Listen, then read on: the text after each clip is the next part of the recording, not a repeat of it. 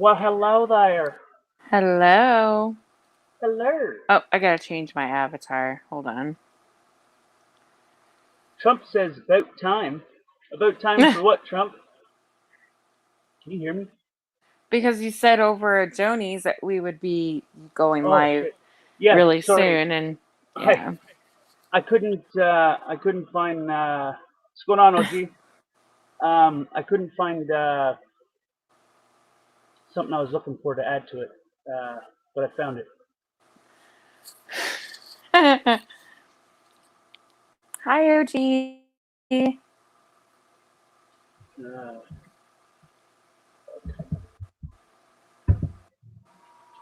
Hi, Sarah. oh my God, it's El Jefe. Well, thank you for gracing us with your presence. Where the hell have you been? Otto the Watchdog, what's going on, bro? Hey, Otto. Otto the Watchdog. Mm. El Jefe, I rarely see you anymore. I missed you, man. I missed you.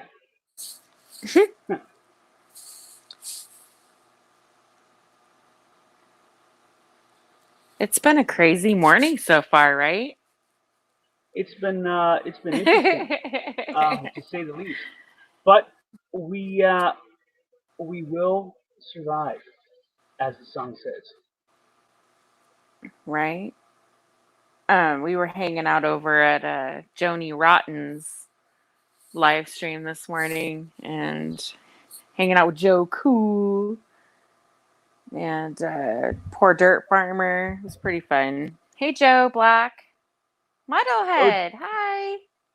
oh, gee, why don't you jump up here and anybody else that wants to come up Yeah, come and on, you guys. say hello?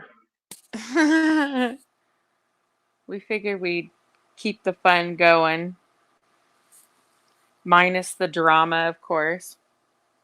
Right, minus the drama. It's all gone, you say. It's for happy times. I'm a firm believer in leave your shit at the door. You know? Amen. I mean, I don't go to my neighbors and give them my problems. You know, it's kind of the same thing, I think. Well, no, and I mean, it's okay to have an intelligent, Dialogue. informative, yes, conversation without getting heated and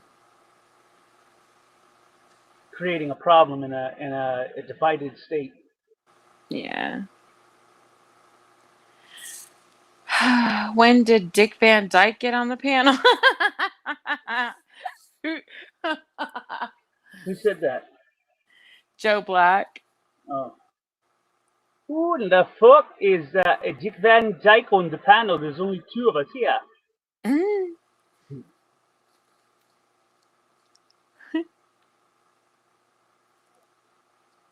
They're replacing a furnace. Oh no, it's probably freezing. Aw, Well, tell them assholes to hurry up. yeah. We got a game to win, you see.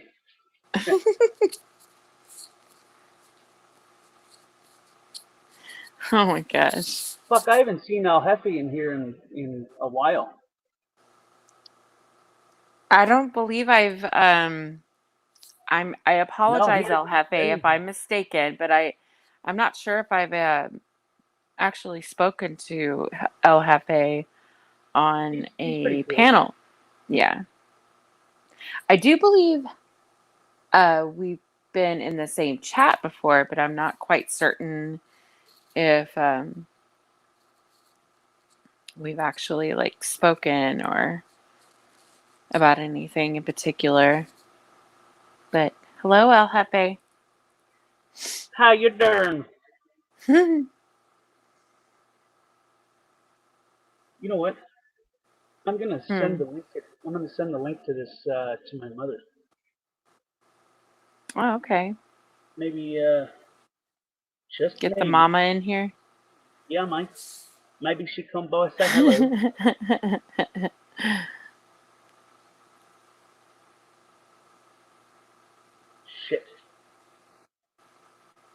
Yeah. There you go.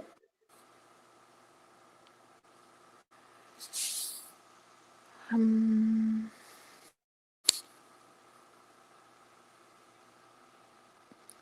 don't forget to hit that like button, guys, if you haven't already. Gotta show some love to the channel.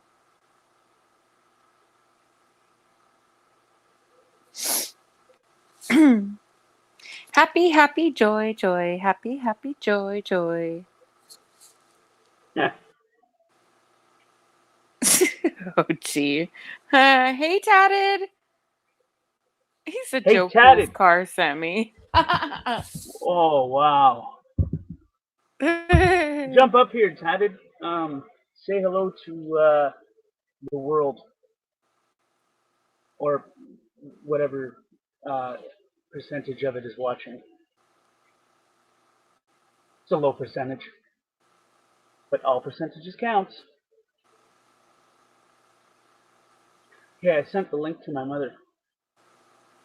Cool. So if you see a name that comes in that's blue that says Tank Boy's mom, say hello. I will. I sure will. Just like one moment. A moment has come, a moment has gone.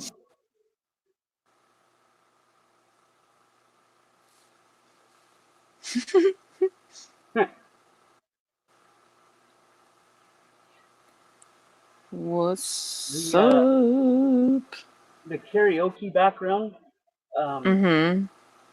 I fucked up because I was doing it fast, and the letters for karaoke, Golden Eyes karaoke, or karaoke with Golden Eyes, it, uh, Uh-huh. it just was under that little banner. So I'm gonna have to go back into the project file and bring the words up about a millimeter, give or take. Oh, okay. Cool.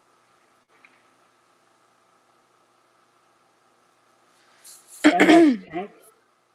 Tatted, are you gonna come up here or what's going on? I sent you an email, Tatted. Did my mother come in? Because I don't see her. Unless OG's just fucking with me. Yeah, he's probably just messing with you. Well, you Yeah, fucking I don't dickhead. see Fuck her. out me hope so. Hey, Heather. Heather almost Angelic. angelic. Oh, yeah, that's right, too. I'll see if she even opened up the message. She's probably too busy doing laundry or dishes or yelling at my brother or sister.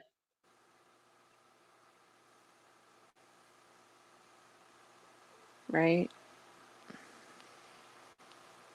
Yeah, Metalhead said he would come up, but he's got stuff to do today. See, we're all losers right now because, we have no job.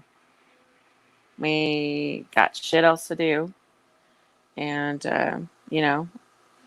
I'd say smoke weed and, but I don't smoke, so hey.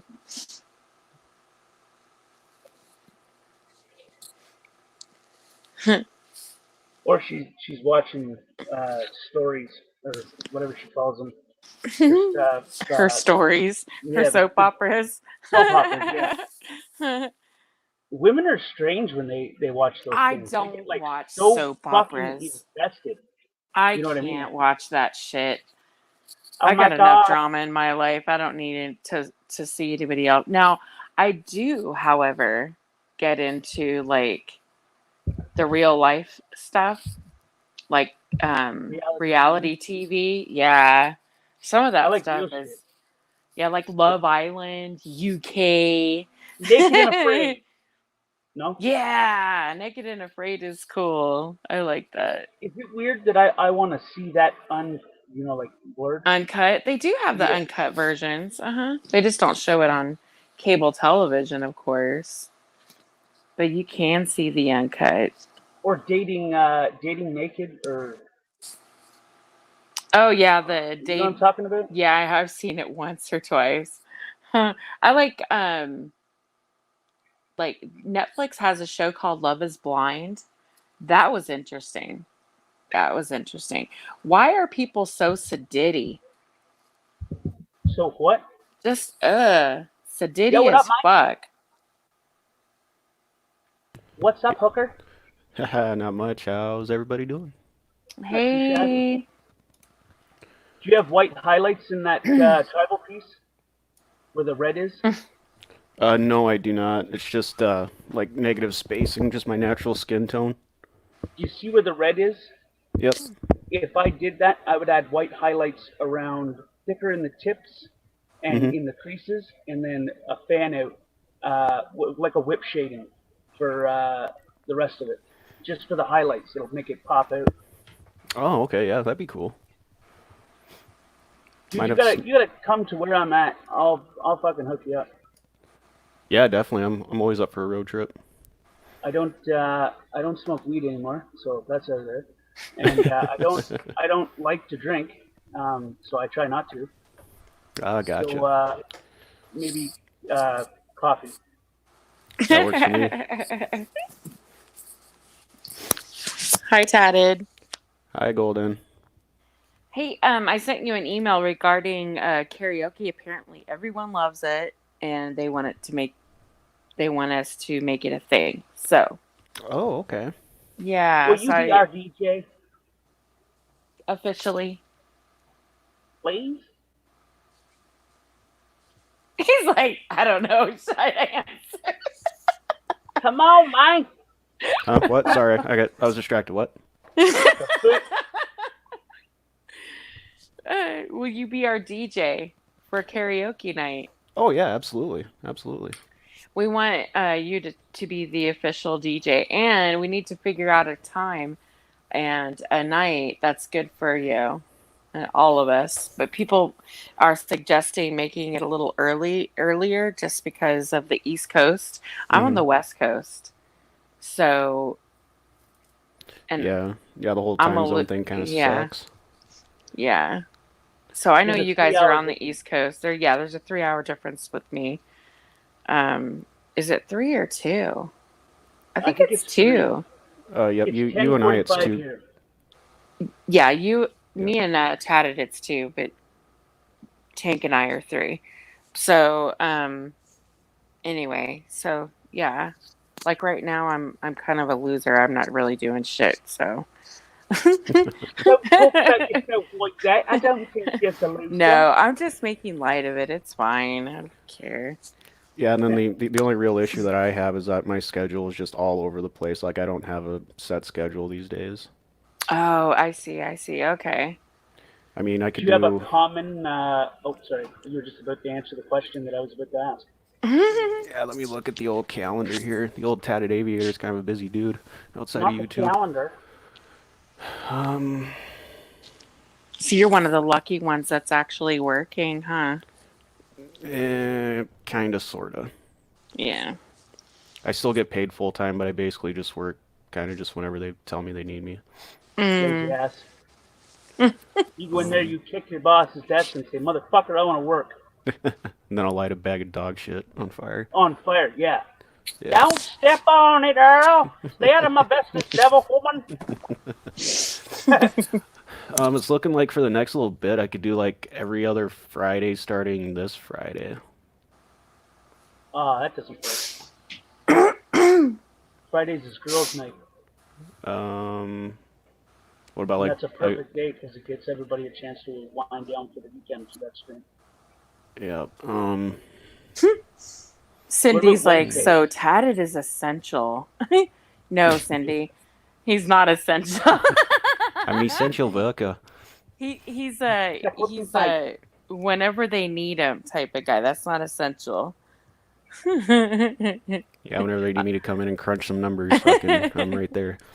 He's a PTF, but for work. If you don't know what PTF stands for, it's part-time fuck. So I guess PTW, part-time work. Is that an acronym for that, really? PTF, PTF. part-time fuck? Wow, I Part-time thought, okay. Wow. Also in the military, I would be referred to as a Bob, Oh no. a back office bitch.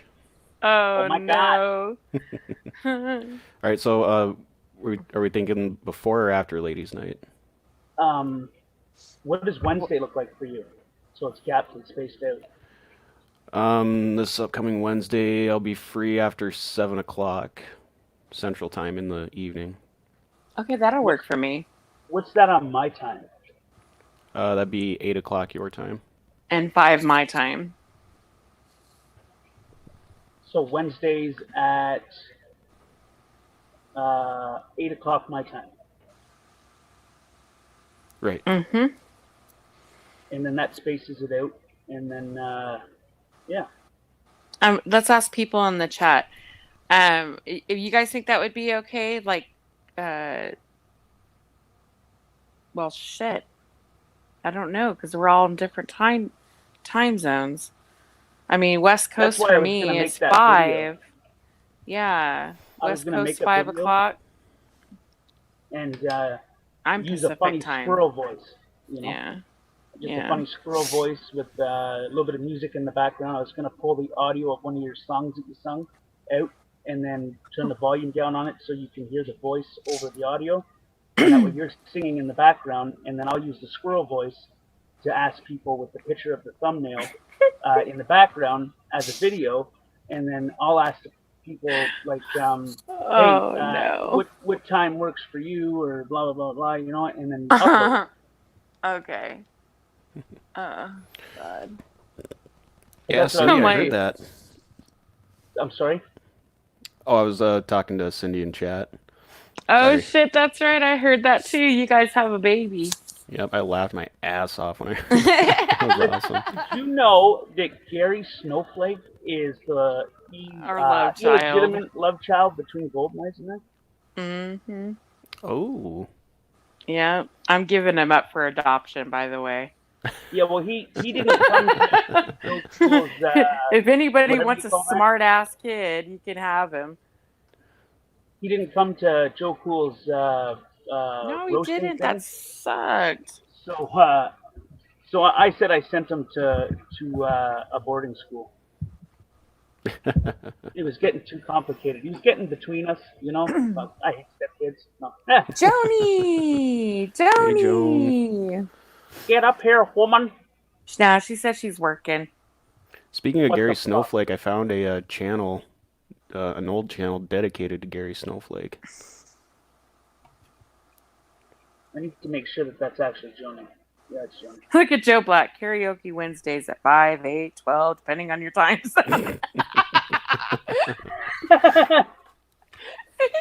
Right? Oh. If you happen to be in the Antarctic at the time, it would be. Yeah. Oh my God, Joni, that's funny. Can you type again, please, to make sure that something took? Oh gosh, too funny. Wait, where did you see? Oh, okay, I see it. Well, why isn't it? What the hell's going on here? Oh, there it is. Yeah, she'll come back in. Joni, can you type something in the chat again, just so I can make sure that something took where it's supposed to go? Hey, Kumanina. Oh yeah, I almost forgot. Good morning, everybody in chat. Hey, good morning. I mean, I'm in chat, but I'm also up here. So does that count? Yeah. Cool. I Hey, guess Beat that's- After Beats here. Vince Neal's here. Hey, Vince. He's being here. I know. I just now noticed him. I'm sorry. I haven't been looking at chat for a minute. When I finally did go, I was just looking at like the most recent Hey, She-Devil. messages, and I happened to see him. Hey, She-Devil. I feel neglected in the chat. I try to talk to you, and you just don't even acknowledge I'm there. She's like, fuck this Men guy. are so sensitive. Listen, Jeez. Dear Christ. I'm sensitive until I don't need to be any sensitivity anymore. When I gotta be a dickhead, I got no problem with it. See? Oh, what the fuck? Oh, okay, shit. I saw She-Devil said hi, Joe, so I saw it. I saw it. I thought Joe Cool was here, but it's Joe Black. You're still important too, Joe Black. Just saying, I thought it was Joe Cool.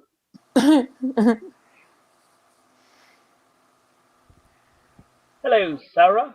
I think I said hello to her. Yes, she was one of the first ones in. We love you too, Cindy.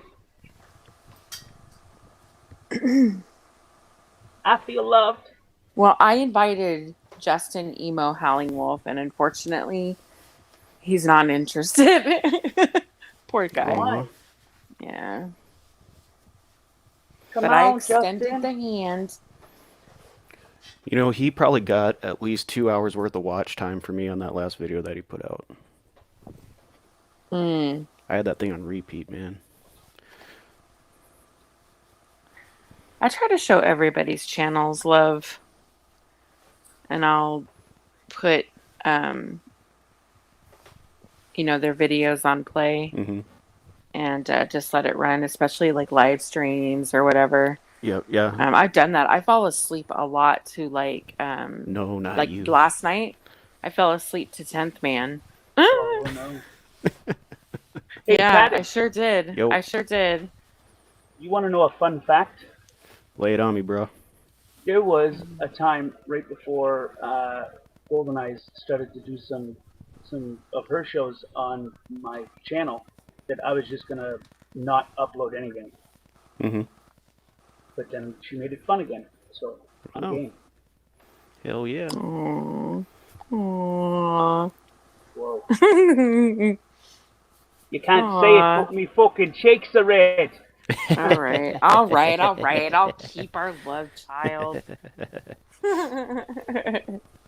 You keep getting in the way of our relationship. I'm sticking Yeah, speaking of love child, Grampy was looking for Gary last night. Both him and I were. Grampy Lobster. I was actually on his live stream yesterday. I popped in to say hi. Mm-hmm. Yeah. He's another one I really like.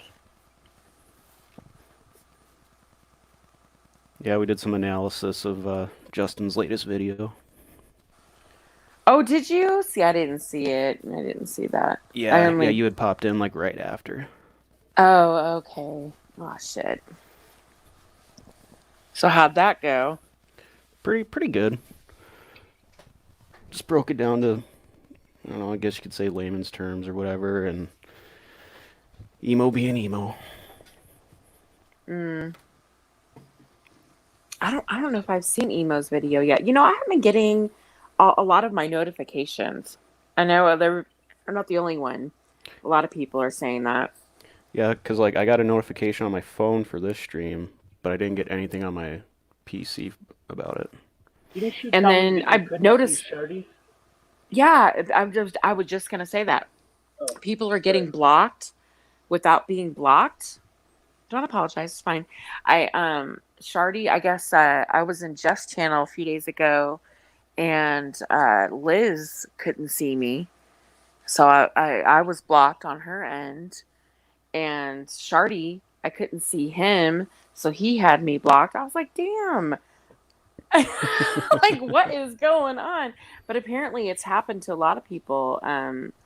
I think it was, I don't remember, I think it was Beagles. My two Beagles, she was in somebody else's chat, and she was like, why can't they see me? Why are they have me blocked? And she was getting like super offended, and I'm like, no, it's okay, this has been happening. Yeah, YouTube's been a real dick lately. Mm-hmm. Oh, hi, hey, it's Ras. Hi, Ras. Rares. I don't know. I still think Corona went electronic. You think what? The coronavirus went electronic. Oh shit. It went electronic. Oh shit. Yep. You know what? The funny thing is, that you ever looked at the similarities between a biological virus and a computer virus? I actually have not. Oh yeah. The codes And are almost genetically the same. yeah. And that's Wow. probably why Bill Gates is so knowledgeable in viruses. No, seriously. Oh, Billy. Yeah. And people were like, why does he why does he know so much about this? I'm like, well, because there is a similarity between, biological viruses and computer viruses. Anyway, Ross just said that he posted a video that is really going to piss some people off, which Yeah, I is, was of hoping course, he would part come of up its and explain it. integral point. Maybe he can put the link in the private chat while Yeah. he's up here, and I can post it so people can look at it. There you go. There you go. I like it. When you said oh Billy, I thought it was like the cable guy was like, "Ow, Billy, don't deny it." Hi, Right. Yo, what's Joe. up?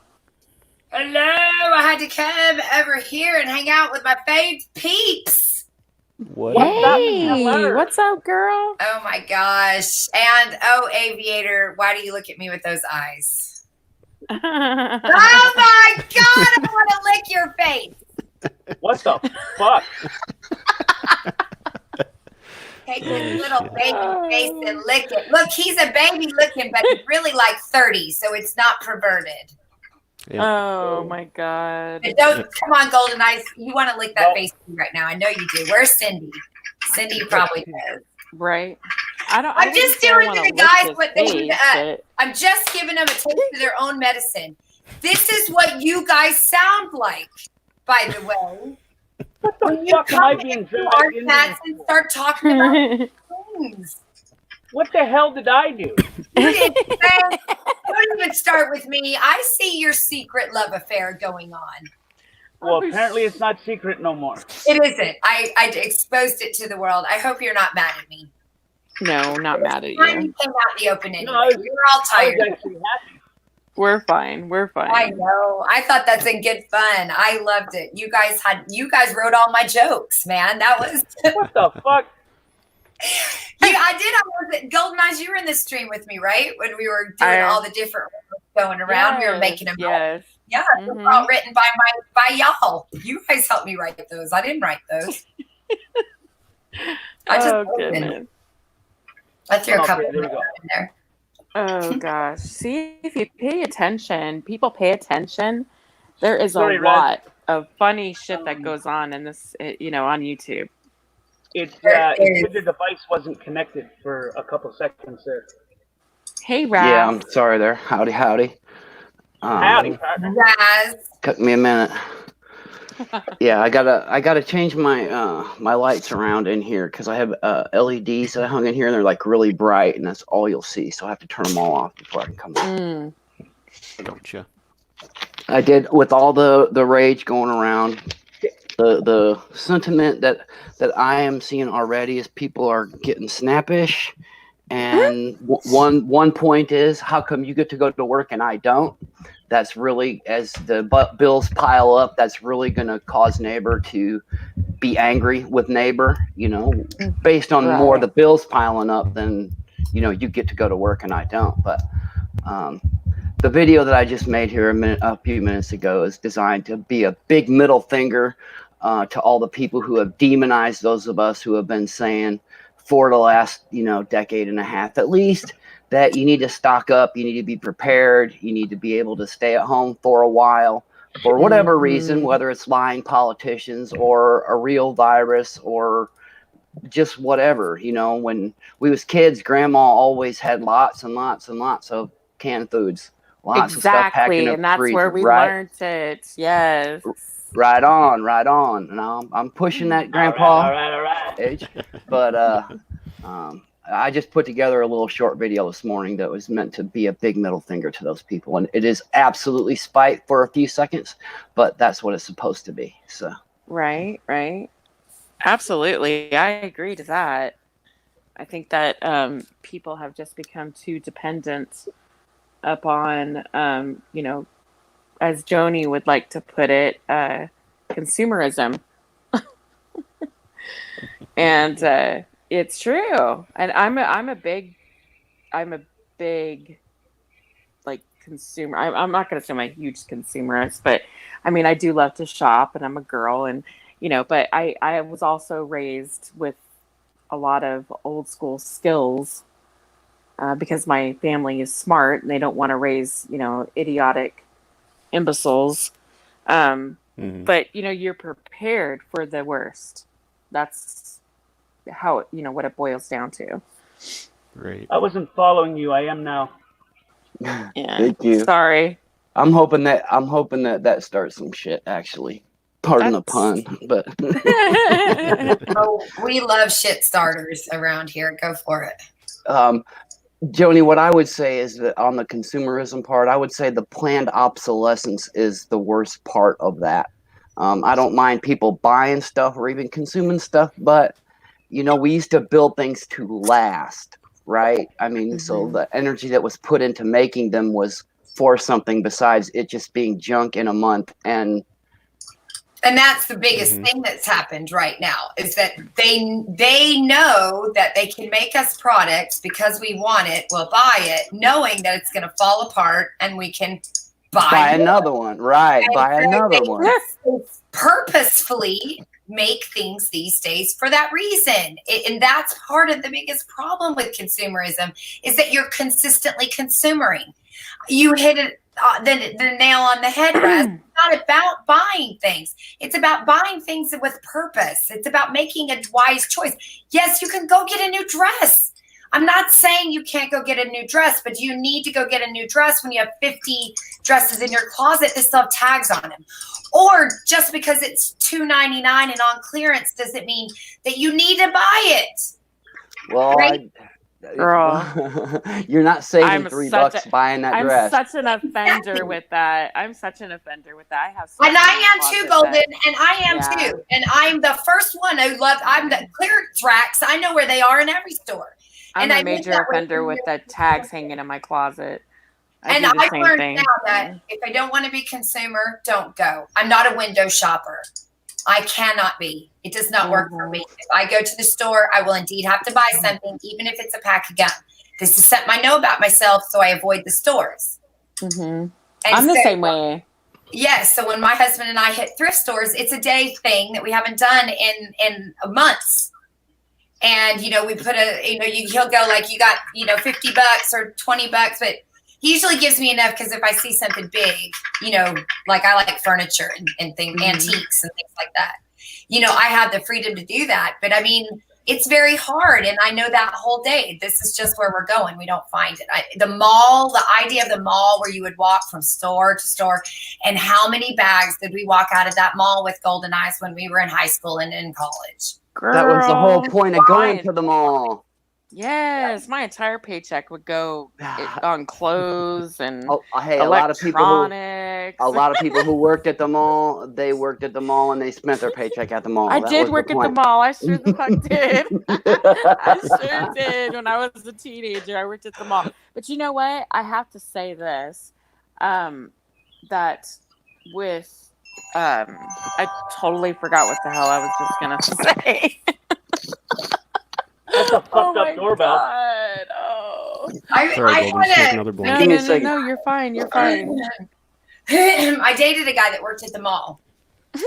He worked at Baskin Robbins. So there were extra perks to dating him, but we'd always just go hit his station in between shopping and get a free ice cream. I worked at retail. I worked in retail. I worked for Victoria's Secret. Oh, of course you did, Golden Eyes. Of course. Yeah. I came home smelling like fish every day because I worked. Yeah, I came home smelling like fish or French fries. All kinds of shit. Pictures or video, or it never happened. Right. Yeah. You know where I worked? I was a model for Victoria's Secret. Take that, Golden Eyes. I wasn't a model, but I actually. It's being funny. He said it was my story. I could tell it however I wanted. It's your story. Tell it how you want it. So that's why I said, "Oh, in that case." Well, back then they were owned by the Limited Corporation, and I used to work as a model for another one of their stores, but not Victoria's Secret. No, I bet. Please don't spread that rumor because that shit'll just go. I could just see it like taking flight with that, but no, that wasn't it.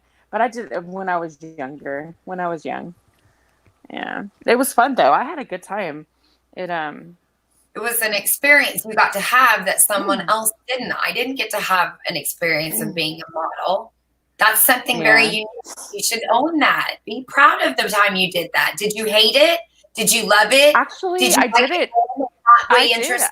I did. I started when I was 12, and Well, actually, no, that's not true. My first runway show, I was 5. It was for Sesame Street for J.C. Penney's. Shut up. That's awesome. I remember when they would have those little like set up in the middle of the mall. The thing. Yes, I remember that. That was my very first runway show. And then I got older. I was like 12 when I did my first. I really got started in it. And I did it for a while. I think my last major photo shoot, I was 36.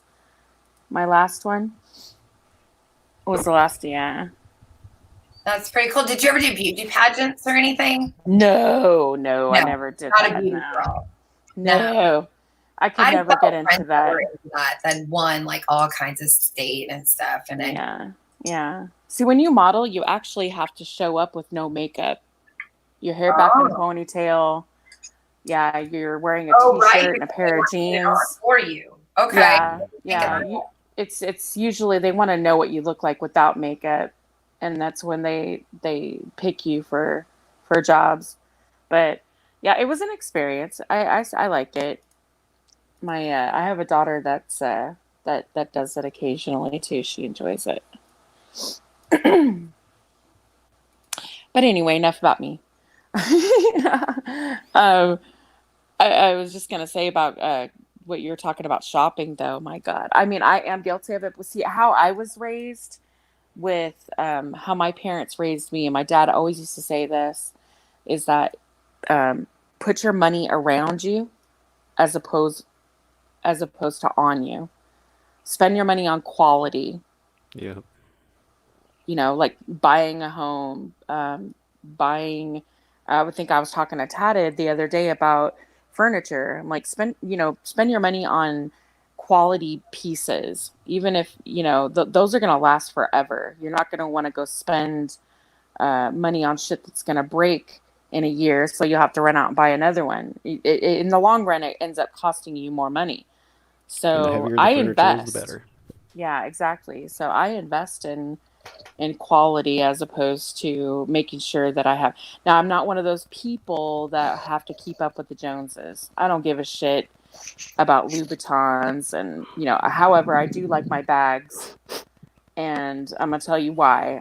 I will spend money on a nice handbag because it will last me a very long time. I've got handbags I've had for 20 years. Okay. And if you and the way I look at it is I can go to Kohl's and spend $50 on a piece of crap and I'll have to replace it in 6 months. Well, I might as well dish out $500 on a nice bag, or $1,000, even if I've never done that before, by the way. But I could spend $500 on a nice bag and I'll have it for 20 years. So yeah, so I'm a quality over quantity type of person. Sometimes that's hard to do. Yeah. Sometimes it is hard to do. Get. Yes. Well, you got to have the money for one. Sometimes that's an issue. But other times, it's hard to find something that's quality. Remember that program, Cash for Clunkers? Mm-mm. Oh, you're talking about when they come and get your vehicle for... Yes. That has hurt the used car market. And it's going to take 10 years to recover from that. Oh. Because you go look at resale right now, you get a truck with 70, 80,000 miles on it, they want 20 grand for it. Sometimes 25 grand. That's crazy when a vehicle costs as much as a house. Something's out of whack when a car costs as much, a truck costs as much as your house. Oh my gosh, yeah. Totally. That's one thing I've learned too, is will never buy a vehicle brand new ever again. Ever. It's harsh. It's harsh when you have it for a year and it's worth half what you paid for it. As soon as you roll it off the block, as soon as you roll it off the lot, it's not worth anything. I mean, it's worth half of what you paid for it. It's ridiculous. Mm-hmm. Yeah. I mean, I'm lucky enough to know I've been in business. So I know how to negotiate, but there's a lot of people that don't know that, and they end up paying way too much for things. I It's learned the hard ridiculous. way. I learned the hard Yeah. way, right? I turned 18 years old and I signed my name. And it took me 9 years to undo what I did in 2 weeks.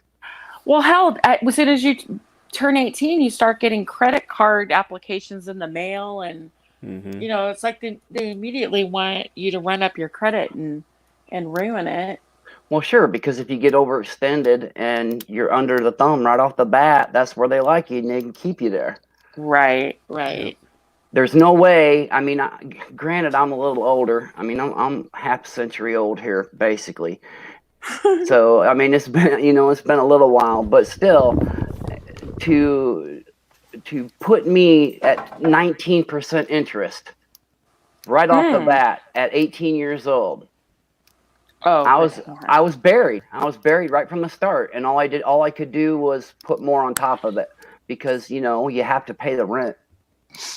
Yeah, I was the same way. My dad and my mother taught me at a very young age, if I don't have the money to pay for something, don't buy it. Well, I was taught that too, but I was 18 and I was going to show my mom I was boss. Right. Well, I moved out when I was 17. Yep. But yeah, now Golden Eyes, two of mine were 18 as seniors.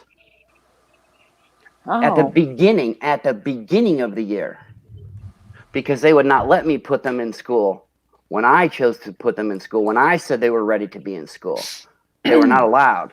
Their birthday, one of them was less than 2 weeks away from their quote unquote day. It hurt him.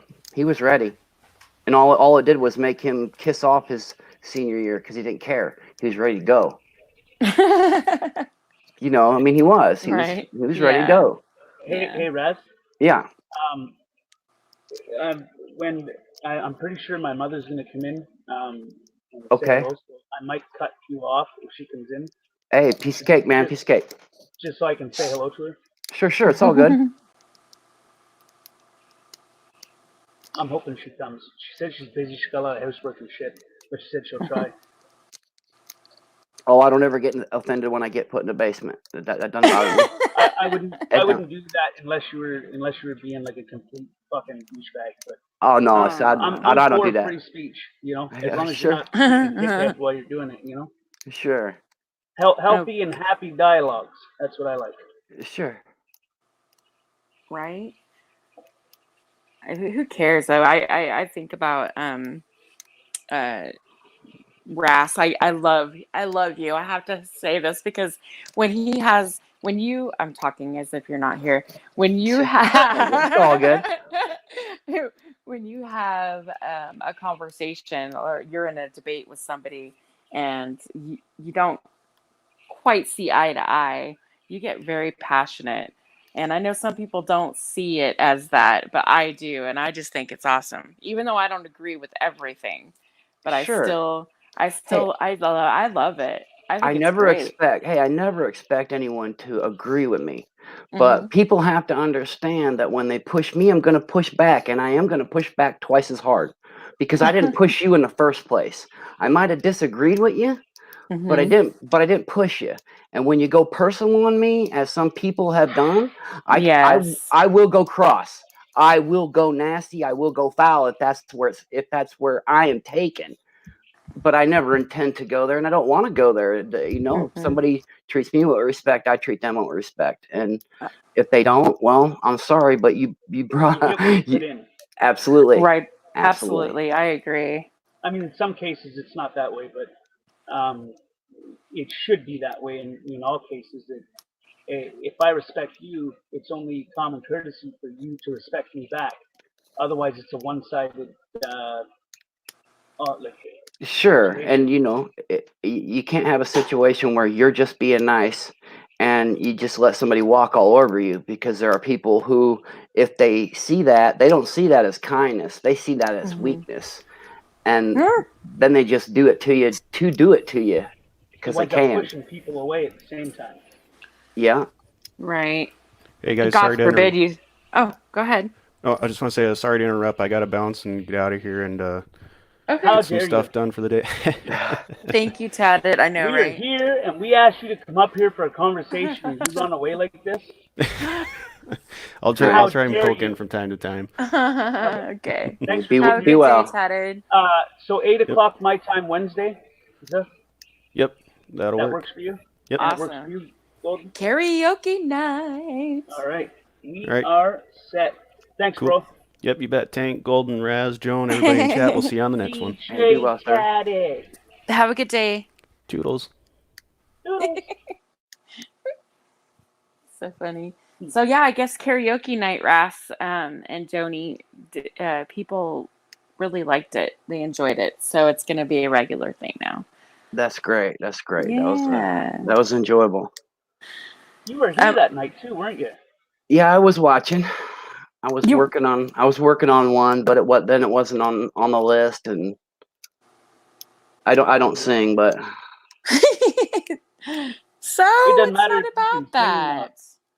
Just about chilling and having a good time. That Right, was all. right. Yeah. Forget about all the bullshit in the world and everything that's going on, and just have one damn night to just relax and get shit back to normal. Right, and just let loose. You see Joni get up there a few times. right on. That's why I was working on one. We'll see. We'll see if You was one of these gonna days will do work. a duet, wasn't you? Well, some might call it that, but singing with yourself. But yeah, you could sing "If This World Were Mine" with me, Uh-oh. Ras. I don't think what I do could be called singing. Have you heard really. the nails on the chalkboard yet, Bossy? She sounds just the same. Right, right. You can't do some Luther Vandross. No, I can't. Oh. But I can feel some Disturbed, if you know what I'm saying. Oh, Whoa. I like that. I like Disturbed. I like the group Disturbed. Yeah. That was That'll work. so, Do they sing the song "Sound of Silence"? yes. I Yes. fucking love that song. That's an awesome song. I think they did it better than Simon and Garfunkel. Right. Mm. But I like whatever, that. hey, whatever Go they ahead, do, I'm sorry. Well, whatever song that they're singing, whether it's prayer or down with the sickness, it doesn't matter. 10,000 fists, it doesn't matter. It gets into me. All of their music gets into me, and I get Down with rowdy. Sickness is Disturbed? Yeah. Wow. How come I didn't know that? Now I will listen to Eminem. I'll listen to Madonna, Bill Collins. If a song is made and there's feeling there, it will get under my skin, and I will like it. It doesn't really matter what genre it is. I got to be able to feel it. It doesn't matter the genre, as long as I'm feeling it. Yep. If it moves me somehow, I think I was trying to explain that to Tank the other day because Odin had requested a song by Disturbed, Uninvited Guest. And I'm like, okay, I like the song, but I don't know if I could sing it. It seems simple when you hear it, but when you try to sing it, Yes. not every song is meant for, a certain person. So I was just trying to feel it. Mm-hmm. Well, no, that's what I always do, but I have to have a song speak to me. I can't just There's pick a three. song. Of the sound, like the melody of the sound that is sets you off. Because if that's the case, you could find a beat and read the lyrics as you listen to that beat, and then your brain will become associated with that beat to the lyrics. And there's 3 spots in Sound of Silence that there's 3 spots that lose me every time. Huh? What spots? Where the lyrics come together. When the word echoed, echo just doesn't flow. That part just doesn't flow for me. I lose it. I get lost because see, I'm a white boy and I have no rhythm. I can't dance either, man. It's bad. It's really bad.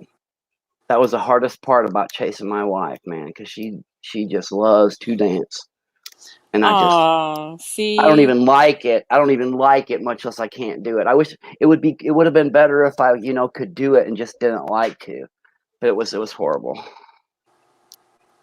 I was like Diane on Seinfeld. Hey, Rags. Yeah. Joe Black said, just a heads up, Jeff and Blind Justice are being hassled, but are getting away now. Yeah, he said they might be. They might. Now see, I got nothing. I even had. I had Jeff's get the page link? open. I had Jeff's page open, and I got nothing.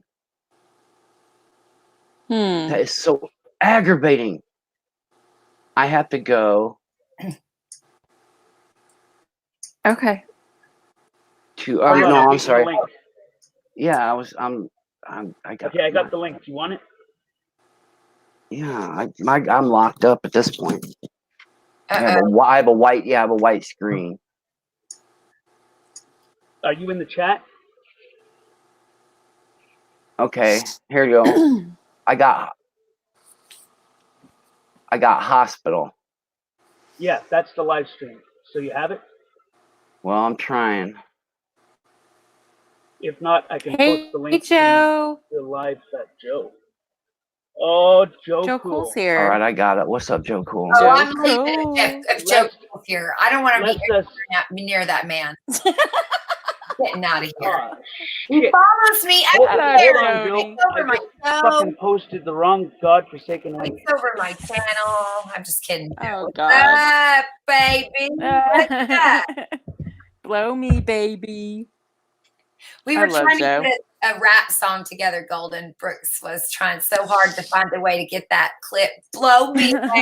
To do like a blow me, blow. I could You should've told me. actually should've help pulled it. you with that. I could Well, actually help you see with if you that. can. We didn't have enough time. We were so getting pressed for time, and so we didn't get a good clear enough thing, and so it ended up getting knocked. So If you had the actual audio clip in a video or something, like that he said it, I could have pulled it out, separated it from the video, and turned it into an audio file. All right. Well, in that case, I'm giving you two homework. I would like you to do that, and Golden Eyes is going to turn it into a rap song for me. Whoa, I can do that too. I have a DJ program. Yeah, see, I got talent. I don't even need to know how to do it. I can ask you. Thanks, guys. Oh, gosh. You can It also just happens, Joan, that I open for when the groups usually come to Chicago open for two live crew, BPMD, Too Short. It's not finished, but I actually wrote a little something for 10th Man, but I'm gonna put it out there when it's finished. Yeah, because he said something about we're gonna do a roast. Yeah. Yeah, write jokes while you're at it, guys. Wait. You're gonna roast 10th Man? No, we're gonna roast. Huh? That's not a good idea. I don't think we can take that. He'll take everything to heart. He'll wind up either killing himself or all of you. Oh no! Yes, or killing someone else, right? Right. Or killing someone else. But yeah, he might be a little sensitive to that. I don't know. Hey, stop talking about him though. He's not here. All right. All right. I'm sorry. But I like to talk.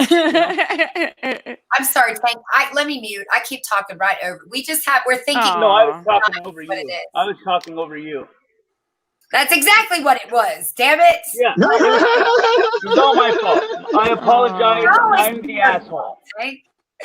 No. Hey, DSS. We're thinking at the same time, man. That's what's happening. I love when that happens in conversations. It's a beautiful thing. Okay, go ahead. Tell us about it. Tank. Symbiotic. Hey, She-Devil, baby. Good morning. Man, hey, y'all would have been laughing at me hardcore if you'd just seen what I was trying to do. I was sitting here. I was sitting here with my mouse, and I'm trying to throw one of these tabs to a different screen, right? I'm trying to throw it, and it won't go nowhere. I was trying to throw it to a computer. It's not hooked up to, man. It's so stupid. Oh my god! Because I have a laptop that's hooked up to a 32-inch TV, and I have another computer sitting right next to it. And I was trying to throw it off the TV onto the computer that's not hooked up to. I feel like such a yeah. Oh, that sounds like a difficult task, Raz. Difficult task. Yeah. Isn't it? Being stupid for sure. Let me see if I can try this. It's early, man. It's still early, man. My mind is not working yet. Tank does that a lot. I've noticed too. What do I do? Going to the wrong, have like the wrong screen or something. Yeah, he has brain farts like that too. Oh, I feel I so freaked stupid right right the now. fuck out one night. I was losing my mind because I couldn't figure out why I couldn't get up on my own godforsaken panel. Instead of a background, I put an overlay. And so every time I clicked myself in, I could hear everybody that was there and everything. I went up, everything was good, but it wouldn't show me because it was an overlay. He was so frustrated. So it was the equivalent of this. Hold on a second, I'll show you. He's like, I'm I like, think I Tank, understand calm what you're down. saying. Yep, Tank. Trace I not your all that. understand what you're steps. saying. Yeah, it's not I all that different than what understand. I got going on. Yes, I understand. I was like, what the As fuck? opposed Why to am the I not on my own background. channel? What the fuck? Why It can't I was get on here? I was so freaking right the fuck out. funny. I was dying laughing. I had to That's mute myself funny. because I was laughing so hard. I'm like, this Well, dude. hey, I Shit. finally got Jeff's stream up there, right? And so it's up on. You guys all Oh, because it's what's his covering name? up. I See, and can't that's think of his Yeah, name. The Wayne Joe brother. Cool's on the screen. I say Joe Cool. Somebody said me and him had the same laugh too. Oh, sorry guys, I'm on mute for a minute. Break yourself, fool. okay. So What you now say that's about my Break Hurry up and yourself, buy. fool. Hurry up and Break buy. yourself. Hurry up and buy. Yes, hurry up and buy. Man, I'll suck your dick. Come on, man. This cheeseburger, I'll suck your dick. Yeah, I'll suck your dick, man. I'll That suck movie your fucked me up dick. for a while. Menace to Society. Yeah, I believe Yes. the bootleg version is "Don't be a menace to the hood while drinking juice in South Central." Yeah, well, drinking your juice in South Central, yes. Yeah, but there's people call it two different things, so I think I had the bootleg version. I Yes, think you you said it totally had properly. the. Don't be a menace in the hood while drinking your juice in South Central. I think that's the full title. No, So am I right? no, There's you two had of the HBR. them. There's bootleg the It's real version. good, one. HBR. There's the real one that's not a comedy version, and then there's the one that's a comedy version. Yeah, which I love. Yeah, don't be a menace. It's so many drinking great juice in South one-liners. Central.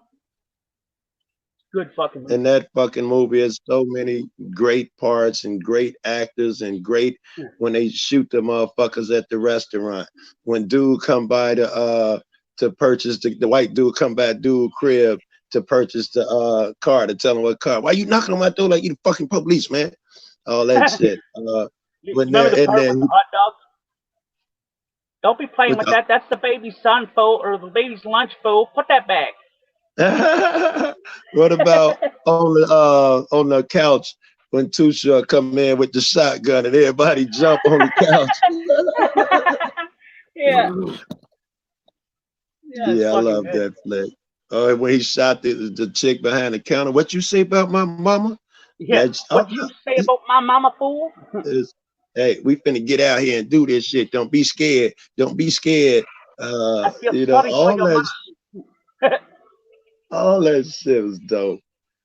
Every bit when his cousin got shot dead in the street, that shit was dope. And we ain't got time for that. What you mean we ain't got time? He dying. We ain't got time for that. We'll do that shit later. What do you mean? You remember the part where he's like, I'm the first brother to leave house and go to college. He's like, I'm the first one, blah blah, and then he gets up on the thing and someone snipers him out. Yes. Yes. That's fucking hilarious. Yes. Nobody Or the way the either. fucking wheelchair dude got around so fucking fast. That was crazy too. That movie was funny as fuck, man. It was good. Yeah, that well was put dope. together. It was, man. That shit moved me, man. Man, we get your he's like, man, why you wearing your hood? It's hot as fuck out here. And he was like, man, because I'm from the tropics. We get your tropical ass off the ice cooler, nigga, so I can get a beer. You know, a movie that fucked me up was what the fuck was it called? Malcolm History X. American History X. American History X. That's it. Yeah. That movie fucked me right up, man. I mean, there's a lot of truth in behind of that was when dude got out of jail and was an ex like Nazi or skinhead or something. That was that one. He got put into jail because he curb stomped the black fella there. Yeah, and his Yeah, it Tank, was can you raise your mic a little bit, Tank, or get closer to it? You're just a little bit lower than everyone I'm else. sorry. I'm in this fucking recliner. I got fucking sick and tired of fucking sitting in a wooden chair, so I brought the recliner in here and sat it in my bedroom beside where I put my computer. Right. You brought the recliner into the bedroom. Fucking right, I did, man. I was watching a movie with Golden, and I got pissed off because it was getting hard for me to sit on that hard fucking wooden chair, man. It was fucking my back all up. So I said, "Fuck this shit. I'm going to get my recliner. It's not doing anything anyway, and I haven't used it for tattooing in a while, so I'm fucking bringing it in." And that's what I did. That sounds like some pimp shit. Morning, Heather. How you doing, baby? And Golden, you left before I could tell you your voice is incredible. Not just your singing, your speaking voice. I'm digging that. Oh, thank you, Joe. Yeah. Shit will change your I life. appreciate it. And when she sings, your whole fucking body tingles. Oh no! You know when you feel like you get that shiver kind of thing.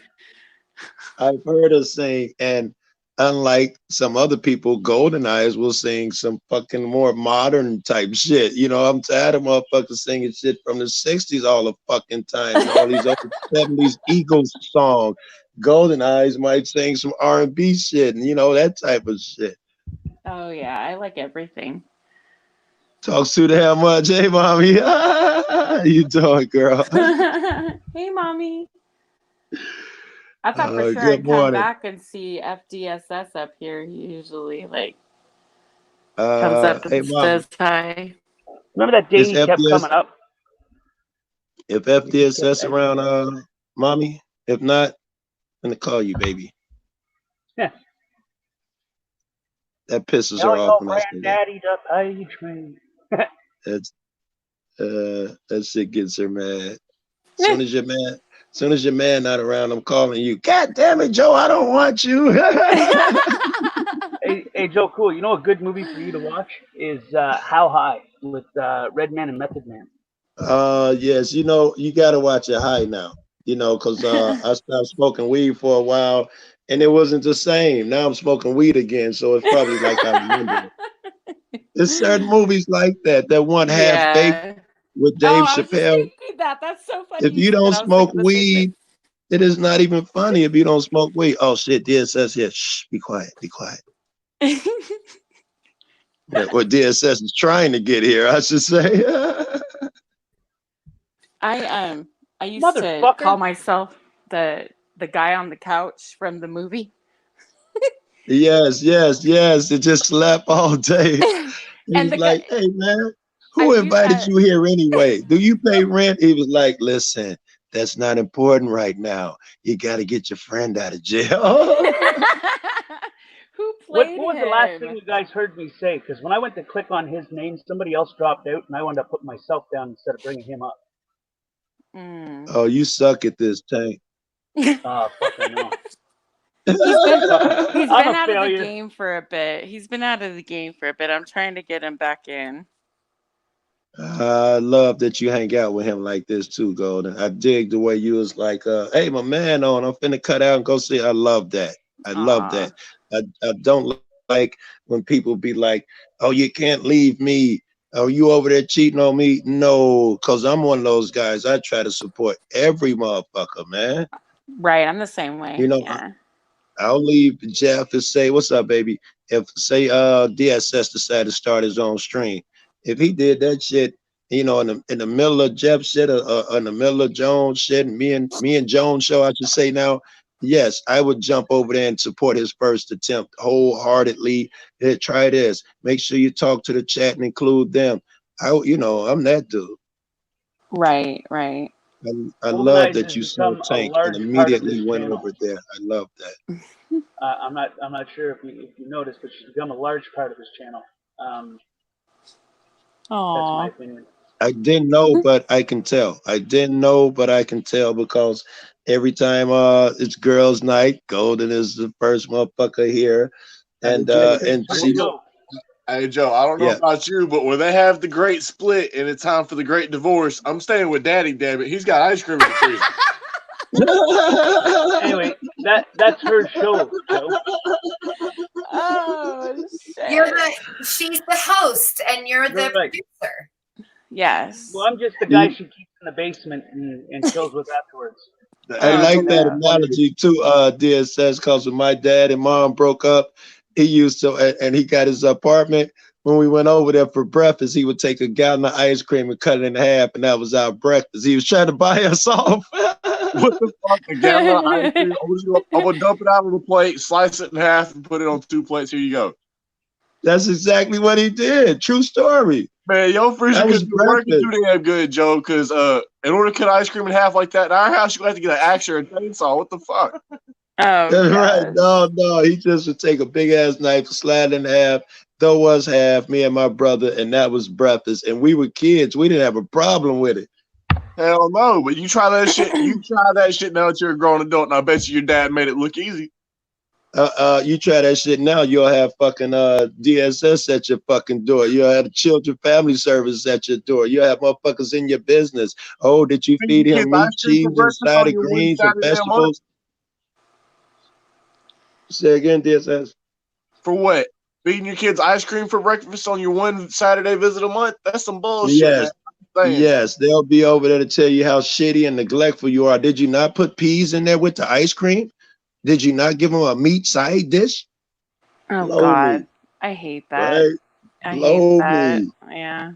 I didn't die. Nigga, I ate ice cream a few times. I'm okay. Motherfucker, my dad with me. My mom would say, go get that switch. I go get that little one. No, get a big one. Don't make me go pick one. And I grew up like that. Yeah. I'm the same way, Joe. Did yes, but now younger. you hit your kid, they call 911, you go to fucking jail. No, babe, you got me and Brooks over here cracking the fuck up. Just this sentence. I just want to make sure. Did you get a gallon of ice cream? Huh? Sorry, I was trying to tell Joe something. My bad. Hold on. Okay, Yes, Joan was talking. No, Joan. You were talking, Joan.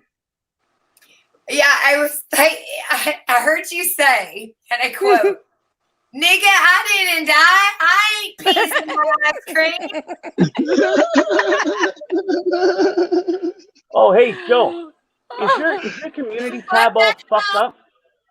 My community tab? Yeah, is it all fucked up? Like you can't I don't post know. I'll check it. Let me go check it right now. I don't know. Because mine has a message that says that some community tabs are shut down due to the coronavirus. Oh, wow. That's interesting. All right. I'm headed there now, motherfucker. What the fuck does the virus have to do with me posting something in my community tab? Fucking screenshot that and say YouTube's passing out the coronavirus. I bet they'll shut your channel down. Right? Totally. Why in the fuck would I want to get my channel shut down? Right? That logical, does it? No, my community tab is still cool, Joe. It's good. What? My community tab is fine. So they're just fucking with me at this point then, right? I get it. I tried to share the stream out the week ago and it wouldn't let me do it, so I had to do it my own way, and then it fucking took the stream down and I was like, for fuck's sakes. And then that message come up, so I can't share my fucking shit on my own damn community tab, little miserable pricks. Hey Joe, I'm not gonna lie, man. Yeah. I kind of got a letter in my mailbox the other day, and it had your name on it, but I was just too nosy and I couldn't stop it. And it was a letter from YouTube. It was trying to tell me that your community tab had gotten us for herpelades. Oh shit! Yep. The community tab gathered who? The community tab called got us for herpelades. You roboted.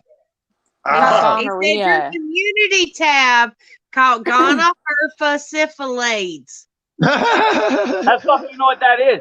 Did you gonorrhea?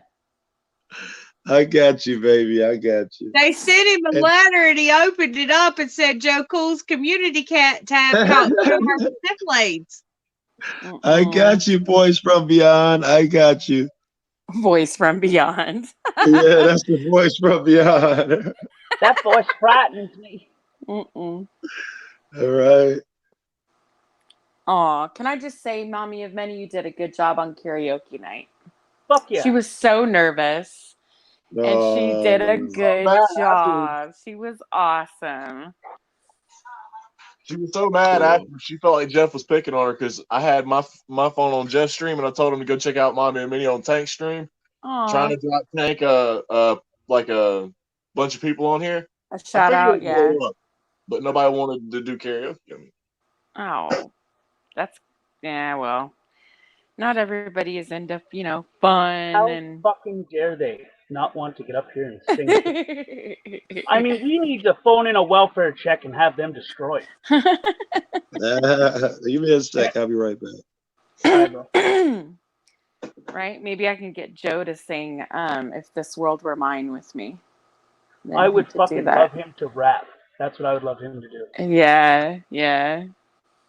Hey, Joe, why'd you do it? I'll make you a beat. You take me about an hour and a half, but I can fire up the DJ program and make you any type of beat, add anything to the soundtrack, anything. I agree, Ras. Ras is writing in the chat. He's like, we got to stop telling other people how to live their lives and expecting that we can get government to force that on them. Absolutely, I agree. Hello.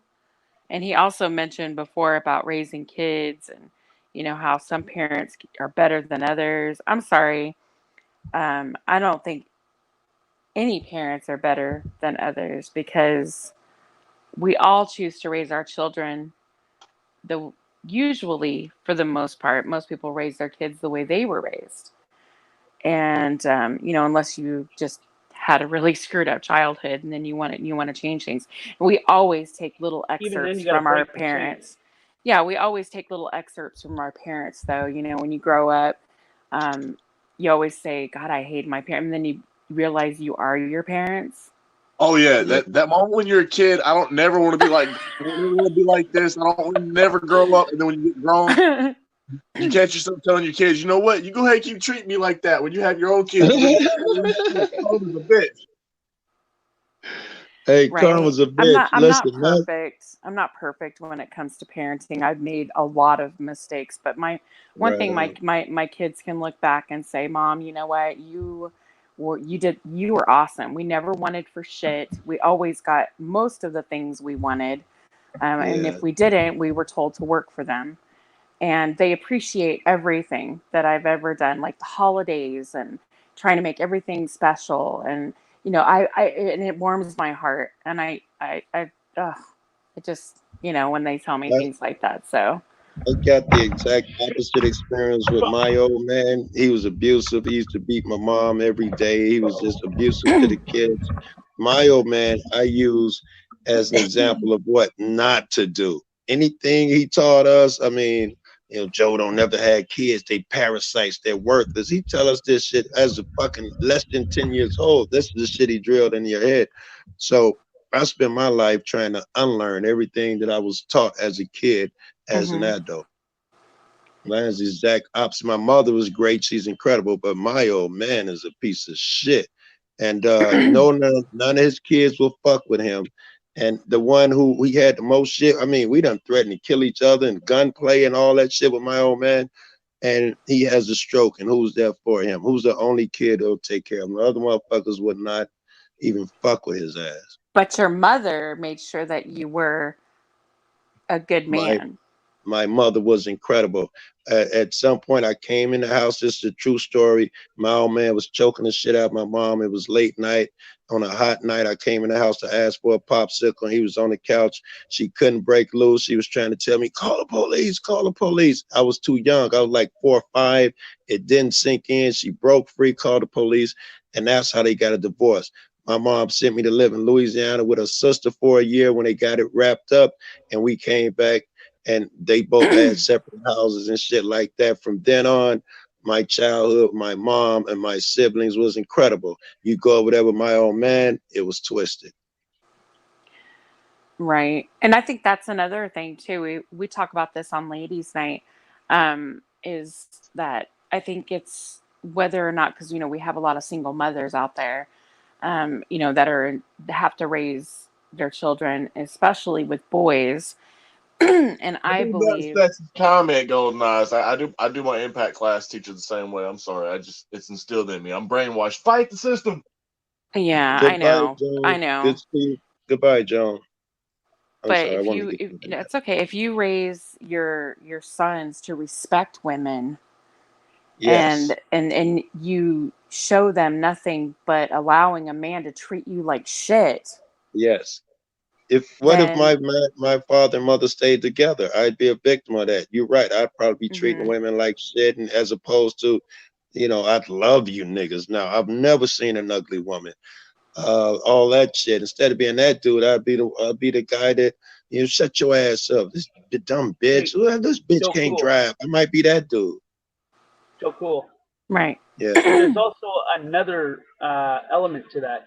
It depends on the child. If the child knows through instinct that that is wrong, and they don't want to become that person because they know what it's like to have it done to them. They don't become that person that does it, and they thrive on being a better person than that. Y'all see that? There's also the flip side, like I think you were about to allude to. My brother went the other way. He, as kids, we recognized that this behavior was wrong. At 6, 7, 8 years old, we made a pact never to be like our dad. And my Right. brother took on all his ways, all the negativity, all the anger that my brother took it on. And I've told him as an adult, don't you remember the pact we made as children? You're following his same behaviors. And whatever I tell him, it doesn't matter. Him and the old man are two peas in a pod. But you need to be Mean. able to recognize that in yourself. You Yes, I'm know. the Yeah. nicest. I'm a nice cat. I know I got a shit temper. I calm down extremely fast. But my brother's like my old man. He holds grudges. He fantasizing about killing and hurting a motherfucker when they do something he don't like. He sit Mm. there and holds anger for days and weeks at a time. My old man's the same way. Mm. My old man had a stroke about 3 months ago. Now my brother had one about 2 weeks ago, and my brother also has brain cancer, a Yeah, glioblastoma. I've been And following that with you. Yeah. I've read recently that people who withhold anger are twice as likely to develop cancer as those who don't. And him and my old man hold a lot of anger in. Shit, my head's gonna fall off then. Fuck catching cancer. Oh My no. Yeah, The stressful this right eating, here, y'all, internally was and mentally. Easter. I'm sorry, Tank, say again. I said the stress will eat at you internally and mentally. If That you're is stressed out true. about something, it will eat at you, depending on the person that Yes, you are. You I know, agree. if you're a person that's like, yeah, I don't give a fuck. But if you're a person that cares and is passionate about things, Yeah, it'll fuck with your yeah. brain. I'll tell you where I'm at, Tank. Maybe you got some advice on this. You seem like a pretty wise dude. I used to numb myself for years. Since I was in fucking high school, I've been doing heroin. And I just stopped, I don't know, about 3 years ago, maybe a little more now. What did you Because want I've to been get? saying 3 years. I've been saying 3 years for at least 6 months now. So maybe it's a little more than that. But that numbed my emotions. Now I'm an emotional fucking wreck. I can watch a fucking commercial in the morning, damn near in tears. It's the same thing as like a post-traumatic stress disorder. I have chronic post-traumatic stress disorder, and in the beginning, it didn't bother me. I was callous to it. I didn't really give a shit. I Yeah, compartmentalized everything, and I yes, just fucking went through life. But as soon as yeah. I let myself not compartmentalize it, and I let the shit, I tried to work on it to get help for it. I went through a bunch of Flood of therapy and emotion. whatnot. The flood of emotion that came through me, and it made me like a passionate person about things. I'm an emotional person when it comes to something I care about, and it fucks with my brain, you know. And sometimes it takes a voice of reason to say, yo, like calm down. It's not that serious. Um, Yeah. but if not, then I'll fucking spin out of control. My brain will let it fucking just flip around and flip around and flip around, and The it all brain blends. is really powerful, man. If you I don't concentrate is the wrong. If you dwell on something, it'll happen. Before I did any drug or any crime or anything shitty, I dwelled on it, imagined it, dreamed about it. If you let your mind go there, I'm gonna hurt this guy. Like I learned that that's how my mind worked. And if I wanted to hurt someone, I would intentionally dwell on it and tell myself, I can't believe what he did. And my mind would turn me into a person that wanted to hurt this guy and was willing to hurt that person. The mind. Is that why when you really, really, really want to make a chick say "ow" in the bedroom, you dwell on it, you think about it. I'm gonna treat her so good tonight. I'm gonna beat that up. Good Listen, grief. here's It's tactical skill that makes that this happen. is what God. this is what you do for women, yo. This is the key. We can fuck at the drop of a dime, but you need that girl mind there. If you want good sex that night, if you ain't working on it that morning, you ain't trying to fuck nothing. Really. Right? That's how women, you got to get her mind there first. You drive it. Joe, You I get her don't mind know what you're talking about, man. If I can't make you tap out, I've done lost my edge, and I want to go sit there and sit in the freezer for a fucking hour and a half. Yes, not just tap out, not just beat the pussy up. I mean, take her on an emotional ride, take her mind where it need to go, make her the motherfucking fever pitch cat, wildcat shit. That starts in the morning. When you get off from work, you're bringing a flower to the crib. Baby, I got that. Put your feet up. That's all that shit's building for the night, baby. He's right about that. That's how you do it. He is right about all that. Yeah, you have to make love to a woman in her mind. Yes, the physical, it comes later. Yeah. Yes, I yes, agree. I can hear you, Tank. Sorry. That's not the best advice to give somebody that once they shut off their damn, I was aware I was gonna say it, but like when I consciously think about something and I unconsciously try to do something, the conscious things are always harder, but the unconscious things, the things when I'm not trying to do them, they seem to just happen. DSS. Can you hear Tank when he's speaking? No. Hi. I didn't think so. Can you hear me, you dirty son of a bitch? I'm fucking talking here. No, he can't. It's that corner. I told you. Let me fix that. Hold on to your tits. He must be on an iPhone or something. Can you hear me now, lad? Top of the morning. Oh, top of the morning. Yeah. Wait. I can't hear. I can't hear Golden. Golden, did you say something? I sure did. I can't hear you. No, I can't hear Joe. What'd you say, Joe? Hey, what the fuck? He's speaking How the with fuck you. did you hear that? I didn't hear anything. I'd like to say something here. Joe Cool is the only person that I've ever known in the history of fucking humanity that when he laughs on a panel, it echoes through every motherfucker's device. I hear that. I'm glad I'm not a victim of that, right? I'm glad I'm over here because I hear that all the time. Watch the stream afterwards. It echoes. Yes. I was gonna say, wait until you hear him through a system like I had to, and your old man has the tweeters on, and all you hear is the laugh in your ear from a tweeter. Oh. I remember you said that, Nicole. Can you guys really hear me or no? Yes, we well, can. we can hear you, baby. Oh, see, you sitting there fucking with me. I'm fucking with you. I was like, God damn it. Damn was it, now what? With the Can You Hear Me Now circle jerk. That's all it was, Golden. Don't get too mad now.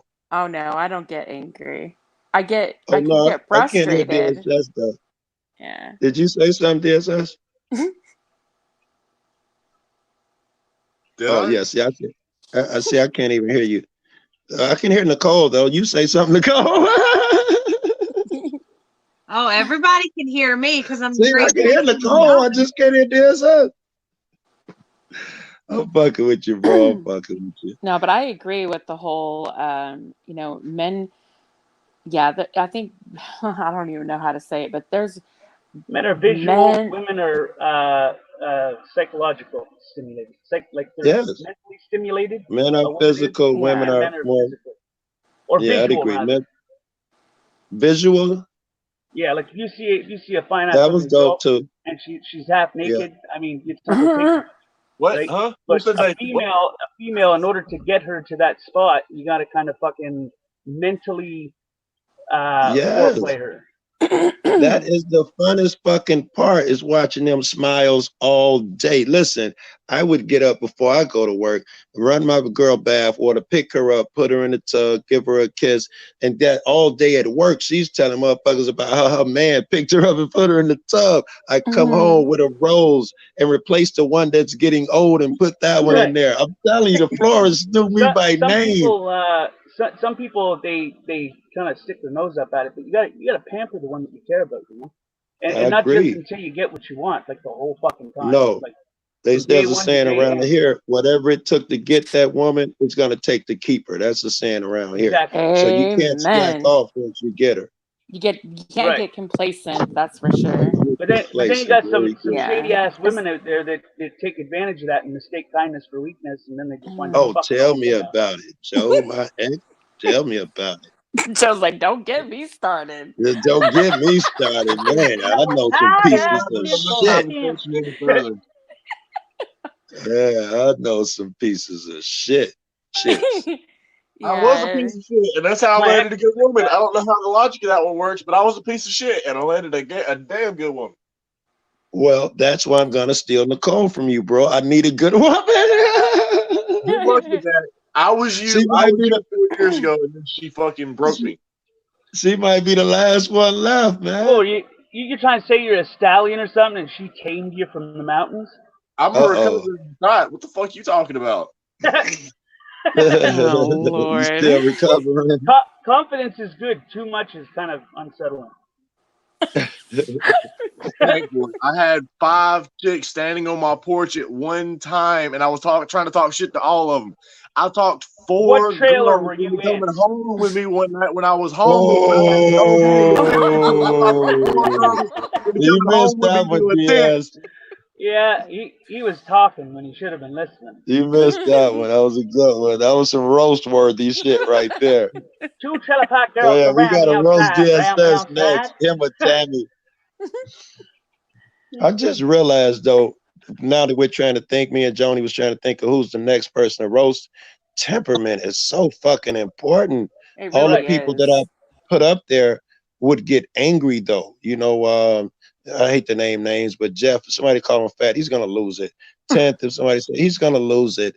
If anybody says anything, certain, you know, everybody. Tammy's just now becoming that really laid back motherfucker. I'd be afraid that a roast might set him back. I think Ken would go live halfway through the fucking roast. Yeah, he'd lose it, right? These bitches, they're making fun of me. It's not a roast anymore. What the fuck do you think a roast is? Roast that person with comedy, you know? Right. 10th would take some personal. Yes. No, it is making fun. You got to be able to take it, you know? Right. Yes, that was the funnest I've had in a long fucking time. And I think that a roast is a test of character. Let's say again, what about is a test of character? Very good. Roast, yeah. Right. Test of character. Right. I love you guys, and I know you guys mean me no harm. So I think Joni was erasing the racist shit. I was like, let that shit fly. These niggas ain't trying to hurt me, and that shit's funny as fuck, Joe. That was the best part of the night. Joe Family Tree I saw Joe Family Tree hanging from trees. That shit was hilarious. No. Who was the guy beside you, Joe? That's Noman Nessio. He's got his own channel, and him and Chuck, this is interesting. They both started out with really big hit videos, and they've been chasing that. Chuck had like 6 people who could shot right in front of his camera, and I forgot what Noman did, but he had like 6,000 viewers immediately, subs, and then he goes on the air. Noman goes on the air and calls them snowflakes, and if y'all don't like me, he lost a third of his subs, yo.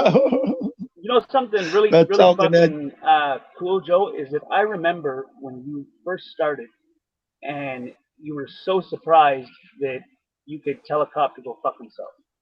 Oh, that baffled me, it seemed. You were like, you were on cloud fucking 9. You would freak out. You didn't have many subs. You didn't have nothing. You just went out there and fucking did it, put in work, and fuck you, fuck you. I remember that, man. Listen, I could tell you the moment when the shit hit me. I used to fuck with Foxy, Ida Foxy, before I even started auditing or anything. And yes, she's incredible. but I remember seeing a video of hers, and I talked to her about this, where her in the high desert, the police told him, this was very early on. I was months away from ever Arling. And police told him, well, just go ahead. They were walking away. He was like, well, go ahead, then keep walking, beat it or something like that. They turned around. One of them was like, oh, no. And Foxy started laughing. And they went right back to the cop. I was like, wait, you can do this? That was my moment. This is he's not gonna hurt them. You can do this.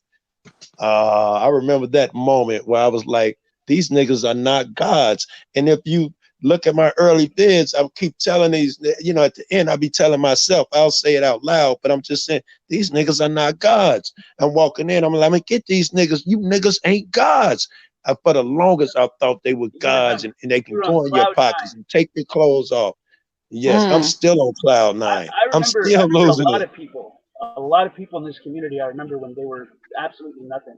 Like, well, not nothing, but they weren't a large channel. Like Jeff, I remember Jeff had like 5 subscribers fishing off the side of the fucking boat.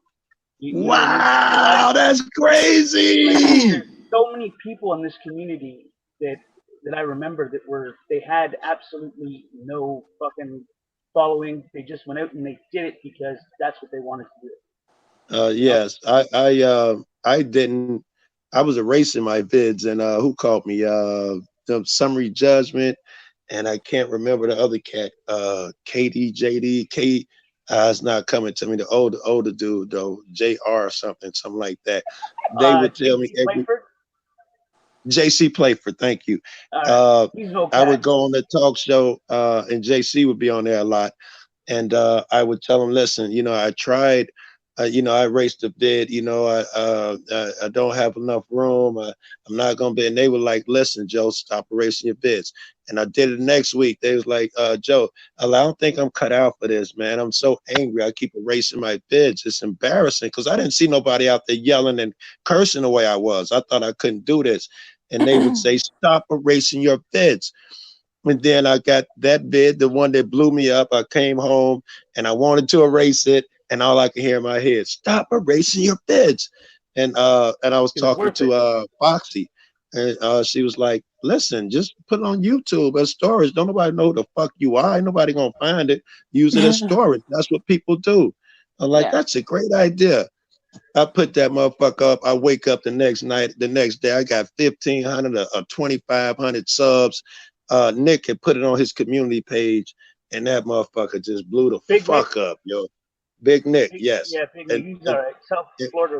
I like his intro. Fucking yes, his intro and James Freeman always thought were the best fucking intro. Yeah. Joe, I remember you did live stream one time, or it might have even done a video. I remember. You were in a parking lot and you were getting pissed off because they were harassing a couple black people, but they left the 3 white people that were creating the problem there, and you were like, "This is fucking racist shit. You're racist." I laughed and it was I look back at that shit and be like, I was mostly emotional, and people would leave comments in my shit. I knew it was not okay then. They would leave comments, savage Joe, get them, and I would leave, you know, comments behind theirs. Like, you realize that I'm off my square here. You know, I'm trying to get rid of that anger. You guys are encouraging me in the wrong direction. I think you were passionate, not emotional. Yes, someone told me that. They were like, Joe, it's not anger, it's passion. Somebody told me that. Yeah. Joe, you had an idea in your mind and you went with it, and you didn't give up, and you put in the fucking work, and now look at where you're at. I know, right? I only got like 15K, but my God, man, you think I was fucking in the desert or something? Yes, right? I've lost all my main channels. I think a lot of that shit is coming up in this neighborhood because it's so many people here. I'm used to being very, very, very social. I mean, even among social people, I'm social. You know, I know everybody in my neighborhood, every fucking body. I think that translates into this, where most big guys, like I remember Big Nick telling me when I had like 4,000 subs, have you gotten to that place where you don't want to enter a room? Because, you know, I guess it's intimidating 50 motherfuckers. Hey, Joe Cool. Hey, Big Nick, or whatever. But because I'm social, I think it's great. Hey, I remember you. What's up, man? You know, I get into it. I don't have a problem with it. That's my favorite shit. You know something that I've found, and I'm not really like I'm not butthurt about it. I'm just kind of Yeah. confused. Is it when most of these larger channels now, they're larger channels now. When I had my first main channel, it was a larger channel, and Yeah. I used to share their videos. I used to promote them, and when I lost my main channels, um, I got none of that back. You know, so I Oh. was like, well, I mean, I was kind of like hurt in a way. I was like, fuck, man, I helped y'all fucking. I mean, I didn't. I Right. mean, you I'm put sure in the you work. expect it. You're the Right. fucking right. Well, you're the one that puts in the work, so you're the one that built your channel. But when people promote you, it helps people see your work to like your work. I know. I remember thinking, because I was leaving comments and everybody, I knew everyone through the comments, SJB and High Desert, you know, we was rapping through the comments. So I felt like naively that when people see that I have my channel now, all these big people are just going to support me and do this and that. None of that happened. Nobody ever mirrored or did none of that shit. SJB stuck his head in, and I was like, hey, thank you. You're the first big motherfucker that came for visit. He like, nigga, I ain't coming for a visit. I'm moving in. I'm not going nowhere. I love your ass. And you know, that meant a lot. But all them other people I knew, they did not, you know, they didn't mention my name until I had, you know, 10, 12,000 subs. They wouldn't even say hi. And that's a problem because when we help, well, I mean, at least for me in my case, when I helped other people get people to notice them, they were like they went from 5 subs to 100 subs, right? Like that was Right. the range of how many they had, and then by the time it was all said and done, by a month later they were up at like 3K, you know what I mean, 4K, and people started to recognize that and they started promoting them as well, and it just kept. That's how we all grew, right? And then I lose my main channel and I go into the chats and shit. I'm like, well, they took my main channel for posting a corruption video or something or whatever, and people were like, oh, that sucks, and then the topic was ended. It's like, holy fuck, bud. I mean, I stumbled across your fucking video. I didn't even know you, and I promoted your Right. shit, but you can't fucking help a guy that Right. helped you. And here you are, you know me, I've helped you, and you can't extend. Somebody told me about that. I think it was Wolfie Gladly was telling me that, Joe, it's different now. Like back then, there was, when there was just a few of us, you know, we could help each other. But Right. we were all afraid that a bunch of people would flood in and then the place would be oversaturated. So there was no room for new people back then. Anybody new, no one would help them. He was explaining that to me. Everybody felt Well, like if he get views, that's less views for me. I was like, that happened after I though, don't Joe. believe that. I don't Joe, believe that at all. that happened after. When I first came to this community, everybody had each other's back. If someone fucked with you, Joe, people would be on buses, planes, and fucking cars coming to I fucking heard about this. I heard and about this those is days. right. And this is why I took a step back, is because they bring in these fucking troll ass motherfucking groups. They create such division that people leave the community. This community is populated twice, repopulated twice in the people that talk in chat and some of the main people that are actually doing the work. Twice since I took a step back. Wow. It's pushing Wow. people out. The division is just out of this damn Oh, world. And the Tank, people that are Tank, new Tank. have How no clue. about this? Yeah, but Oh, Tank or anybody else. How about this? I saw a friend of mine. Let me cut this other phone off. No. Shit, I got a text and it just fucking lost my fucking train of thought that fucking quick. What did I just say out my mouth? I can't. Shit. I don't know. You didn't even get to it. You were I talking know about. that was a text from fucking Beeb. I wanted his opinion on something, man. What did you just say, Tank? You were Maybe that'll talking help you. about how the community has changed. cycled and changed with people coming in and Why creating so? division. Yes. Oh, stop it. I don't know. You guys talk. I'm gonna think about it. Let me get back to this, because I'm gonna remember this, because I really want So this what was fucking funny, opinion on Golden? that. No, just that his phone went off. I'm like, oh, Joe's bat phone just went off. I know, right? At the worst time. Hey Joe, when I was younger, having two phones meant I had a phone and a little black book. As an auditor, I have a phone and a camera. You know? Yes. What the Yes, fuck right? are these phones That's for? Yo, yes. Do you Jason lock got both that. phones? Honestly, I When haven't I put a go lot out, of I this lock in, but I my always phones. I lock off my always phone. lock. Yeah, I always lock my shit. When I come home, I unlock them. But out there, I always lock my shit, Joe. I think that's just a good fucking practice. I'm gonna mute my mic because I want to remember what the fuck I was trying to. Well, if you mute your mic, how you gonna answer the question I was gonna ask you? Hey, Jason. Jason got it. Is this the one that burnt Jeff's card? Which Yeah, one? but they squashed that. Yeah, they squashed Yeah, that. We're I good. still think that's a fucking stupid move. You know, you all may have squashed it and everything, but I don't like that. That was highly disrespectful. I remember. Have y'all seen this? I'm gonna try to do this without saying any names. I've been in this long enough. It's not a year. It was hot when I started doing this shit for real. So I've seen this though in the short amount of time I've been here. I've seen motherfuckers who I met came to Chicago and we're thinking of with other auditors and was like, yes, I'm gonna be an auditor. I'm gonna do this, and was going live and doing an auditor thing, and that person thought they were bulletproof because they had no police record, and they were like, they can't touch me. I haven't done any crimes. I'm a good person. And I was saying, I would disagree. They're gonna take what come out of your mouth and twist it. Nope, I'm fine. The same person who was the auditor and we were supporting now, and this goes for other auditors. I'm sure you'll think of some. Now they got attacked and they hid. They went into seclusion, tried it again, got attacked. Now these same people have become trolls. You see them in a room with trolls saying troll shit.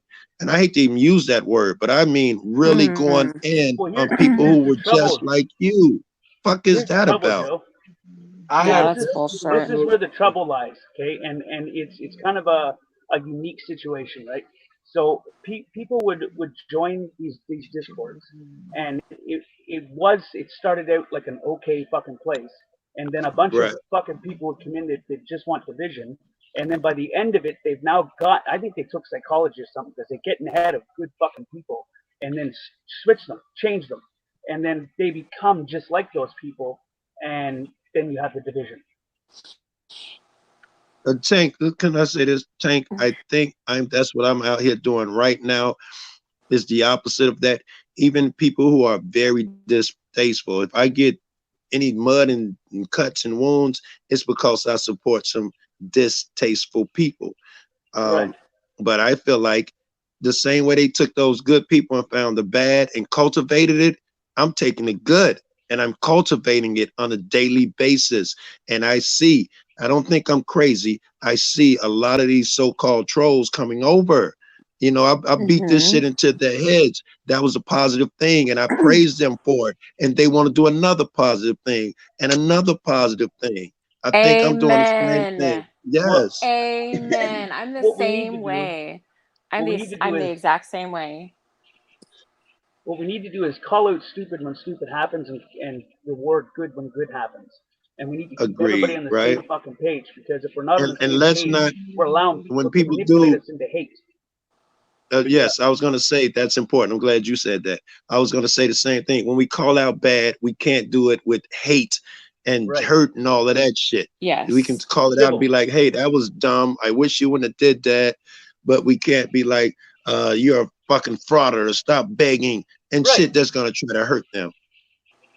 And then it gets the auditors and top watchers to turn against each other. And then once they start turning against each other, now you're broken off into your own little groups. Once you're broken off in your little groups, these little fucking now you can get torn apart. I heard that happen too, Tank. I heard that it was more of a one unity thing, and they broke. Everybody started choosing factions, and that's when the shit went to pot. I heard that too. Well, we're stronger together. Where we go one, we go all. Agreed, right? Community, we are stronger. as these individual groups of smaller communities, we are all weak. We're all weak because we're all easily picked I up. agree. A triple braided cord is not easily broken. A single cord can be snapped. Well, there's two. So There's you two there last night phrases when we were talking about my that I kid this think morning. I flipped and I said, you know what? I'm gonna step back, and then I'll come back after a little while because I was getting ready to go off on him, and I'm not supposed to do that. I'm not allowed. there's two Very phrases good, that Dennis. I That's live very good. A month ago, 2 months ago, for sure, you'd have went off. Oh no! See, You know, I've come the subject we're talking about. The same Yeah. group of people you're talking about have actually Yeah. called some of my close friends to tell me I have no fucking rights. None. there's two phrases. It might be a good thing that my rights got taken away, and like, but I ain't said nothing, man. I'm not gonna say who it was. I will. What were you getting ready to say, But that's Tank? just a sign of maturity. That's all. I was going to say there's two phrases that I live by. And these two phrases, one of them is where we go one, we go all. That's number one. Okay? Yeah. I live and die by Yeah. that. Right? And the next one is together we basically rise, we stand, and divided we fall. Because once we're broken off into little Agreed. groups, we're not united. We're not unified. And if we're not unified, Tank, this is my saying. It means the same thing. A nation divided or people divided shall not stand. It's the same thing that you just said. That's what I live by. I agree. What about this? I want you guys' opinion on this. When I came in here, when people had these chats, for a long time I said quiet. And when people got disruptive in chat, the host of the show would be like, hey, you guys cut that out, be nice. And somebody would simply say this, what, you don't like free speech? And they would set them on their heels. No, I like free speech. And they could continue to disrupt that room. I called AB on a panel one day, and I had never been on a panel. I couldn't wait to hop up there. I've been looking for you, bro. What is this free speech shit? That shit don't apply in my house. You can't come in my house and call my kid a bitch and then yell free speech, nigga. I'm gonna knock your teeth out. And then everybody started saying, you can't come in my house and say free speech. Now, no one says that argument. If I hear that shit, I pop a nigga immediately, be like, nigga, that's troll shit. But yeah, I get in trouble for that all the time because I'm real quick. You know me. You got mad at me one time for something I said to one of them. I don't doubt it. Right. You know how bad it, like I'm always that nice, polite guy. Everybody always says I'm nice, calm, cool, collected, polite. Yes. But I pissed the whole room off when I told what I said, man. They all snapped. They're like, dude, that was low. That was dirty. It was the truth, though. Yeah. It was the fucking I remember that. I remember that, DSS. I remember that. I'm sorry. Hey, what was your I opinion on the wasn't there free for that, speech? so I didn't hear that. You're good, Golden. Good thing. It was a pretty good thing you did. It was really low, in my opinion. It was brutal. Okay. You know what I believe?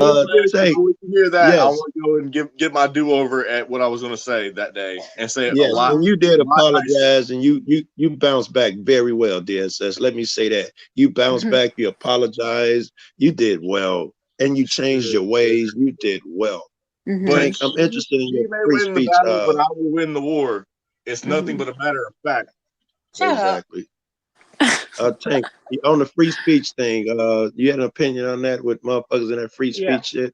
I'm a firm believer in free speech, right? I don't like Me as well. speech. I don't like any of that attacking and shit. But here's the crucial thing about free speech.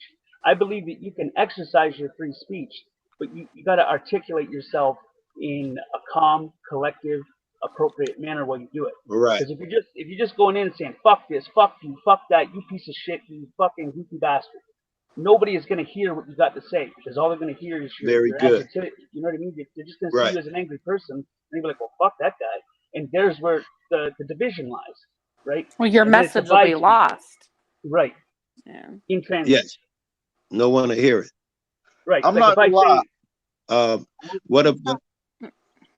What about this, Tank? This somebody else, Quentin Booker pointed this out. Well, we pointed out to Quentin in his room. There's a difference between free speech. He was like, I don't want any mods. I want free speech. And we pointed out to him, you're new. You don't understand the difference between free speech and disruptors. Some people just want to see your room burn. it's not a matter of free speech. They will spam the fuck out of you. Die, nigga, die, nigga, die. So no one in chat can talk or come see my channel, come to my channel. So and so is live. You have disruptors. That's nothing to do with free speech. Yeah. Right. In my Agreed. opinion. And then Agreed. it wrecks the whole message, like the whole fucking message. Especially Well, when, that's like, let's say people are having a positive dialogue, and then someone comes in with some stupid ass fucking Yes. shit and changes the whole mood of it. Put the Jews in the oven, Right. let them burn. It Put the fucking- Jews in the oven, right. let them burn. Just repeatedly. The dude. message gets lost, and nobody understands it because now they're only focused Yeah. on that bullshit. Nobody heard anything you said If you before. really, They focused on exactly. that. I believe in free speech. Exactly. I believe in free speech. In fact, I exercise my right to talk as much shit as I possibly can without hurting Good anybody's girl. feelings. Good girl. Good girl. So I am aware that I try not to intentionally hurt people by what I have to say. But with that being said, you could have free speech. You could say whatever the hell you want, but just be aware that there are consequences to everything that you Yes. say. I know Agreed. You say I'm that. very book smart, so I'd like to know, when the hell have you ever talked shit to anyone, Golden Eyes? Because I ain't never seen that. No, me neither. No, go Golden Eyes fuck is that. polite, Golden Eyes smart, in chat. awesome. She gets her point across. She doesn't hold back. Now, she's not rude. She won't say, you're a fucking idiot and shit like that. But she will always say, no, I disagree. You said this and you meant that. You know, she does never hold back, ever. And she's got patience. She takes her time with people, and she tries to articulate her right. point. She don't And let then, niggas trigger right. her. And yes. then, but they try to mow over, and eventually that frustration does rack up. But she's still articulate when she does it in a better way than most people. And I mean, that's what I love about her. She's got that light inside her that just makes you want to bask in it. Oh, Hey, Blue baby. Good morning, girl. That's the only one I use my free speech did you get, because I'm gonna kick his ass one of these days. y'all give me a second. I'm texting someone. You guys know nothing about You just this. confused two okay, words. mommy of Benny, you just need to drop that kid, and I think he'll be okay. Clearly, you never met her before. Not Wait, before what she were was we talking pregnant. about? No. Let me make sure that I'm not fucking digging my own grave here. What were we talking about? About standing. Okay. We're talking about free speech and standing. Okay, this is the way I look at it. I was raised never to back down. You stand up for yourself, especially if you know in your heart that you are right. However, I will agree to disagree. I don't hold grudges. In fact, I can be angry with someone, be upset with someone. The next day, I'm over it. Like, I'm good. Yes. We've apologized. Yes. It's done. It's squashed. We're good. And Good girl. yeah, I don't Good dwell girl. on things. I've just never been that way, honestly. And but there are people that just hold on to the dumbest things. I just don't understand it. I can't fathom doing that. But I will once I've squashed it and I want to move forward, and someone keeps bringing up the topic again and again and again, okay, then that's when I'm like, look, I got to put my foot down. I'm not going to sit here and allow you to change the facts to, benefit your own narrative, your belief system. And you're going to put me down for standing up for what I believe in. I'm going to stand my ground, period. I'm not going to apologize for something that I truly believe in. So, but if I'm wrong, I have no issues with admitting that I'm wrong. I pitch a tent every time you go up on someone else. It's hot as fuck. Just saying. Stop it. I'm like turning like 10 shades. I'm like turning 50 shades of red right now. Oh. Okay. In a good way or a bad way? No. No? Oh gosh. Okay, subject change.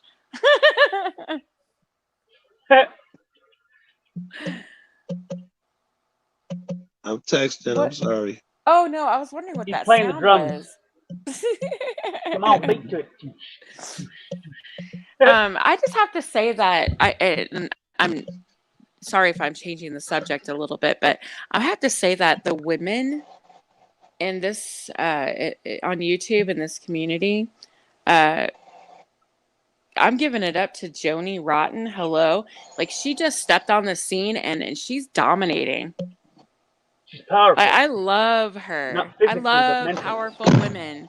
That's one of the reasons why I started Ladies Night, because I noticed that, um, you know, and I know there's men out there that are like, oh my God, they have their own show and men aren't allowed on the panel. It's like, That's fucking bad. okay, yeah. It's not Right, it's not Tay? being sexist. It's not being sexist. Okay, let's get that straight. It's not being sexist. Oh wait, no, However, fuck that. I need to interrupt you. Did I not see fucking Aviator on the woman's show? I'm oh, so jealous. I could have sworn I saw him on there one night. that that was was late at after night. It was like after once the 8 show. hours. Yeah. We were tired, and there was nobody on panel but me, and so I invited whoever was Stick in around, chat. Joe. And at that point, it was just men. Right. I'm just trying to figure out how to get on. If it take 8 hours, I'm willing. Yeah. I'm just trying to figure out. They didn't. Nobody wanted Chat to the end the whole time? stream. Yeah, nobody wanted to end the stream, so I was like, "Well, I'm willing to hang out if you guys are." You know. All right. Yeah. Thank you So for that tip, Golden, because I'm yeah. trying to get up there with a bunch of chicks. But you know, I will. It's a lady stream, and I'm gonna tell you the reason why I started when I thought about the idea. It's because, you know, in this community, there's a lot of women who don't have a voice, and the men dominate the panels. They dominate the panels. They, you know, and I'm not saying that I'm sexist in any way, because No, you're right. You I are right, love baby. my You're right. men. Keep going. Oh my God, I love my men. I love all of you guys. You guys are awesome. I love all of you. However, the women don't really have a voice. And I was like, you know what? I'm really interested in the opinions and the views that they have. So I was like, you know what? And I brought it to Tank, and we both, you know, agreed. He was like, you know what? We're gonna do it. So I put the word out there. Yeah, I put the word. Shut up. I put the word out. I was like, girls, you know what? We're gonna take over this bitch. You know what? Let's go. Yeah. Good girl, man. Good girl. And we talk about all kinds of things that we don't, contrary to popular belief, we don't talk about tampons or any of that shit, Gary Snowflake. Oh, sure you do. I tried to come in once. I could not stay. I was talking that vagina talk. I couldn't stay. We talk. It was in joking. I remember that was brought up, but it was joking because Gary Snowflake said that, and he came up on with Edna. With Edna, she was stalking me. So, but yeah, you know what? We get up there and we talk about everything under the sun, and nobody argues. We're not catty. When nobody fights, and we have a good time. And usually we're laughing, and we get cerebral, but we can That's also what I was have going a to good ask time. you. That's what I was going to ask you, dude, because I haven't stayed long when you guys were talking. I've always popped in when I can catch you. But I was wondering, do you guys do the cerebral thing, the intellectual thing? And Absolutely. Yes. Can I say something before I go and make the coffee? Yeah. Sure. Here's what I found, right, from being the guy that she chains up in the basement. But she took the chains off this time, so I'm good, you know. But I think I got Stockholm syndrome because I enjoy it, so whatever. Here's the most crucialist thing that I think that most guys need to understand. I think that they need to. Can you mute that mic, please? Just yo. Who is that? All right, as I was saying, couldn't hear myself think. I got fucking headphones on, and that sound was, yo! Who is that? DSS, mute DSS. Mute the mic, bro. Fuck me running. That sound is fucking driving me nuts. Thank you. So here's what I think that a lot of guys need to understand. You will learn more from listening than talking. Agree. So let me say, you already know what you know, so you're not going to learn anything. Right. You can understand the views of a female if you just listen.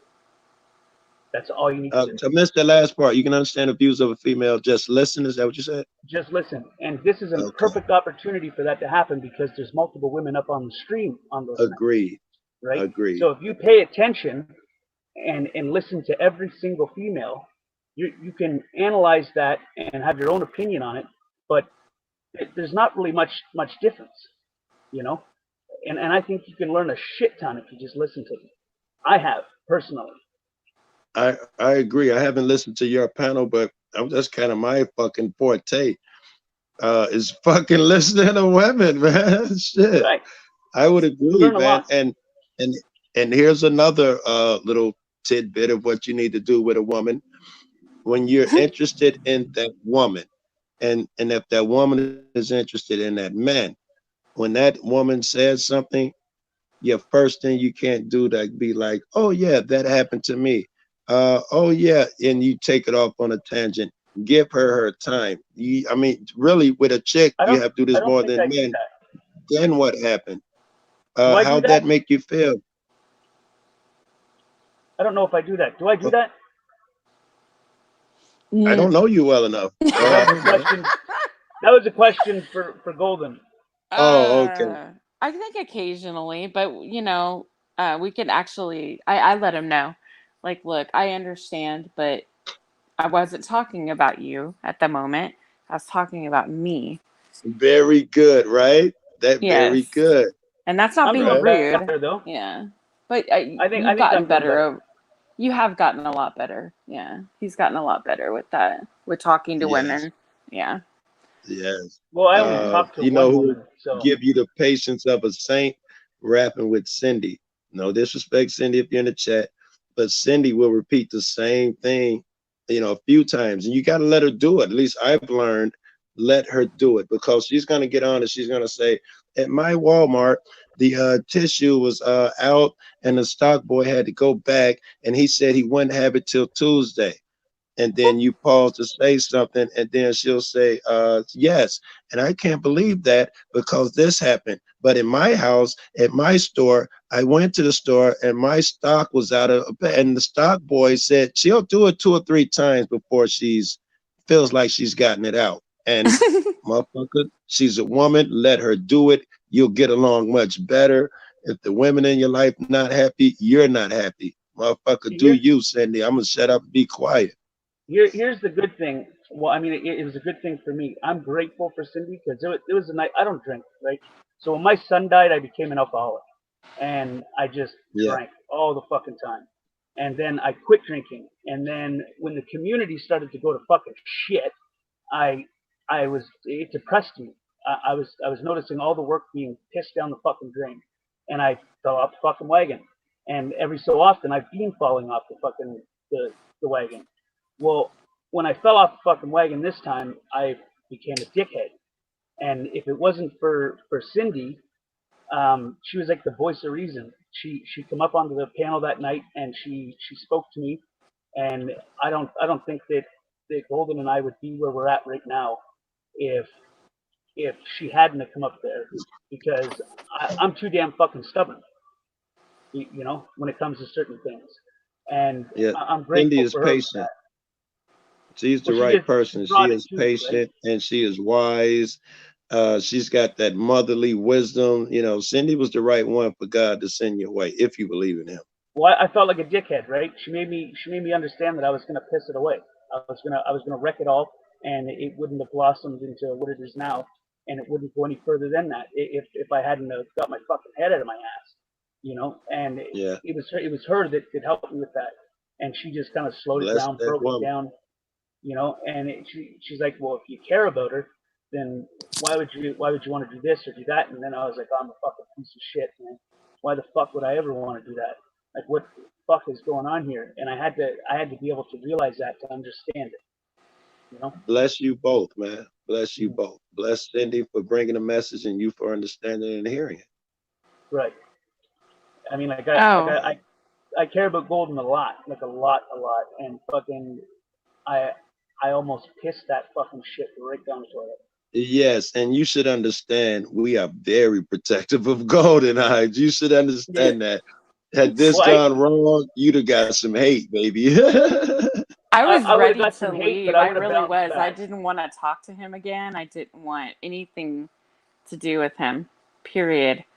I was done. He said some I pretty dig the hateful way. things that night, but you know, he apologized. He manned up. He actually got on a panel with me and publicly Who you apologized for talking about? everything. Who you Tank. talking about? Girl? Me. Oh, really? Yeah. Yeah, he publicly Wow. got on. In fact, he left it up on his channel. He It's publicly titled apologized. Wow. Yeah, yeah, That's and adult we shit, wouldn't right? be Especially if you ball somebody out in public, the apology should be public as well. exactly. well, we wouldn't be where we're at right now if Cindy hadn't have done that, you know. And Right. there's one thing is I think that it also made things better because I've gotten better. And like she Yeah. shocked me the other night when she came out publicly and told people like what's up, and I was like, oh fuck. Like I sat in my chair for 10 minutes. I was like, fuck, I guess I'm not a dirty little secret, you know. And I it probably would never met you. I'm sure Golden was the one who told me about you. I'm no, pretty sure. I just, I've found out known you. about your channel. I've known you. You've been on my panel before. Right. Golden I mean, I wouldn't. I'm the original. Oh, Tank. okay. Like the I original don't remember a fucking Tank Boy at all. I used to He share stepped your videos away. all the fucking time. He told me that he took a step back after a while because the community was going to shit. And I mean, I wouldn't have known him back then. I might have known up his name. I might even saw him in chat, but I wouldn't have known what he did or anything like that. I used to share your videos in my community tab and promote you, and I did your live stream, and I sent people over because I was a larger channel at that time. You were not a larger channel, so I got that right, and fucking you just blew up, but it's not because of me; it's because of you. You're the one that's putting in the work. I just showed people your face, And if they didn't dig it, if they didn't dig it, they wouldn't have stayed.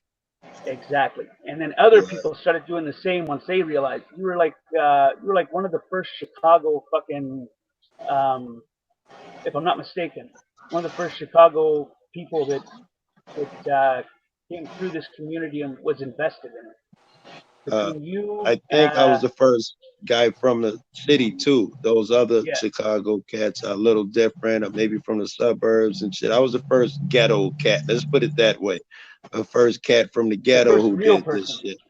First real person, yes. Come on and tell it how it is. Not holding nothing back. This is what it is. You like it, you don't. Not holding back.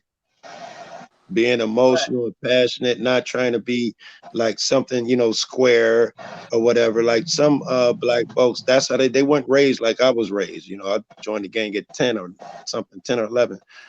These guys, a lot of these guys, I'm assuming fucking bats in North Carolina, South Carolina. These guys they're like my brothers and sisters. They all live in the suburbs. They didn't run the streets, and this is how they talk. But somebody was waiting for that ex-drug dealer to pick up a camera. Joe, we've covered this. This is an illusion. I'm from the hood, and let's go roll around my old hood. Like I do it all. I said, "Where's Joe Cool at?" When I'm riding through the hood the other day. I'll be right back. I'm just making a coffee. Okay. My bad, DSS. I keep forgetting. No, go. I'm gonna send you a link, man, to where I'm in a fucking rap video, dude, on my moped, fucking scooter. Oh Lord! All right. In the hood, rolling around. That seems to be everybody I meet seems to be I don't know, either they're a white dude from the hood, a white dude from the deep thickets country with the red flag bandana on their head, moonshine still in the background. I seem to be attracted to the weirdest people. Not in the middle of the road. Hi, Joe. How are you today? None of that shit is either, hey, what's happening, buddy?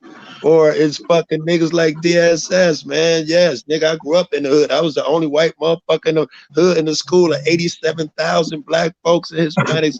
Those are the only two people I've seen the front end to. It wasn't I haven't met 87,000, man. It was like maybe a city block. It was like all my school would hold. I've never met a middle of the road white motherfucker. Certainly not a white dude. Hi Bob, how are you today, Bob? Man, I live in a trailer now. I went from the hood to a trailer. I got missing, man. The hood got a little too dangerous. People tried to cut my head off and shit. Yeah, baby. Most people would say that I'm middle of the road simply because I think my family is pretty diverse when it comes to culturally. I've got Hispanic. I've got, I've even got Lebanese. One of my mom's cousins married a Lebanese man. Right. But my daddy's from West Virginia. My mom is from Texas. So that's where that boys come from. Now, when I grew up, I would say that's that Texas. And I went off to college. Yeah, when I went off to college, my first boyfriend was black, and it's not a preference. It's just kind of something that just happened, I guess. It's a preference. You like us thugs. No, I do. And I'm gonna tell you what, as I got older, most of my I just kind of gravitated towards, like, my best friend was gay. He was gay, but he's also black. And a lot of my friends were Hispanic or black. So I've had like a pretty diverse, like culturally, pretty diverse upbringing. So I can hang out with anyone. I'm one of those people, I can hang out with anybody and kind of blend in. I don't really stick out like a sore thumb, but I'm not one of those white women who try to be, something she's not. And if you heard me, I said men. I know many middle of the road women. Yeah. That's why I specified men. Oh, okay. Yeah, okay. But you can continue. You got a great story here that I was enjoying. Oh no, I mean, I was just saying, like, people are surprised when they like try to pull the race card on me. I'm like, oh no. Yeah. No. You can't go there with me. I'm sorry. All my children are biracial. They're beautiful, beautiful Blue the biracial. Same way. Blue got a black kid, a half black kid. So you pull that shit on her. Plus, she don't take no fucking shit. Right. But yes, what were you gonna say, Tank?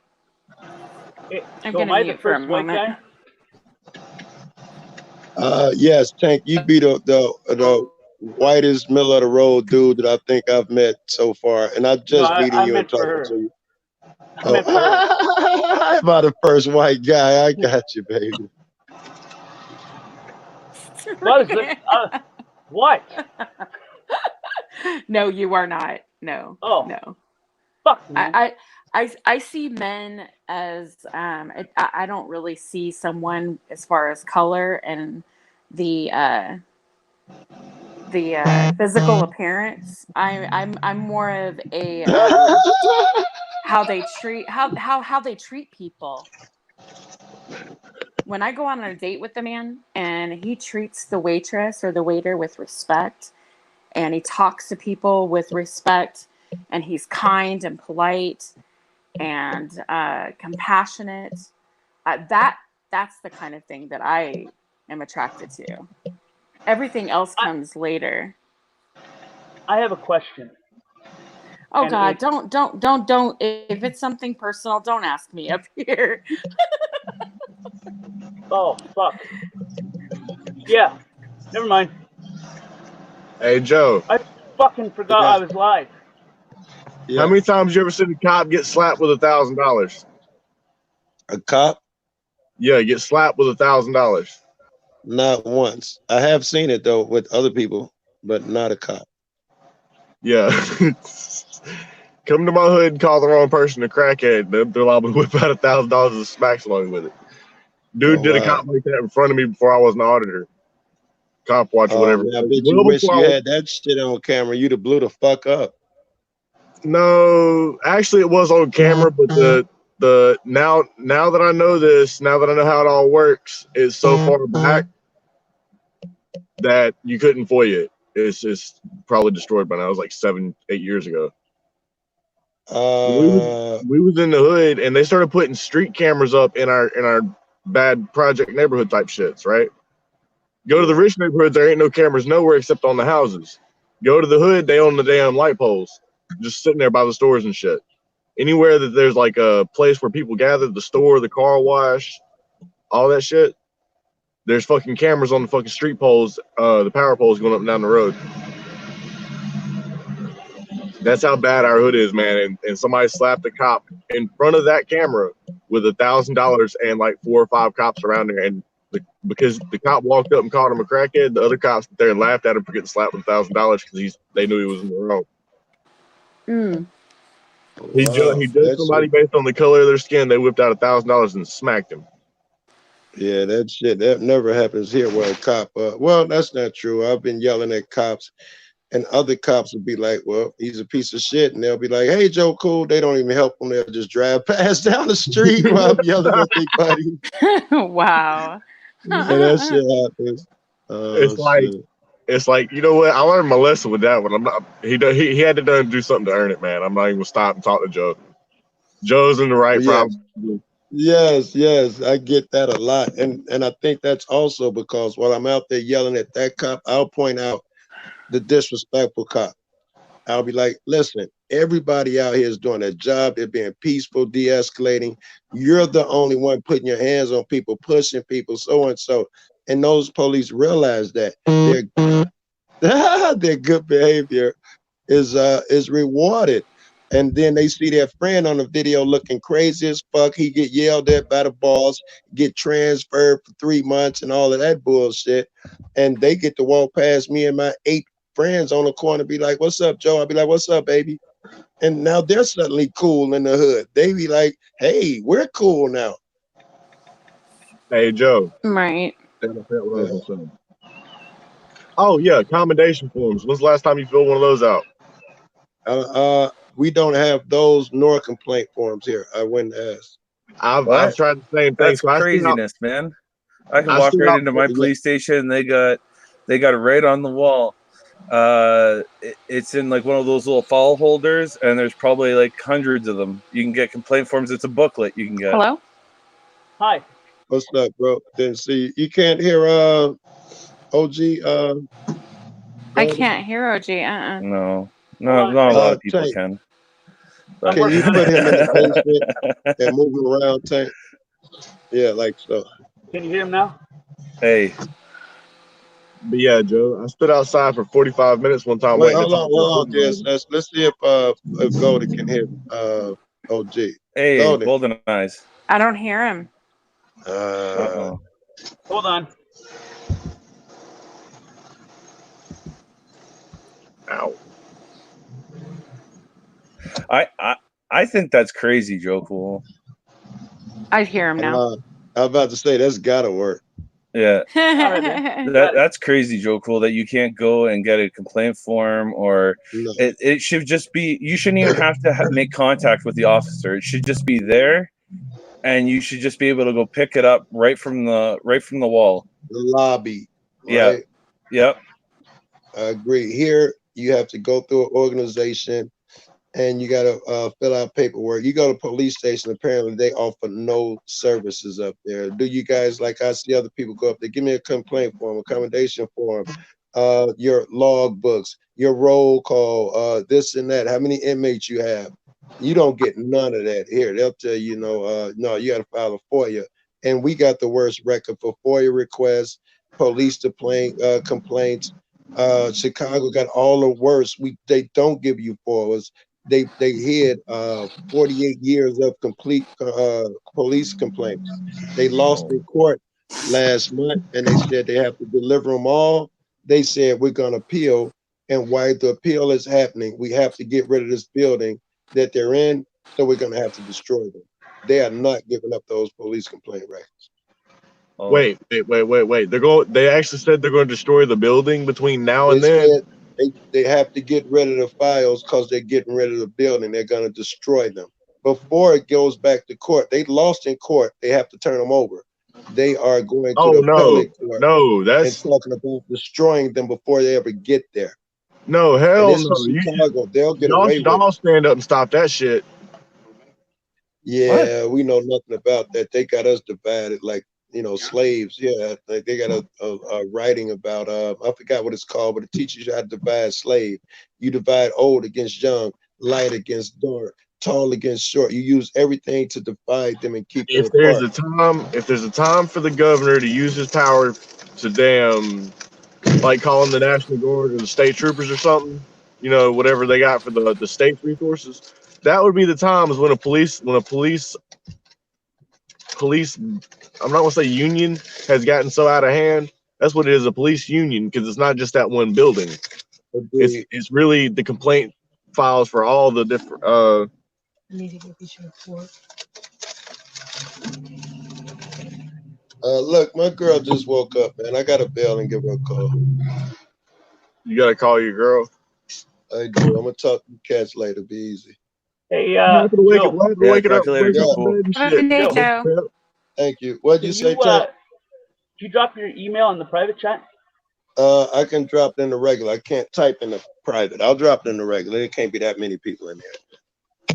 No, and I'm going to retract I'll give it to you, Tank. I have it. There you go. I was going to say, then I'll retract it. But yeah, get it from Golden. All right, y'all be easy. Bye, Joe. Damn, we lost Joe. That's okay. Would have been easier. He had to if go. Just typed it in there. Oh, gee, what's up, man? He had to man? go attend his girl. What's up, DSS? Not much. Hey, OG, how you been? I haven't talked to you in a bit. Chilling. Just fucking kicking around. Yeah, kicking around. Staying alive. Right. But it's been pretty boring, so I've just been playing some games and just chilling, Aww. I finally got my controller hooked to my phone, OG. Sorry, what was that again? I finally got my controller hooked to my phone to where I can play my games on my phone with a controller. Oh, yeah? Yeah. Damn, man. And I got my phone to hook into the big screen. Oh, shit. So, like, all I need is, like, that box and my phone and a charger cord, right? And my controller. And when I walk in your house, I'm taking over your TV. You walk to the bathroom and come back, and I'm then plugged into your TV playing your game. I don't want to be mean or anything, but welcome to 4 years ago technology. I'm just joking.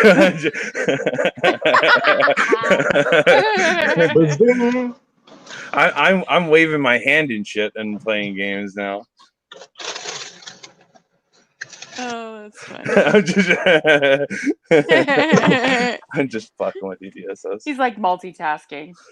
Oh. Yeah. Funny. So I didn't know if you guys noticed that hey Ras, he's back. Oh, hey Ras. He just got to talk to his son down in San Antonio. Wonderful. Oh, nice. Yay. That's always a good thing. I like that. Good story. Good story. You want to know some of the crazy shit that's going on? Yes. Around here. Yeah. First off, you can't go outside. What? Like they have the parks and shit with that fucking gated red fence. They have them all wrapped up, all the swings wrapped up. They have like every single trail they've shut down now. Every fucking trail. So now if you really want to walk around, you're basically walking around. You know what? If you're coughing and shit and you don't feel good, stay at home. But for everybody else that wants to get a little bit of fresh air and shit, you're trying to isolate people, right? Mm-hmm. And I know the way Tullis thinks. He's like, just do it because there's an emergency. Mm-hmm. But to a point is like they're gonna start closing it where I'm not gonna have access to the next town over. Yeah, What about Cindy got mad because I was out and about. So did DDT. I go out every day. I'm press. I'm media. I'm reporting on my local situation. DDT's not fucking. I wouldn't worry about anything he's fucking. so? But I'm confused. you Because, can't see, go to the here in hospital to Nevada, visit anybody. Like, say if my son got sick, my mm-hmm. mom was crying last night. I was like, "Are you joking me?" I'm like, she's like, "If your son got sick and he was in the hospital, you know you wouldn't be able to go visit him." I'm like, "Well, first thing, he's not. Second thing, Right. he's fine and he's healthy." Like they Right. got over that. It was me, him, my two boys, my mom and my dad that were sick, and we all got over it. So we like, and she's worried about it. I'm like, why are you worrying about something that's not actually happening? Dude, my ER had 4 people in it the other day. Just 4. Yeah. I go in there on a regular day and there'd be 20 people, like 20 cars in the yard, in the 20 or 30 cars in the parking lot. And damn it, there's a fucking bee. Y'all see him? Mr. Rass or Harass, could you do me a favor? I know I'm not in your community, but if you videotape it or if you do it, my birthday's April 9th. So you want to shout out, Right? give a shout out to OG. But even with my even with what's going on now, Mm-hmm. and I kind of predicted it that it was going to go this way. You know how they were striking? Well, I don't know if you know, but they were striking in Canada because they didn't want bigger class sizes, and they wanted They didn't want technology to take over schools. So Right. basically, now what's happening is the teacher's going to be teaching them from home on these Google Chromebooks or whatever. While drunk, probably in her damn bathrobe. Wow. Well, God knows, but I'll be fucking watching just because I don't like that shit. Like it's not what, like, it's not personal, you know. Like I understand. Okay, it might be for now. It might be a couple kids or 3 or 4 kids, and then they might grow. But they're giving away these Google Chromebooks for every student to have. So they're basically, you're going to be learning from home, something that they were striking about to stop is now being forced down our throats because of COVID-19. Yes, I was homeschooling my kids, and then that was a big problem. Oh no, you can't do that. That's not right. That's not. And now everybody's got to do it. Now you can go back in time and tell me I couldn't do it 10 years ago. Like I don't know. The other day, Big Mom was outside, and then some lady came out and she just started yelling at her, "Why aren't you in your house?" and stuff like that. And she's out, like, the kids are getting fresh air. Like, right. Mind your own fucking business. Yeah, go back in your house then if you're that worried. Right? It's called self-isolation for a reason. You self-isolate. Yeah. When I was sick. Sorry, when I was sick, I didn't go outside and stuff. I didn't go out, but I'm feeling better, and I'm still staying indoors until what do they say? It's like a month or 2 that you got to stay in. 14 days. But it's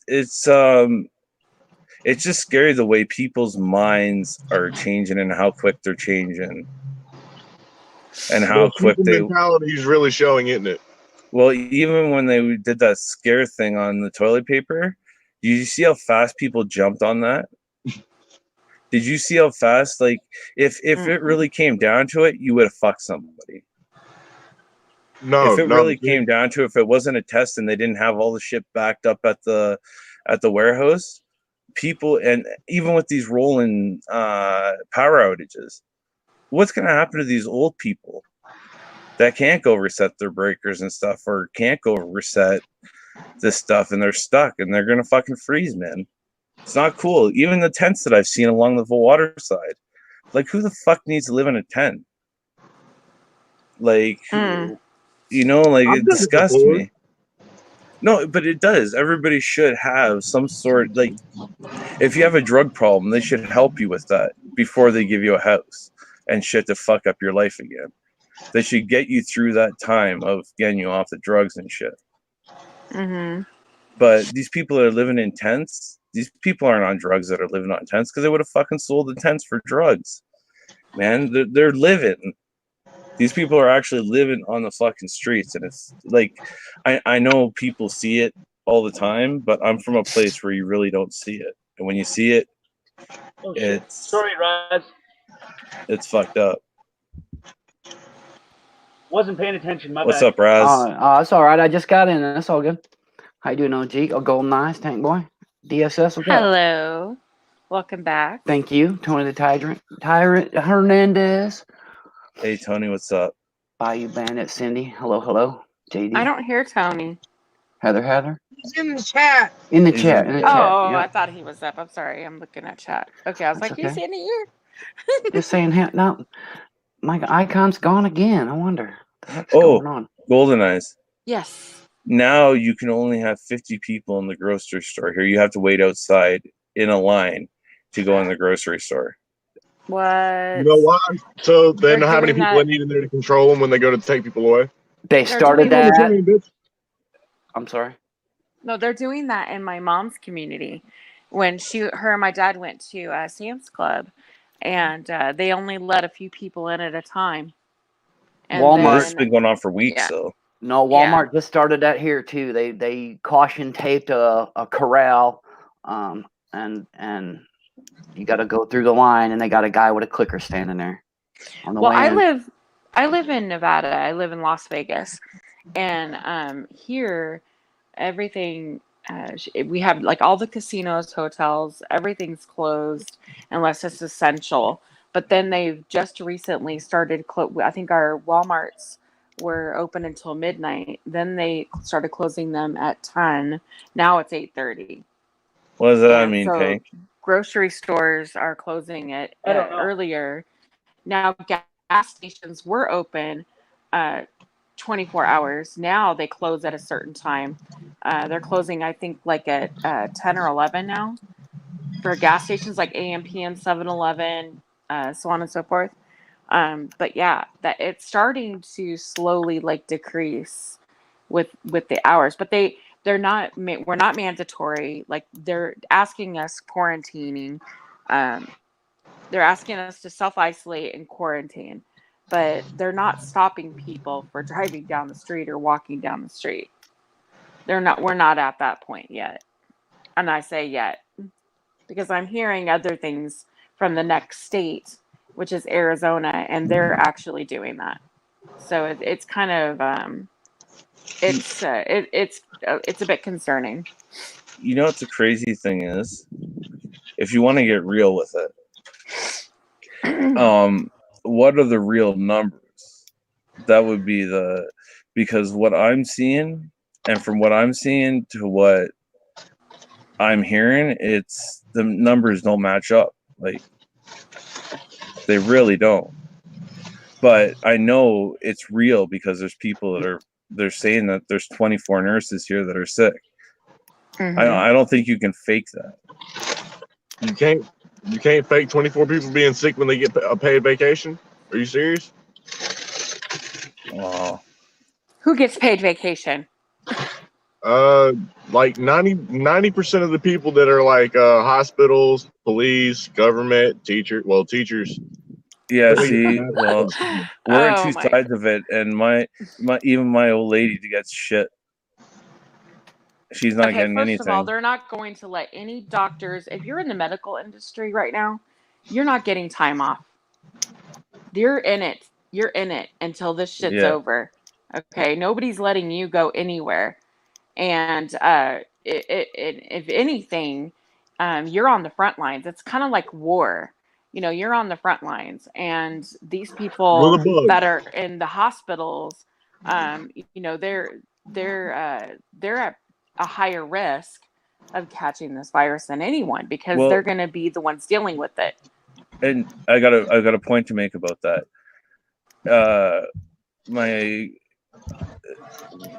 My girlfriend's friend said she works in the hospital. They're like, we're using the exact same mask over and over again. We have no masks. We have to every day we're using the exact same mask we took off.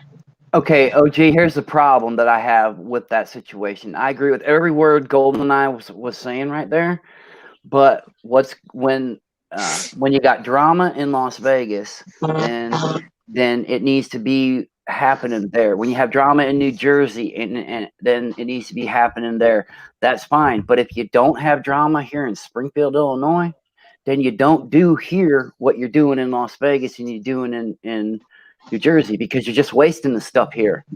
See what I mean? Right. Mm-hmm. You're wasting the materials and the time and the effort, and you're making those frontline workers in this war on with a virus. You're making them tired when they don't really need to be, making them more likely to be getting sick. Yeah. Our numbers. I agree. Hey, Cindy. I'm in Ohio. Our numbers have started to go up. So as of this morning, everything for us changed. And we got more lockdown. We're on lockdown. We're not on suggestion. Well, they can take that lockdown Ohio has actually started locking down the borders. See, but you know what the thing is about that? If you want to come into Ohio, you need to, from my understanding, don't quote me. From my understanding, you need to have an Ohio driver's license. If you want to come into Ohio and you don't, you need a 14-day quarantine. And see, that's man, that is such a constitutional crisis. It ain't even funny. I know, Ras. I know. I'm sorry, Cindy. I know what you mean about people are upset because of their constitutional rights are being hindered. Mm-hmm. However, in a time of crisis, especially during an epidemic, the only way that we can stop this virus from spreading is to keep people from spreading it. But you can't keep people from spreading Can I it. play devil's advocate right now for you? What are you hearing on the news? You're hearing the numbers are going up. You're hearing this. You're hearing that. I don't listen to the news. Okay, but if you do and you're forced to, because you got sheep that are asleep, then you hear it. They're saying the numbers are going up. Well, why are they locking you down in your house so you can't actually get information? They're locking you so you don't actually see the proof. I know there's dead. Wait a minute. I know several dead people, and I know several sick people. I'm not saying there's not sick people or people are dying, but the numbers that they're saying you're cutting are. In and out, Me? Yeah, you were cutting out. For me, anyway. She said that there were seven people that have it. Some people have died. I think she said. Okay, let me in northern Ohio, there's lots. Hey, Cindy, let me just interject one thing in here, okay? And I'd like you to apply it to what you're thinking about and what's happening and what you're being told there. For 40 years, they said in Chicago, if we just ban the guns harder, and more, and put people in jail more, we'll stop the gun violence. That's a good point. Okay, it didn't work. It doesn't work. Okay, hiding in our homes is not going to make this go away. No. Cleaning our shit up, and people being responsible for themselves and learning to be responsible for themselves, that will stop this epidemic. Absolutely, and I agree with that. But that's the problem. That in here lies the problem. People aren't taking personal responsibility. They're not self-isolating. They're not, and when they do go out, they're not being cautious. They're not taking the proper precautions. Stopping me from going out on the lake. Sisters, stopping me from going out on the lake fishing is not going to stop this from happening.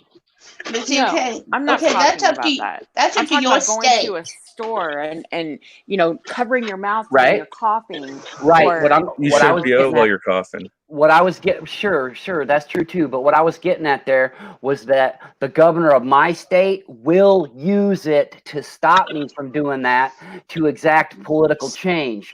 Okay, Yeah. that's how they gee. work here.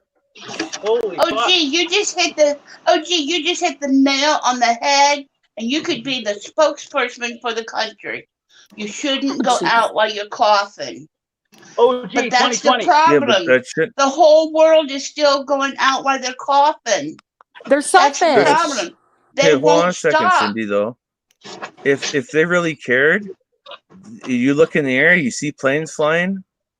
Why are they still flying people, and why are they still flying people around? True. You got a damn good point. Why is all the police still out there? If it's such a bad thing for people to be outside, why do we still why is the news still going? Everybody boarded the fucking doors up for 14 days. We should only hear the Because prime people minister can't talk. take personal responsibility. That's We not should what hear I the asked prime. OG. That's not what I asked OG. I said, OG, if people shouldn't go out, you said people shouldn't go out while they're coughing. Why are they? They Why should go out if I'm you're feverish. Anything. But I'll answer all I'm not that. talking about authorities. I'm talking about everyday Joe Schmo. I'll Why are answer they that. still going out? I will answer that, and it comes to what Golden Eyes was saying. They can't. Why can't they? Because they don't have savings. They can't afford to take the time off, and now the time is being forced off, and all of a sudden we got to do this stimulus and blah blah blah, and it's right back to politics. Let's see. I don't know if I still have this in my paste here, but we'll see. No, To be honest, I can't tell you the last time I spoke to somebody outside of my family or Nicole's family. I don't know when the last time I've been into a store. No shoes, no shirt, no service. All right, I'm gonna sit out here, baby. I'll see you in a minute. Love you. Well, it's like I was talking about last night. 2 months ago, 3 months ago, if you wore a mask out in public, your ass was going to jail. Yeah. Now we're one step shy. We're one step shy of being saying, okay, let's see, Cindy, Golden Eyes. There's 2 women in here. Put that burqa on before you go outside. I'm the governor. I declare it because for safety. See, I live in Illinois, and I have been subjected to. It's for the children, and it's for safety to see every one of my liberties taken away. I'm not buying it anymore. Mm-hmm. I have a son in San Antonio. I have a son in Africa.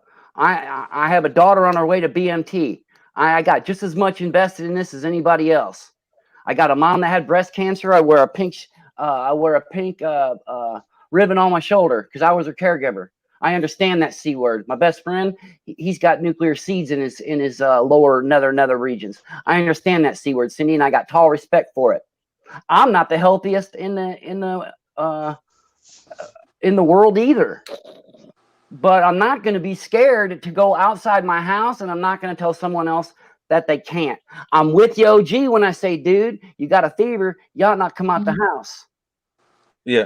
I feel that. You're right there. Cindy, you're right there. That's what I'm saying. That's what I'm saying. Agree with you, Raz, if you don't have a fever, if you don't have a cold, and you need to go to the store, go to the store. But when you get to the store, do as they say and don't have a hissy fit when they tell you to do it. But if you are sick, if you got a cough, I don't need Cindy. I am not going to complain later. I am not going to be treated like a 4-year-old and have signs pasted on the floor where I need to stand. I'm sorry. I will play hopscotch in Lowe's, and I will make everybody laugh like I did this weekend because that shit is nonsense, y'all. Okay, well, maybe I should rephrase that. Let me rephrase that. I don't know. Let me back up. Let me back the truck up. Okay. I don't know what shape I don't know what your rules are in your state. Well, when it comes, to be fair, when it comes to our rights, they're the same as they are in your state. At least they are supposed to be. I'm talking about right now. I'm talking about right now. The same always. I'm just saying right now, when you get to the store, if they tell you you can only have 10 in there, then don't go there and throw a fit to where the cops get called and everybody else has a problem and all that up. I agree with that. And then that slows down the process for everybody else. Hey, Cindy, would you agree? That's all I'm saying. Maybe I didn't word it right. No, you're good. You're good. I actually agree with every word you said there, as long as it is the store owner saying that and not government. You see, because when government controls the means of production, which they are doing right now, that's communism by definition. And I'm going to stand opposed to that 100%. I feel that's where I'm with you, because I told someone the other day that they were getting all hairy at the store, and I'm like, wait a minute, you need to back up. See, I like to back up. That's my favorite word. That's okay. Back up. It's because you go up there, you throw a fit, and that store person puts 11 people in there, but they're only supposed to have 10. Now, see, what you just did is you put that store in trouble, because whether we like everything's going on or not, that store has got business license. So communism for safety, right? It's communism for safety, right? Why should we just bow down and be sheep? And if that store, we're talking about that store's business.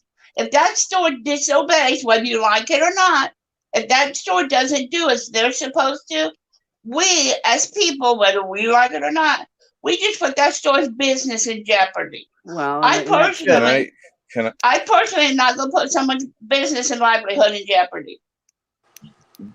I'm going to sum this up. I know what Ross is talking about. Here in Canada, our government controls the media. So if the media comes out saying, hey, you have to line up and do this, that's the government saying it. So he's saying if it was a store owner that put these into place, okay, yeah, he's taking a safety for the people that's working there. And but if it's the government, why should, like, what? Right. I would say, behind okay, that for the government to do that? Yes, you're exactly on it, OG. You're understanding what I'm putting down there exactly. If a store owner, a guy says he's got a department store not too far from me, it's not a big box store, it's a small store, his own store, and he put the yellow tape out front, and he said, "What do you want? I'll go get it for you." Sandy, okay, you're talking about the store's business, right?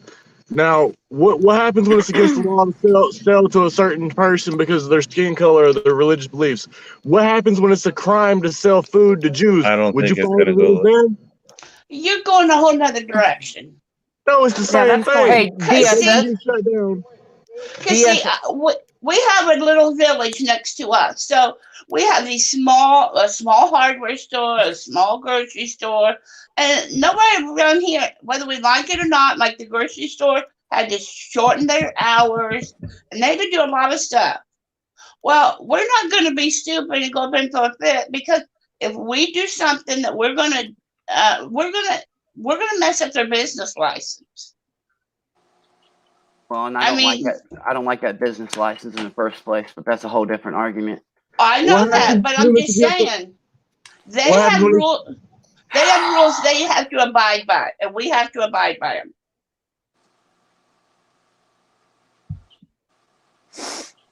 We have to abide by them. Welcome to the new America. The government has rules they have to abide by too. When they get out of hand, they are supposed to willingly step out of the fucking way and let us take back over. In the Constitution, it says when the government gets out of hand, we take it back.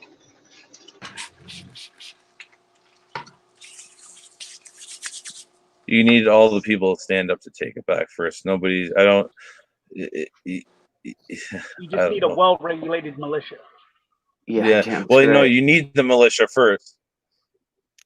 That's the thing. You need everybody to say we're fucking sick of this shit, and you have to have everybody on board.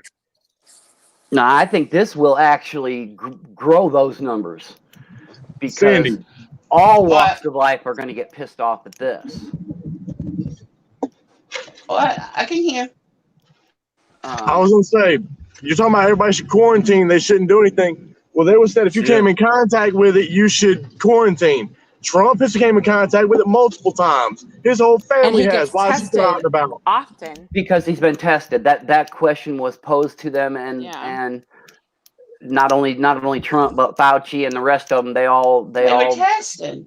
Yeah, they Cindy were tested. wasn't saying not to come out. Yeah, She's saying he's if you're tested coughing or weekly. fever, I didn't you have say a don't come fever. out. I said if you don't feel good, don't come Right. out. Yeah. And Cindy, I think if people were better off financially, they would be much more in a place to do so. And you know, when it comes to going to work, a lot of people go to work when they don't feel good because Right. they do not have extra money, Yep. and they might even get Right. their ass. Might even get their ass fired.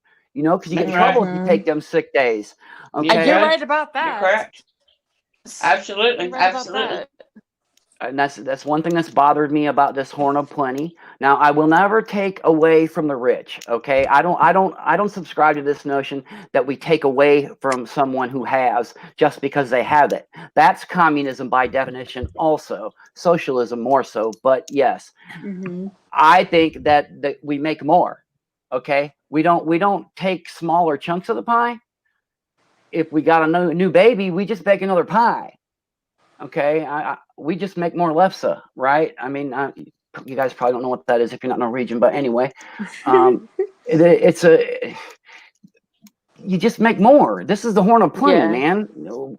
Now, to the rich folks, I would say, look, we want to buy your widgets, but if you make them too expensive, we don't have the money to buy them.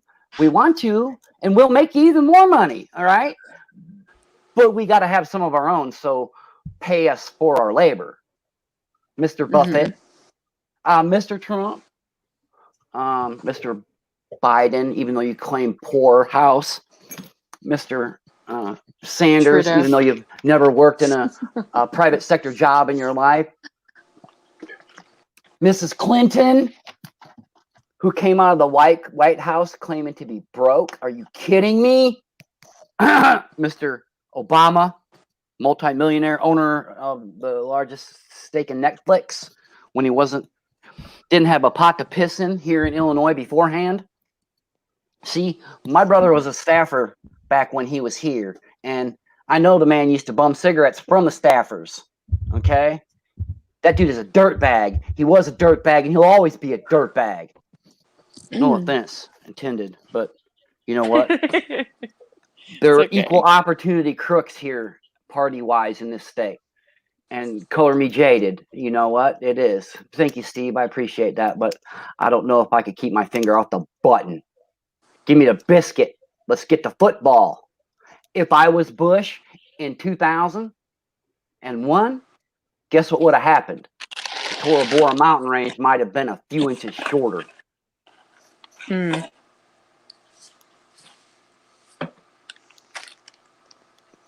I don't think that the world needs to be going through this now. I do like seeing Saudi Arabia and Russia arguing about who's going to sell more oil. That's good for the price of oil in my book. I like $1.50 gas. Actually, it's still like 280 something here, 290 something. So we haven't even gotten that point. Yeah, there's no reason for gas to be like that quite yet. Now, I will give Trump. Hey, I will give Trump credit on one note, and this is something that I just realized in the last couple of days. He said enough of this winter blend, summer blend stuff. Awesome, pulling into a gas station. That's awesome, DSS. Thank you. Or maybe I'm a little behind. My bad. But the reality of the situation is, you can't go 10 blocks without coming into a gas station in most cities. You can't barely drive town to town anymore. Now, Cindy, back in the day, it wasn't like that, was it? Go Nice, back in the day, it wasn't like that, was it? No, it wasn't. You had to plan on that paper map because you might just run your ass out of gas. Oh, right? That's just because they get better gas mileage. No. The 80s and cafe standards did not make it better. Because you know what? 50s cars, they're still chugging along today. 80s cars, no, they're not. No. A lot of 90s cars aren't either. You know that's right. But how come it's not a war for oil when it's Russia and China and Saudi Arabia going at it? And by golly, why shouldn't we benefit from it? We should. Right. Competition benefits all. Absolutely. Where did Cindy go? She's here. Oh, No, she's never not. mind. Yeah, she dropped on. Now she's Hopefully, gone. hopefully she Oh just. my Hey, fucking god, she done fucking left I gotta us. get going. So I'll talk to you guys later. Thanks for having me, Tank and Golden, and nice I like talking talking to you, with you, bro. Ras and Thanks, Absolutely. DSS. OG. Yeah, I'll talk to you guys later. OG, Skype me. Thanks for being Bye. here. Yeah, ciao, bro. He's Italian. Stay away from the Italian man. I like that cat, man. He tells it straight. He talks straight in a conversation. Yeah, he does. Yeah, wait till he gets a bottle of Fireball and about 1,500 people in the chat, and he'll start losing it. I see. Oh god. No, this is more of a serious conversation. Usually, when it's at night and it's the 420 thing or whatever, they're pretty laid back. But When we're all laid back, relaxed, ready to go to bed, yeah. But first thing in the morning, we can't be like that because we got things to do, places to go. Well, that right. Ohio thing, man, they are talking about locking down that border, and people don't really realize this is the exact thing that the federal government was exactly created for. And it is the president of the United States, not the president of the United People. It is the government created to bind the states and police the states, not the people. The federal government shouldn't be deciding what light bulb I can buy. But that's their job, isn't it? They evidently they seem to think so. I don't know, Tank Boy. I know I've never talked with you about it. Golden Eyes, you might have heard me before. I'm sure DSS, you've heard me holler about this before. But what in the world are they? What in the world are they doing? What are they doing? Talking about the Senate being the upper house. That drives me crazy when the media says that. The upper house, and people don't even think about it. But if you think about it, the people control all the power, and we let government have some of it. That's what the Declaration of Independence says. That's why the Declaration doesn't have an amendment process and why it came before the Constitution. Okay? It's that self-evident truth factor. All of the power rests in the hands of the people. It starts with the individual, then we group up, then we make a government. Okay? The power of the money, the power of the purse rests with the House and solely with the House. The Senate can say all day long they want to do stuff, but it don't matter. The origination of any taxing or spending has to come from the House in government of Republican form. That's the people's house, not the state's Senate. The Senate cannot be the upper chamber. It can't even initiate a financial bill. You didn't have to scare him like that. What? The House is the upper chamber, and the Senate is the lower chamber. Time to get it right. I'm sorry, Golden. I know he's scary looking. It's okay. You tell me, I'm hurting. Some fucking homeless guy was just cleaning your windshield. Give that man $1. I just gave you some dollars. That's why I went in the store. Hey, welcome back, Cindy. The fuck? Hey. I don't know why sometimes I get a phone call and it kicks me. Yep, that's what Joe said too. It does that to everybody. If you get a phone call on your phone, it'll kick you out because your mic goes to your phone. It don't always. Sometimes it. The problem I'm having now is I'm locking up for one, but when I came in earlier, I had my back tattoo was there as my picture, and now it's gone. What's your back tattoo say? It's the Second Amendment. Oh. A well-regulated militia being necessary to the security of a free state. The right of the people to keep and bear arms shall not be infringed. Absolutely. You know, like with them telling you to stay home and you having that political stuff on your back, you're a political prisoner, right? Oh yeah, absolutely. Not yet. You're even you might be considered a prisoner of war of America versus the real America, not the communist America. The Article 22. Oh, I'm sorry. What did you say? Sorry, Golden Eyes? No, go ahead. Whoa. I really wanted to know what she was saying. Yeah, me too. Hello. Exit and come back in. Oh, there you are. Oh, there you are. I got you. You're there. I'll say, go ahead, Ross. I was just about I said something in chat. I just wanted to see if anybody else was experiencing. But go ahead. I'm interested about the militia thing you were talking about. On the Illinois Constitution, Article 22 says, subject only to the police power, the right of the people to keep and bear arms shall not be infringed. Okay, and here is a really hard, cold truth right here. Until 2010, the state constitution controlled. The right to keep and bear arms, as we all know it, the one I wear on my back, did not apply to state government. Yeah, right. Silence. It doesn't sound possible. I believe it was enacted for the people to stand up against a tyrannical government. Sure. But you see that the courts and the robed kings who operate them in their own little jurisdiction somewhere, they believe that they have the power to say, well, that only applied to the federal government, not to state governments. Even though the federal constitution was created to bind the state governments, they said that the federal constitution only applied to the federal government. It didn't apply to the state governments. And that was a death knell to all of our rights, all of them, all the enumerated rights, because then none of them applied. Right now, this is why you can go to traffic court and you don't have a jury, because you do not have a right to trial by jury outside a federal courtroom. You don't. Not according to them. What about your right to trial? What about your right to trial by jury? You don't have it. Never been incorporated. It's called the doctrine of selective incorporation. Little by little, right by right, case by case, they've decided that this part of this right, yeah, that really does apply to state governments. Oh, yeah, that one does too. Oh, yeah, that one, that Fourth Amendment, yeah, that part of it, that applies too.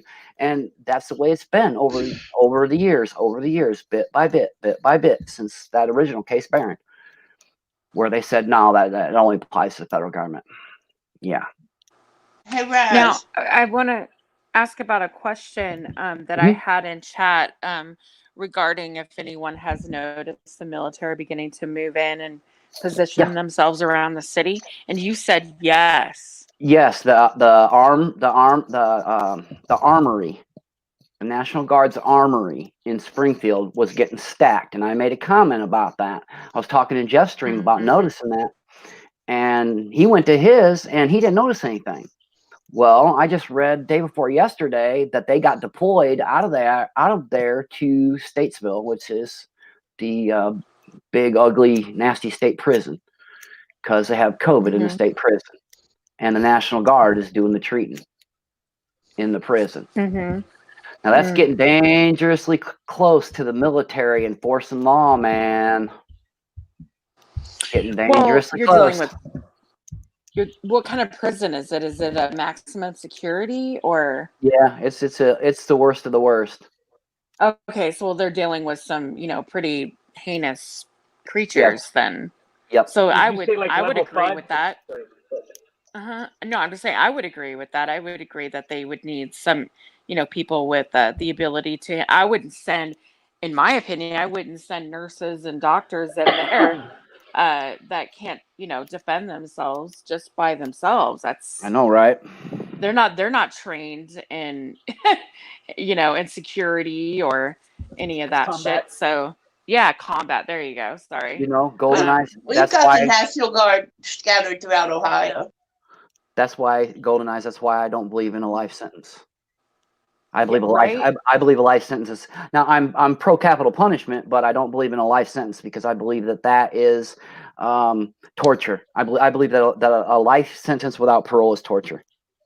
It'll drive a guy mad. It will drive a guy absolutely. For one, if you have no way to ever attain redemption, why would you even try to seek it? Mm-hmm.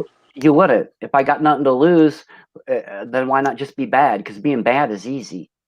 Being good is hard. It takes effort. It is true. That is true. That is true. And I don't know about you, but I don't know how much effort I'm going to be able to muster if I'm in a cage. You know? I mean, Right? come on, right? You know? Yeah, I understand. I I mean, know that a lot of people are seeing like the military, positioning, or they're moving military vehicles and so on and so forth. Like I hear a lot about Denver and Colorado, and so I've just doing the research. I've noticed. I was like, well, there are 19 military installations. Only 17 are not medical, though. So 17 military installations just in Colorado, most of which are in the surrounding area of Denver. So, I mean, it would only be natural, I guess, or a commonplace to see military traveling from here and there and seeing, because I'm from San Diego and we have 3 different military bases just in San Diego, up and down the coast. And it's very commonplace to see military vehicles driving. I mean, like 10, 20 at a time.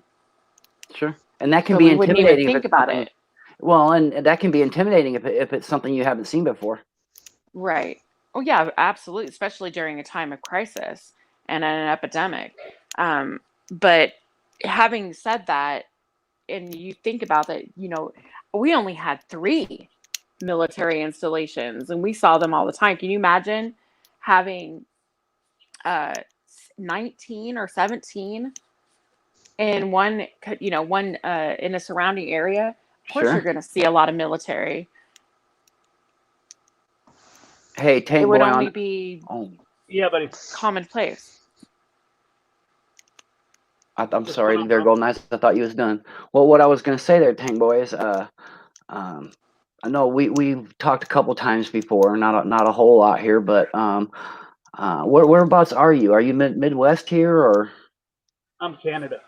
Oh, you're in Canada. Well, that's gonna make it, Sure. man. That could be actually way more cool, but it would be harder. Because I was gonna say, if you can't see my tattoo right now, but by design, I do not have a period at the end of the sentence because so much about that right here has been up in the air for so long. They literally argued in the courts for 70 years over a comma. Okay. Fuck. I know, right? Absolutely. That's absolutely true. Okay. So I do not have a. Punctuation is important. It is. It is. But at some point, it's getting about process over substance. And that's where I take issue. But I've always said that I look forward to putting a period at the end of the sentence. And what I was going Well, to I'll tell say you what. was, when it happens, I'd be proud to have you put it there. When everything finally gets figured out and that one side stops fucking with the Second Amendment, I'll do it for free. I'll even add to it. That would be.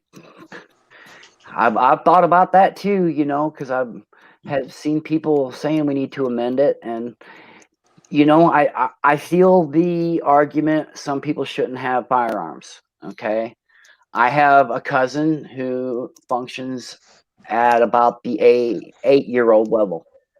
Last year, he depression got the best of him, and pills and booze fried his brain, and he just about died.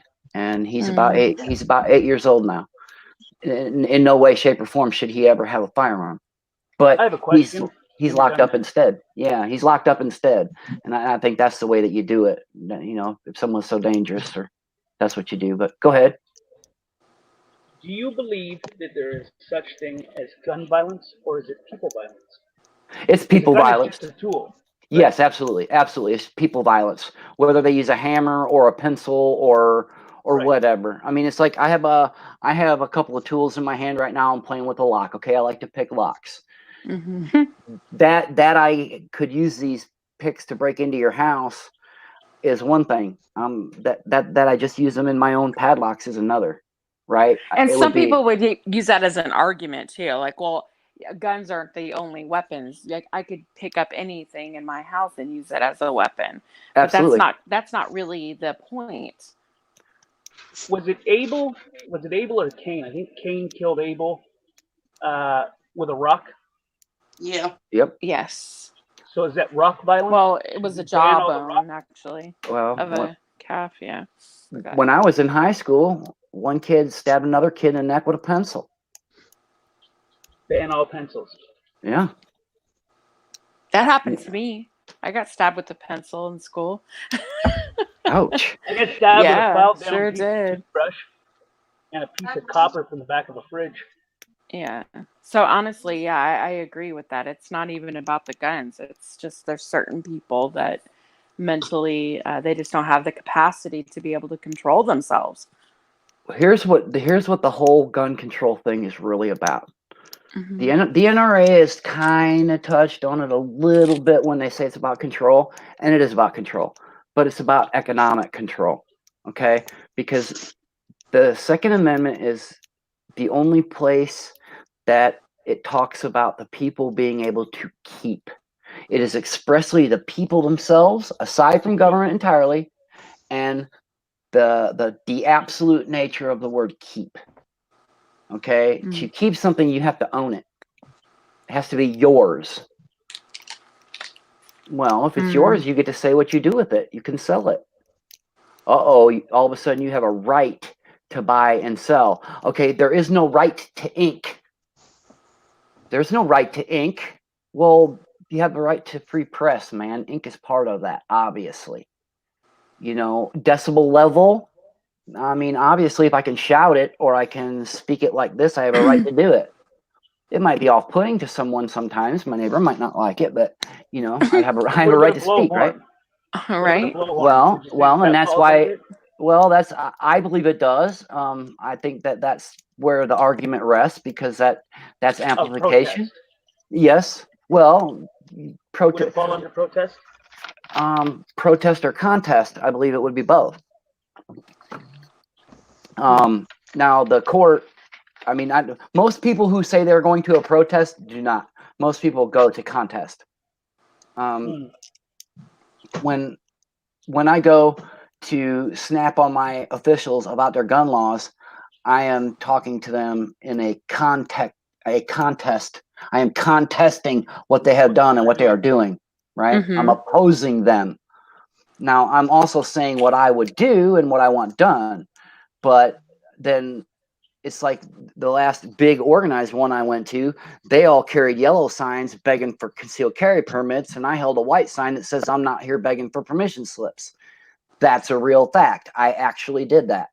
5 years later, I have a concealed carry permit because I bowed, and it's brutal, but at least I'm not risking going to prison because the gun laws still here are brutal. Wow. Yeah, Golden. I went to CVS to get my medicine, and I left my pistol sitting on the seat. That's prison. That's prison here. Ooh. Wow. I made an honest mistake, and it's prison, and that's when it's a little mistake. Okay, Tank Boy, you asked about amplification. Okay, that's a line that we should discuss and we should talk about. What's reasonable? No. See, that's why we have 3 tests in this selective incorporation doctrine that we have when it comes to our rights. We have 3 tests about the levels at which government has to meet the criteria in order to do what our Bill of Rights that became law of rights says government can't do at all. See, because if you can't make a law, you can't enforce a law. And if you can't enforce a law, you can't adjudicate a law because it doesn't exist. Now that was, they tried to reset that at our Civil War time in the 14th Amendment and say privileges and immunities by trying to take both positive and negatives and roll them into one so that substance would matter more than process.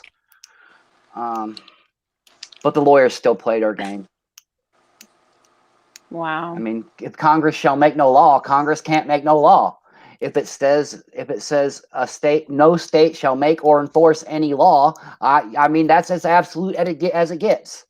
Don't tell me it's not absolute. And I've often talked with people and said, okay, you want to tell me that you can make gun control laws because, of gun violence. You want to make that case.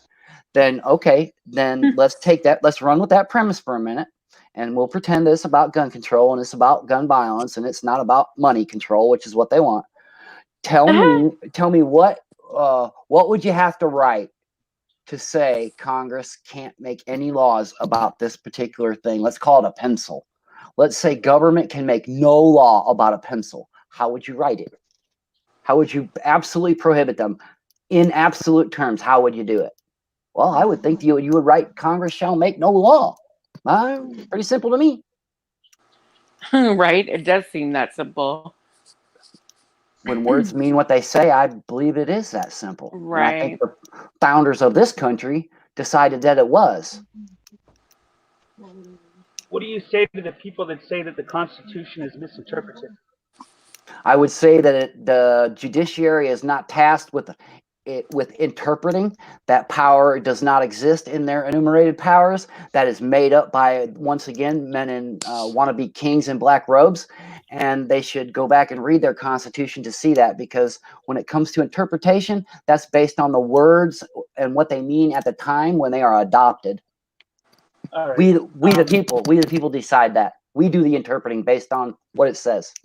I had a conversation with Auditron like a month and a half ago about. I'm sorry.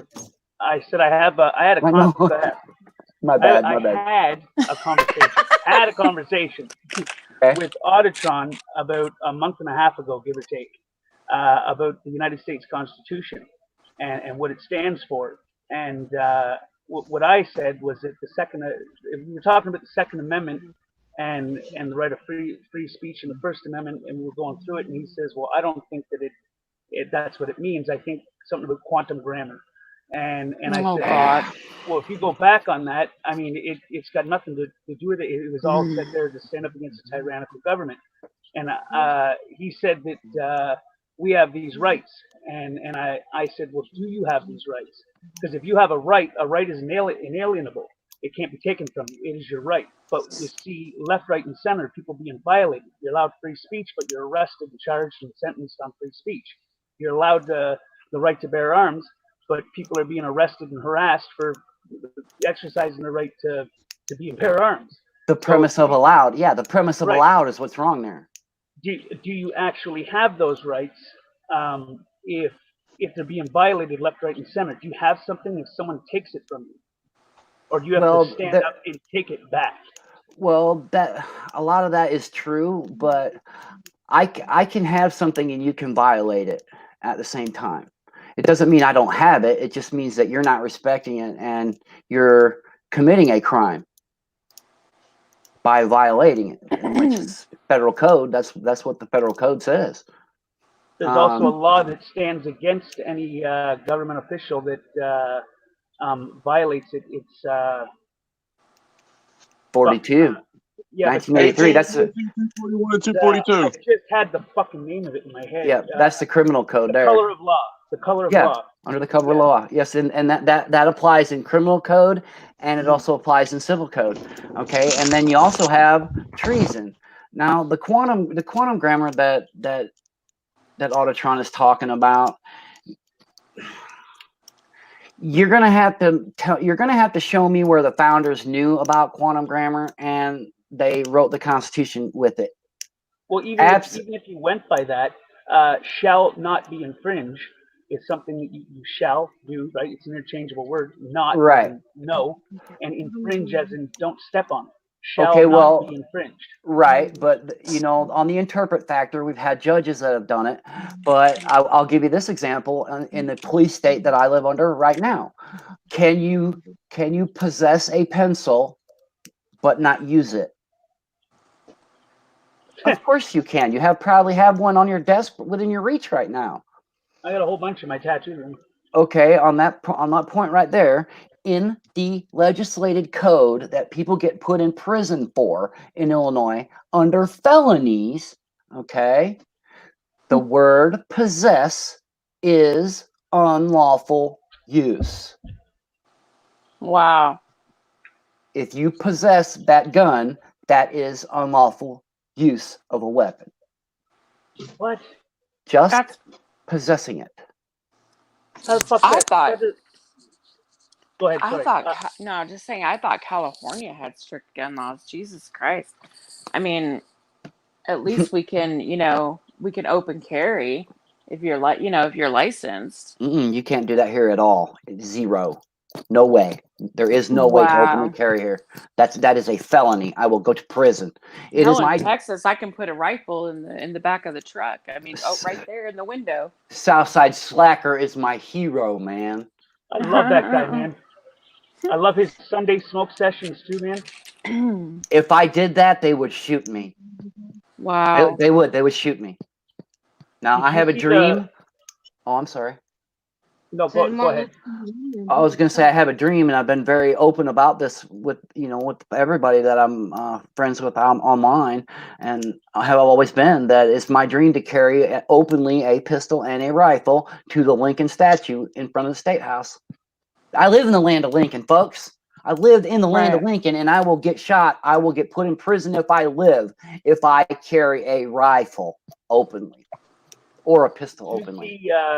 The live stream that he did, or it might have been a video, but I'm pretty sure it was a live stream that Southside did with Jack, and Jack was backup, and they disarmed him and took the clips out, everything, illegally detained him just for merely walking down the street and being suspicious. There's quotations on that, you just can't see them. Yep, and Solo Yacker, he's my hero too, man. I've talked to both of them cats. I love them guys, man. I do look forward to joining them. Homeland Security, Raz? Do what now? Did you hear about my run-in with Homeland Security? I don't guess. Hell, I got stopped by Homeland Security and a detective from Shelby for fucking rolling blunt and shooting the gun. Oh my! When he first stopped me, he said, "You're under arrest for possession of narcotics and possession of a firearm." I said, "No, I'm not." Oh yes. Said, yes, you are. No, I'm not. You got this wrong, man. It looks like nothing. It is nothing. You got it wrong. He said, "No, you're going to jail. Put your hands behind your back." He took my gun. Yes, I did see that. Where'd the joint go? I'm like, it's on my dash, man. Yeah, I did see that. South. I haven't put the video out yet because there's no actual video. It's only the audio. No, it is where I'm at. Sorry. Where I'm at, it is. Where you are, it is. I'm talking about FTSS. What? Is weed illegal where you're at? Yes, weed is illegal. CBD is perfectly legal, though. He was rolling CBD. Oh, okay. Yeah, I was on Jeff's channel when you guys were talking about that, and there was a little bit that Mommy shared that night. It was hilarious though. He was so It was hilarious because he was like, "You're going to jail." I'm like, "No, I'm not." He's like, "You're going to jail." No, I'm not, dude. Well, they tackled Solo Yacker here about a week ago or so because he was carrying an AR pistol, and the cop says, "What is this?" He tackled him first, and he didn't even know what he was carrying. Because it was scary. It was scary black, and it looked like a rifle, except it wasn't. It's a pistol. Because we heard a lot about bump stocks, right? We heard a lot about bump stocks, but we heard very, very little about the ATF's nonsense with its arm brace. See, because what is a pistol if not a very short rifle, and what is a rifle if not a very long pistol? You know what I think? Yeah, go ahead. I think that the worst thing that they did was ban bump stocks, because there's a lot of people, like smaller women or not strong people that have the strength to hold it, that was using it as support for an accurate shot. Now, without that, they can't make that accurate shot, which means that more people would be in danger if they ever had to discharge a firearm. Exactly, but the ATF came out and said it wasn't a command, it wasn't a prison sentence, it was a suggestion, just like this Corona bullshit. Well, what were we gonna say, Ross? The slide fire stocks, the bump stocks they were a production that followed the law to a T. And that's why they had to go, because what you just showed right there, Tank Boy, is that following the law and following the rules that the ATF made according to the law, Gun Control Act of 1986, NFA, National Firearms Act, shows that that actually makes things less safe. Right. Now, add to that that suppressors are also banned, where in England they're mandatory. All I know is DSS used to have a Mosin Nougat, and I shot that thing one time. Ain't no damn way I could own a gun like that. And that's why there should be lots of different kinds of guns. Because here's the thing: is it starts with knowledge about the firearm. Like when fathers take their daughters and sons out and teach them how to shoot and teach them everything to do about with a firearm and firearm safety, then I mean they're more apt to grow up and be more responsible. But if you're not teaching them anything, which from what I hear, they're banning people from even the idea of a class. If you buy your kids a Nerf gun, you're a fucking child abuser because you're teaching them violence and shit. I'm not talking about Nerf guns. I'm not talking about opinion. I'm talking about what the laws are being changed to. Because that's what I'm saying. Like if you're a child abuser, if you put your child, even a Nerf gun, a toy gun, a cat gun, a BB gun. Yeah, I'm talking about real guns, bro. That's what I did, you know what I did with the Torah, a Bible, actually a couple different Bibles, and a Quran. I pointed at them and I told my kids, if you are interested, please read them. Mm-hmm. These are books of this kind. They're different than books of those kinds. Okay, I'm a confirmed Lutheran. Okay, I was baptized and I was confirmed. I didn't really like the fact that shit was done to me without my consent. Now, I don't hold ill will because that's how things were done. Okay, but you got to understand that I'm the first American, really. I'm the first that wasn't all Norwegian. Mm-hmm. Okay, and I'm outcast in my family because of that. I lost a good part of my family because of that. I don't associate with them because of that. That's okay. I'm an American. That don't bother me. I'm good with my Norwegian roots. I don't claim the rest that I have, but that's all right too. When it comes down to it, I was going to raise my kids as Americans. And as such, you got to choose for yourself. Okay? Here, let me put information in front of you. That's my job as your parent. It's my job to teach you right from wrong and why I think this is right and why I think this is wrong. But your choice belongs to you, son, daughter. Your choice is. Yep, it's on you. So, and I shit you not, my oldest boy, he came to me one time and he thought he would tell me that he was going to consider himself a Christian. The hell is that? Because it was a mixture of everything. Yep, it was this made up term of shit that he read and that he decided that he wanted to do on his own. And when he was first in the military, he picked his church and he decided to get baptized. My son did the same thing. Now my daughter, she went to church with friends growing up. Never had no beef with that. Guns is the same. Guns are. I'm sorry. Let me finish up there. Guns have been exactly the same way. Guns were in my house. My kids knew that there was no trying to sneak in and mess with Daddy's guns because Daddy's guns were right out in the open for all to see. And if you wanted to touch them, all you had to do was ask. And I didn't ever worry about my kid grabbing any gun or taking it to school or anything like that. And if you wanna, if you want, I'll tell you a story about that because somebody tried to play that game with a picture of my daughter. Go ahead. Okay. I believe that when you're raising children, you got to think in the back of your brain that it's like the old saying: you can lead a horse to water, but you can't force it to drink. Absolutely.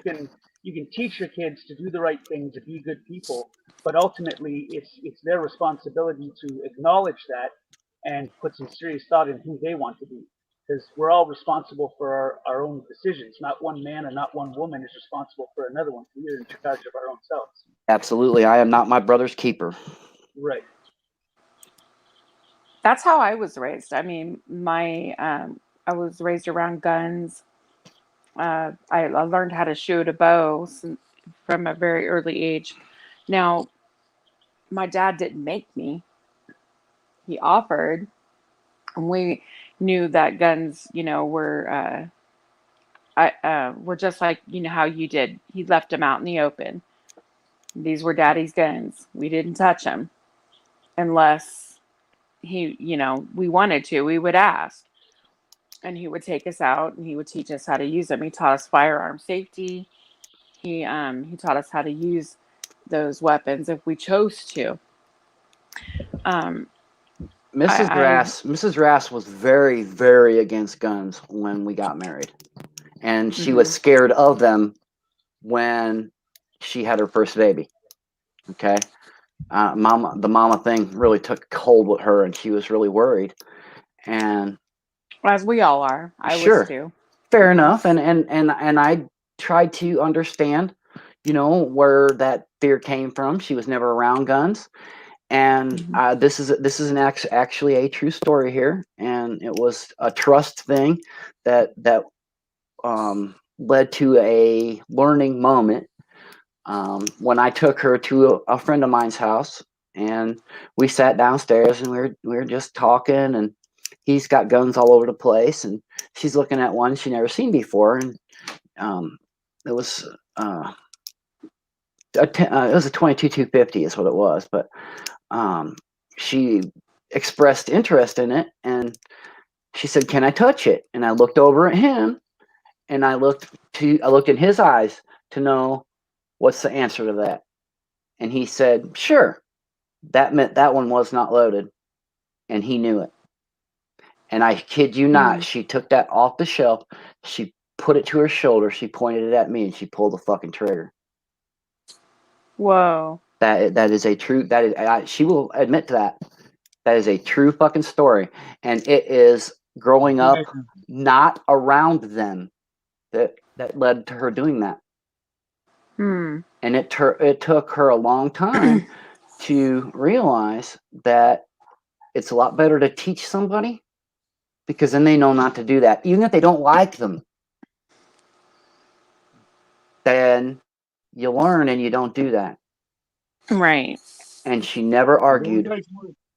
She never argued ever with guns being in the house, because she knew from then on there was no troubles.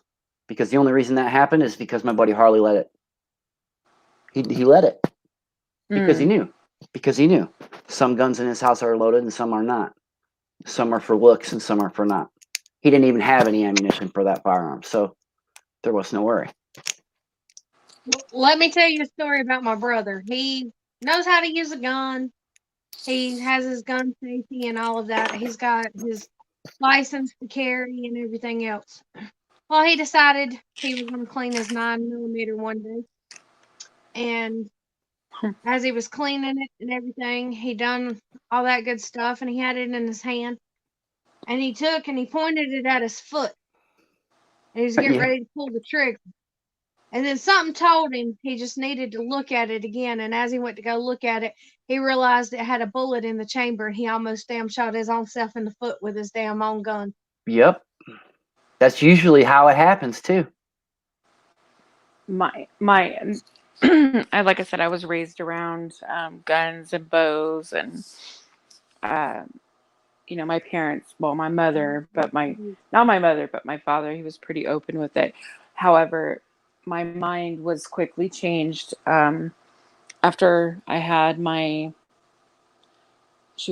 was pregnant with my third child. My cousin had kids at an early age. She had 2 boys and a girl, and they were out back. I think I told DSS and Mommy Is Money this story about a week ago.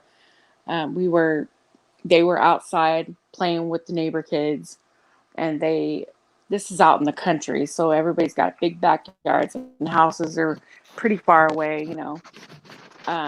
They were outside playing and they got in an argument. Well, 8-year-old boy goes to home, grabs his daddy's 12 gauge, brings it back. Sure. And he points it at the kids. Unfortunately, the little girl, she was 3, she died. One of the legs of the 4-year-old was blown off. Sure. And the other boy caught the rest of the buckshot. Now,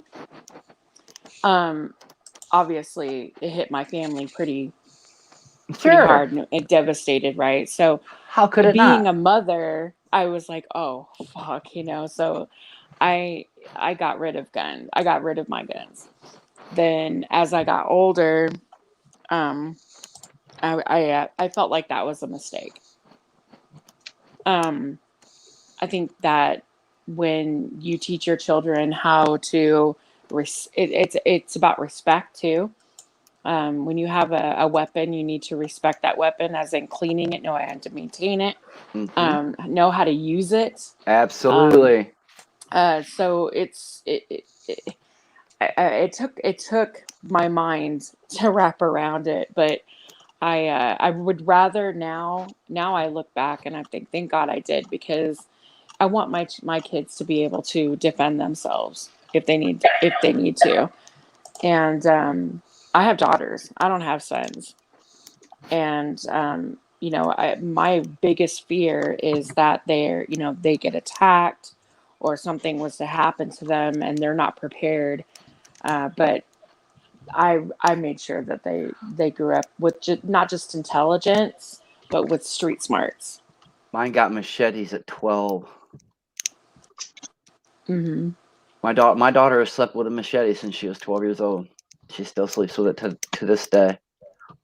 Absolutely. My dad gave me my first gun. It was mine for my graduation, my high school graduation. Yeah, and see now that you get in trouble for that shit now. Yeah. Now, I mean, all my friends were getting cameras, and, I know, right? shit like that. My dad buys me a pistol. Well, yeah, put it this way: I just happen to have 2 .380 pistols, even though I carry a .45. I just happen to have 2 .380s that just kind of, sort of fit my girls' hands nicely, my wife and my daughter, but they're mine. Mm-hmm. They're absolutely mine. Well, my daughter was showing her Christmas present off to a friend, and lo and behold, one of the 2 friends that was there took a surreptitious picture and didn't share that they had taken that picture until a year later when they turned it into the school with the claim that my daughter said something about going after kids in the school, tried to set her up. And the principal of the school had enough sense to know that that's not how my kids are raised, and raised an alarm bell to where they looked at the picture and looked right at the crystal clear metadata, showed when the picture was taken a year ago. And that person got expelled. Wow. Yep. Something actually went in my favor. It only took 3. I've seen that, Metalhead. What's that? I was just going to tell Metalhead that I've seen that video and I downloaded it. I just haven't decided whether or not I'm going to post it. Cool. Yeah, I saw Metalhead, it last night.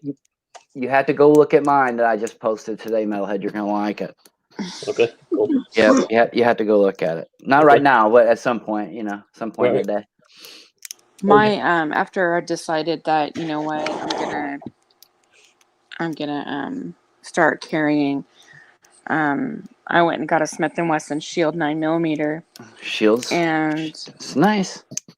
Yeah, I mean, it's comfortable for me, and I think if any woman is out there who's interested in buying a weapon, go, and you have to shoot it. Yep. You have to feel comfortable with it. If you don't feel comfortable with it, you'll never use it, and you won't feel like it totally defeats the purpose. You know what I mean?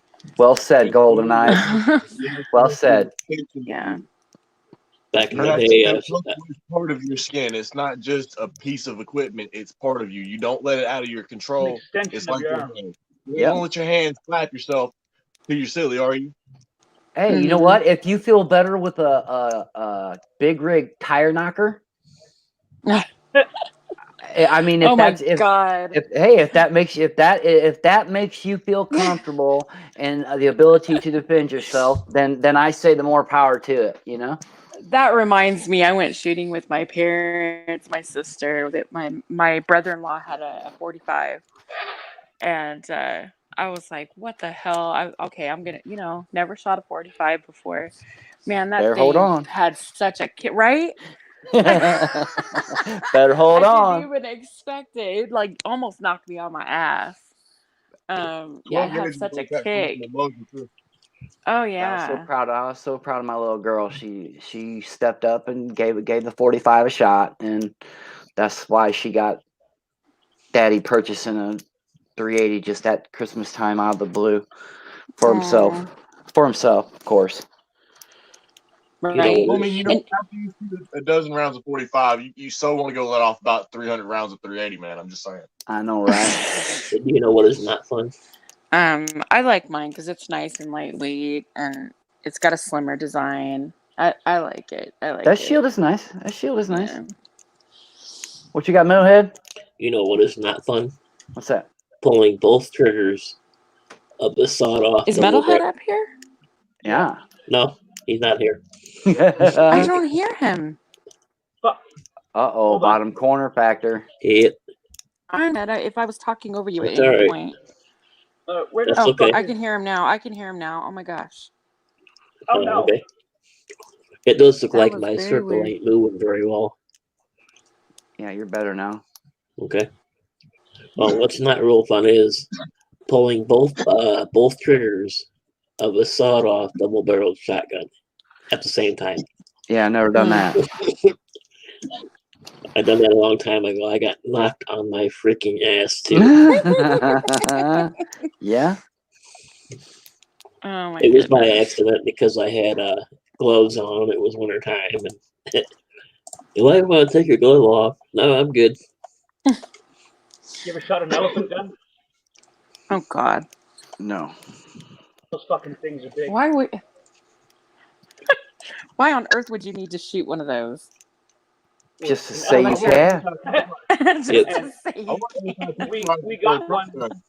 We got one out at the hunting camp, and we use it just for like fucking blowing shit up, basically. Because as soon as the projectile hits whatever it is, it explodes.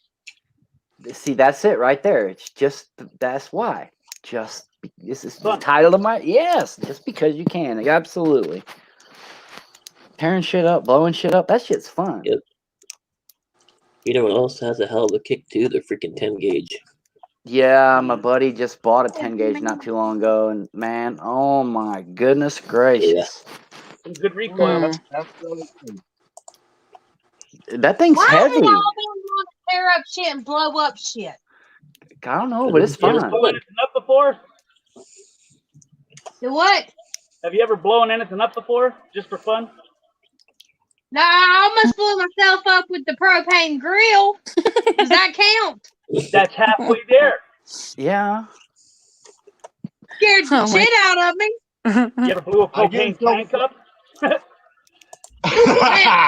No, Hey, guys. but I can run. I know how to use a charcoal grill, but that was the first time I ever lighted a propane grill. I won't touch one of them motherfuckers as long as I live. Propane. She been pulled over the whole fucking rack, man. Oh, It no. blew the. Hey, I'll be right it blew back. the I gotta grill step rack down. over the roof of the house. What did you say? Okay, Golden Eyes. To step I don't down. know what she said. Step down for a minute. I'll be back. Huh. When she lit that grill rack, it blew it over the house. Yeah, that means it filled up the grill before she lit it. I told you I almost blew myself up with the propane grill. Guess Yeah. I didn't blame you. Yeah. She couldn't pull over the rack, and it the air wasn't coming out fast enough. Yeah. Well, Wobbly Boost, he's just healing up from a little gasoline incident. Trying to use gasoline as lighter fluid. Ouch. Yeah. It always sounds like a good idea until you try it. Mm-hmm. You do a pin torch? I'm sorry? Get you a pin torch and a CO2 cartridge and lay it on point at the CO2 cartridge and run back about 15, 20 feet. You know, when I've been forced to use gasoline, I dump a little bit of gasoline in oil, cooking oil, and do it that way. And I'll take my small gas can and I'll draw a line from the fire that I'm doing, and then I'll dump that onto that oil mixture onto the fire, and I'll have a piece of paper on my line, and I'll lose a little bit of grass with my line, but it's better than the woof that you get if you try to. When I was younger and dumber, I used to take my mom's empty hairspray cans and throw them in fires. Yeah. Lighters, cleaning cans. It might have been a lighter. There was something in the shit that I burned the other day. Something landed up on the roof and rolled right down into the gutter. I don't know what it could have been, a can of something. Probably a lighter if it rolled into the gutter, because a can wouldn't be too big, wouldn't it? You would think, but I don't know. I don't know. I don't think a lighter would really roll the way I heard that noise. To be honest with you, I don't know what it was, but I know something blew up and it hit the roof. And it's not that far away from my fire pit, but it's far enough, and it was something. Who was I talking to the other day about a fire pit? And I was trying to tell them they should build them a brick oven outside, but I forgot how to word it, and then disappeared on me. I think it was Golden Eyes. They said they like making homemade pizza and shit. Peachy, maybe? Was it Peachy, maybe? Albany? No, I know it wasn't Peachy. I think it was Albany. I got a nice little fire pit. The brick around it is good. I meant to do the inside last year, but I didn't get it done, so it'll have a new inside done this year. I had a big burner inside the house in the chimney, and the clay tile was broke on the inside of it. And the brick had been repaired one side, but the tile inside hadn't been repaired. So we just took the whole thing down and we cleaned it all brick by brick by brick. And I ended up using that for around my fire pit, inside below my fire pit, and around my whole garden. There's bricks all the way around my garden.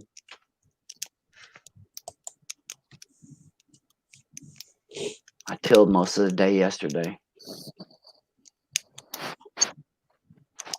One-handed, man. Since I was a kid. Hey, Raz, are you supposed to get storms tonight? We are. Yeah, it spit a little bit earlier. Oh, yeah? Yeah, I don't exactly know what it's been doing because I don't have no windows here where I'm at. Yeah, we're not supposed to get it until later this evening or tonight. Give me 1 second. Let me poke myself out let me poke my head out the outside and see what it's doing right now. Hold on. Yeah, I think we said not till like 8 or 9 this evening. Yeah, it's not too bad. Just overcast now so far. So. Yeah, that's all we have. But we are actually 62 degrees. Hell yeah. Joe Black, absolutely. Absolutely. I would say, can we uninstall the teens? The 20 teens. 8 o'clock tonight. Or no, 7 is when we're supposed to start. Oh, that was a little brutal.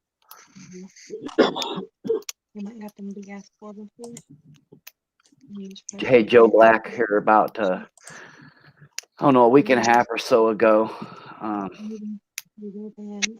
Yeah, I don't know what's up with that, Golden Eyes. I don't know. I haven't been able to figure it. That's happened a couple times in the last week or two, and I don't understand what's happening.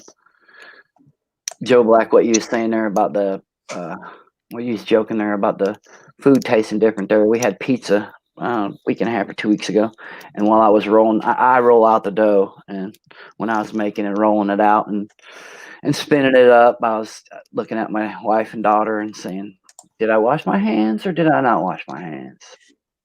Just messing with them. Golden, it's not there. She said she don't see your avatar. Nope. And when I was in here earlier today, it was there. And that's been happening at Jeff's and Harry's streams too, and I don't know what the deal is. I'll either StreamYard or YouTube.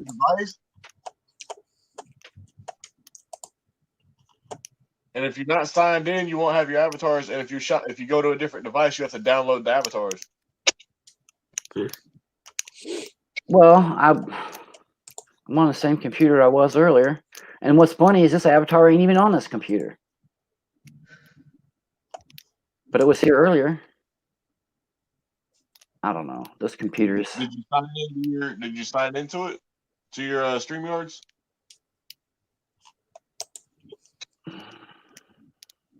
I ain't signed into mine. That ain't how it works with StreamYard from YouTube on a computer. I take the link and I open up a separate page and I mute YouTube and then click enter studio.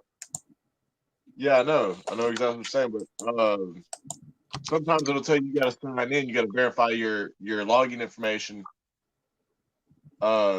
Like I know Jeff's is like that. You gotta prove you're a real person, you're not just a damn bot or some shit. No, I don't ever have to do that. I think I might have did that the first time.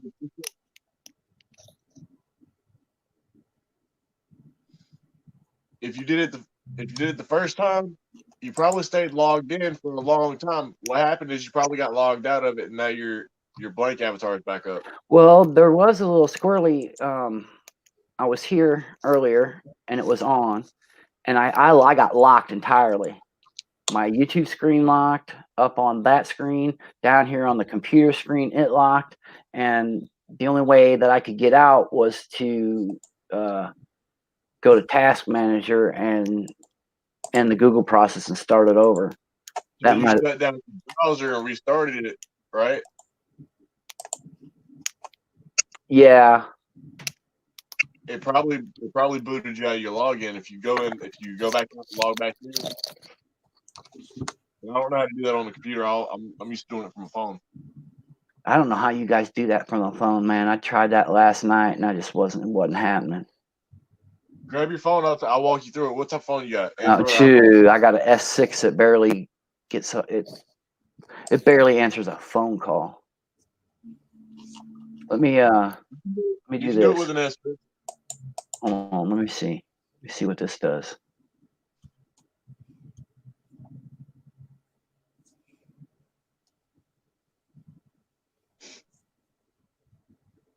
That'd be hilarious. Let me stop cams here. No. Yeah, see, then it's asking me to upload an image, but I can't do that from here. When you click on it and you go to upload the image, you have to go to inside your folders and files to find your picture. Yeah, see, that's what I mean, DSS. That image ain't even on this computer. Where'd you get the image from originally to put it on here? A different computer. And yeah, that's what I'm saying. And it was on here earlier. I don't understand what the deal is. It comes and goes. I've never been able to figure it out. It's almost like my computer has a virus. You been going to Discord? No, man. I'm unless some Indians don't like it and they nailed me when I go to watch scam baiting. Man, that shit's almost as fun as watching auditing, man. I'm telling you. Watching them guys bait them Indian scammers that shit just makes me laugh. Like nobody's business. I've watched a few of those. I just giggle, metalhead. The stupid shit they come up with sometimes. Yeah, I know. I seen a dude he was doing a form of auditing, right? But it was some quasi auditing. It was some dark shit, man. He was going after them child predators. He was in fucking Walmart and he had a camera guy and everything following him around. It was fucking hilarious as fuck, some of the shit he would say to him, and he'd make a big ass scene and tell everybody. Right. Like he's doing it on private property, but he knows that when they ask him to leave, he's got to bounce, so he bounces. He knows the law and he operates within the law, but his target is those people. Well, right now when I go to Walmart, I like to go through the checkouts, okay? Because to me, that's someone has a job. So I like to go through that. Now, my wife and my daughter, they're all about this self-checkout shit. So when I'm with them, I kind of get trumped and I got to do it that way. And I heard them talking, and when they ask for the receipts, usually it's because you have something that's not in a bag. That's how they pick who they're going to mess with. Like if you have that's supposed to be policy, right? Right. You look like you might be, or they think you might be, or you just look like you're the wrong type of person. Think about it. The greeters at Walmart are typically, shall we say, not the. They're like the only people who get to run in the Democrat Party. They're old white men or old white women. I've seen a teenager that was there the other week. Like I actually said, look, man, I'm proud of you. I don't know how old you are, but you look like you're like 16, 17, and you working. That shows good ethic, man. Keep it up. And I just kept it going, but damn, Walmart greeters and receipt checkers, they're not exactly pro football stars or cops or firefighters. They're just right.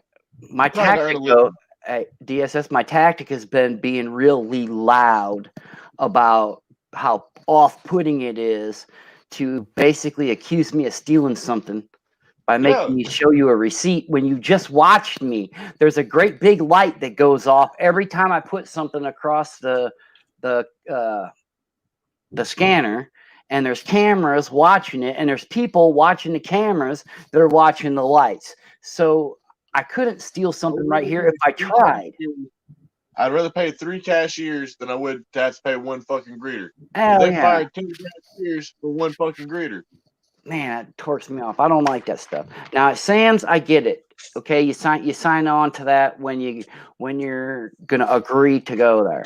And I guess you could make that kind of you're agreeing when you walk into the door, and that's fine. If they really want to be that way and they don't want to listen to me gripe, then I'll go somewhere else. That's the way it'll go. And you don't have to tell me to come back. Well, that'll be funny when I have a pain contract that says I got to get my medicine there. Which contract would you like me to adhere to, yo? Because I got a bunch of them. No, right? What happens when they contradict each other? I mean, which one wins? I'm dealing with the same sort of problem in my own private life, and I can't stand the situation because everybody's blaming the other party. Yeah. I actually had a courtroom of people clap for me on that deal right there, DSS, because I said all the things that they only wish they could say because I ain't scared. I just waited for my turn. And that was, there's 5 insurance companies involved here, and there's one person who's responsible for all of it, and none of them are here, and none of them are paying. So why am I here? And better yet, why is my wife getting sued? She wasn't even there. Talking about a crash that I was in, and subsequent surgery and medical bills of that trouble. Yeah, they went after my wife's paycheck. She wasn't even there, and it wasn't our car. Figure that shit out. See, because in the state I live in, which may or may not be the same as the state you live in, you are responsible for your spouse's medical bills no matter what. There might be 4 or 5 insurance companies involved. Doesn't matter. They're coming after your check. Your wife gets hurt. That's the way it is. Nice, huh?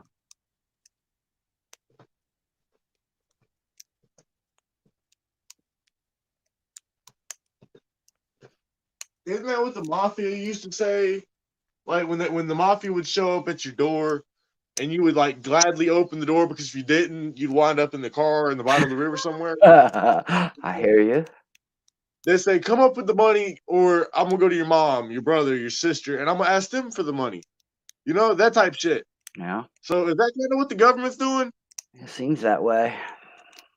And you know what? I gotta on that point right there. I don't even want to call it the government anymore. I want to call it the parties representing themselves as government, because government as I see it constituted, is not empowered to do the things that the parties are doing. And that's what the government originally said. When we see that happening, it's time to hit the restart button. Yep. Yes. Oh no, you're all fired. Get the fuck out. Okay, now I will say this. Pay your taxes and come back. I will say this, DSS, that there is an order and a method to the way that they went about the first articles of amendment. They put them in the order that they put them in because we're supposed to follow that order. They put property down there in the Fourth Amendment, but they put guns in the Second. And they put a whole mess of things in the First. Yeah, because if you robbing me, I'm definitely going to be reaching while you trying to run my pockets. Sure. I'm not be worried about what's in my pockets. I'm be worried about my second one. Fuck that. Yeah. You robbed me. Let's go. And we're supposed to talk about it. You don't rob me no more. What? We're supposed to talk about it. We're supposed to write about it. We're supposed to pray about it. We're supposed to seek remedy from our lawmakers and our judges and our executives, our governors, our mayors, our president. We're supposed to seek remedy. Does anybody remember the first form of live broadcast for our press and media? Can anybody tell me what that was? News. No. Anyone guessing? A town crier, you know, the dude with the bell? Yeah. Yeah, that was the first live coverage of like what was going on in, you know, the area. Well, Sarah, when you go shopping, if you come across that dude with a bell, thump his melon for me, will you please? What? Sarah said she was fixing to go shopping in a little bit. I figured she could find that town crier. Well, I mean, now it's more Salvation Army dude, but originally the dude with the bell was the town crier. He was the news guy. What was going on, you know? Right. Fucking midday comes. Here's it. I can't do it right now. I'm not right off. Well, you know, they thought they was putting one over on us by tricking us into carrying on the bugging devices so they can keep track of where we're at and what we're saying and what we're doing and all that. But I think that's backfiring, because what would happen if they just tried to take that stuff away? Honestly, DSS, what would happen if you think they took internet away? It'd be like Godzilla come through town, bro. I don't know. Like, people would be outside talking to each other then. This quarantine shit would end instantly. Hey, they'd be knocking on the neighbor's door. Your internet working? Your phone working? Well, people is walking around my place for sure. And we had 12 hours. We had 12 hours of no internet, and everybody was out walking around. Dogs was all tired around here. Open some windows. Don't look at me with a shit-eating grin on your face. Your idea was to block this window off. I told you, remember, don't. You don't go open that damn window in that bedroom. It's broke. I can't do it. Oh, shit. Go Ow. open the damn window.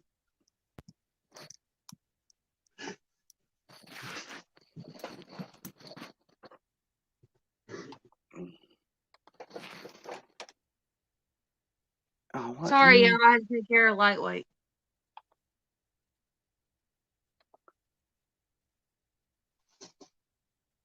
Dang it now. I'm gonna get myself into trouble all the time. You hear an echo? No, I just got fat thumbs. When I got if I don't click on the line under chat, you know what I mean? If I don't click on that line before I touch my keys, man, it'll get doing all kinds of stuff. It'll minimize the screen. It'll take it forward the next video. It'll take it backwards. Some setting somewhere that I probably could turn off, but I don't understand how to do it. So I'm smart, but I'm not very computer smart. I get myself in I trouble. can do the StreamYard channel from your phone. I used to do live audits on StreamYards because that was the only way I could go live. You plenty. You want the fan? No, I want it cooler in here. It's hot. Hold on just a second.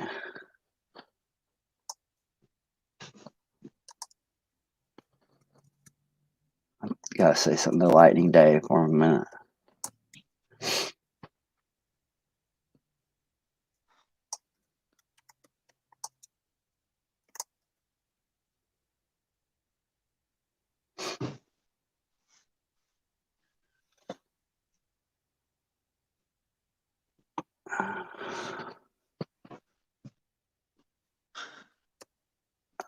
Evidently, Jeff didn't get into too much stuff today, huh?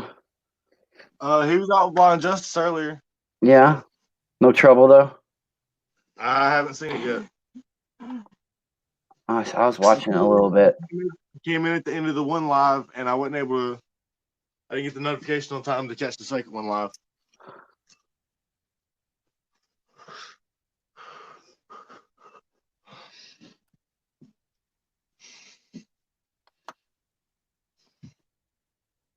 Yeah, Lightning Day told me all I did was waste the money that I spent. Well, it was $6 for $1, so. What was $6 for $1? Rolls. 6 rolls of toilet. Rolls of what? Rolls of toilet paper.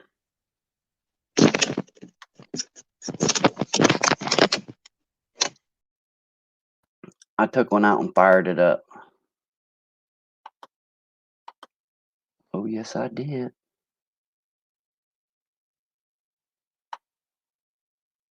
Right. Uh-oh, DSS went bye-bye. He left. I guess so.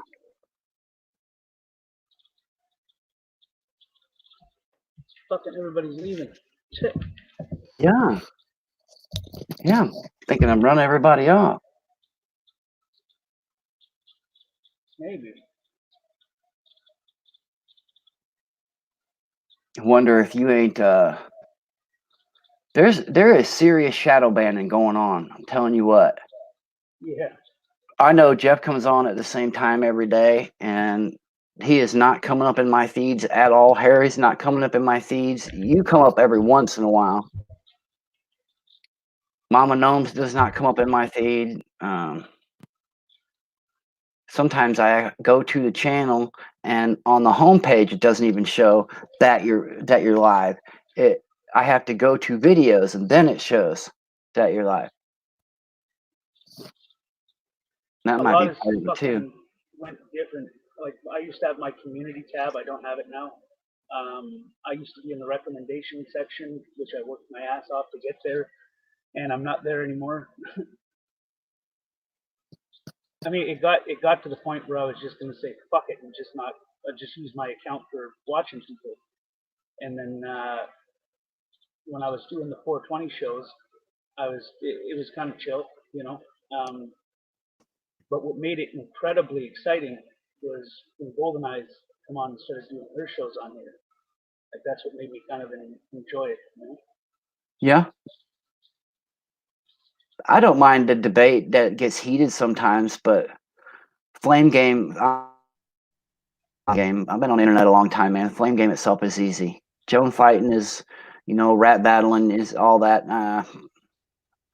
I'd rather do something else. I'd rather talk about solutions.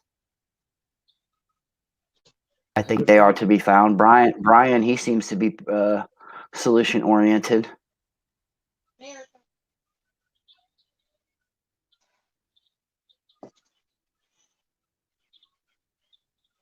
I don't know how we're going to handle the eventuality. As we are finding with Mexico, I think at some point that forest through the trees is going to have to be seen between Canada and the United States. We're going to harvest wood, and so are you, and both countries ought to get used to that. We can have a friendly competition and not try to undercut each other or stifle each other. I agree with that. You know what I'm saying? I mean, why can't we have carpenters and lumberjacks on both sides of the border and it be lucrative for both people? I don't know why everything's got to be nasty like that. And then had a go around with the Gibson guitar back when Obama was president. Man, he leaned on them. It had to do with wood coming from Madagascar through India or some stupid. Man, come on. It isn't 1900. We're 20 years, 2 decades into the 2000s. Can we knock the stupid shit off, please? That is the solution to me. Seems to me all it needs is somebody to stand up and say, stop it.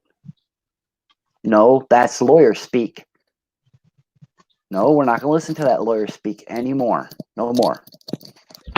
Nonsense. I agree that words have meaning. Let's use words that have distinct meaning. Simplify the sentence. When you use your words, make sure your actions match those words. True Otherwise, that. you create distrust. Yep. Well said. I put it. I don't know. See, I'm just now really learning how you guys are in Canada and the way things operate. So I'm a rookie on that note. So treat me that way, please. If I make mistakes in the way things are set up, but some way that I say it here is that our Constitution, with a small c, needs to match our Constitution with a capital C. Our Constitution needs to match our Constitution. And I basically mean what you just said, Tank Boy. I think people are very, they're very, how do you put this fucking? Fickle? They're weird in their own way, and they're difficult. Yeah, because, I mean, people do things and they think that other people don't see them. You know what I mean? Sure. Like they think that what they do, people don't notice. Like they think they're getting away with it. Right. But the moral of that is that a person that pays attention never shows his cards until the last minute. Right? So it's like government. Take government for instance. There's a lot of people that know what they're doing and have proof of what they're doing, but they're not at that point of showing the cards just yet. Well, that goes for all people as well, right? Yeah, I mean, there's an element there. There's also an element of gamesmanship where you not necessarily tip your hand, but you maybe give a wink, wink. Like when I see my chief of police in the small village that I live in. We don't have a large department, okay, not by any means, but we do have a chief of police. And when I see him, I always ask him, ready to arrest me for an open carry? And he gets a big smile on his face and says, anytime. Which he absolutely doesn't want any part of that because he doesn't want to be famous. You know, because he knows me and he knows what I'm about, and he knows that I don't push boundaries, so they don't push boundaries at me. You know what I mean? We dealt with that 20 years ago and have had a very good relationship ever since. Now, one of the deputies got fired over the deal, but you know, you'll have that. Well, the way I look at it, whether it's government or people or whatever the case may be, a person can only push aside malarkey and bullshit for so long before it makes them turn around and walk the other way, right? Or in government case, turn and walk towards them to gain it back. You know? Sure. I might not be explaining that right. I can't think right now. You're doing all right.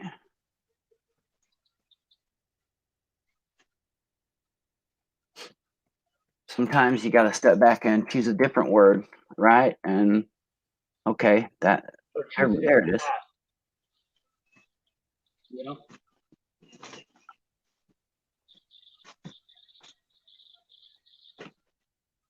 I'm writing something to Brian. Give me 1 second. I'll read it when I get done here. I'm doing that, backing up and using a different word thing that we was just talking about. It's like a typo. Sometimes a typo can be more meaningful than others.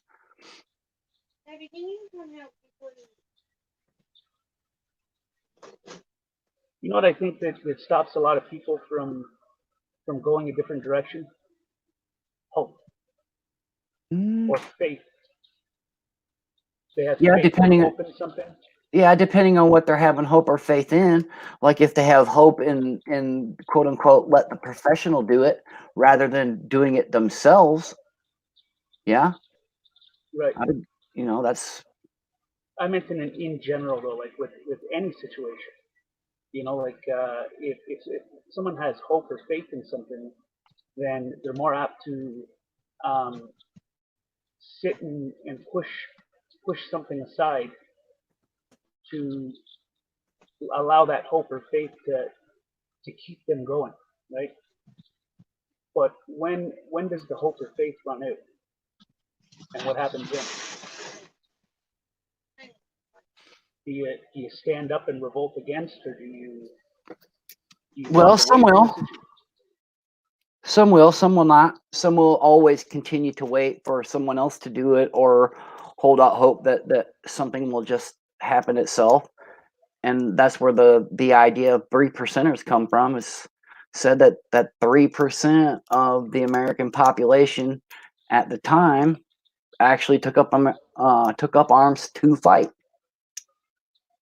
And I would say that while you can't say 300 million guns for 300 million people is everybody having a gun, I believe you're getting into averaging averages there, and you can't do that because it doesn't hold true. Just because you have 300 million guns doesn't mean you have every person with a gun. It doesn't work that way. Some people have 5 guns, some people have 100. But I will say this: people in this country have bought more guns in the last 20 years than the last 40 before that. And they're not doing it because they have a renewed love of rabbit hunting. They're doing it because they're scared. They feel the walls closing in to where they would have to defend themselves.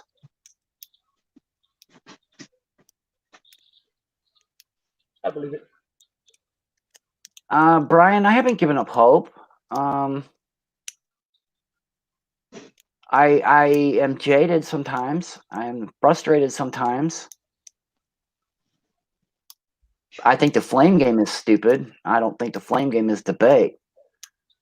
I think real quality debate is, okay, we agree this problem exists.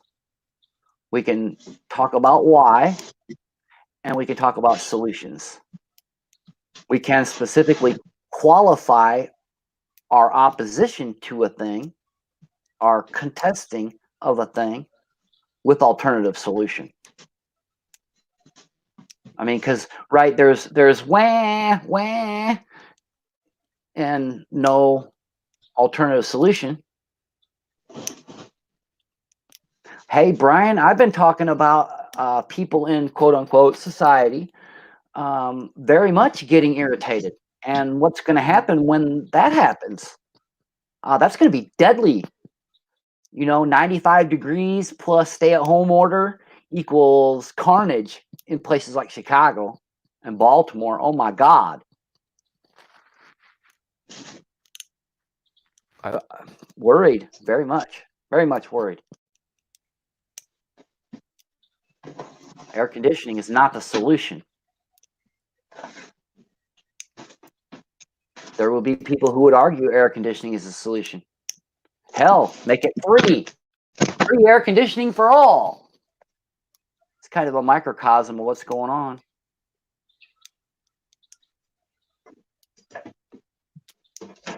Yeah, we're tired, Brian, and tired of it.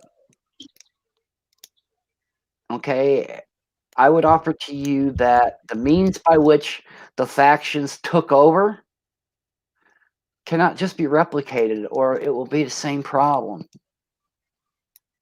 Not any differently than if the Green Party or the Constitution Party or the Libertarian Party or even if a Libertarian Party, an actual Libertarian Party was to emerge full of actual true libertarians. The faction-based system is what's wrong. Fronting like it's a constitutional republic when it can't be, because it's not a government of Republican form if it's a faction controlling it. Because that faction will use that power to control people. And no matter which faction is in control, they're going to be doing the same thing that's going on right now. Well, I think it's best if everybody stay home. Therefore, I'm going to give the order to make everybody stay home. You know what, Governor Pritzker, fuck off. If you'd have asked me, I might have done it. Gee, I was already doing that on my own. That's the trouble, though. People say one thing, but do another, you know? Absolutely. And I'm a firm believer in honesty and say what you mean and mean what you say. Because Hell yeah, practice what you preach, right, Tank Boy? Exactly. And if you can't, then, I mean... Back off. Right. Then you are agreeing with what I said today, okay? Stop telling other people what to do. Right.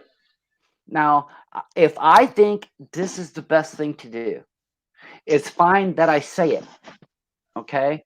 But if you don't listen, I don't get to punish you. And that's the line that's being crossed in America today. And traitorously. No compromise.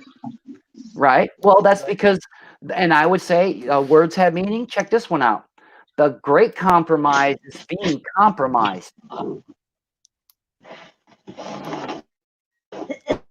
Makes sense. You know, that's where a positive word that you just used, a positive word, becomes a negative word.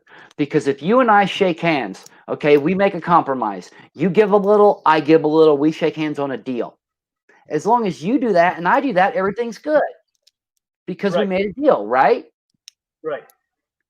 The instant I start not doing what I said I was going to do, or me, or you, either way, it's drama. Okay? And our founders started right there. In this country, our founders started right there, saying it has to work off a handshake right there. If you and I make a handshake and we make a contract, then by golly, I got to hold it up, and so do you.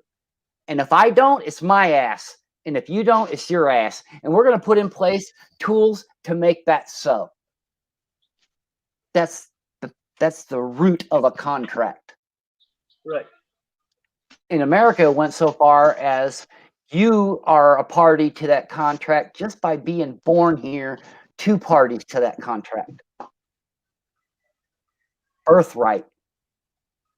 Yes, citizenship is real and it's meaningful and it's important because it makes you party to a contract, protected until you are age of majority to decide for yourself whether or not you want to be a party to that contract. It's called the Constitution. That's based on the authority of the Declaration. Because without the Declaration, we're still a colony of Britain, a collection of colonies of Britain. So that Declaration is pretty important.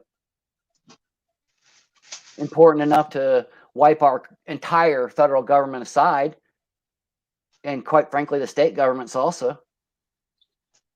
It's all right. It makes you wonder when is the time to throw in the towel and when is the time to fight? Well, I think that's the real discussion we should be having right now. And if people would, in the media, would be honest, we would be having that discussion. Because quite frankly, those who founded this country would have been shooting already. They would have. That's that hope, though. The more hope you have, that things will get better. That things will become an even or greater compromise to where it's a level playing field. Well, that's why when you say you're going to fundamentally transform this country, you better be able to have the stones to admit what you're going to transform it to. And you better have the stones to ask. If I tell you I'm going to fundamentally change the color of your car, you're probably going to ask me to what color.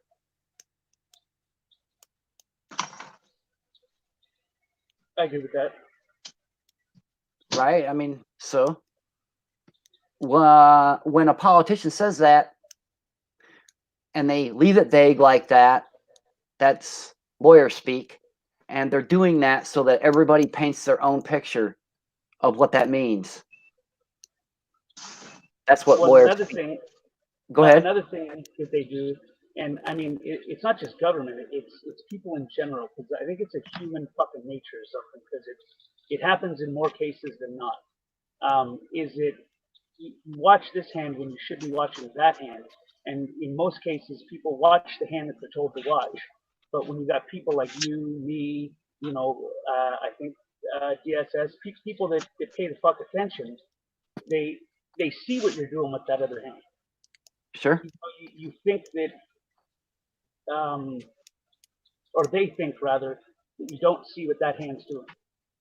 Or they think that even if we do see it, we're small fries enough that we can't do anything about it.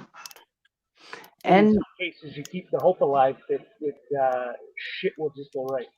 Sure, and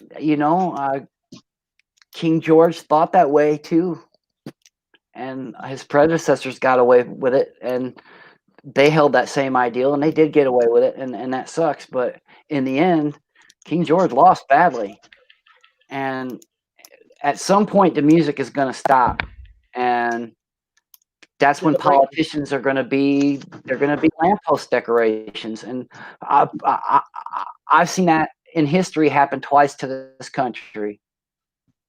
I see it happening today in our inner cities. We're not heading for civil war. It's already here. It's already happening. Sharia is not coming. It's already here. The basic deceit is with us. The parties lie. Every one of them politicians lies, and we all know they lie. I'm not going to live that way. People have to choose it. If most people won't, what am I to do? Well, make your actions match your words. If not, then there's absolutely no fucking point. And then it's about whether or not you completely throw your white flag up or you fight back and take back whatever fucking little bit you have. Well, I fought back by trying to raise my kids right. And hopefully they're a generation that wants to fight for what's right.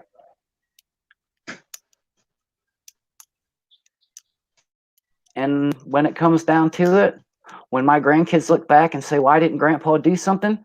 There's a record of all the letters that I've written to the papers and all the things I've taken to the state house and all the letters that I've written to my legislators. There's everything I've done online. There's a record of all of it. And they can see what their grandpa did. My kids know what their parents do. They've seen me do this for a long time. I'm not scared of the politicians because what are they going to do to me that they haven't already done? I think more people need to be true to themselves and true to everybody else. Like take me for instance. I couldn't imagine harming anybody that hasn't harmed me. I just can't. It's not in my DNA. No, I'm geared to help them. It's bad, right? Like, I don't know. No, I'm geared to. I hear you. I feel what you're saying. I am geared to help my fellow man.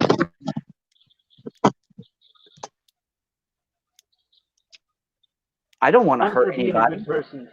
That's what I'm for. I'm for being a good person, but be vigilant. Always spot when you're being deceived, right? So like when the government says here, this is this, but then behind the scenes they're doing something completely fucking different.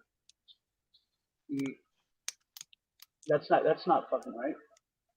Well, to me, when they're going to tell everybody to stay home, and they know, A, that's a lot of economic activity that's going to be ended, and B, some people are going to be affected and some people aren't. Why wouldn't they go straight to the table and say, look, this is going to hurt these folks, but these folks are going to continue to work. These are the people that we're asking to stay home right now. Pay them. Pay them. Without having to pay it back. Right. Just pay them. Just pay them. Now, that means some people are going to get money and some people aren't, but some people are working still. Okay, so people who are working, okay, then you get well, why do I got to go to work and they get paid for free? Well, there's a fair argument to be made there. So, okay, over the course of debate, then everybody gets this. These people get this, these people get this. If it's the same or it's a little different, whatever, the people get it. Just the people. Now, some of those people may be business owners, some may be business employees. All the people get money. It's not hard. How can that bill be thousands of pages long? No. No, Nancy. No. I think that I mean, call this optimism, but I think that there should be a chance to make it right. If they don't make it right, then the punishment starts. Right? Yeah. You can't violate someone for so long and expect nothing to come of it. And what goes along with that is tough love. Right. So, some people got to hear some things they don't like. Okay, when it comes to our inner cities, let's be honest about a couple things. Okay, we have people who are suffering, and it's time to discuss and rectify why that is the case. And now is as good a time as any. Hey, She-Devil. Hi, She-Devil. If you look at the time of slavery, slave owners did certain things. If they're out of their own greed, they did certain things for whatever reason. Why they did them doesn't matter. That they did for this purposes of this point, that they did them is what matters, because it's undeniable that they did them. They provided food and medicine. They provided shelter. They provided labor. They provided clothing. All the means that someone needs to survive. What is it that the Democrats have, quote unquote, their minority constituencies begging for? Medical care, medicine, food, jobs. Sound familiar? Sound familiar? Because it is familiar. That's that wonder. Hey, DSS, mute that mic.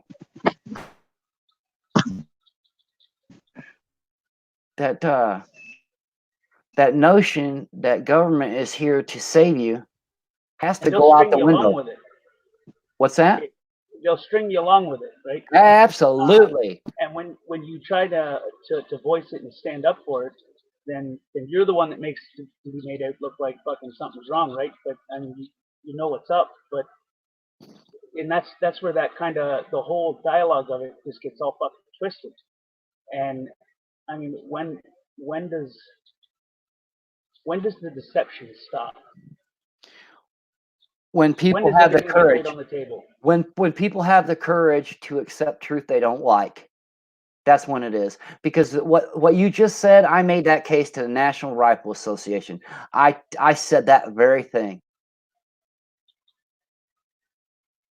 Stop the deception. Stop this money laundering. It's not about the money. Stop it. We all can do the right thing if we choose to. And if those of us who are saying we're tired of the wrongs will admit what's right, we'll be good to go. Because first off, nobody would vote for Democrats anymore. The Republicans couldn't just point the finger and blame the Democrats anymore. I don't guess I know. What's your quote unquote two sides in Canada? Well, there's like liberal,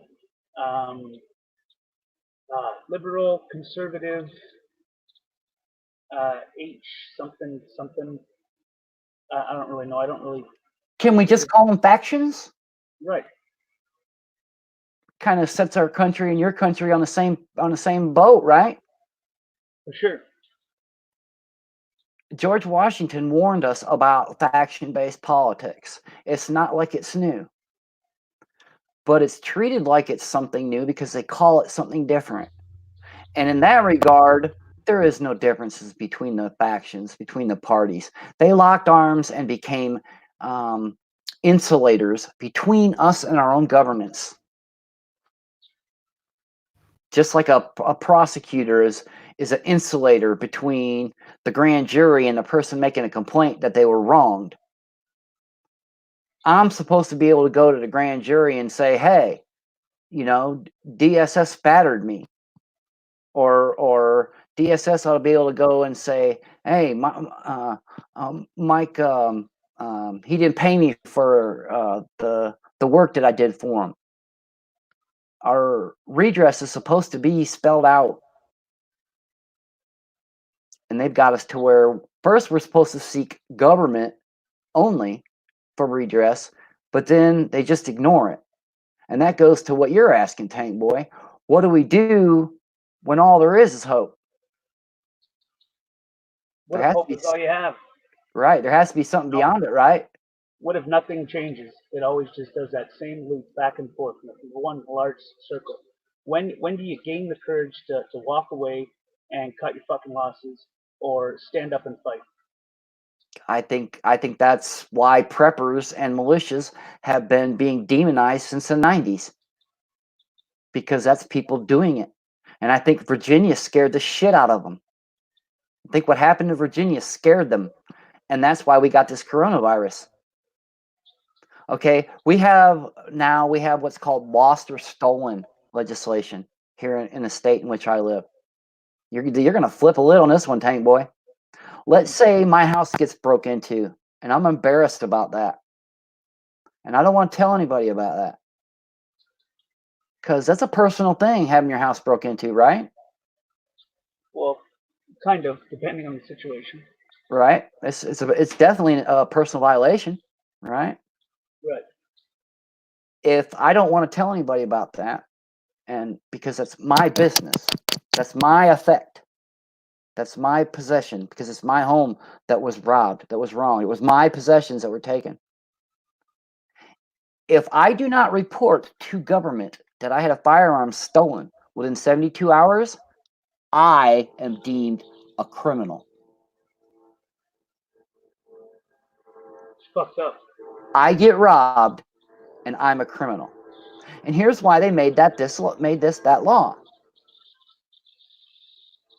You have person A buying a gun for person B. And when person A gets caught without it, or person B gets caught with it, they just say it's stolen. Then the person who bought it isn't in trouble, or the person who get caught with it isn't in trouble. It's just a game that they play. So their legalese matter that they got to legislate about is we got to stop. And here it is. Online, for years, we joked we lost our guns in a tragic boating accident. Now, which one do you really think they were responding to? The many, many court cases, supposedly, where I lost it is the response? Or the massive, massive internet claim that they lost them in a tragic fishing accident? I got to wonder, man. I got to wonder, because I cannot honestly answer which one it was.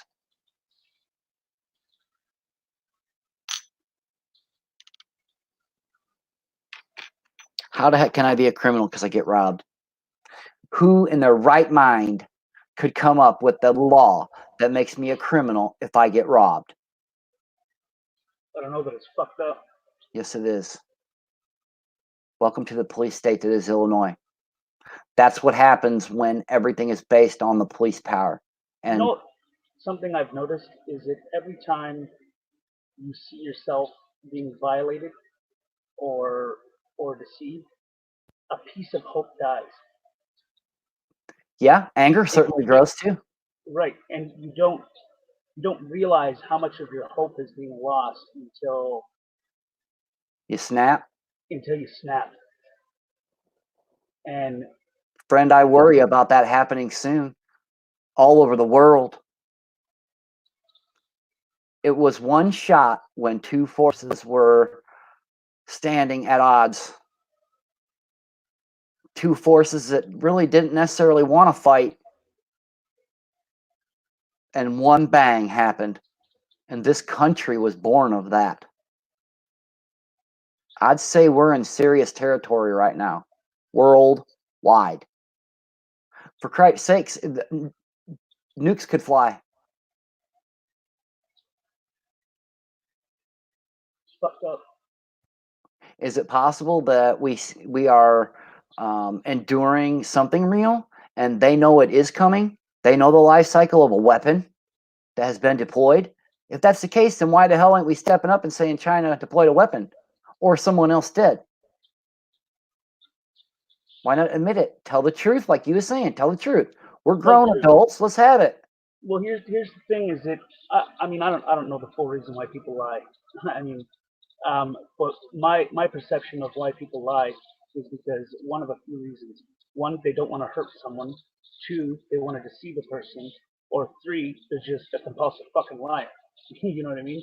Sure. So you have to figure out which one of those it is in order to articulate to your own self that whether or not that entity deserves your empathy.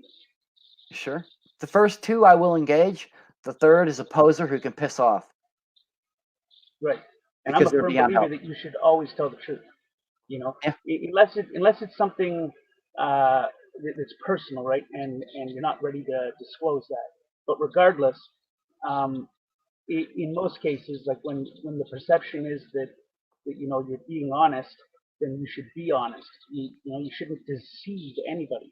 Sure. And hey, if someone is wrong, but they believe it, that's okay. And I think those people are the ones that need to be engaged the most, because then those are the people that we can teach. Okay, I will never be dishonest about something, but if I'm wrong about something, you can teach me, and I'm open to that. I actually encourage that. What about the ones that are wrong but believe that they're right? Well, either they're honest about what I just said, that they're open to being taught, or they're dishonest about that. Now, if someone wants to be wrong, they have every right to be wrong. And if they're shown to be wrong and they want to be wrong anyway, and they've been shown what's right and they want to reject it, that's fine as long as they admit that, as long as they cop to that. Okay, I'm not a fan of Islam, okay, but I would not stop anyone who wants to be a Muslim from being a Muslim. Go for it. No. You want to try and chop somebody's head off because they don't believe, and I'm going to shoot you dead. Because I'm going to defend my family, I'm going to defend my neighbors. So don't go there. Way.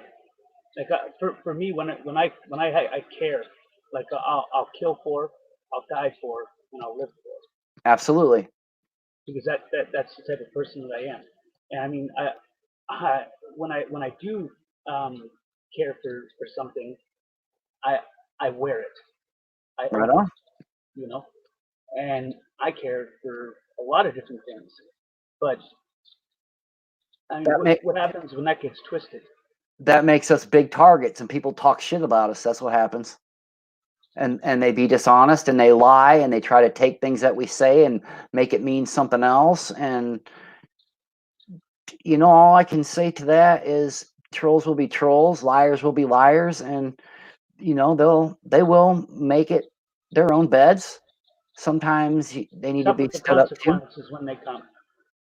Yeah, yeah. And the person that's serving that should not hold back. It should mean something. Well, what's earned is deserved. You know, I mean, Right. not necessarily what's deserved is earned, but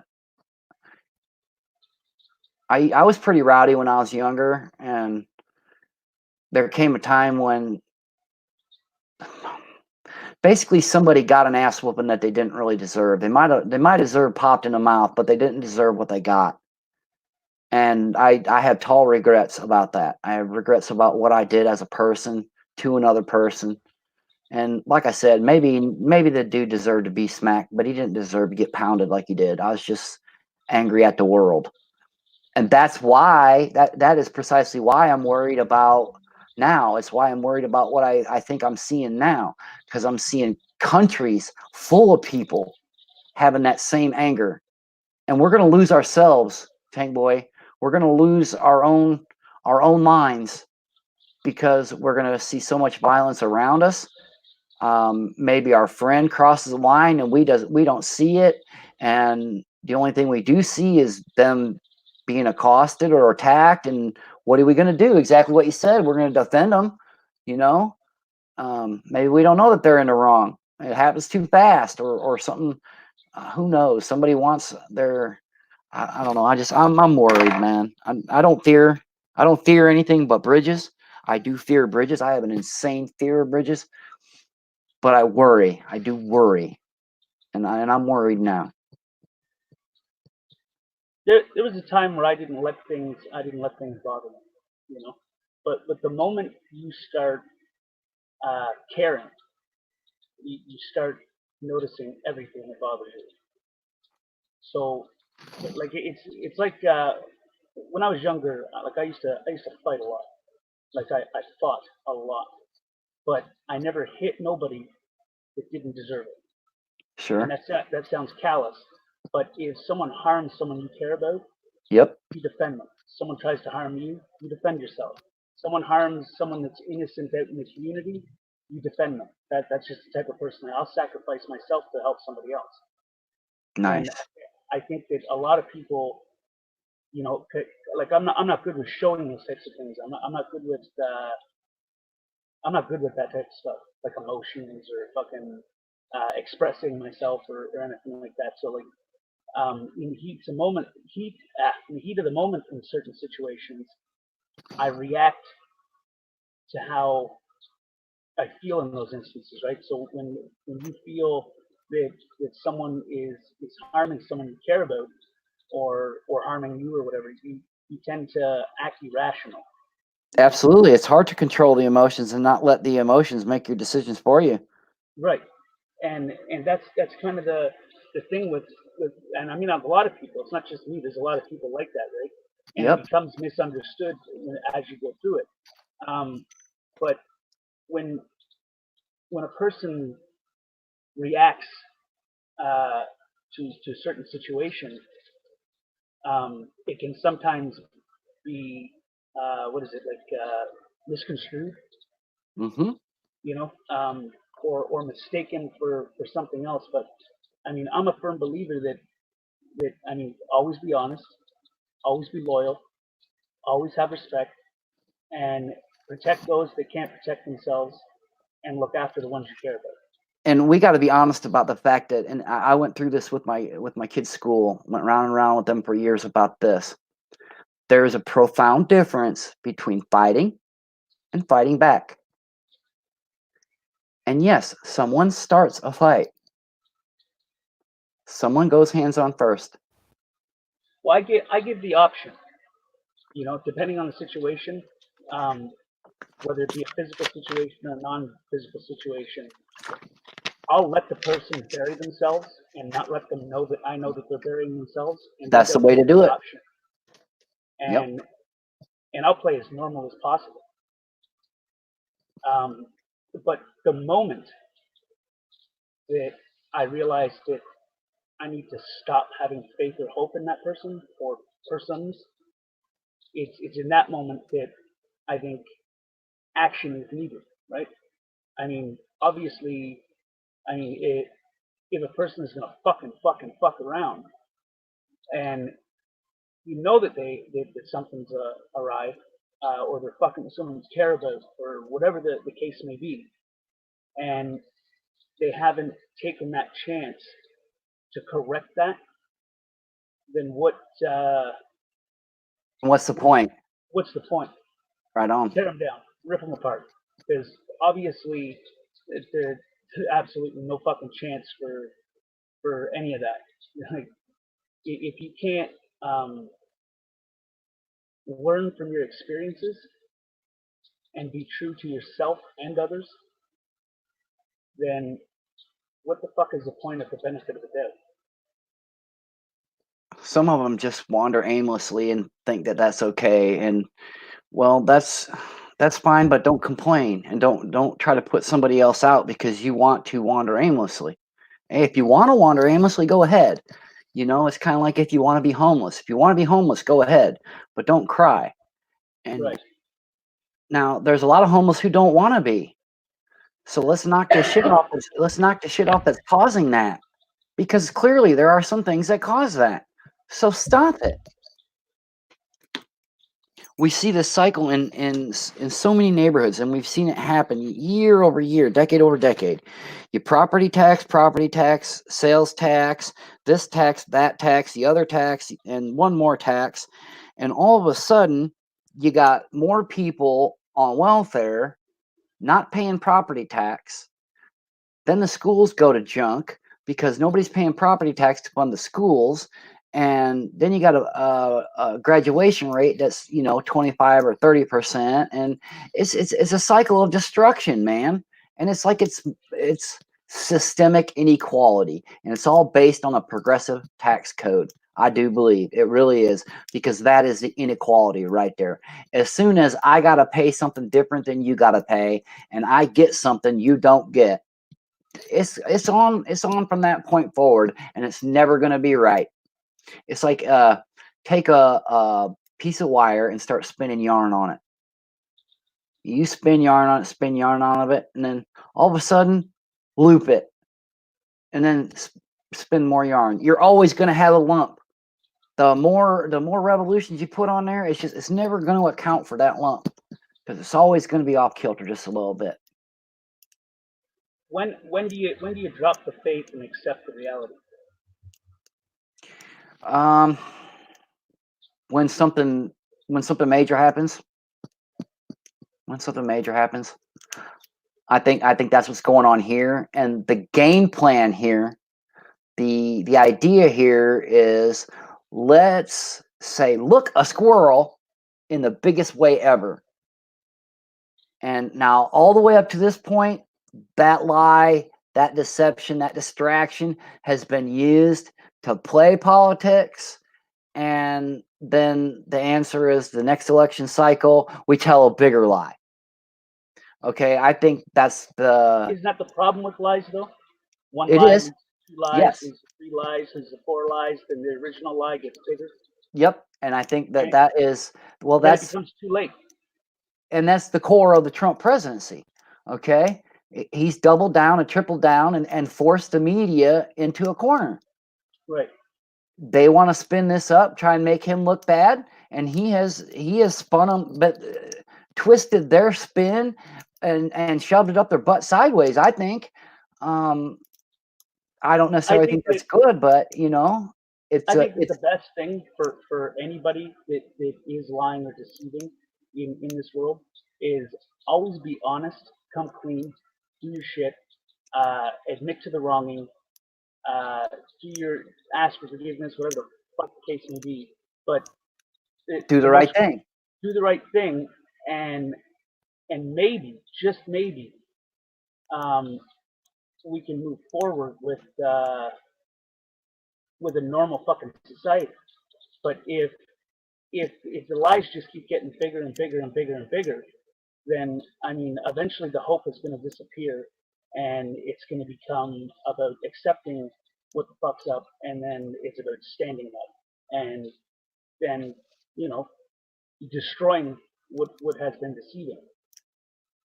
And that goes for anything, whether it be government, people, fucking a next door neighbor, it doesn't matter. I don't think that any bad deed should not go unpunished, because if without someone understanding that they've done something wrong, then they're not learning from it, and it'll just keep going. I just, in my country, they have overcomplicated things to the point that I don't even think they can explain it. I mean, the tax code, just the tax code's 80,000 pages. There is not one person in this country, hell, in the world, who can stand before me and tell me that they know everything about the tax code and they can understand and explain 80,000 pages. I believe that is a literal impossibility, and it is self-evidently true. That is evidence enough to say it has to go. No, not tinkered with. No, not repaired, not fixed. The premise is flawed, and that's why it doesn't work. And the fact that it's grown that much is proof that one lie over another doesn't work. Honesty is key. It is. Honesty is key. What if telling the truth? What if being honest is something that the population would not believe? What if the lies had gotten so large, so big, so complicated that trying to explain that it is a lie is not believable? That's a good point. I think that's the situation that we're in. And I think that that's what Trump is, that is the premise upon which he works. I think the truth should always come out before it gets to that point of no return. Yeah. Because the faster the truth comes out, the more chance you have to move forward and learn from the experience. But if they keep lying and deceiving, then, I mean, how do you trust or believe that the right thing will be done when it does come out? You know what I mean? Well, what if the world's economy has to crash in order to fix the lies that have been told? And the rest of the world understands that if you just blame the United States the way that politically has been done for everything for the last 75 years, maybe more, can't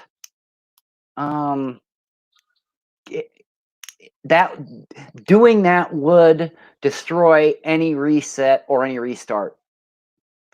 So instead of blaming the United States, it'll be blame Russia, blame China, blame terrorists, blame Mother Nature. Blame everybody but yourself. Everybody but anybody. Yeah, anybody but the world. Put the blame on fate. Put the blame on circumstance. Put the blame on primordial soup. You know, just Mother Nature coming up with a bug, a super bug, because, you know, humans are the actual virus.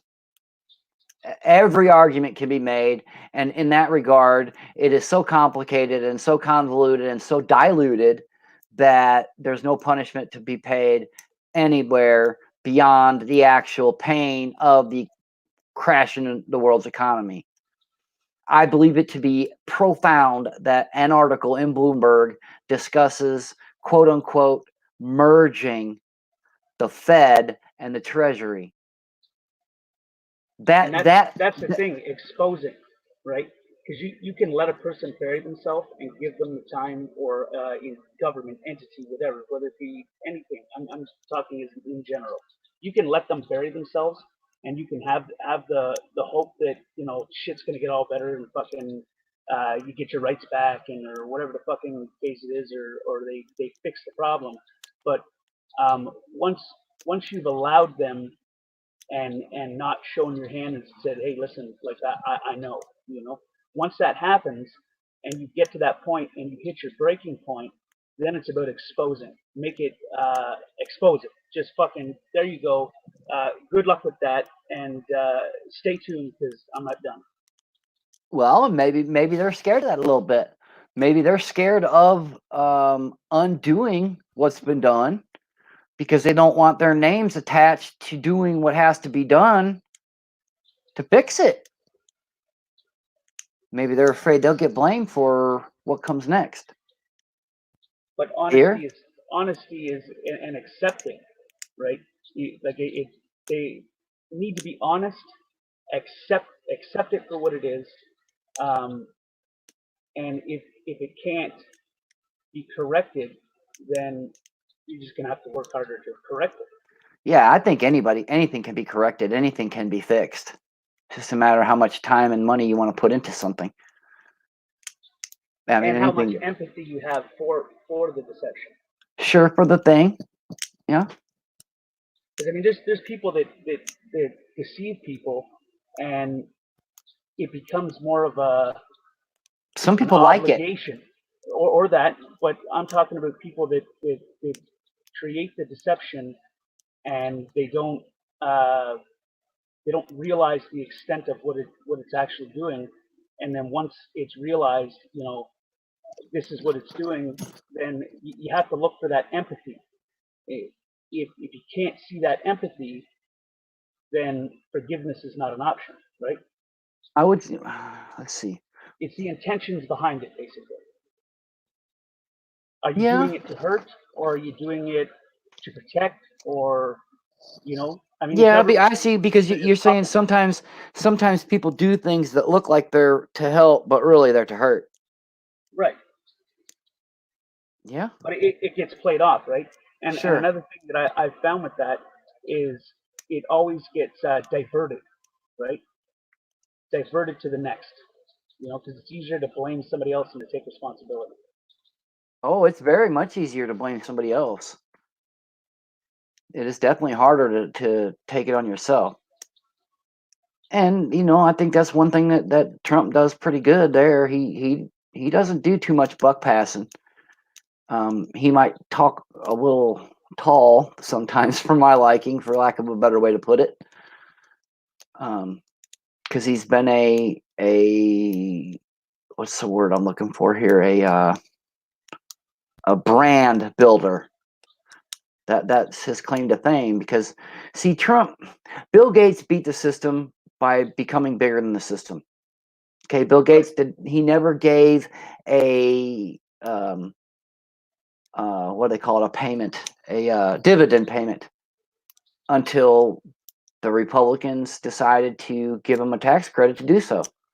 Otherwise, he just put all the money right back into Microsoft. He didn't give no more to government than he absolutely had to. So don't tell me about Mr. Gates. Don't tell me about who needs to be paying what taxes. You avoided taxes like the plague. At which point, every rich guy can just write a check for more, but they never do. Funny how that works. Now, Mitt Romney, he's a rich man, but he's not rich the way that Bill Gates is rich, and he's not rich the way that Donald Trump is rich. Now, there's people who have more money than Donald Trump that are not as wealthy as Donald Trump.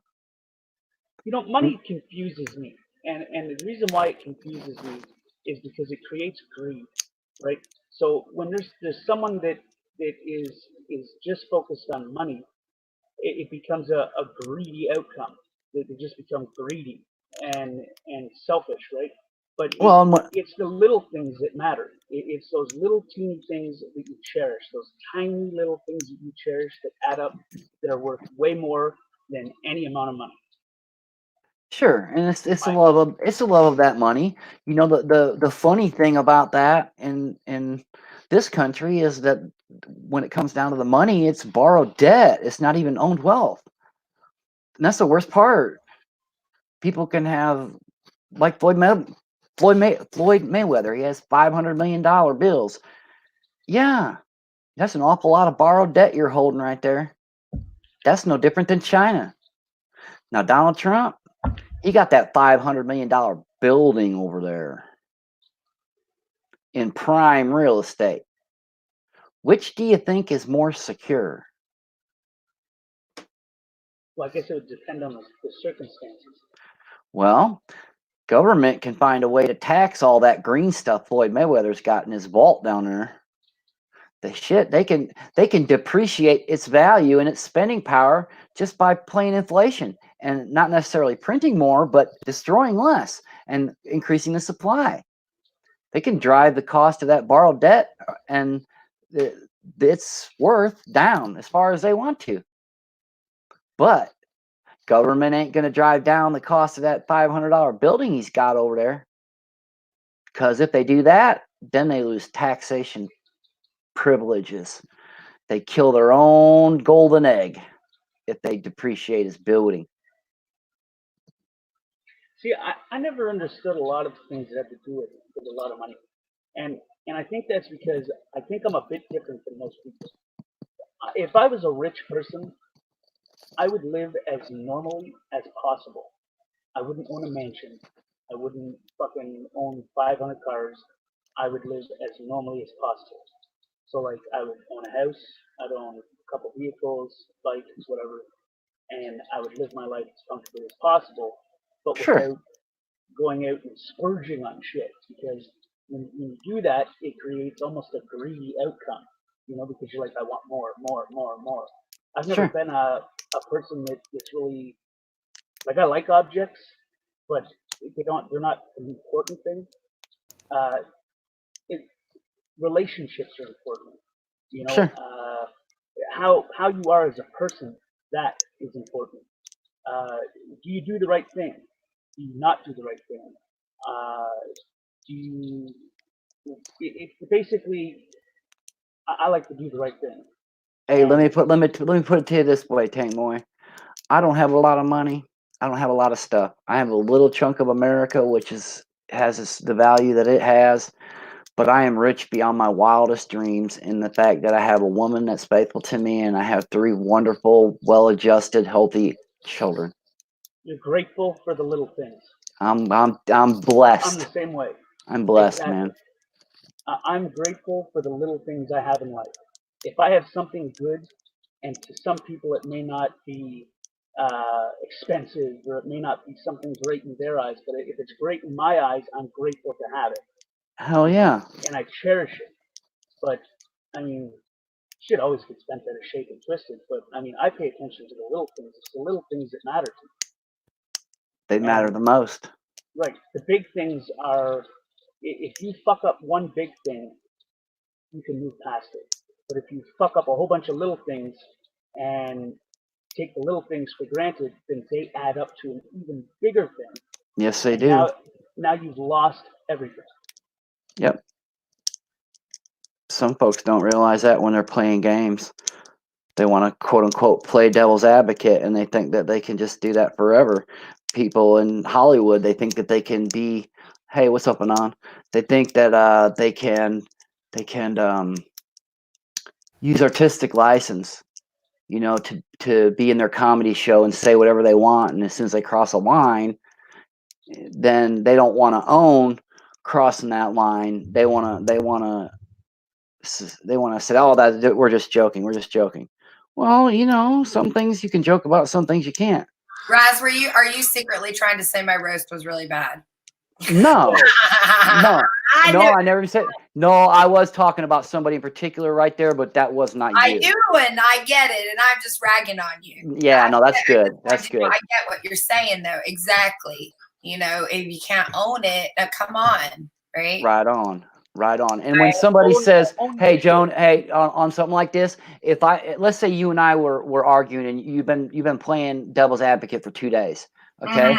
If I say, okay, Joni, listen, please, I need you for the next 5 minutes. I need you to be you and just tell me how you feel about X, Y, Z. Yes.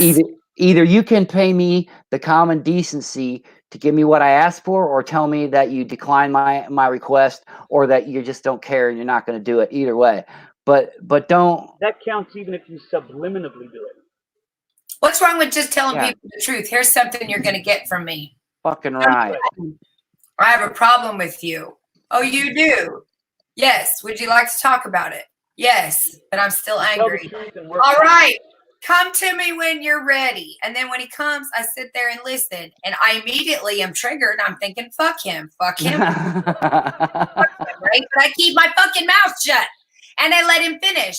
And then I say, I'm going to think about what you're saying. And I'm going to get back to you because some of this stuff I may have to eat and own. And some of it I might feel the need to defend. But I can't do that right now because I'm hurt. Sure. So I'm going to come back to you. And my husband will come back to me, or I will come back to him in an hour. And I would say, okay, I agree with some of the things you're saying, but there's a couple things I want to debate with you.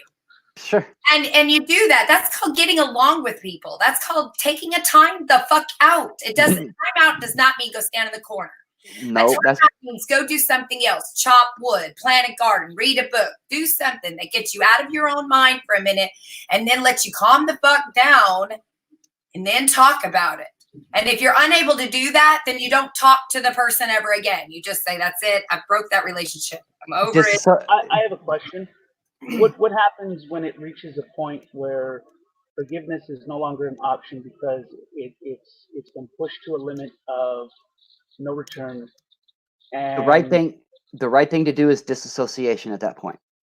Absolutely. It's called you never talk again. It's called breaking off. It's called no contact in the psychological world.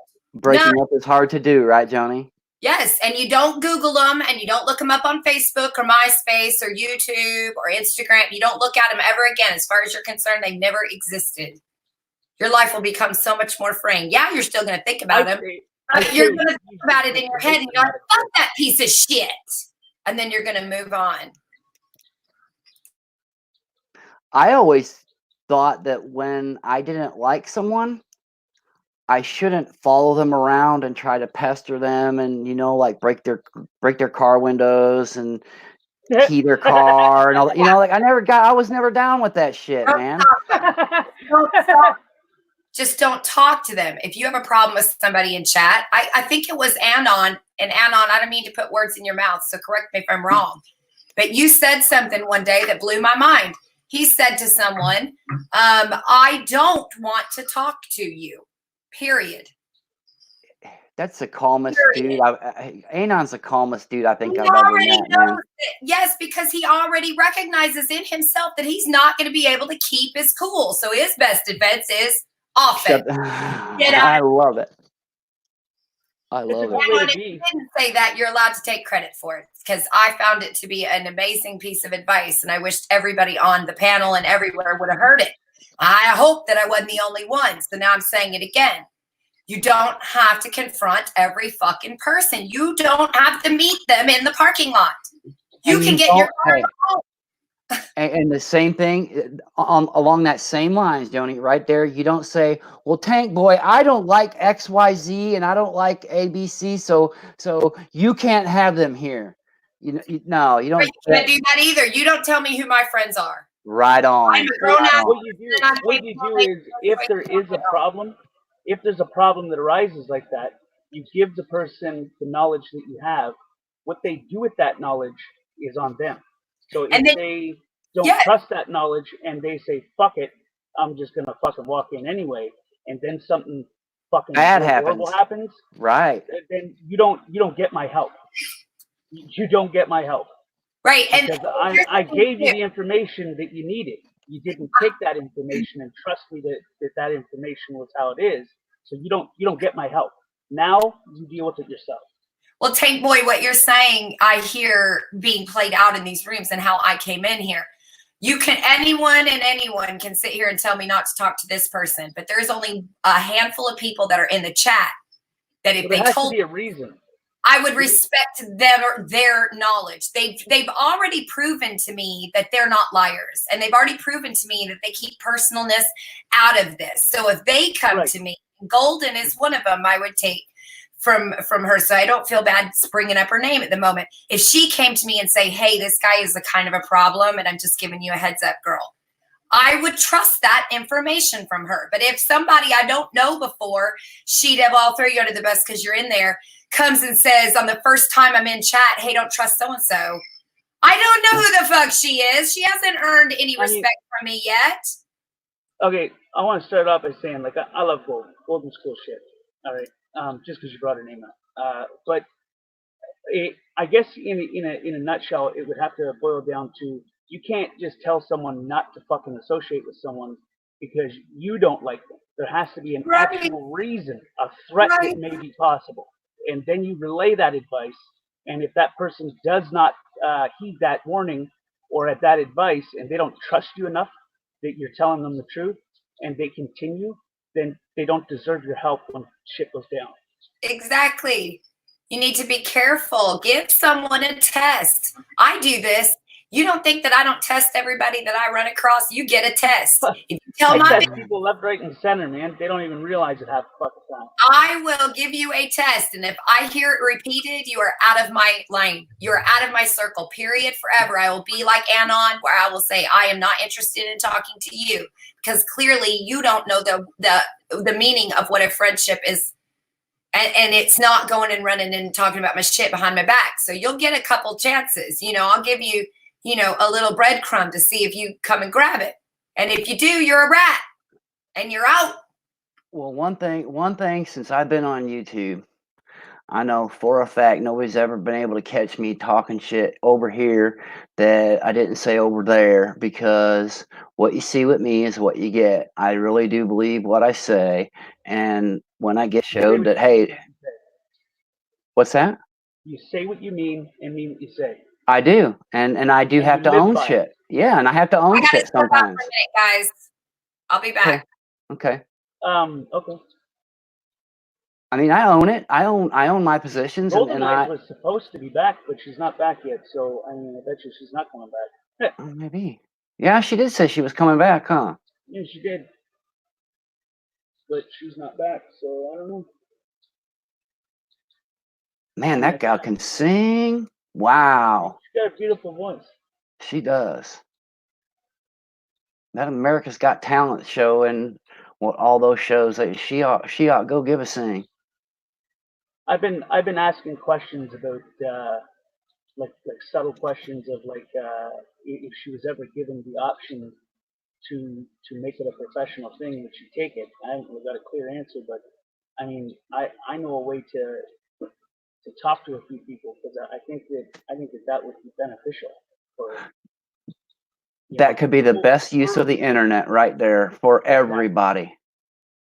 And I hope that grows more to that. I hope it grows more to that.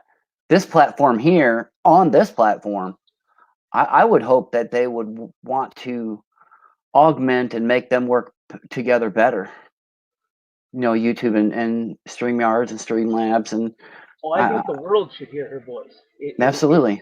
It's beautiful, and you can't hide something that beautiful. Don't keep it to yourself. Share it with the world. Yes, and that kind of goes to what you were saying before. I think that what you have been talking here today, I think is something that's beautiful. There's not a lot of us who will put it this way. I'm a good person or a bad person? No, you're a very good person. I see. I've had nothing but positive interactions with you, bro. And that you put it out there like that, I'll give you the same compliment that I give Anon. Straight. You just say it. You don't beat around the bush. You don't try to sugarcoat it. You don't try to. Because I don't like deception. Right. It ruins everything. Deception ruins everything, and you never get anything good in life with deception.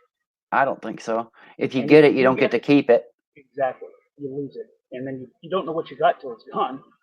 True. Once it's gone, then it's gone. Well, once it reaches that point. I got faced with that a little bit.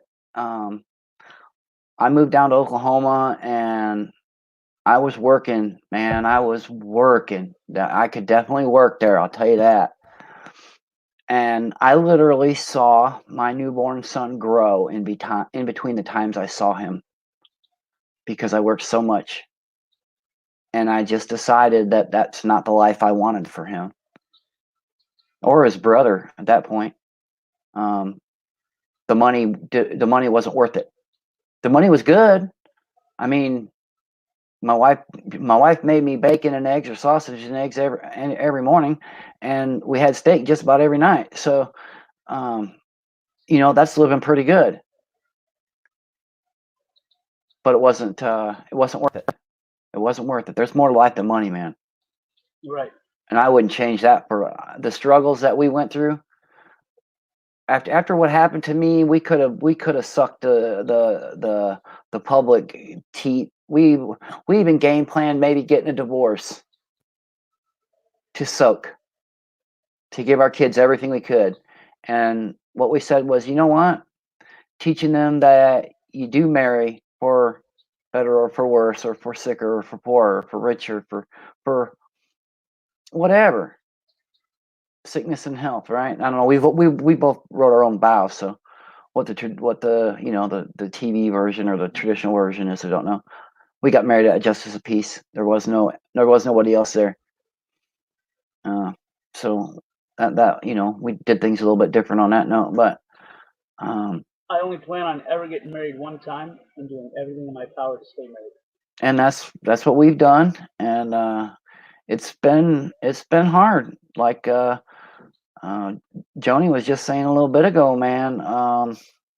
Peaceful cohabitation is hard, and when you're dealt the things that we're dealt with, I was a union tinner, man, and after an automobile crash and a surgery, I wasn't, and that's an ugly twist in life, But if you're serious about your kids being number one, you put the bogus stuff aside and you do what it takes to raise your kid or kids. And that's what we did. You always do what you can or what you have to keep something that's good. Yep. And that's just my opinion. If you've got something in your life that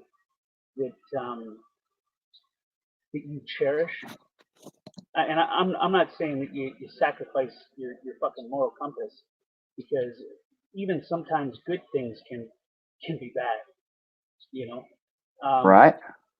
But if the shit is mutual in life, then why not give it everything that you can, kind of thing. Well, I know we're about to be empty nesters, and I'm gonna enjoy the buffer time before the grandchildren come. I look to my brothers. I'm a lot older than my brothers, and most of his friends are just now getting married and starting their families, and I'm thinking, man, to have young babies right now, gee, mini, think of how stressed that life is. I don't want any more kids. After my son's death, Oh, I'm sorry. Not. I don't. Nope. Don't want to get into that. No? Dude, I'm sorry. I didn't even know. That's why I became an alcoholic then, and I keep falling off the wagon every so often. Every time things get too hard, I fall off the fucking wagon, disappear to the bush. Or I got drunk here on panel for 2 nights straight and became a complete fucking jerk off. Because when things get too hard, I'm not good with expressing emotions. It always comes out wrong or fucking just stupid. And when you try to express them, when it does come off wrong, it it can sometimes distort something good. And so, when my emotions get to be too much, I usually drink, and I just drink. I drink until I can't feel nothing. Well, I can relate to that. I spent 2 years hating the world and everybody in it, and I was a very unpleasant individual to be around. So, I hear that, I feel that, and that's a pretty vicious one. I can't say as I know what that feels like. Well, the way I look at it is that, and I mean, it's just been my experience, right? And I've kind of let go of that belief in order to make certain things work in my life right now.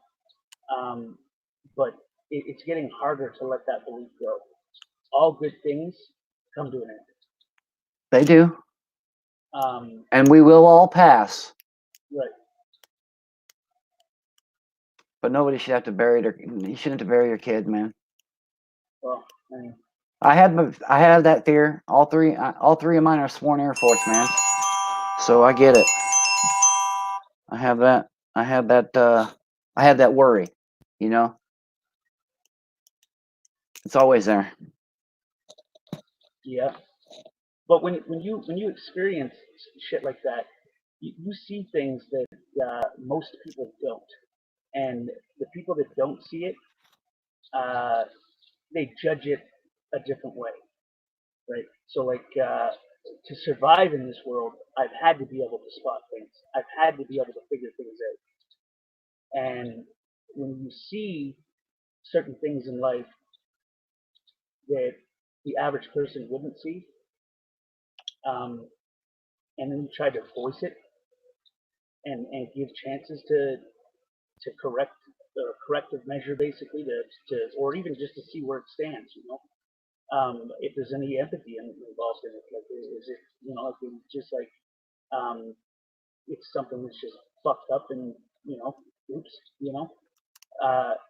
But it's hard to see certain things and not see a person or persons just fucking do their shit, you know, own some shit. And I've had family like that, you know, people that are close to me, they do this shit all the fucking time, and they think that I don't see, but I mean, I'm not fucking blind, you know. Right, but you do see. Right, I see fucking everything. I'm not fucking stupid. I can read people's body language. I can tell by the tone of their voice, by their actions that they do. I'm very hands-on, visually and hands-on. But in my life, I've had to be, because if I wasn't, it could have ended me. So when you feel that way, you tend to learn quick, fast, and in a hurry how to read people. And sometimes What makes you cross the border into drinking? Because I have a brother who cannot drink, and my other brother told him, look, I love you, you're my brother, but some people just can't drink, so we got to find something else for you. Are you saying what makes me want to drink? No, I get that. I got you. You already explained that. There's no way to remove that trigger on that front. I'm looking for something else, that another direction you could take it when that happens, because there's no if. You're beyond if. I mean, that kind of thing doesn't change, right? I mean, well, it is what it is. It doesn't. Like if things are going good, and I notice that if everything is as it should be, I don't want to drink. Okay. I don't want to Escape. I just want to live in that moment. Right. And when I notice that things are becoming fucked up, to say the least, then you want to jet. I want to be numb. I want to just forget about it. I don't want to feel those feelings, because when you feel those feelings, they hurt. Exactly. And I mean, I've dealt with enough of that fucking shit in my life. So for me, when something hurts, it hits me harder for some reason. Like if someone hurts me, I feel it differently. Differently. I feel it like because the other pain is still there. Right. I can relate to that 100%. But when you and I actually have one thing in common, though they come from very different directions, and a lot of people would not understand. Chronic pain is a motherfucker. It doesn't matter if it's in your spirit or if it's in your. What's that? I think that people like that, like me or you or whoever, I think that we love harder. Or yes. We care more. Absolutely. You know, like we put more into the object or the person or the whatever the entity or anything is that we care for. We put more into it, and sometimes that can come off wrong, especially when you feel that something is fucked up, you know, or whatever, and it can come off fucking wrong, horribly wrong, because if you're not good with, if your emotions become too much to bear, then you're acting on impulse rather than thinking it properly through. Sure. But I mean, people can misunderstand that a lot. Easily, very easily, very easily. And sometimes it can be someone's perception of what you're saying or doing that is inaccurate. Right. Or it can be yourself. You say something that you don't mean, or do something that you didn't want that outcome, or didn't want that reaction. Sometimes it's about letting yourself be open-minded enough to understand the person and accepting certain things, and as long as it doesn't violate one, your trust, two, your person, three, your pursuit of being happy. And when I say happy, I don't mean create a fucking problem and then play the blame game, right? I mean, if someone is completely straight on an incident, you know, then it could be if someone don't fuck with someone that hasn't fucked with you, kind of thing. Yeah. And it can come off a little bit. You know what? If everybody in the world would do just that last thing that you said, the whole world would be a better off. All of us to have chronic pain included. Don't fuck with somebody that didn't fuck with you, and that it really is that simple. Right. And in most cases, when you got people like you and me, and we spot that, we let it go, and we let it go, and we let it go. But each time, it builds faith, and a piece of that faith just goes out the fucking window. A piece of that ability to look past goes out the window. A piece of your fucking whole human body goes out the window. And then you hit that breaking point, and you lost all your fucking faith in what you had faith in.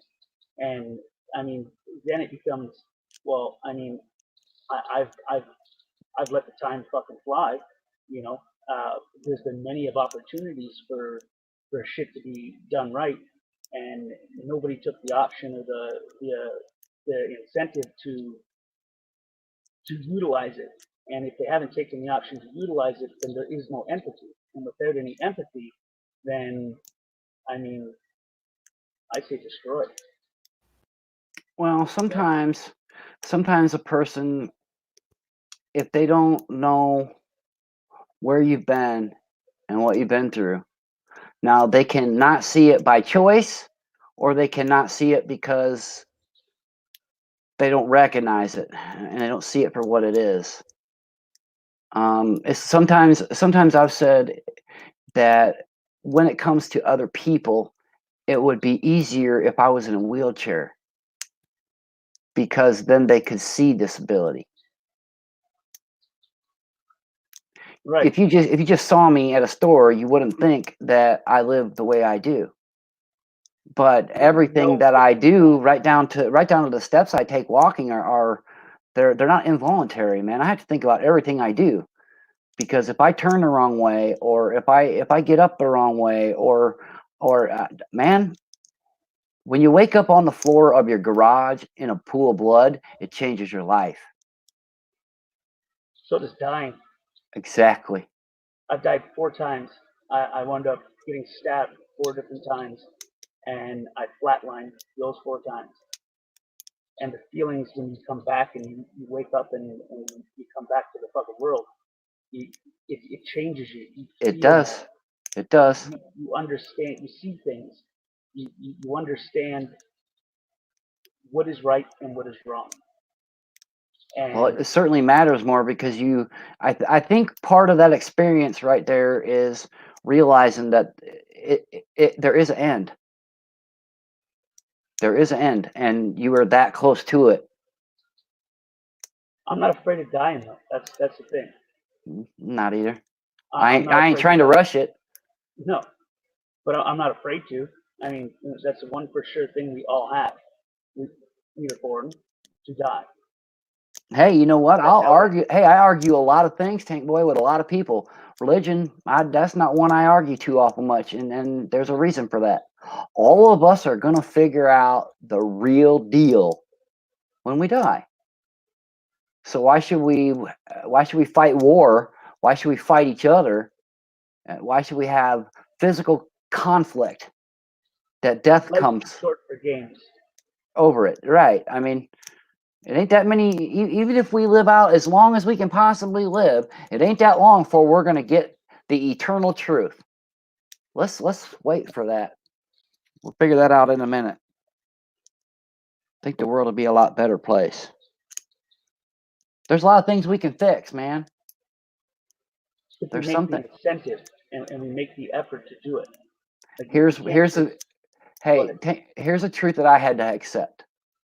Some people can see something that needs to be fixed. They might even admit it needs to be fixed. They don't want to do it. They don't want to. But you won't get anything good if you don't recognize a severe problem and understand all aspects of everything in that. If you can't realize that something is hurting someone or something is creating a problem, then I mean nothing good is gonna come from that. That's true. And we as a people or a person can step in and impose a solution, but not on someone who is only doing something that's hurting themselves. Well, I think that in all cases, there should be you should give a person or persons a chance.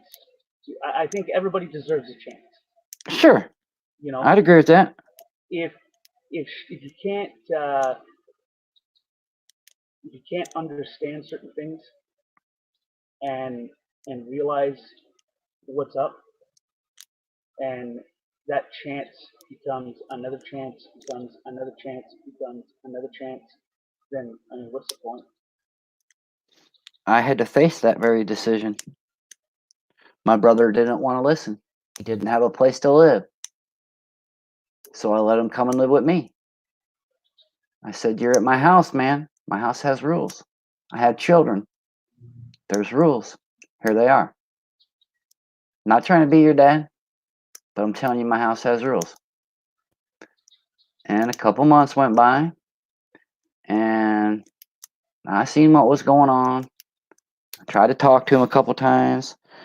He come home all lit, didn't want to listen, wanted to be all combative with me because he was drunk, and he went too far. He made the comment that he didn't need a place to live. And I said, "Then why are you here?" The next That's a lack day, of gratefulness. yeah, it When was. someone does something nice, you should always be grateful and do something nice back. I had to turn out my own brother, man, out of my own house. And it's hard to walk away from certain things that with family or whatever that you care for. It's probably one of the hardest things to walk away. But I mean, it it's sometimes you have to do that. Well, not long after that, he moved, and it was all for the best. It actually turned out to be for the best, and he bettered his life as a result. Listening to both of his brothers kind of helped out a little bit. He still chooses rough roads, but you know what? That's his life, man, and he gets to do that. Just like you have your life and you get to do that. And the first part of, having a drinking problem is owning it. And it seems to me that comments you made to me right here today, you're owning it. Own it. Yeah, Anything you're owning that I it. do wrong and I realize that I do something wrong, I don't fuck around with it. I own it for what it is. And even if there's a portion of it that I stand by, I'll stand by that portion, but understand and realize and own that it could have been handled better. Sure, and I would do the same thing. Hey man, I own my mistakes all the time. I come off as an arrogant son of a bitch, and I don't mean to, but I do know that I come off that way sometimes. I don't ever mean it, but it does seem that way sometimes. I own it. I try not to. I hold grudges like a son of a bitch. I cuss a lot. At least I'm honest about it. I mean, I try to own it. And you got to in order to move forward. Well, if you don't own it and you don't understand it, or not understand it, if you don't own a problem and try to correct the problem, or if one thing is, if one person, like say I got a problem with a friend, and that person deceived, right? And I know that the person's deceived me, like he's fucking stole from my house or whatever, and I know he has, because I mean, there's eyes and ears fucking everywhere. I have cameras everywhere near my house, you know. I mean, and you see the proof that this person fucking deceived you, right? And you give that person a chance, right? And another chance, and you let your faith take over, and you're like, hey, yeah, you know, it'll come through, it'll come through. But then when it doesn't, I mean, it becomes a problem, because you have to own your shit. You have to, otherwise nothing in your life will be good. You'll wind up getting a bad case of horrible karma, and it will come back to bite you in the fucking ass. And then you got to deal with that, you know. So I'm a firm believer in just fucking honesty, loyalty, and be kind until it becomes a problem. Unless it's being done to you, you're being fucked over, you know. And then, I mean, the sky is the limit, right? I sure hope so. I sure hope so, man. Because if it ain't, we're all in a lot more trouble than it appears now. Because if doing right isn't right, golly. That's a problem, though. Yeah. That the lines are being crossed, and there's in this world, it seems that right is wrong and wrong is right, and it's happening everywhere with every situation, from governments to friends to fucking whoever, whatever, you know. And the people have lost the ability to trust, to see people, and to trust. Like Yep. people should be able to see what's in front of them, but impulses create doubt, right? So a person will act on impulse rather than what should be done, you know. And I would like to try and play on that a little bit. It's one of the reasons why I ask the questions that I do, is playing on that particular thing. Because if you catch someone in their comfort zone, that's the best possible way that you are going to be able to reach them and then be agreeable. Does that make sense? Right. You know, That's if someone, also how you catch them as well. sure, if someone is most comfortable on a beach, if you can ask them questions and get them to answer in terms of them being on a beach, they might see it in a way that otherwise you won't see. And that's one of the biggest disconnect that is exploited in this country. I don't know how it is in Canada, but here, urban versus rural is very much pitted against each other. And people get used to what the fuck is the word I'm looking for? They use other people to further their agenda. Absolutely. Absolutely, there's exploitation, without a doubt. And that's fucking wrong. You bet it is. Why hurt someone that I mean, it's a worst case of collateral damage when they're used for that. Because when you harm someone to benefit yourself, then I mean, get ready, because shit's gonna get fucked up for you. Sure. Yeah. That's exactly how I feel when the politicians preach tax the rich. You know what? Any tax or fee that you put on the rich, they're going to pass right on, and it's going to be the end consumer that pays for it. That's the way it works. It's the way it will always work. It's called overhead. Whether it's what the product costs to make or refine or craft or tax. If a house has $5,000 a year tax on it, then you're starting with that, as the rent. If you got a mortgage on that property, you're adding that to the rent. Any income tax that the guy collecting that money would be leveled, you're paying for that too. Ain't nothing Robbery. government has imposed. It is, and it's a lie to say that you're taxing the rich, because you're not. It's a lie. Do you know what the trouble is with that? I mean, there's a lot of troubles with that, but one that's in particular is when we as a society are being robbed, we then become disillusioned Robbers. into, it's exactly it, and we lose that sense of just. We lose that sense of Right honesty, and wrong. right and wrong, and we don't even realize it. People don't even realize that they've lost that ability, and they feel that they have the ability, but those that see that for what it is, they understand that I mean, The slave owners figured out that if you tell them they're slaves, they rebel. But if you trick them into begging for the things that you would provide, then they will. You just trick them into begging. That's all you got to do. when does the deception start? That's what I want to know. When people do what you say. When people do what you say. When they admit the truth. Right. You know, that's why I pose that question. There are a lot of people who will call me racist because I do that.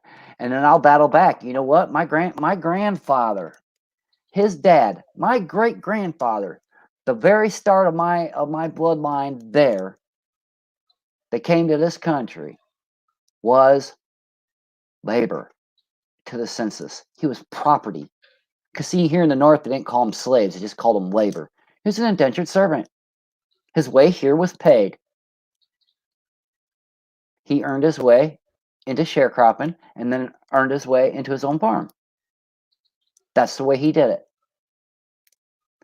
Don't tell me I'm against immigrants. No, it doesn't work that way.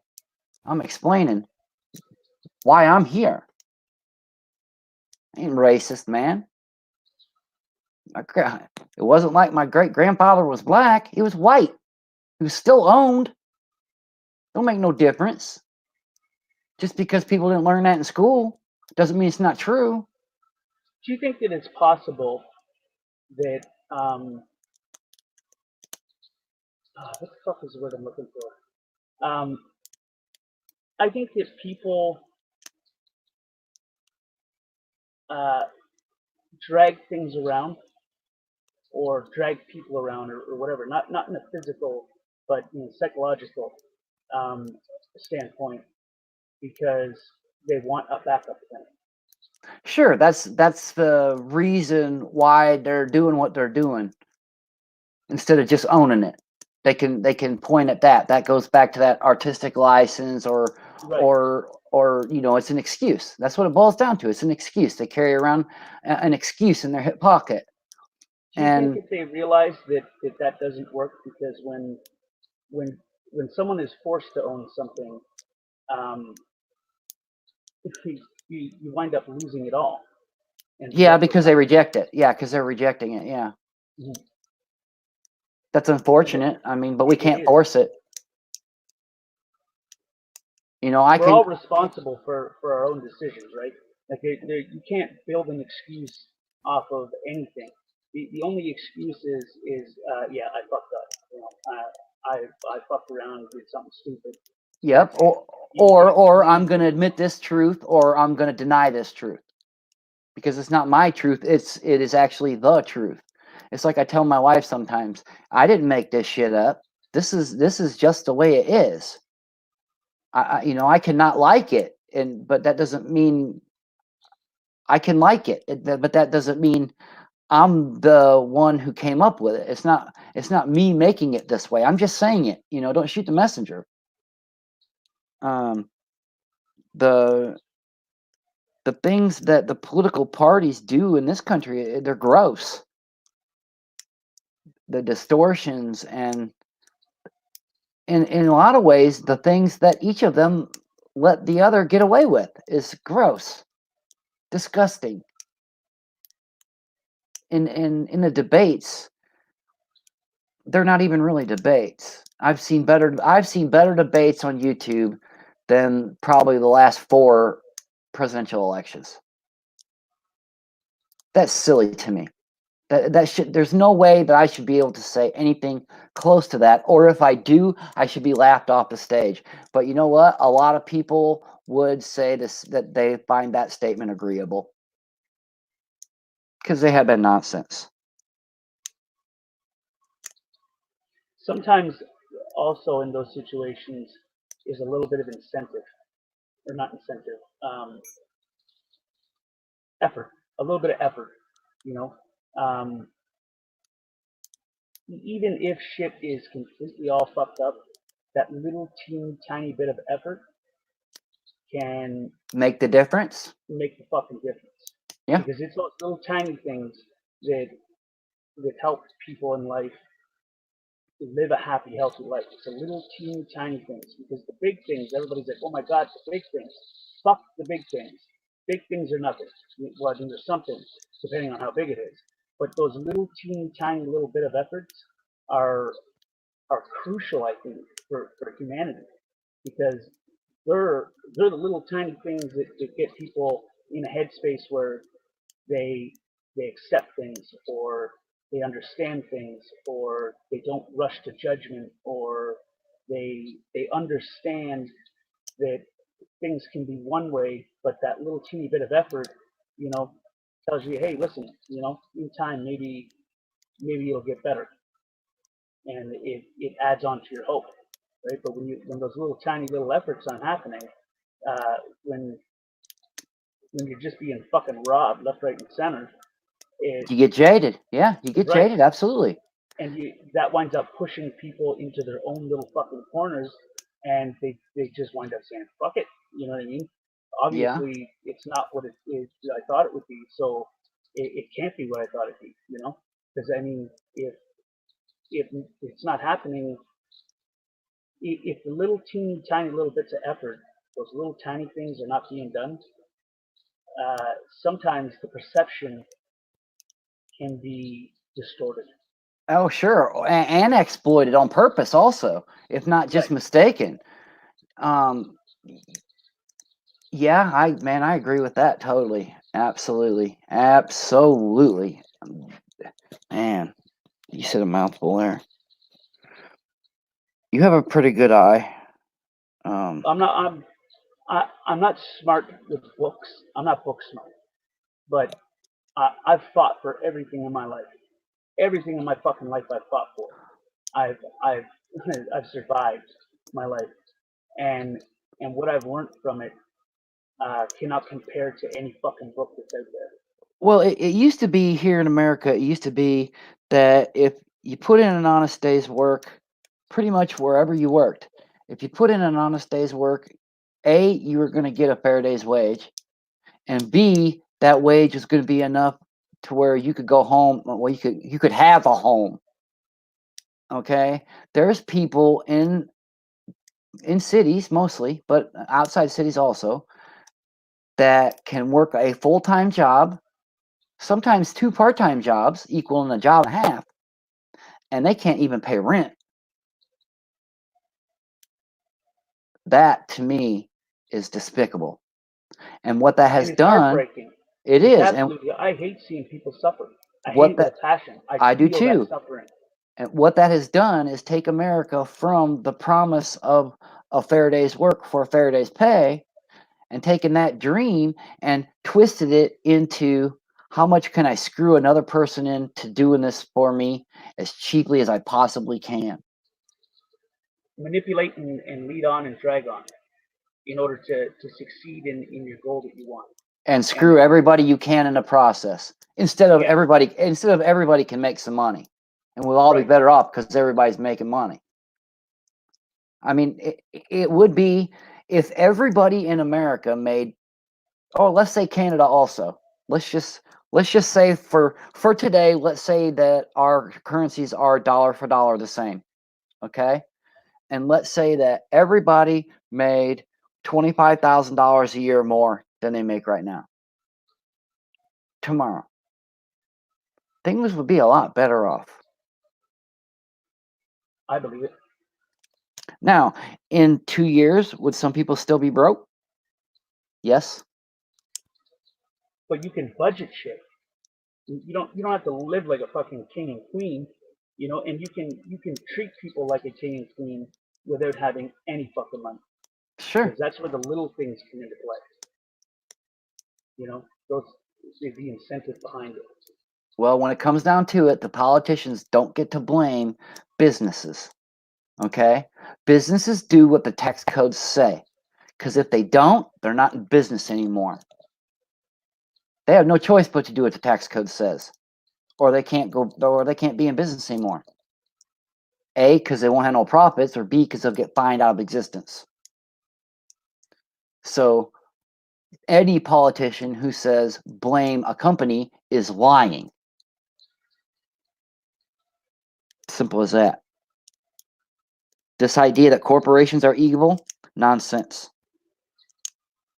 No, corporations do not have rights.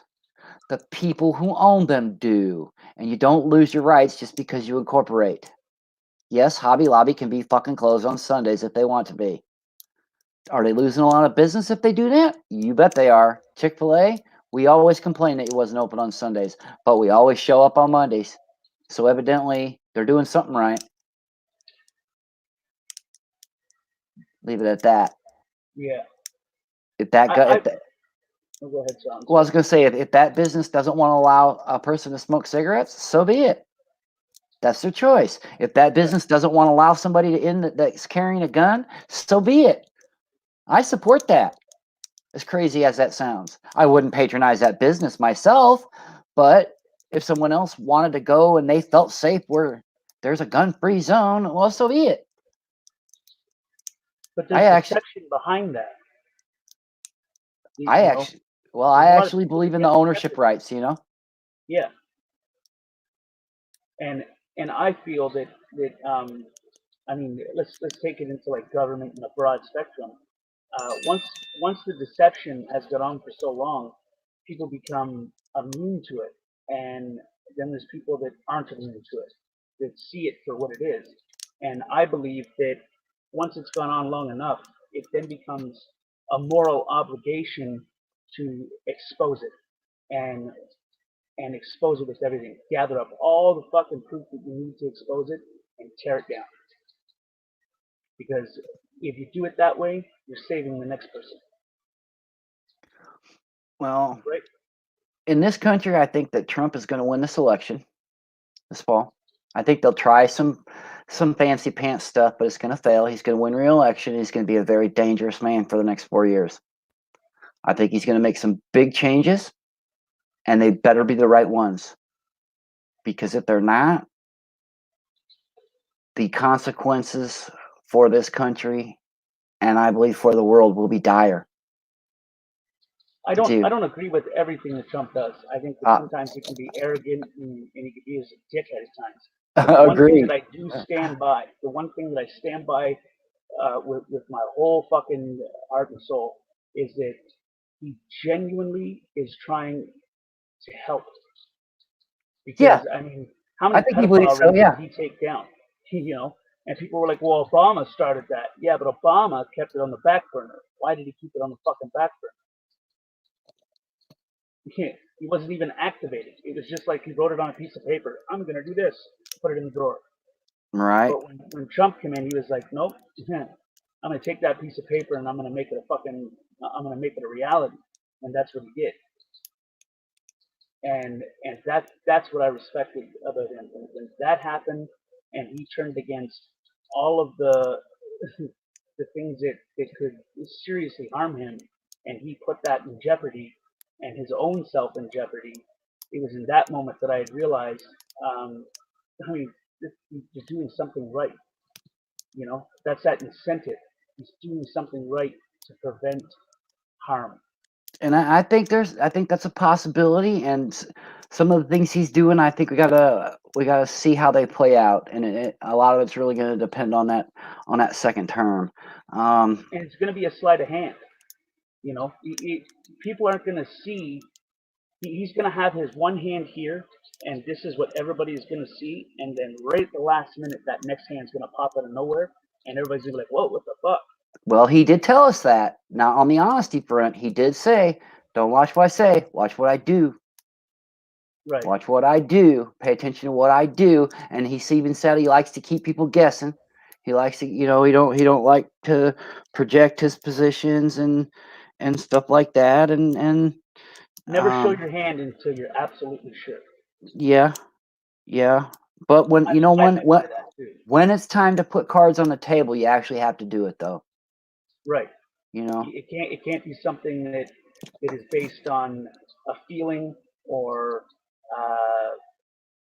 what is it, like a feeling or a thought or an opinion. None of that. You actually have to be able to say, okay, I have this and I see it, and now it's time to go all in. well, I would say that Trump is projecting confidence in a way that the media isn't talking about. I'm kind of surprised they haven't complained about it, and maybe they have, and I just haven't noticed it. But him and Pence have been together a lot lately, and that's a big deal. That's a big deal in this country from a line of succession standpoint. And well, they did that at the same time when they took down Epstein. They were together a lot, and then he went on. He was supposed to go on a jet ride somewhere, and then an emergency or diverted emergency like that, like they had to divert the plane, and they took him to an undisclosed area. Then the next day, we find out that the FBI raided Epstein. right, and I can understand why the Secret Service complains, and Trump was whining about that just a couple days ago that they wouldn't let him do a certain thing. I think it was go to New York or something like that, some kicking off a hospital or something. And they wouldn't let him. He's saying the Secret Service wouldn't let him go there, which, some of that kind of made sense and stuff. But it's a statement. It is a statement to the world. It's a statement to the Democrat Party that him and Pence will stand there together, because in an instant, Nancy Pelosi could be president when those two are together.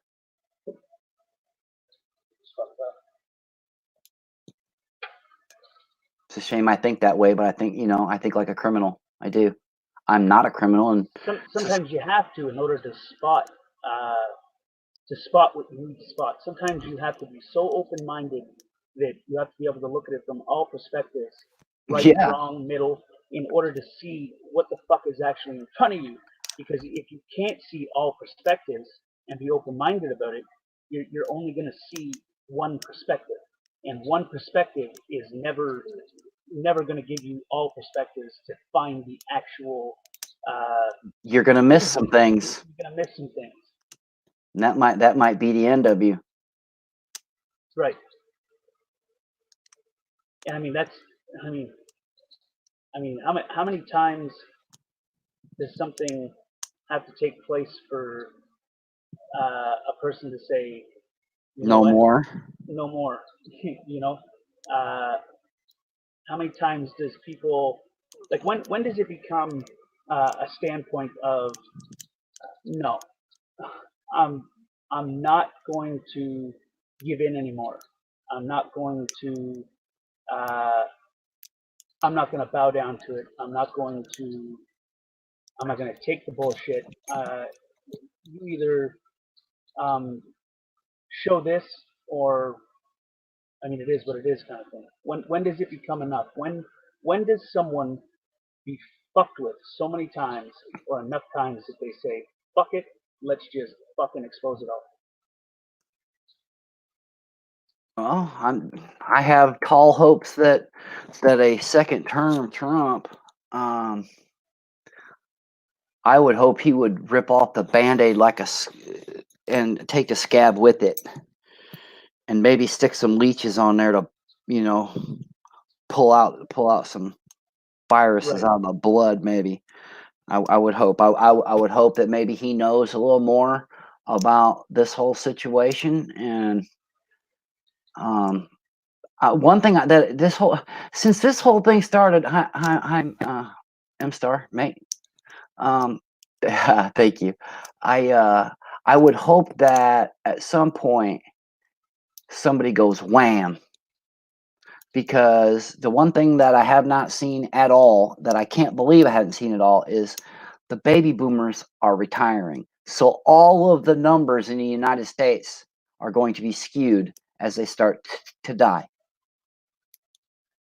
I'm sorry, but that's it. There's more of them, so there will be more deaths from every flu, from every affliction, because there's more of them. You can't just say there's 10 times as many people in the United States as there is in Canada and say 10 times Canada, everything is proper. You can't say a tenth of the United States is proper for Canada. That shit just don't work. It don't work that way. There's a lot of done it unique people.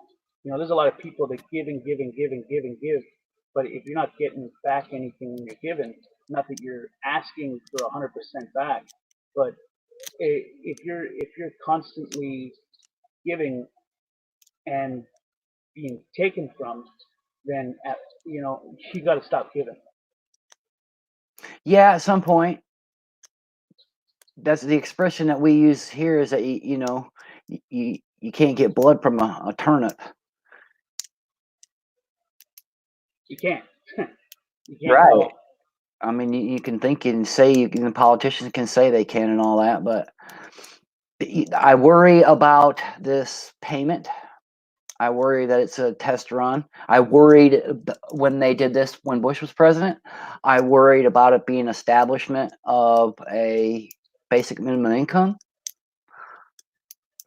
That's about as communist and socialist as it can get. I think you leave people alone, let them work, let them do the jobs they want to do, and let them earn. Most people don't understand in this country, if you want $1 an hour raise, it costs the employer $2, maybe $2.25 to give you that dollar. When you look at your paycheck and you snap about the taxes and the Medicare that you're paying, the Social Security that you're paying, the employer's paying all that also. They're paying the same on you as you pay. And every other employer, they're paying all the same that they're paying in their paychecks too. What about the ones that give because it benefits them, and they're not giving for the correct reason? Well, the way they well, give, it's for their own benefit rather than an there you honest. go. I would call that a product of the progressive tax code also, and an evil within. Charity should be given freely, not forced, and it certainly should not be done just as a tax write-off, a tax incentive. Okay, that is where you get the money laundering that you have now, because as it stands right now, the charitable giving, quote unquote, that can be done to the NRA, that can be done to that can and can't be done, I should say, to Moms Demand Action, to any of the 6, I think now, gun control organizations. They do the same thing though. Like they do the exact same thing. Absolutely. The only time that they give is when it benefits them, and then when it's not benefiting them, they take and take and take and take. Well, explain to me how the NRA can be nonprofit and Wayne LaPierre takes about $1 million a year in salary. That's like the National Football League. Yes, it is. It's absolutely deception, and that's what the progressive tax code is. It is deception at every turn, for every reason. It is deception and inequality established. That's what it is. When it comes right down to it, you go to the 17th Amendment that allows it, the 16th Amendment that allows it. That combination of the 16th and 17th Amendment, it reversed the money flow. It made the federal government the king of the money heap, and it meant that they could take money away from whoever they wanted to and give it to whoever they wanted to, including countries outside this country, without any equality, without apportionment. You take those 2 amendments and throw them in the same bin that the 18th went in for the same reason, and America will roar. And I hope that is what Donald Trump has in mind. I hope that something changes in this life we're living, because it's becoming overwhelming to see the amount of evil that people act or say or do, or they talk out of one side of their mouth and act with another side of the action, right? Um, and I mean, I think that all of that stuff needs to stop, because it's creating bitter people. Like all over the world, I would say. All over the fucking world. I mean, and people get sick of that type of shit, you know. Hey, Tank Boy, do you think that attitude is gonna brew when this guy can't pay his bills and he's watching his neighbor go to work? And his neighbor can pay his bills because he's going to work, but and that's where it comes into play, where if you've been fucked with so much by something that you believe shouldn't be fucking you, that are supposed to be doing the right thing, and once that brews up, then you become the exact entity that's fucking you. You start fucking other people. Sure, and it is possible that you become what you oppose. Absolutely. Right. Without even realizing it in some cases. Sure, I would hope that somebody would slap me upside my head and straighten me out if that happens to me.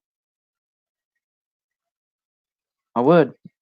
Man, I've been called every name in the book on YouTube, but more so on the internet. I've only been called a few names on YouTube, but I've been called a lot of names since I've been online, and every end of the spectrum too. I took a step back from a lot of different things, and lately I've been moving towards what I've taken a step back from. But the more I see, or the more shit goes the way it goes, the more I'm remembering why I took that step back. You know? I do. I know exactly what you're putting down right there. And I think that's where, if you could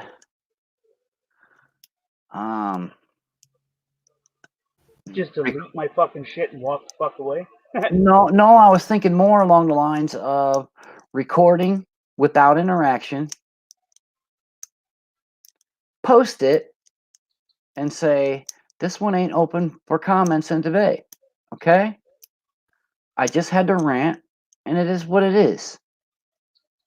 Let it be. People always fucking misjudge a person when they rant. When the person feels a certain way and they try to articulate how they feel, people always misunderstand it. And maybe it's on the person that's trying to voice it, but it could also be on the person that's listening. Sometimes sometimes they know exactly what you're trying to say, but they just want to pick and twist to try and play gotcha. And you know what, Tank Boy? Check this out. Fuck them. Okay? I hate being right in those situations. I hate it.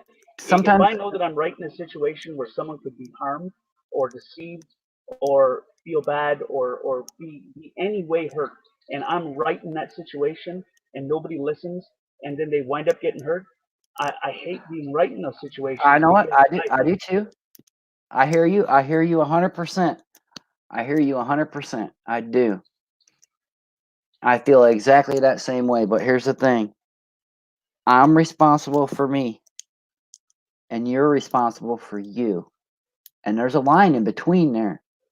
And that line has to stay there so that you continue to have what's yours and I continue to have what's mine. That's what keeps us honest, is that line.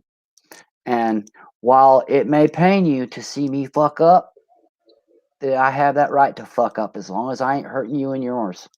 As long as I ain't hurting somebody else. Going back, though. No, there ain't. And it hurts the soul when you see someone hurting themselves over and over and over again. And what you do, especially when you see shit coming, man, it does hurt when you see shit coming and then it comes and you try to be the good soul and you try to be there and you try to say, you try to stop from saying I told you so, but you can't stand it. You got to say I told you so a little bit, and just because you did, and it's true. That is a truth. It's a truth. You told him so, and it's not like you're trying to maybe rub salt in the wound, but maybe next time you should try listening to me. But even so, You might not lose a piece of yourself if you have, kind of thing. True, absolutely true. But by the same token, I had to bury my best friend, man, and I kicked myself around for a long time after I drove his after I carried his casket after we drove him to the grave site, and I took a lot of heat from his parents because they were pretty hateful at me, blamed me because I was always the one who could corral him and get him to listen when nobody else could, and I failed. And then I put it on myself, and it took me a long time to figure out that you blamed yourself. I fucking right I did. I did, right along with the blame that they were giving me. And I felt like, what could I have done? Or I did this wrong, or I should have tried that some more, or I should have tried that. And I had, in order to forgive myself, I had to realize that I didn't do anything wrong. I did do everything humanly possible, trying to help him. I got him through crack, man. I got him out the other side of crack. I couldn't do it with cocaine and heroin together in a speedball. I couldn't do it. It was more powerful and alluring than me. I couldn't. I failed. Well, fuck. It wasn't me that failed. It was his own sensibilities failed him, and nothing I could have done could have had him help himself because he lost the ability to try and help himself. And I looked for things. I looked for things to escape into, Tank Boy. I did. When my feelings get too much, I always find myself turning to alcohol. Like, and things in my life can go real fucking good for a while, and then they don't. Something, it's like my fate is sealed, is what it feels like sometimes. Well, are you sure that you're looking for numbness as an escape and not looking for self-punishment? It started as self-punishment. That it's generally, I'll be honest with you, it started with that. I would sabotage shit, but right, because of fear. Because of fear, but sure. Then I let that fear go, right? And I know I let it go. So when shit still goes fucking weird, right, and you spot stupid shit in life after you've let that fear go, then you start to realize that maybe it's just a fucking fate that we have sealed. Could be. And sometimes I find that I wouldn't call it running. I would call it sacrificing to just erase everything and start over.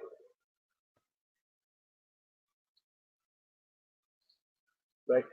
There would be nothing wrong with that.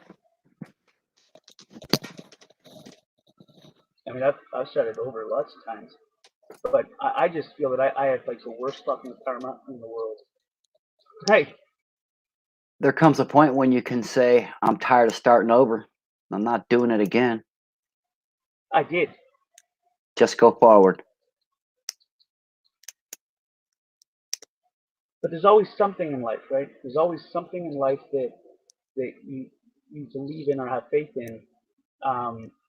You want to buy a new house or something, and you sacrifice and you let go of other shit, and you dive into that idea that I'm buying this fucking house, and then you buy it and you realize that you bought a rundown fucking house, because it didn't work out. It's like that karma fucking thing. It looked pretty from the everything was just beautifully fucking put together.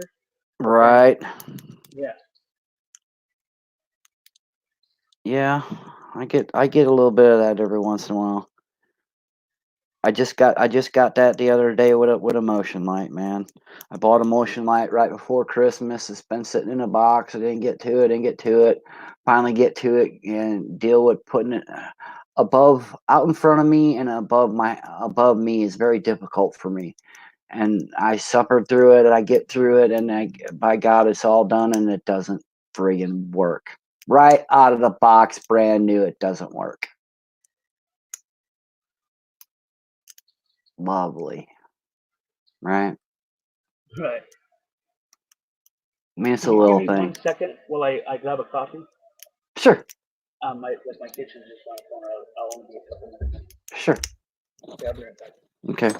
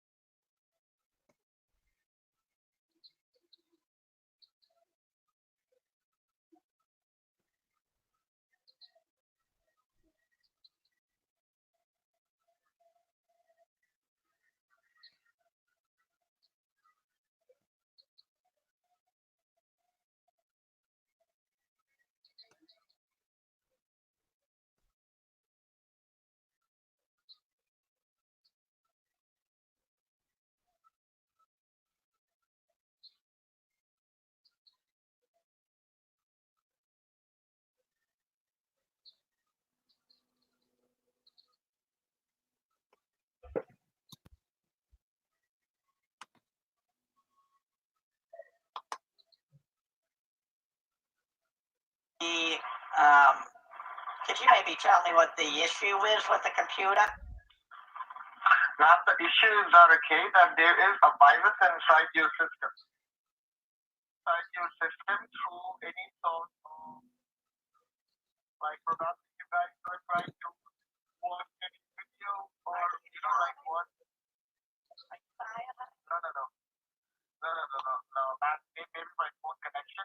So this would be because of any sort of like the videos or any sort of website you guys went to on your computer, and maybe that website was containing those viruses inside it, which was not safe, or maybe that website was corrupted. So to that corrupted website, they got inside your computer.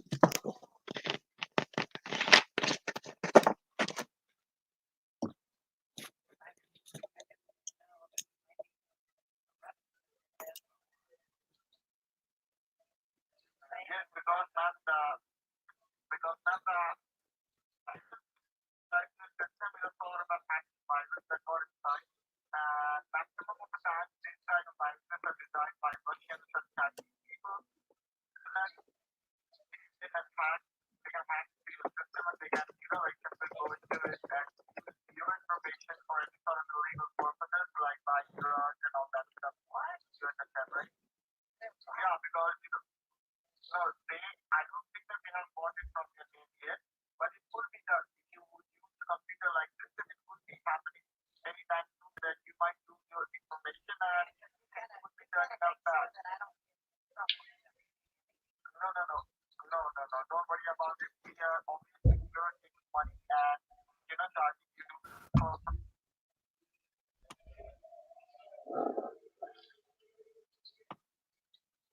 I'm back. There you go. I had to fucking microwave my coffee pot shut off. My wife fools with that an awful lot, but I don't. I don't drink coffee. I just drink lots and lots and lots of Mountain Dew. Mountain Dew's okay. I like to taste the coffee, right? I don't put sugar in it, just a couple creams. I got a buddy that drinks coffee. He put a bun hard lined in his kitchen, like a restaurant kind of bun. He's a hardcore coffee drinker, man. I'm all for it. I'm all for freedom, man. People can do whatever they like. But I mean, if you do the wrong thing, there's always a consequence. There is. That's what free will is, right? It is, and you know what? That's what when I taught my kids, their life was all about their choices, and they could choose punishment or they could choose reward. It was up to them, entirely up to them. Wasn't me getting after them. That was just how the way things go sometimes. Right. I wanted them to know that when you're a child, when you're an adult, it doesn't matter. What you do belongs to you, and you gotta own it, man. Nobody else gonna do it. You have to own the mistakes that you make. Otherwise, you're just a fucking coward. Yeah, You're I the would agree person with that. that will continue to bullshit and bullshit and bullshit to best benefit yourself, and you're just a coward at that point, right? That if I ever do anything wrong in my life, the best thing, because I don't like to drag it, right? I don't like to have that kind of feeling of holding that type of shit in. I don't like that feeling. So I I think that it's better to just come out with it, good or bad. It's better to let that shit out and try to be better at it. But people that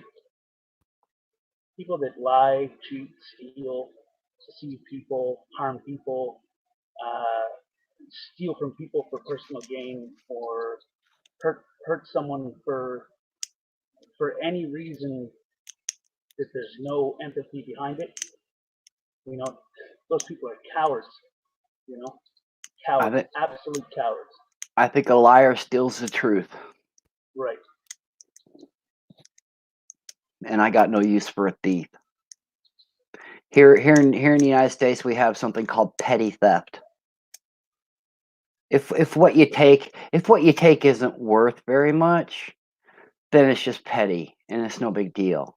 Well, I disagree with that profoundly, because maybe that little $5 item, that might mean the world to someone. That might be the most valuable possession someone has. Another thing that I think is kind of a fucked up thing is that when you give somebody something and they're not grateful for that, they don't have to do a lot to be grateful, but they have to, they don't have to even be grateful, but it shows a lot of character if they're not grateful. If someone does something nice for me, I show them how grateful I am. Sometimes all it takes is a "Hey, thanks, man." Anything. And Sometimes. That's where the small things come in. If I give you a pack of cigarettes because you're out of cigarettes, and you just say, "Yep, cool, thanks," and you dip. Yeah, that's when a thanks, man, isn't really appropriate. I mean, that's when a thanks is a start. I feel what you're saying there. I think the attaboy at work is very important. Because that's an action. Yeah, when you're doing a good job and you're actually doing more than you're getting paid to do, man, you better come with that attaboy, man, or you're not doing your job as a boss. Right. That's when you're supposed to make a note, man. At Christmas time, homeboy's supposed to get a good bonus, a little better than last year because he's been working really hard, or she, as far as that's concerned. I thought we was doing better as a country on that women's stuff, but not even so much as a country as humanity. Well, we're not. The world in itself, like humanity is fallen. I mean, I'm guilty of it too sometimes. I'll know that something is some way, and I'll look at it differently because I don't want the truth, but I want the truth at the same token. So, in most cases with humanity, is that we've become an entitled, ungrateful, unhonest fucking group I like empowered a lot better than entitled. You can be empowered and still come off as entitled, I guess. But it depends on the intent behind it. You know, if you say I'm better than you, fuck you, I know I'm better than you. I mean, and you degrade someone to feel that way, then you think you're entitled. But if you are empowered and you stand by, listen, I'm a fucking good person. I know this, I know that. Here's why. Here's why. Then you're empowered. You're not entitled, right? And there's a mad difference between it because it's all about the intent behind things. The intent behind things speaks volume to who the hell you are as a human being, who you are as a person. You know, you can play your games in life all you want, but there's always consequences to bad actions, and there's always rewards to good ones. And that's again where the small things come into play. Because some people do good things and they realize, well, I didn't get nothing back. Well, that's because you weren't paying attention. You weren't looking hard enough. Because it's those little teeny rewards that is your reward. It's those little teeny things. Sometimes those things become they might have been noticed, especially when they're reoccurring. They might have been noticed, but then they just become expected, right? Like the United States has been there, Canada has been there for countries that get hit hard, and we take some of our money or some of our stuff and we just give it to places that get hard by a storm or earthquake or something like that. Well, then they need a little more help and a little more help. And the next thing you know, they're like expecting us to just give them stuff for free just because we have it. And that's not how it's supposed to work. I should take what I have and share it with those I choose because I want to. Like you're saying, not because it's a function of a tax code, but as a nation, it should be the same way too. Nobody has any claim to anything that we have in this country. I don't have any claim to what Canada has. I'm not a Canadian. I guess we could argue a little bit about Alaska, but I guess that's another story, huh? Well, when we do something nice, you know, and we're doing it for genuine reasons, and we're not just doing it because it benefits us. You know, when we're doing something genuinely nice that comes from the inside, the heart, and you genuinely want to do something nice for someone, there's benefits to this, and there's a lot of people in the world do things, nice things to benefit themselves rather than the other person. Like, I'll give the shirt off my back to someone that needs it. I'll give my last $5 to a homeless man so he can eat a sandwich. I got a loaf of bread at home. I got my meal for that night. He doesn't, you know, or she, whichever. So it's those. You got to do things from your heart. You can't do it for your own benefit. Now, does that mean that you don't expect in life that when you do good, you'll get good back? Because I believe that when you do good, you should get good back. Yeah, that should just come. The karma of it. Yeah, that should just come as a. Yeah, I'd rather see that just come naturally than be something that's expected, because then that's trade. Right. But you know, karma should work. Karma definitely works the other way. Sometimes it's instant karma. There's a lot of YouTube videos got instant karma, and man, they are instant karma for sure. And I like that. I think that works okay. But I'd like to see some. I'd like to see some instant karma good videos, and them be just as entertaining. That would be nice, also. You know, like somebody falling on their ass, and then you know somebody picking them up. Yeah, somebody picking them up, or they fall right next to a lottery machine, and you know the hell do they call them, the slots? They fall on their butt right next to a slot, and then it dumps a bunch of coins on them. You know, silly things like that. That would be cool. Yeah, I think it would, because I mean I may come off as a callous person sometimes. Oh, I definitely did that earlier today. I'm sorry. You know, that's fine. But I may come off as a callous person, but what I feel inside is different than what you see on the outside. I'm just not good at expressing what's inside. So I believe I don't like to see anyone suffer, you know, unless they deserve it. If you've made someone else suffer, then fuck, man, fuck you. You know, you deserve to suffer. Maybe, but you know, I believe that you shouldn't allow people to suffer. If you see someone suffering and you have an opportunity to help them, you should help them. Sure. Because that's what humanity is supposed to do. And this is where I come to the conclusion that we're all alive, we're just not living. If we all had more, there would be more of that. If you had more in your pocket, you would be more willing to share. You'd be more willing if you had lots of more $5 bills in your pocket, you'd be a lot more apt to give that guy who's down on his luck $5, right? I'd give my last $5 to that person. Sure, but what I'm saying is, if you had a bunch of $5 in your pocket, you'd give a bunch of $5. If I had more, yeah, I would. If I had, like, let's say I had enough to help more than just one, I would. Absolutely. Because when the time comes where I meet my maker, or whatever the case may be, I want to say that I was honest. Good. I want to say that I was a good person.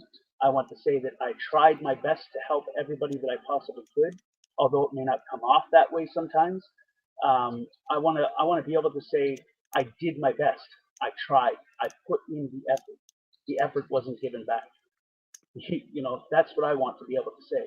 So that's why I am in a certain way the way that I am. I like to help people. I like to be a good person, you know. But when people mistake that goodness and that helping or that kindness for weakness, it becomes a problem, because then you start realizing, well, That's when I tell. Walking all over me, like what the That's fuck? when I tell. Hey, that's when I tell him to piss off, Tank Boy, and I don't feel bad about it. And I don't feel bad about it at all. There In some was. cases, it's easier said than done in some cases. It is, okay, but I told my governor recently to piss off, okay, and I meant it. And there was a time in my life that I would never have disrespected someone in public office that way, okay? I never even cursed online. In all my years of being online, I never cursed. Not in writing, I never did videos before anyway, but never in voice, never in my letters to the editor, which obviously wouldn't have got printed anyway. Any in public discourse, I never cursed. I'm done with not cursing because I'm pissed off.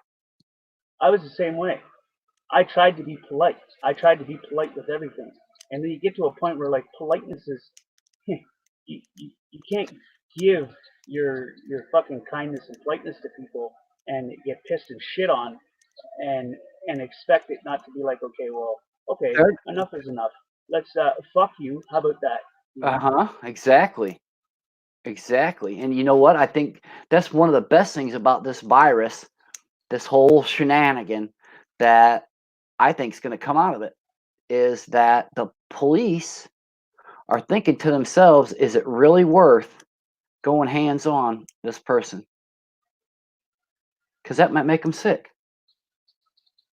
But then they're doing something to benefit themselves, because what if someone is harming someone else and they allow that person to harm someone else because they don't want to get sick? Well, there's that side of it also. But they cannot usurp the right to defend yourself. They can't. That's why the Supreme Court of our country said that it's not the police's responsibility to defend you, because it's not. It's not. It's your right to defend yourself. Now, you can contract with private security, and you can hand your right to them if you choose with a contract. But government can't. Government can't do it. The role of a police officer is to keep the environment free for you. But we give them everything. They take from us, you know, and that's kind of a dilemma that in the last while I'm trying to keep my faith in things, but when you gotta say at one point in time in your life, you know, why am I putting my foot forward and then it getting twisted at the same token? Or why am Well, I giving and sometimes you get, but hold on. The why is because you choose to, you want to. Whether or not you continue to, that's a different story. Well, I believe that my word is my bond. I believe that your word is something that you have. It's what A, builds trust. B, it helps you honor if your word is your bond, and people trust you more when you honor your word, right? Yeah. Oh, they do. And Even some that don't necessarily want to, but they try to catch you and try to catch you, and they learn they can't because you really are being honest. They have no choice but to respect you, even if they don't like you.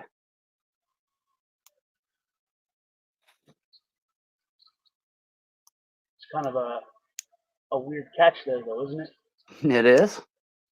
We let our faith blind us sometimes. Yeah. Even like when the government comes and fucks you, and you know they're fucking with you, and you know that they're just robbing you, Yeah. or if a friend does it or whatever, and you have that faith, you're like, listen, it's just for right now. Things will get better. Everything will be just fucking peachy. You have faith that everything's gonna be fucking sunshine, rainbows, and fucking kittens. But I mean, Well, I know this. I know that for at least a decade, maybe a decade and a half, maybe longer than that, unsure, I witnessed a lot of people say, you will never be able to carry a gun in Illinois, ever. In no way. If you're not a police officer, you will not carry a gun in Illinois, period. And a lot of people believe that. But you know what? Right now, even legally, I carry a gun almost everywhere I go. Because I can. And I choose to. Now, I can't do it openly, not yet. But I believe that's coming also. And I don't believe it's just hope anymore. I believe I know. I believe I know it's going to happen, and sooner rather than later. And here's why.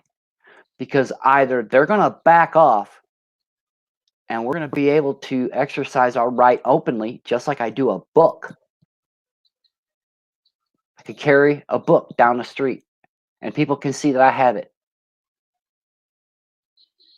Just the same way as I carry a gun and people see that I have it. I am so positive that that's going to happen because of this reason. Either they're going to back down and they're going to quote unquote allow it, which is actually they're going to stomach it. They're going to admit that it's my right and they're going to abide by it, or it's going to be war and they're going to see it in malice because we'll be fighting. well, that would be the lack of communication. You know what I mean? That would be the equivalent of I'm going to come over to your house and I'm going to help you move, but if I don't contact you at all, then that would come off as a lie.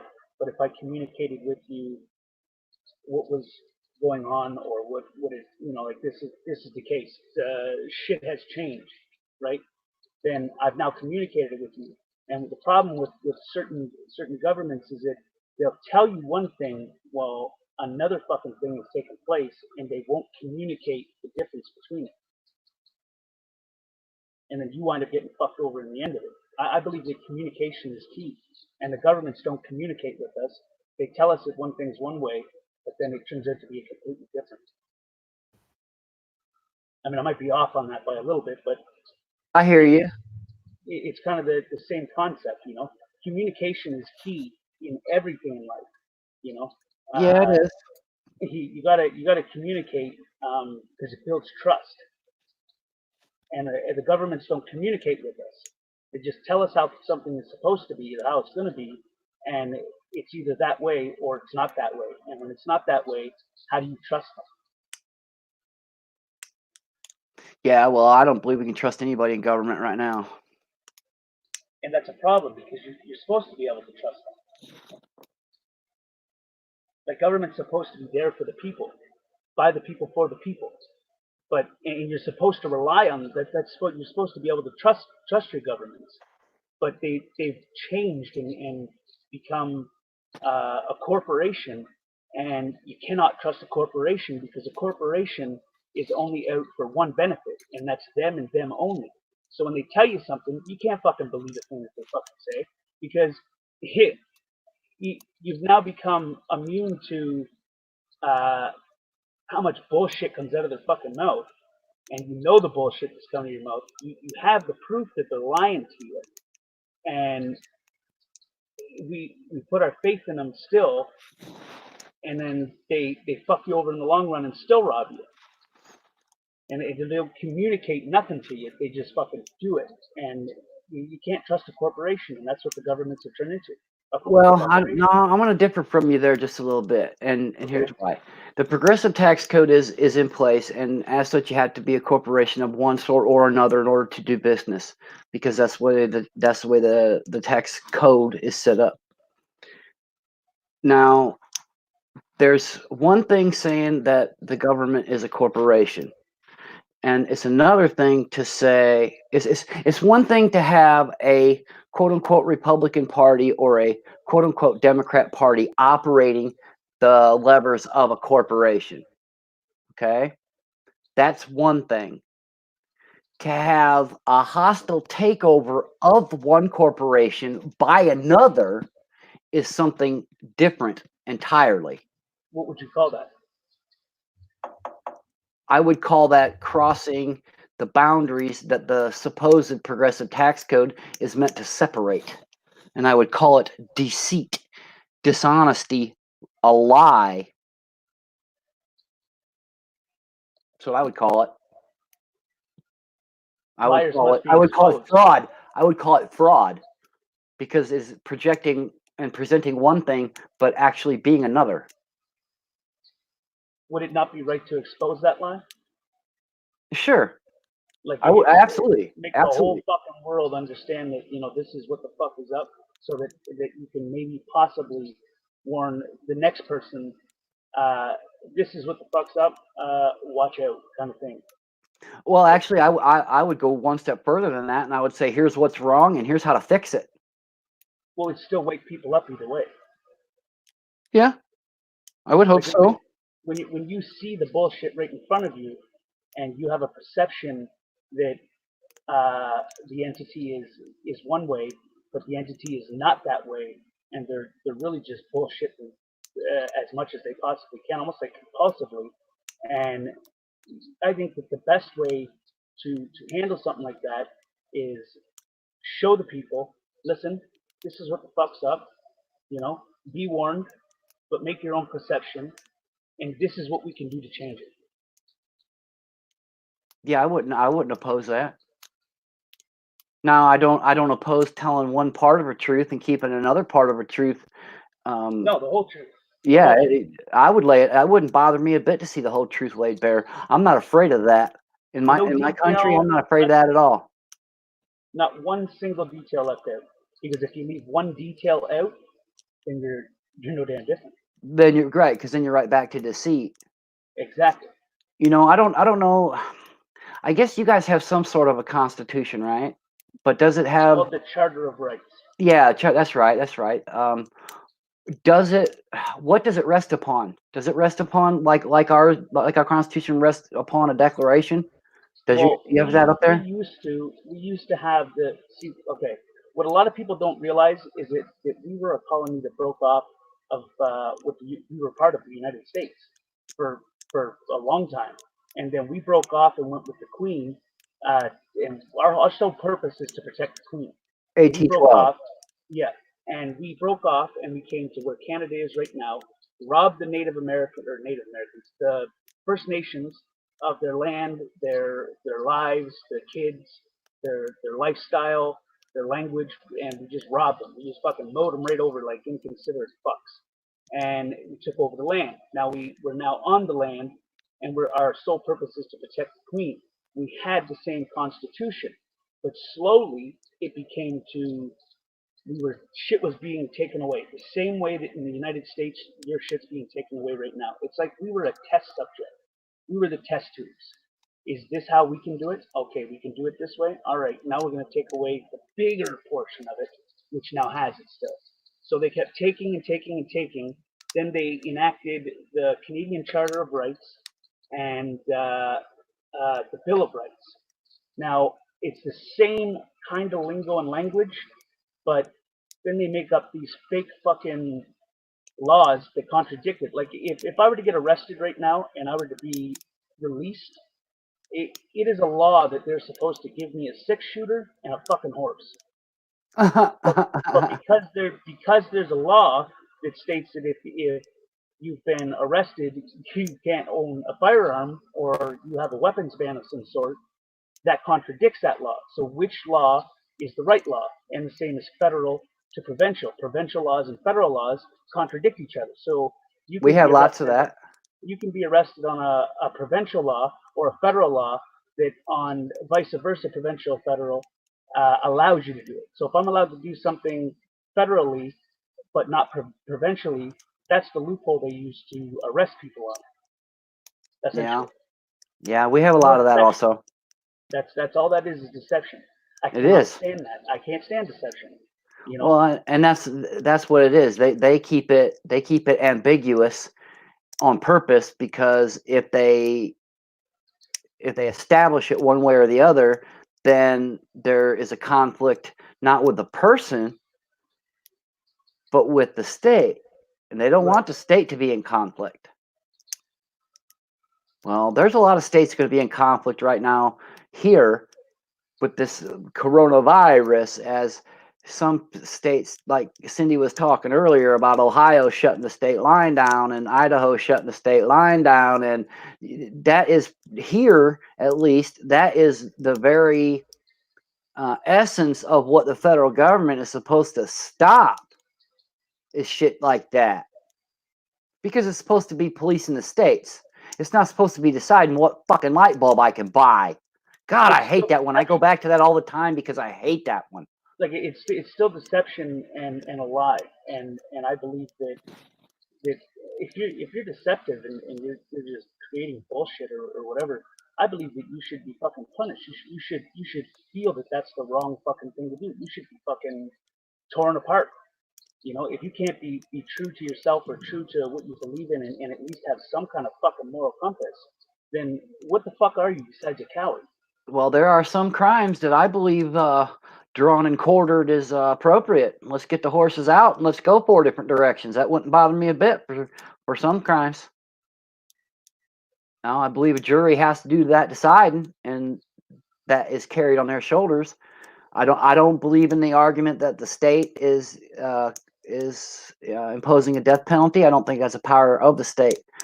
The jury is the one that has that power, and that's why the power to decide is left with a jury. Whether it's a grand jury deciding to prosecute, not a prosecutor, not a lawyer for the state. Instead of calling them a prosecutor, we call them a lawyer for the state. You can't trust any of those fucks. No. If you can't, if someone is untrustworthy, and you know they're untrustworthy, or an entity is untrustworthy, or whatever the fuck, whatever the case may be, if there is the underground line of that is not trustworthy, then you have nothing, absolutely fucking nothing. That's why I went to vote in a primary, and I pulled a independent ballot. Here you have to declare. You have to declare in a primary. Okay, well, they slid in wanting $78 million, which actually, so it was $38 million, but it was going to cost, it was $39 million and change. And to pay it back was going to be $78 million to build a school. And they put that on a primary ballot. Did they spend any of that money on anything other than it?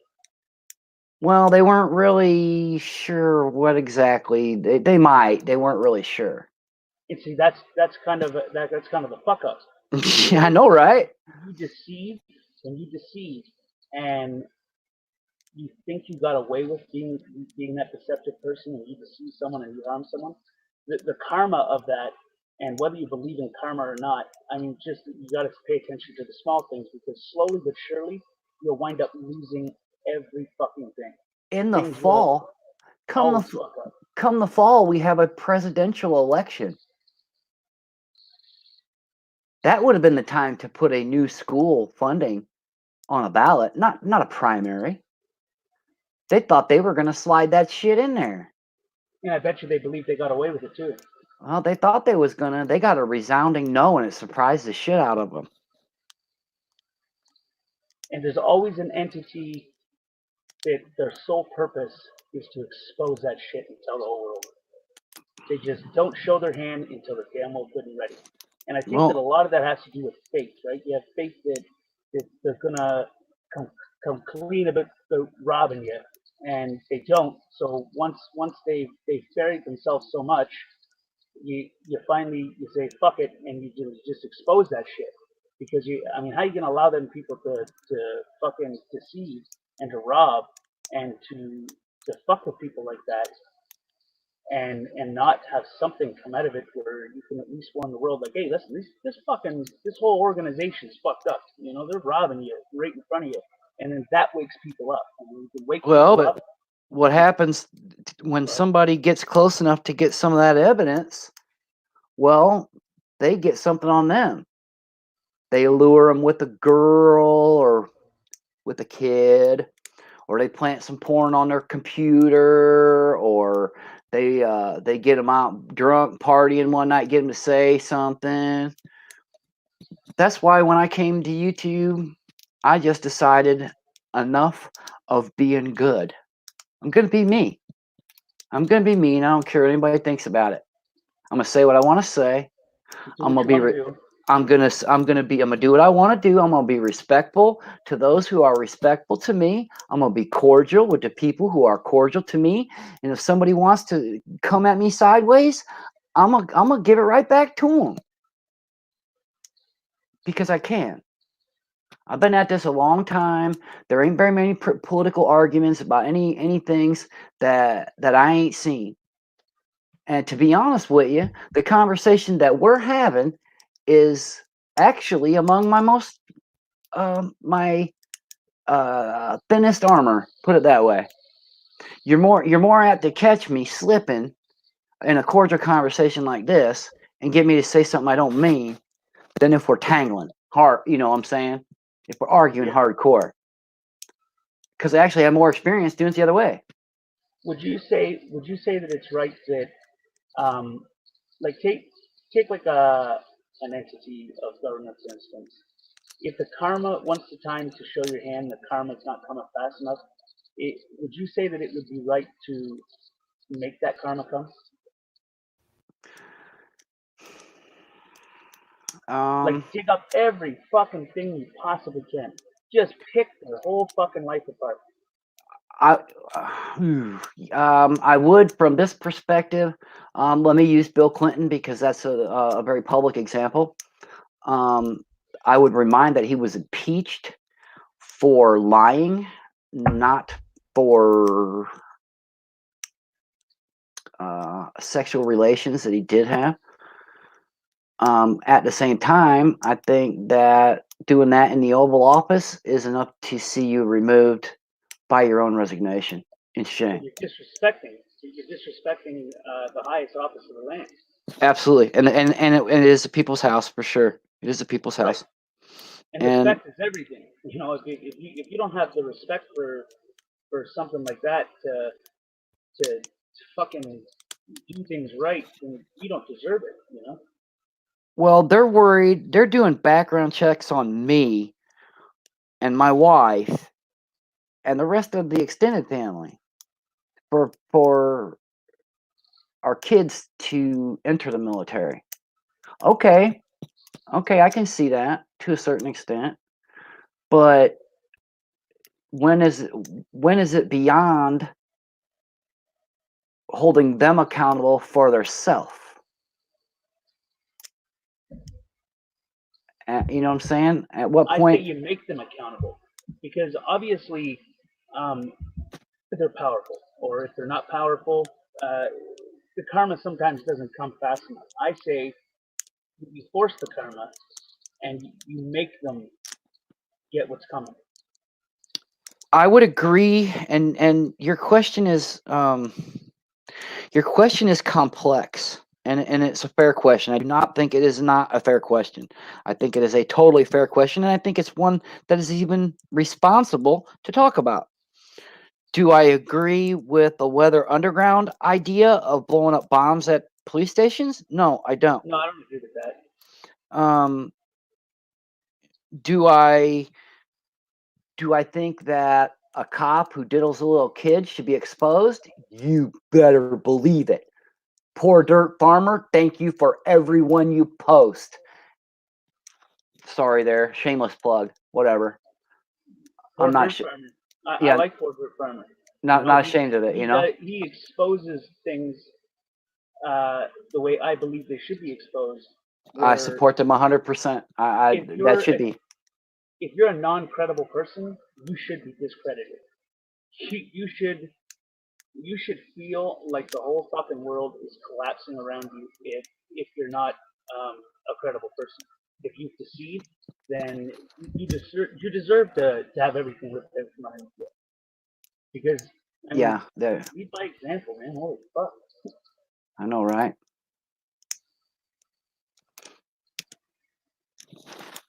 Hello, Joni. Hello. I'm back now. I'm finally done with all my junk, so I can talk for a little bit. I saw you guys were still live. Well, I've been waiting for Golden Eyes to come back because she said she was coming back. But I bet you she's not coming back. Oh no. Yeah. Shit happens.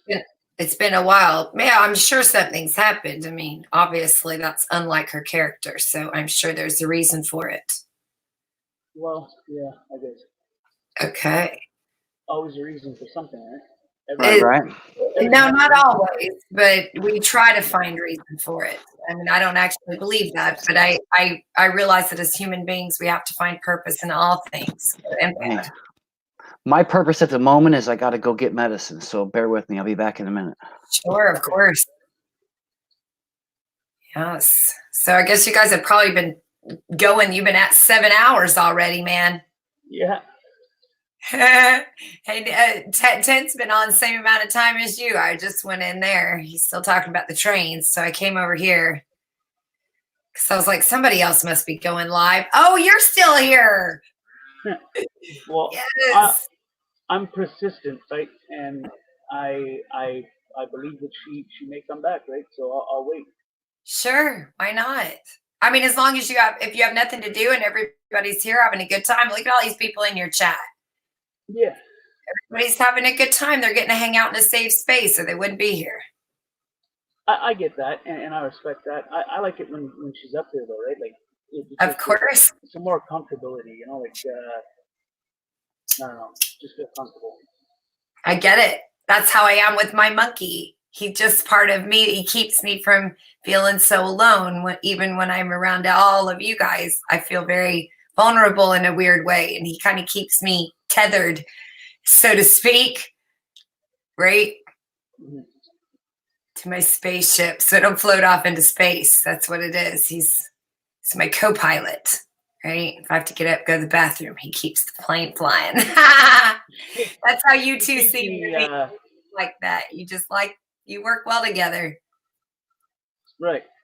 Yeah. She keeps me level-headed almost. Yeah. And that's part of the reason why I love her. She's just like a very joyful person. I think that's the most beautiful thing ever. And I'd like to say that I do think I know exactly how you feel. Trust me on that one. You guys are cute. It's good to have friends like that. I think we're more than friends. Oh no, What the fuck? For you to talk about.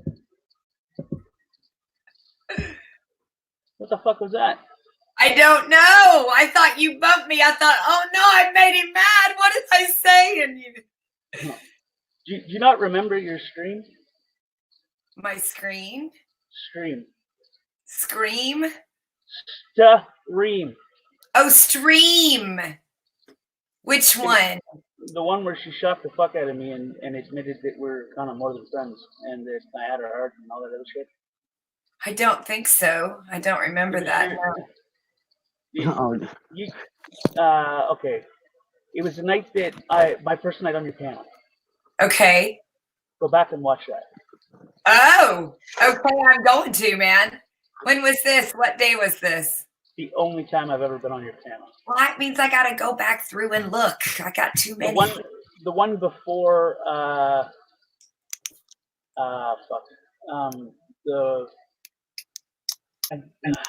Give me a ballpark. Was it like a Thursday? Was it a Tuesday? Was it on the 10th, the 11th? Ballpark it. Then I only have to look through a couple videos. It was the one. It's the only one you'll see my icon. Oh, it is on your icon is on it. Yeah. Ah, that's all I needed, TBN. Can you mute the sound that's in the background? Oh no! Oh my! Oh no! Ha! You know I'm going back now. What? The sound that's in your background. Okay, yeah, okay. There we go. Oh, my background? Do I have a sound? I don't think I have a sound in my background. You had a sound. I could hear myself. Really? Yeah. So you didn't even realize what she said. Mm-mm. What did she say? Tell me what she said. You'll go back and watch it. Oh man, you're gonna make me do homework. Darn it! Now I gotta decide if I think this is important enough for me to go back to. The gist of it was she wanted to squash any rumors that weird thing, and I had her heart. Oh, yes, that is worth me going back and hearing. I want to hear it come from a little girl that just spoke to a little boy, a man and a woman. Whoa. Whoa. Now put that shit in reverse. You're going to get a damn speeding ticket. Now, wait. Hear me out. Hear me out before you go dissing my stuff. Hear me out. Oh, okay. For children, Tank Boy, species is acting like children, but some of our species are moving into the next stage, and that's adolescence. And what I hear you telling me is that a man and a woman, two adults, suddenly became kids for a split second in a moment of vulnerability. And I have it on recording. If you remember correctly, you said, something about friends, and she said it started out that way and blossomed into something else. You just weren't paying attention, which means that I was right by my original analogy. Original analogy. Is it you didn't understand what was being said? No, I didn't. Because I'm pretty damn good at pegging that shit. I'm good at knowing the vocal tones, how someone talks. Right? I knew that you didn't understand it. Of course not. I didn't even know you guys. For all I knew, you two were still just being silly, right? I would have never, because I didn't know you then. Now I've got to know you a little bit. So now, yes, I do want to go back and hear it because I bet it'll sound different than what I had imagined it would have. Maybe.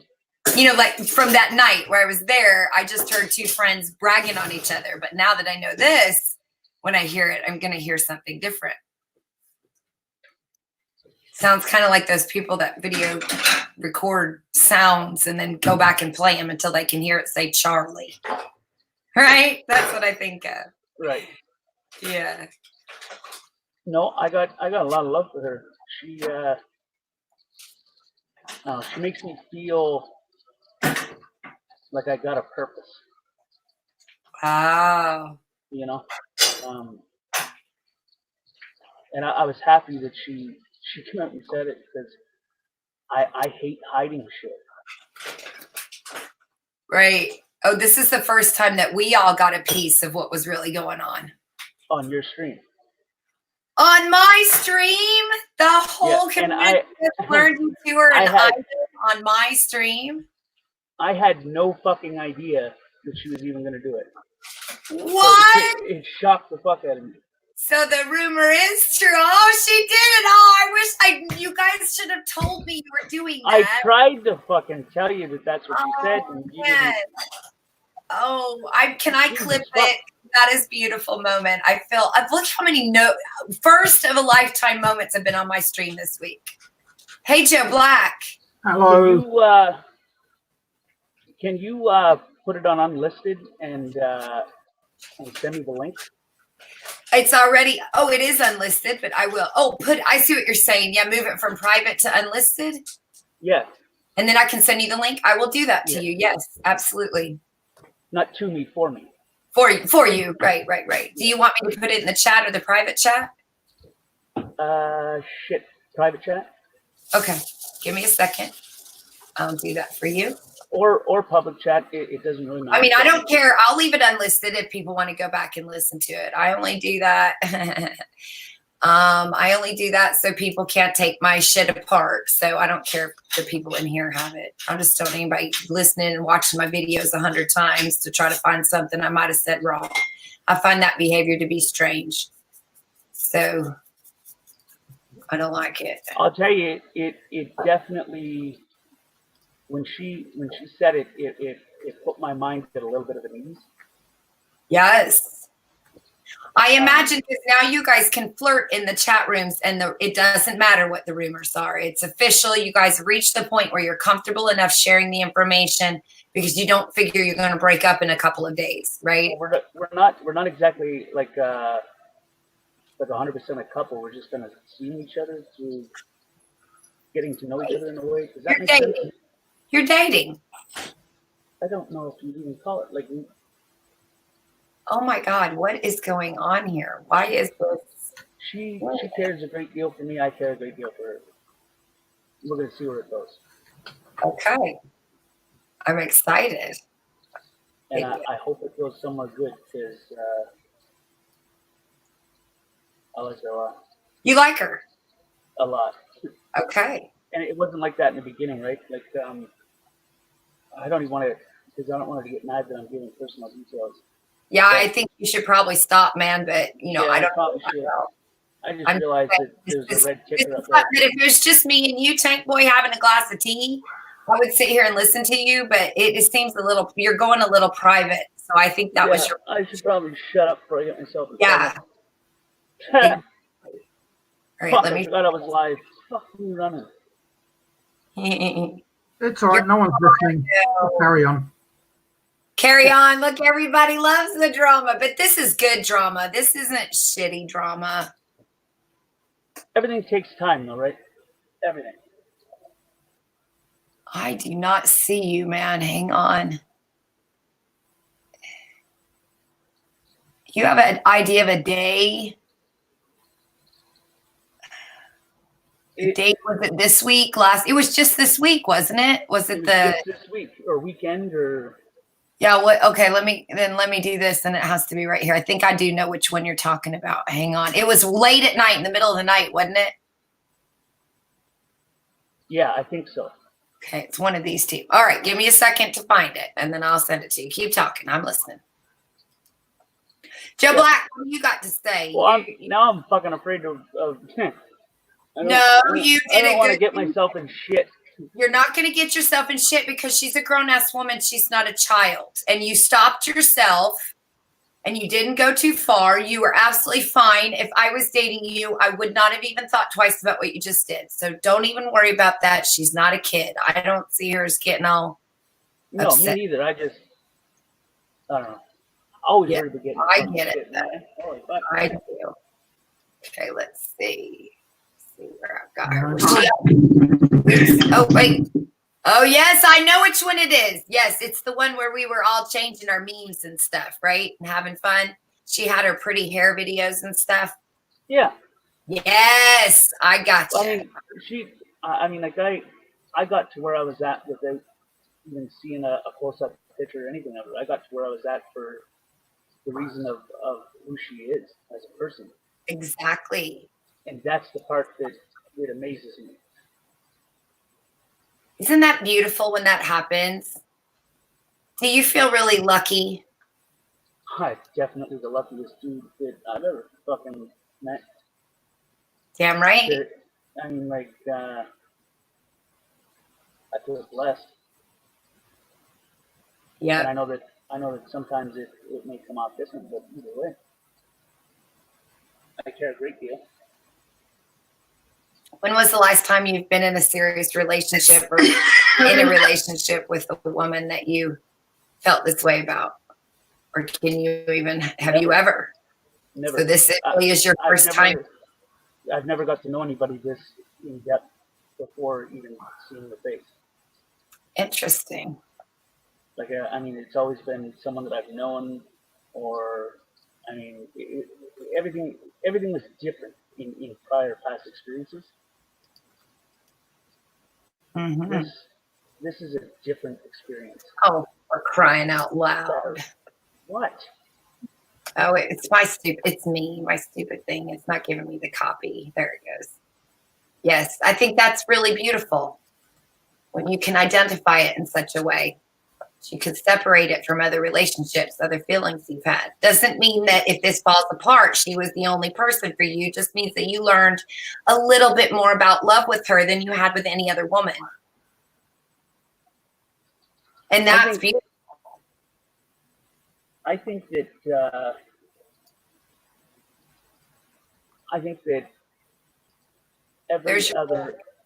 every other occasion hasn't been as this one is. It hasn't been that in depth where I'm willing to do anything. All right, well, let's move our topic over before you start crying on me and I have to get you a tissue. What the fuck? Ah, Tank! They will be tears of joy. You need a tissue? You know, I can't be serious too long. That was about enough of that as I could take. And then I start to get funny because then I'm like, whoa, this is getting a little deep. And I don't do serious well. I get nervous when things get serious. I was too. Right? You know, and that's fear was what was causing a lot of problems. You know, tell me about fear. Now, this I'll talk to you about. So what is it about? Let's take Golden Eyes out of it now. We're not going to talk about her. She's not here. But if she was, I'd be sapping it up with my tissues as well. She could be here. She said that she would be listening and that she would be back, but she hasn't come back. She's probably lurking. Yeah, she's eavesdropping. She's heard somebody's already texted her. He's talking about you in chat. So, but tell me about your fear. So what is it about getting serious? Because I don't think with you it's a commitment thing. I think it's you a vulnerability thing. So why are you afraid of being vulnerable to another human being? I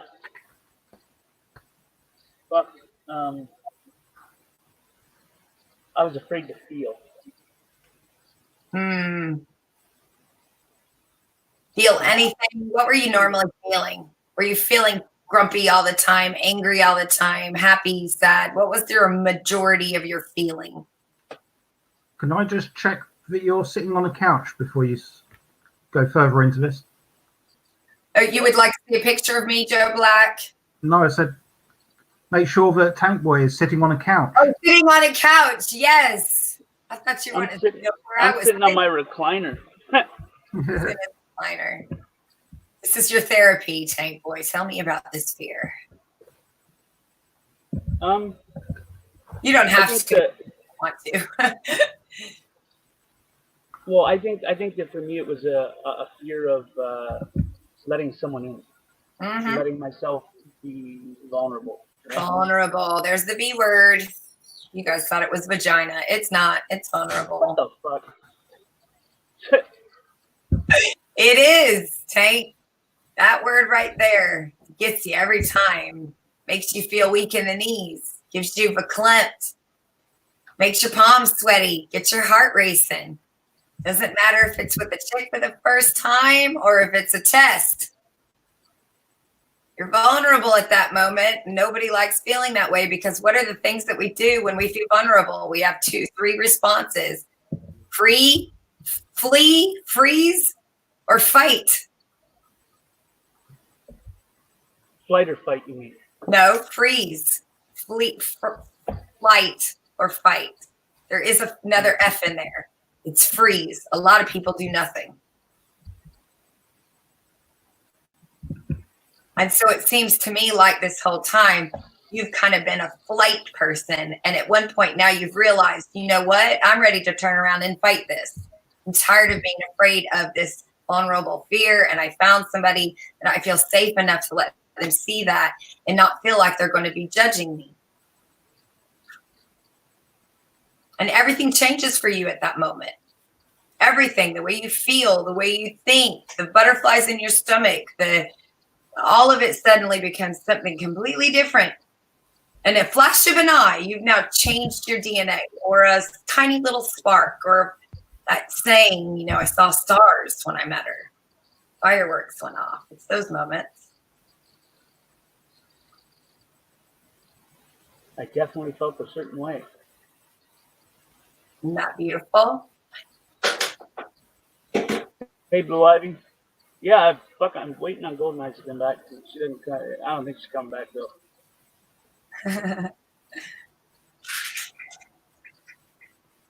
Hey, Blue Ivy. I see that. Yes.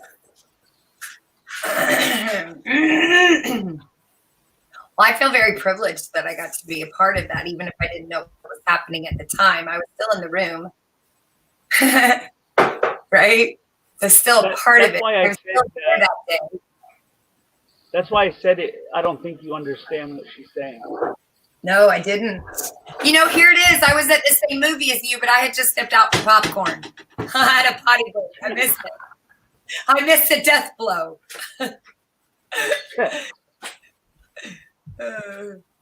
A lot of ways we can look at things. It definitely made me feel.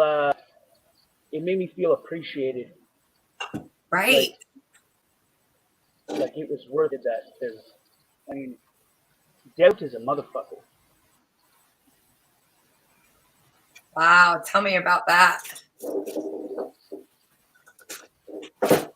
Why is it a motherfucker? Doubt, because it creates when you doubt something, it creates an impulsive feeling. I think. And describe that. What does the impulse make you do? Irrational thing? Sometimes. Okay. Yeah. So you're wary of it. You want to be impulsive, but at the same time, you've learned already that if you jump, sometimes you land in bushes instead of. Sometimes you hit the fence. Sometimes you slam down on the concrete. Yes, exactly. And you're scared of getting hurt again, just like a kid would. No, I'm not going to try to jump the fence again. Last time I racked my balls on it. This seems like a normal thing, Hank. Last time I lost my house and everything I owned. Right. And basically your soul in the process. And you've just now got it back. And now here's somebody else is sucking it from you, but not in a bad way. I mean, you're giving it to them. Like you've opened it up a little and they've just started sucking. I don't think that she's taking you, so I think that she's increasing. Right, I didn't mean it that way. Right, I meant in a metaphorical way. You feel like you're. Hey, let me think of a different way to say it. Imagine you're just turning into putty in her hand. You have no control over the fact that you're just melting in front of her. You're being consumed by her, and it's not because she's a vampire. It's because you like her. You're attracted to her like magnet. So you're being consumed by her. Opening up your soul. Well, it started emotionally. Like normally things go with like physical first, but for me, for us in this case, it was more of an emotional before anything. Like it was like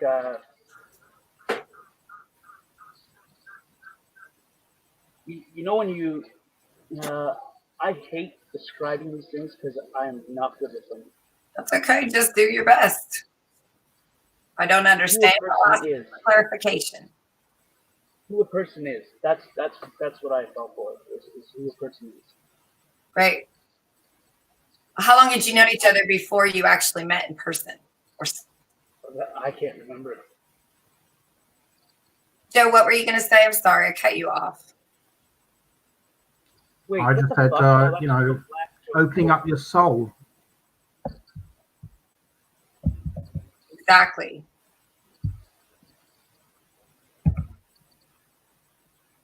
Sometimes you, as she would say, you have to take that leap. Jump in. Ah. And I'm probably going to get in a lot of shit for that. But I need to shut up. How do you know that, man? You've already put an expectation of failure on this relationship before you ever even got a chance to really enjoy it. Why don't you save that negativity towards the end, right? Like, don't think about what might happen. Think about what is going to happen. We create our reality, so they tell me. So I have to believe it must be true to a degree because it's something that's been said generation after generation after generation in different terms.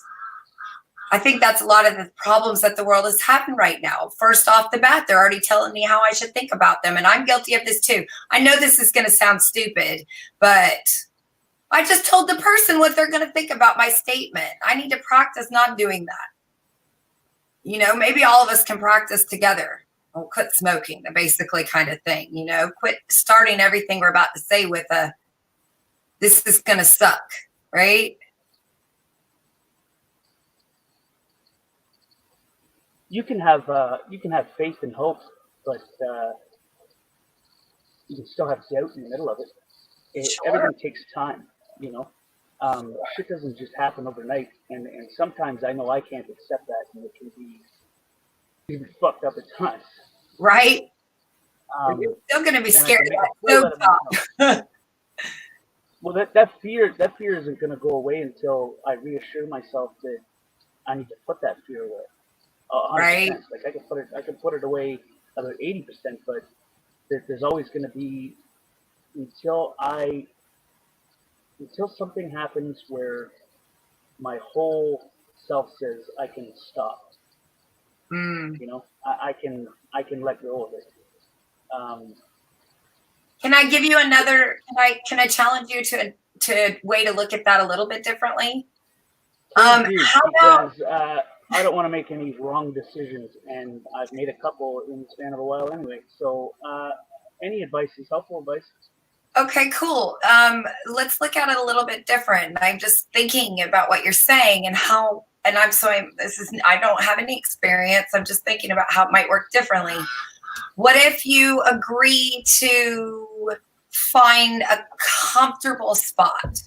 So instead of having to getting rid of 100%, where you have to just say, all right, I'm just leap without looking. Maybe you just go, I'm going to jump in the water when the water is at the temperature that I'm comfortable at. That way, maybe that might be 70-30. Maybe it might be 99-2. Just wherever you finally sit one day and you go, this is good right here. Yes.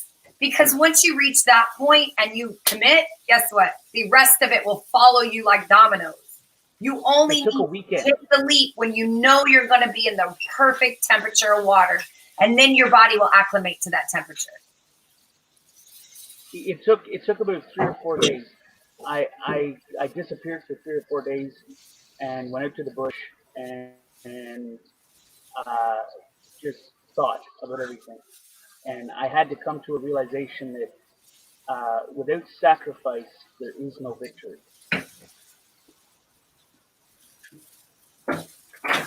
In that moment, I realized that, whatever, jump in, see if I like the water. Yeah. Something's being fried in my kitchen at the moment. My husband's making dinner, so I'll mute my mic. Okay. Does that mean I have to talk? It does, Joe. It's talking. If you're talking, I'm not talking. I'm a very honest fucking person, and I'm going to get myself in shit if I just keep going, and I don't want to keep going, because I don't want to get in shit. I don't want to fucking violate anybody's trust or nothing. I just fucking...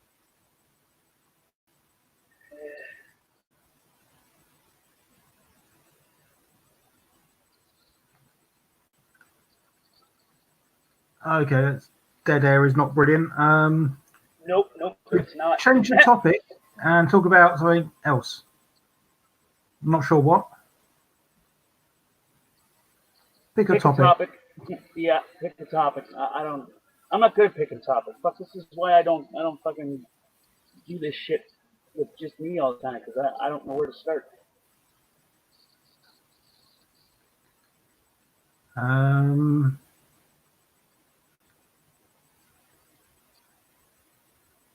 Yeah, we should probably stay off a certain virus. It's not the best we should topic. probably stay off of that. Yeah. Yeah. Anyone see what happened to Fairy just now? No, I've been on here waiting for Golden Eyes to come back. I thought, speaking to the chat as well. I know you've been on here the whole time. I've been sort of popping in and out while stuff's going on. Do you know the whole situation with Fairy Potato and CCW? Yeah. Well, she just got served some papers. There was about a whole load of police. They put her in handcuffs to serve her papers. And without, she hasn't gone that far into the reading them, but it seems like it's sort of that she can't get it's a temporary restraining gun thing. So she temporarily can't get a gun, but she's never had a temporary gun. weapons ban? You mean? Yeah, something like that. Oh, okay. But she doesn't have a gun. Hasn't had one.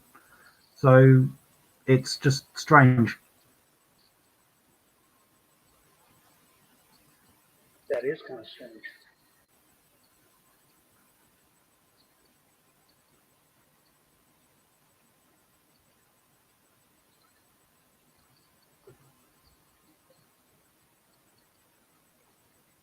I don't know where the hell Joe Cool went, Sarah. He said, give me a second, I'll hop on.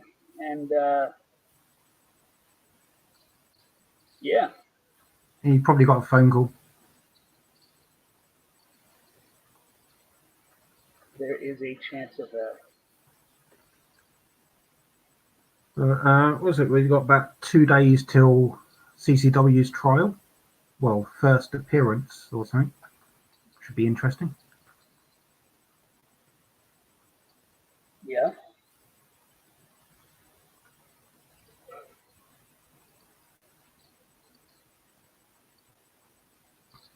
That's kind of exhausted that topic, but just the only thing really that's been going on today while you've been on air.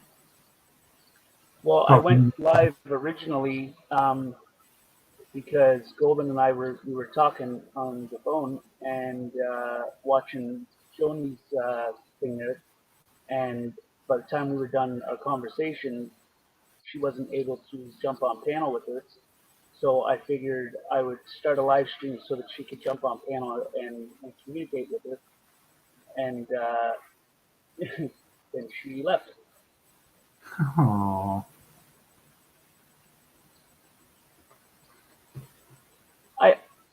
I enjoy doing things for her. So it's not a big deal.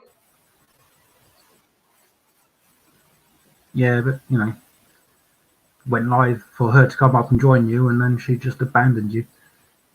No, not at first. She stayed for a while. She stayed for a good while. She was quiet for a lot of the time, but she stayed for a while. Fuck Joe Cool, where the hell are you, man? Yeah, we want the Joe Cool show. Yeah. Fuck. Well, I don't know. I'm eating my fish now. Plus, it's worth it to wait for her to come back for one reason and one reason only. It shows that I care. You know, shows a good time. No, it shows you're a psycho, but that's okay. I'm just kidding, man. I'm just kidding. I like you guys. You're fun. Wouldn't you do the same thing? Of course I would, because I'm an idiot. That's why. I'm the same as you. I'd sit there and wait like a puppy at the back door. I've done stuff like this, man. I once rode my bike like 100 miles to go to some stupid guy's house. I mean, we all do dumbass stuff. I once bought a boy an $800 skateboard. Stupid things we do. I'm not saying this is stupid. What I'm saying is we do all kinds of things. Some stupid, some smart, some silly, some lovely, and trying to get somebody else's attention. Nothing wrong with it. It's human nature. We're normal. You're normal, man. Congratulations. You're a normal dude. I can be needy at times. Thing. It's beautiful. There's no such thing as normal. But well, I mean, everybody wants to tell you what's normal. Normal is whatever you do. It's your stuff. The other reason is she said she would be back, so I'm going to trust that that's what it is until it doesn't. So I just figure I'll wait until she gets back. Sure. And if you have nothing else to do, you're enjoying yourself while you wait. You're not sitting at home waiting for her to call you back. This is what you're doing. I would enjoy myself a lot more if she was up here. I mean, when she was up here and we were all talking, I was really enjoying myself. I was really starting to open up and become a little bit more relaxed. Right. Right. So, but I'll wait for her. I'll wait for her to come back. She'll come back eventually. Maybe. Of course she will. She's got to come back Friday. We're doing karaoke. Not Friday. Friday is ladies' night. Friday's ladies' night. I'm sorry. Wednesday is going to be 5, 8, 12, or something, depending on where you live. Yeah. I remember. Okay, where the fuck is Joe Cool? This is horse shit. Oh, gee. What are we, Joe Black? Chopped liver? Man. No, that was me that said that. That was me that said that, not him. I don't like shit. Jeez. Fine. I'll just go where I'm not welcome. Oh, wait. I'm not dead, man. Ouch. I said that out loud. No. I'm kidding. He's going to be mad at me that I talked about him on a stream, so he'll come and listen to it a bunch of times. That's cool. 7 hours he's going to have to listen to just for that one little segment. That's mean. I take it all back. I didn't mean that, guys. Please don't. Please don't tell him I'm talking about him in chats. I'm joking. We have a thing him and I do. Don't start shit where you don't need to start shit. You don't know our relationship, okay? So just don't be an ass. Continue. If I can tell that, there's my advice to everyone. Don't be an asshole. There you go. That's all you need to do. Just don't do that, and you'll be fine. I think that's where Joe Cool went. He went to over to Ted Band to tell him.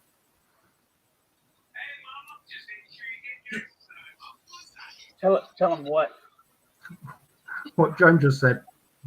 Oh, yes. Don't be an asshole. Everybody just put down the toys and get off the playground. You're too big for this stuff now. It's time for us to move on. We're going to junior high. Teenage years. Let's go. Let's do this. Let's stop acting like. Let's go to the fucking fair and ride the Ferris wheel. That's what I said. Right. We need to grow up past the bumper cars for the little kids. We need to go at night when all the teenagers are at the circus and at the thing and the fair, and they're talking and buying girlfriends, teddy bears from throwing balls in a bucket. That's where we need to be now. We need to all be flirting with each other and being nice to each other and being loving to each other and stop being bullies and mean girls.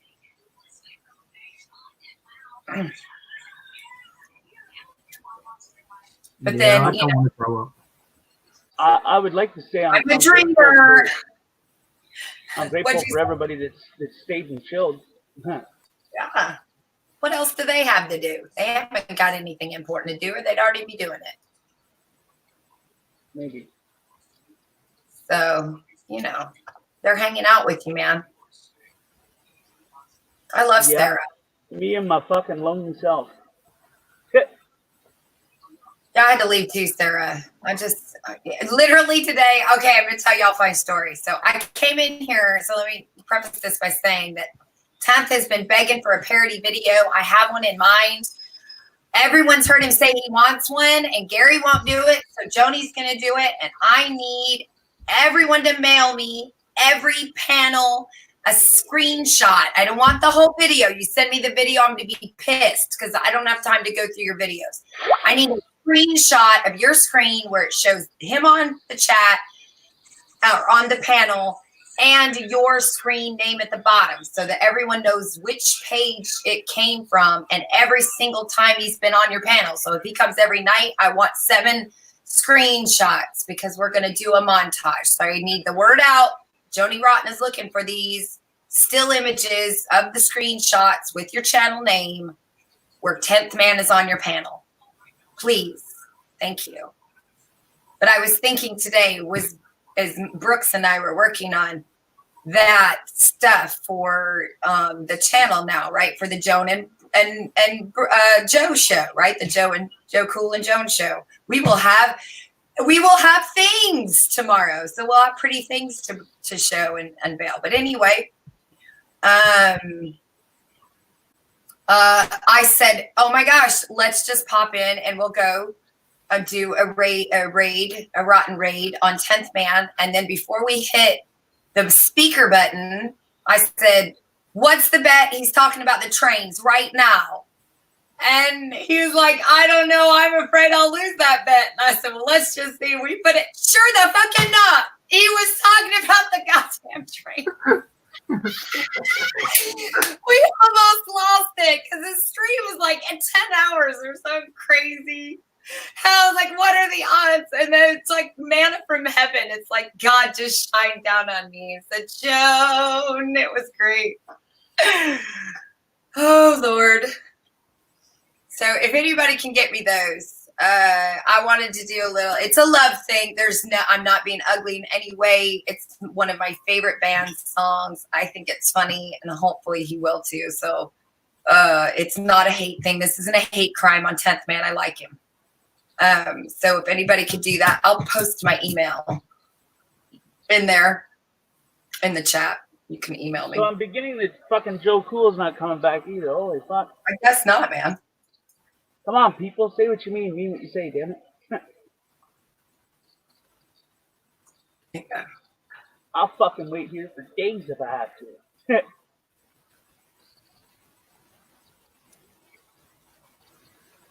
Anyway, okay. Well, I can just keep talking, but I don't do well on my own channel when I'm the only one talking. Well, I don't know what to fucking say, but I know that I gotta wait here. Yeah, we could go raid somewhere.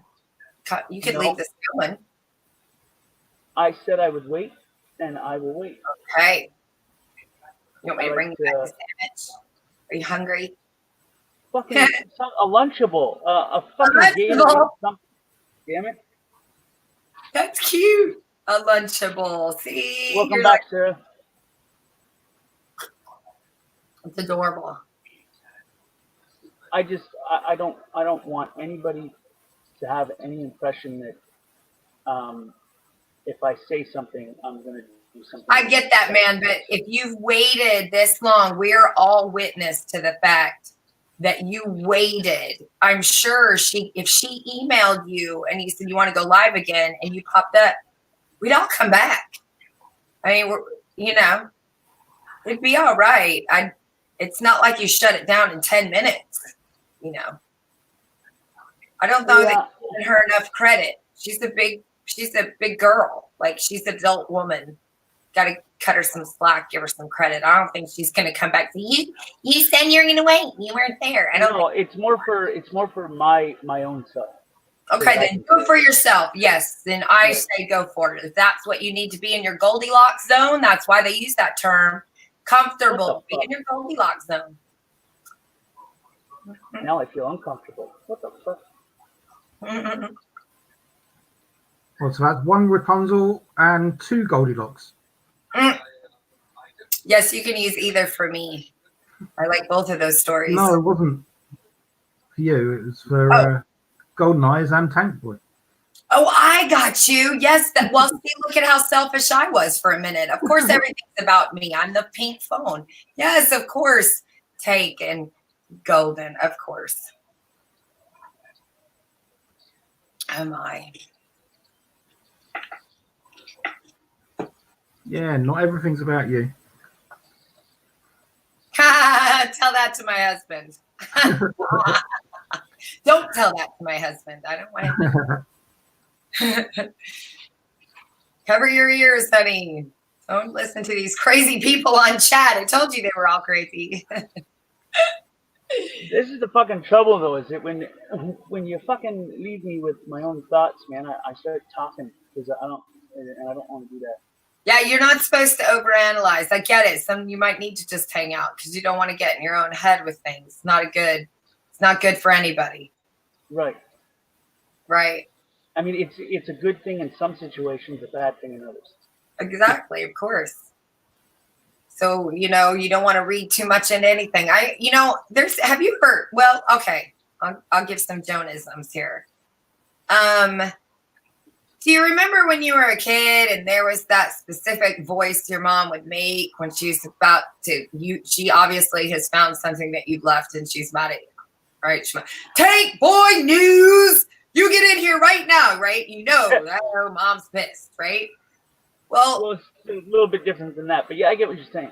Okay, but so when you become an adult or in school and it's not your, it's not your mom doing it, there's this, let me see how I can describe this.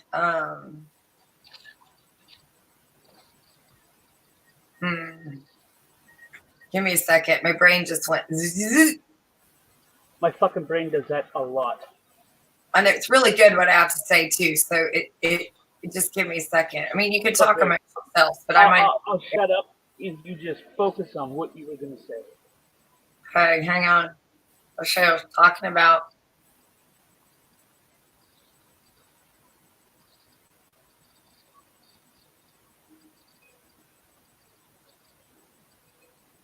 Oh, yes, I got it. Thank you. All right. Okay. So when you were in school, you didn't have that name associated with it. So whenever you heard your name called to the principal's office, you always assumed it must be bad. But it usually wasn't. For me, it was usually because, now not when I got older, but it was usually because I didn't have a note signed, or I forgot to hand in my tardy slip or my doctor's note, or it was something my mom had called and said, you left your key at the house, I'll leave it under the black back mat. It was always like a reason. It was very rarely because I was in trouble. But yet we get conditioned to whenever we hear our name, we immediately think, ouch, we're going to get hit, and we flinch, right? And I practiced because one day I recognized I didn't like that about myself. Like, why is it every time I hear my name, I always think that it's bad because I keep walking in here and it's almost never bad, right? And so I started changing that. So it's interesting what happened. So even, let's just say for argument's sake or for discussion purposes, I get a phone call and my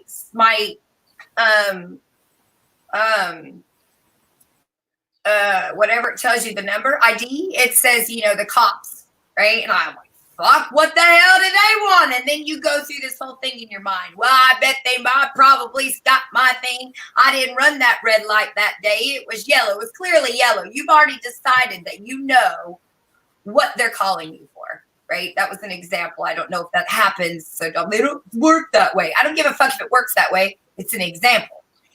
So if we remove that, though, and we just think, wonder what the heck they want. Hey, yeah, you called me? And your attitude is immediately different on the phone. When you go negative, you pick up and go, yes, somebody from this number called me. I don't know why I got the cops calling me. It changes the way you respond to the phone call. And it's not something you can do. It's something you have to practice so that it becomes natural. And now whenever I get a call or see an email with a name it triggers me or this, that, and the other, I wait a minute and I try to see, oh, is this even really a bill? You know, and I'll be like, that's really something that's happened. That's probably an example we can all understand. How many times have you had, you know, what looks like a bill from the doctor's office and you tear it open getting all pissed off and it's, you know, $20 because you overpaid at one of your appointments, right? It's not always bad, but we always assume bad. But if we come at it from a, okay, this is curious. What could they possibly want from me? Amazing things start to happen in the way we speak to others, which makes them nicer to us on the phone. Because you hit a lady that's trying to collect money from a doctor's office and she's pissed off because the guy in front of her has been yelling and then you pop on, or maybe somebody cut her off at work. Think about the butterfly effect. And the next thing you can think of is the pay it forward movement. These are these ideas and concepts that are made visible, but you can do them really tiny just by doing them in your daily life. And now I am done on my soapbox. I step down and hand it to the king of soapboxes, Joe Cool, and my co-host. Actually, what's up? Actually, after I stuck my head in there, I left back out. Went and got me some ravioli, ate that. So I missed your entire soapbox rant. And besides, it's the Joe Black Show. What's up, Joe B? Right? What do you mean, Joe B? You're Joe B. I probably shouldn't have said shit, but I was explaining something to Joni, and because I'm such a fucking honest cocksucker person to a default, I just kept talking, and I probably put my foot in my mouth. But yeah. What were you guys just talking about, Joni? Because you were talking about, I heard something about a bill, somebody overcharging you for something. Didn't hear that? Did I miss Oh, I was just using that as an example of how we immediately, like, gave an example where I said, you remember when you were a kid in school and they would call your name to the office and you immediately thought it was something bad, like you'd gotten in trouble. And a lot of the times it was because, did you get that? We need that permission slip. Or I just didn't see you walk in today. It wasn't even bad. Yes. Right? But we're conditioned. Yeah. And so the same thing happens when, you know, what I was getting at was the idea that a lot of times I see my bills and I think, fuck, not another stupid bill. And I've opened it up because I overpaid. I paid my copay one time. And I didn't need to, and they're refunding my money. Wow, that never happens. That way, yeah. Every time I'd see it, I might toss it to the side or throw it in the trash. I'm just saying, sometimes about it could be a good thing. Don't think negative every time it puts you in a bad place. I would agree with you, man. In fact, even if you keep getting your head beat, which is just the same shit you just said, even if you keep getting your head banged, then you can't start to get down, can't get negative and assume you cannot win. I remember we lost every fucking game against my older brother. He's 5 years older than me. And me and my guys would play his guys, and they beat us every fucking day for weeks, if not months. One day we won, and we never lost after that. That's good. You don't get... something Miles Brooks and I were talking about yesterday, just since we're talking about different things. We were talking about the archetypes that happen and in the groups that you see in movies. And so we picked one of our favorite movies when we were a kid, which is Stand By Me. Okay. And I just watched that the other day. I think that was that the one where they found the body? No shit, Joe. What are the odds that it's circling in such a way? We just connected dots. There's a reason why I thought of it. There's a reason why you watched it. I saw it the other day, yeah. That's some shit. That's what I'm talking about. I agree. I don't believe in coincidence. I do not. Dots connecting, right? So pulses. I agree. Right. That Einstein shit, that Stephen Hawking shit, that particle entanglement, spooky action at a distance. Yeah. But go ahead. You were saying you picked an archetype from that movie. Yeah, well, it was interesting because what you noticed in the movies, the two main characters, right? The two BFFs, and that was River Phoenix's character and Will Wheaton's character. Wait, that was River Phoenix. I didn't know that. He was so young. And who was the other cat? River Phoenix and Will Wheaton are the two. And Will Wheaton was the other cat? Yeah, Really? yeah. Then it had Jerry O'Connell, and it had the other little boy is he's in the news a lot right now. Corey Feldman. Yeah, I remember Corey Feldman. Yeah, I remember his name. Wow, I didn't pay no attention. It's been so long since I saw anything River Phoenix, but now that you mention it, yes, he was a little. He turned out to be. He was a little. I don't know. I thought he was kind of broad and stocky, which is probably why he got that part. Oh, they're all cute too. I thought Jerry O'Connell was super cute. As a man, you know, he's a little chubby kid, but as a man, he's hot even now. He's my age. River Phoenix. Yeah. I had more River Phoenix posters from Teen Bop magazine on my wall than I care to mention. What about the part with the magazine? Look, this picture of River Phoenix. Don't how many pictures of River Phoenix you got? I didn't matter, Mom. You know, I had Kirk Cameron as well. Anyway, so yes, Kirk Cameron was a heartthrob. Yeah. He was a little nerdy kid, and he was on Star Trek. So of course I liked Will Wheaton. Anyway, Will Wheaton, that's right. He was on Star Trek. That's right. That's what I know him from. Will Wheaton was the kid that was that quiet, shy kid of the group, right? He was the one who had, you know, that shy quietness about him, and the one that had the movie was written from his viewpoint Perspective, yes. Chomper, Sick Balls. He was the one who was running from Chomper, I think his name was. Now, one of the things I'll encourage you to do, especially you, Joe, if you haven't already, that's actually a Stephen King book. It's a small short story that's in a book called The Four Seasons by Stephen King. Okay. It's one of the seasons. The other one that's in there is the one about the guy being the Nazi neighbor. Okay, but it's different. I don't think I've read any Stephen King books. Also in that one, The Running Man is also a spinoff of that book. So those four, that book has a few different spinoffs. The Stand By Me is the one that went a lot by the script. It really was very much like the story. They didn't change a lot of it.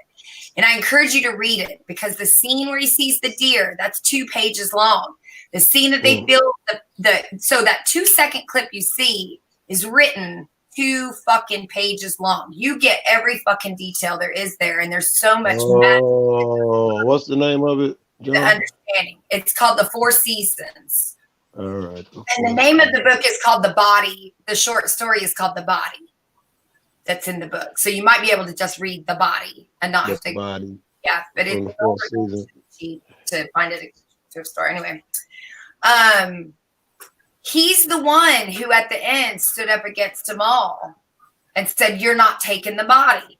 Remember? They're all fighting and he's sitting there. He's like, "I don't want this. I can't stand this." He's got his head down and he's got his hands on his ears and on his head and he's just mad and he's fucking pissed that here they did this whole thing and then this fucker's just going to come and take it from me.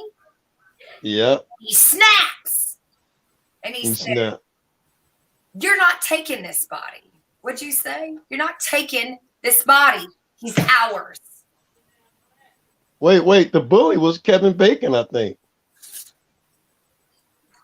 I think the bully was somebody famous too, I bet you. But anyway, I'm sorry. Go ahead. Kiefer Sutherland. Kiefer Sutherland, thank you. Kiefer Sutherland. All right. Yeah. And that's the moment I feel like a lot of people need to get that. You know, this from me. I earned this. It's mine. Your moment you chose is better. The moment that stuck with me is when the other kid grabbed the gun and told him to beat it.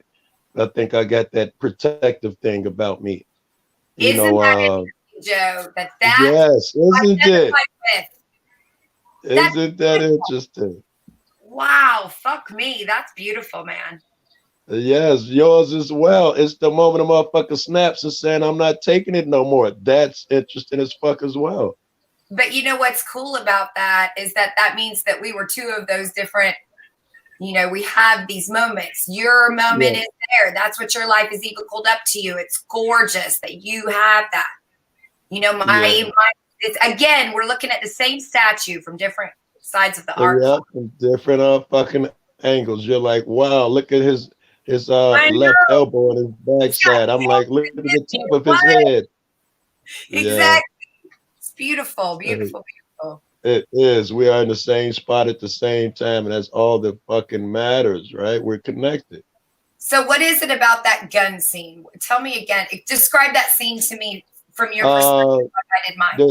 They're smacking around. You're the guy you're talking, and the hero, River Phoenix, has to protect him. So he remember he brought a gun with him.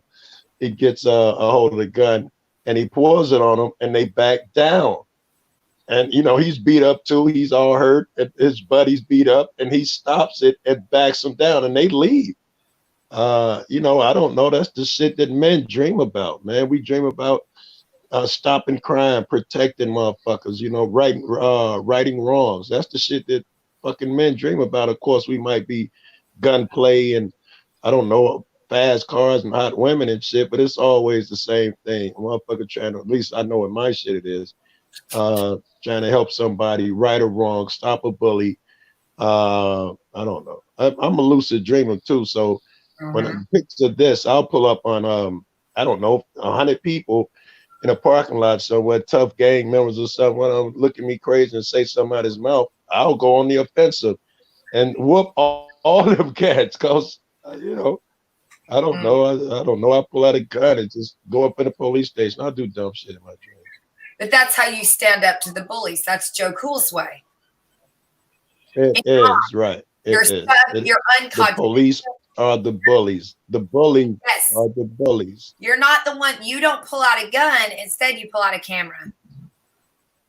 That's your gun. And right, in real life, exactly. I pull out a camera, I pull out my words every fucking day. If I, like over here, over the internet, I can't pull out my camera. I use my words. Yeah, beautiful. I mean, that metaphor fits you so perfectly. And I hope you know me well enough to see how perfectly mine fits me. I would agree, right? Exactly. You are that cerebral, to use your word, motherfucker. You are that girl. You are the one who's holding those emotions back at all times, and you do it well. But I see, at least I think I see, that this chump will snap. She's just being polite. You say something nasty to her, she could rip your head off. But instead, she's an adult. So she what do you call that the police supposed to do? You pretty motherfucker, you. What we always tell the police to do is to de-escalate. You'll find a way through your words to get a person to de-escalate. Somebody trying to troll you and trigger you. You and Blue do that shit. Blue Ivy figure out a way to say something to make them de-escalate. Oh yeah. Oh no, we lost him. Yeah, I just want everybody to get along. How about you, Tank? Did you fall asleep on us? Joe Black, did you fall asleep on me? I didn't fall asleep. Yeah. I did. Just waiting. Fuck you, Joe Black. Were we that boring? You fall asleep. I did. That was the most boring talk I've ever heard. No, I've been looking at this other romance going on in the chat. My bad. I cut the whole fucking phone off by mistake. I don't see another romance going on. Or do really? I? Wait. What the fuck? Did I miss something? She likes bad boys with tattoos. I know that. I see that. She likes bad boys with tattoos. And who's JD? Oh. Okay. Oh, yeah, I see what you're saying. I didn't see JD. Where's he? Oh, look, how do you feel about putting something that has an engine and 2 wheels between your legs? I don't know. But yeah, buddy. I only got love for one. So I'm good on all that. He's asking that of Sarah, not you, Tank Boy. I don't think that he's flirting with you, man. Wait, what the fuck is going on here? Oh, Joe, we're gonna start. I'm covered in fucking tattoos, aren't we? I'm sorry. I'll hush. Wait, what? I said I'm covered in tattoos. Really? Sleeves, chest, back, legs, fucking kneecaps. I've seen a little picture of you. I thought you were a cutie. I don't have one tattoo. Any fucking picture of me. Are you sure about that, Tank? Well, the only way that you would see it is if Golden Eyes gave it to you. Whoa. These accusations. I'm just kidding. I don't think she has. And maybe I'm thinking of another dude. Or maybe it was a dude that was in your video I thought was you, in which case your friend is really hot. Mm. Well, cutie. I didn't think hot. I thought you were cute. There's a difference between hot and cute. Tank, me and you need to walk down the street together. I don't have a tattoo, damn it. And then the chicks can have a choice, the tatted up dude or the cat with no tats. Me and you will fucking kill them together. Well, no. He's only got eyes for gold. Where you at, Tank? I assume California, like everybody ever meet on this damn thing. Canada. Canada. I should have known. Canada or California. No. Can I talk you into burning one of Jeff's cards? I'll send you one if you burn it. Absolutely not. I would. I was disappointed that those two did that. And then, right, and both Canadians. Hey. Yeah. Just an FYI for future reference. You can't, the week before your roast, go and start pissing off all your roasters. That's not going to work. You'll have no one there. just what FYI, huh? I didn't say that, Joe. You did, but I did think it. That's really why I said that. So you got the reference, I see. I'll eat that sandwich. I'm okay with it. All right, fair enough, man. We better get 10th man some of that sandwich too, because he's gonna piss off a ton of motherfuckers. He wants to get roasted. I'm gonna let him. And I asked him, and then he never did respond back to me. So now he's gotten bumped again for Liberty Bird. I think he's gonna consider it though. I think he's gonna come around. There was a moment on Jeff's when I said I wish you would have joined. You would have been an asset. You would have added to it. And he was quiet. He's never quiet. He didn't say a word, like he was actually listening. I think, he might be, he always grows too. He was a real defensive. He's still defensive, but he was worse when he first got here. He's come a long way. And, I'm patient. I don't mind giving that nigga a few more months and yelling at him and getting called all sorts of names. For him to come around, it'll be so worth it to me. I think that's beautiful, Joe, that you have that personality. And I believe you when you say that stuff. This is true. I live and die by that shit, man. I feel like I've done enough shit. I did a video and it was just a regular stop, but I was talking to a guy on the street and he said, man, I don't fuck with them, fuck with the police. He said something, the police said something. I said, you trust them? And he said something. I say, that's not the answer to my question. Do you trust them? He say, I don't fuck with them, man. I mind my business. And I said, I've been doing that too long. That's my motto. I've been all about myself, all about getting bread, fucking chicks and doing shit. I've been all about that all my fucking life, man. Now I'm about other shit and other people. And that's your gift. And I don't have the gift of auditing. I never wanted to be a missionary ever in my life. I've wanted to go help, but I've never wanted to go be a missionary. That's not my frame. Forte, and you have a missionary mind. Your forte would be analytical, seeing parallels. You're really good at that parallel shit. You and like me, I look for that shit everywhere now. Patterns. And we all have patterns too, by the way. They talk about these numbers all the time, and people get so caught up on the 111 and the and the whatever numbers, but everyone has their own numbers that have patterns. And that means that the people that are saying ones means that they don't know their pattern yet. And that's why they keep noticing the easiest ones. When you start noticing patterns that are past your numbers of time on a clock, then you've reached a very special place. So you recognize those patterns. I now know the pattern, which tells me that I know my future because they know my past. Exactly right. It's like going to sleep, Joe Cool, and having the ghosts of Christmas present, past, and future visiting me. Exactly right. And if you're wise, at least I like to think so, you realize that even the past, present, and future, those also are illusions. All things are occurring at the same exact time. Yes.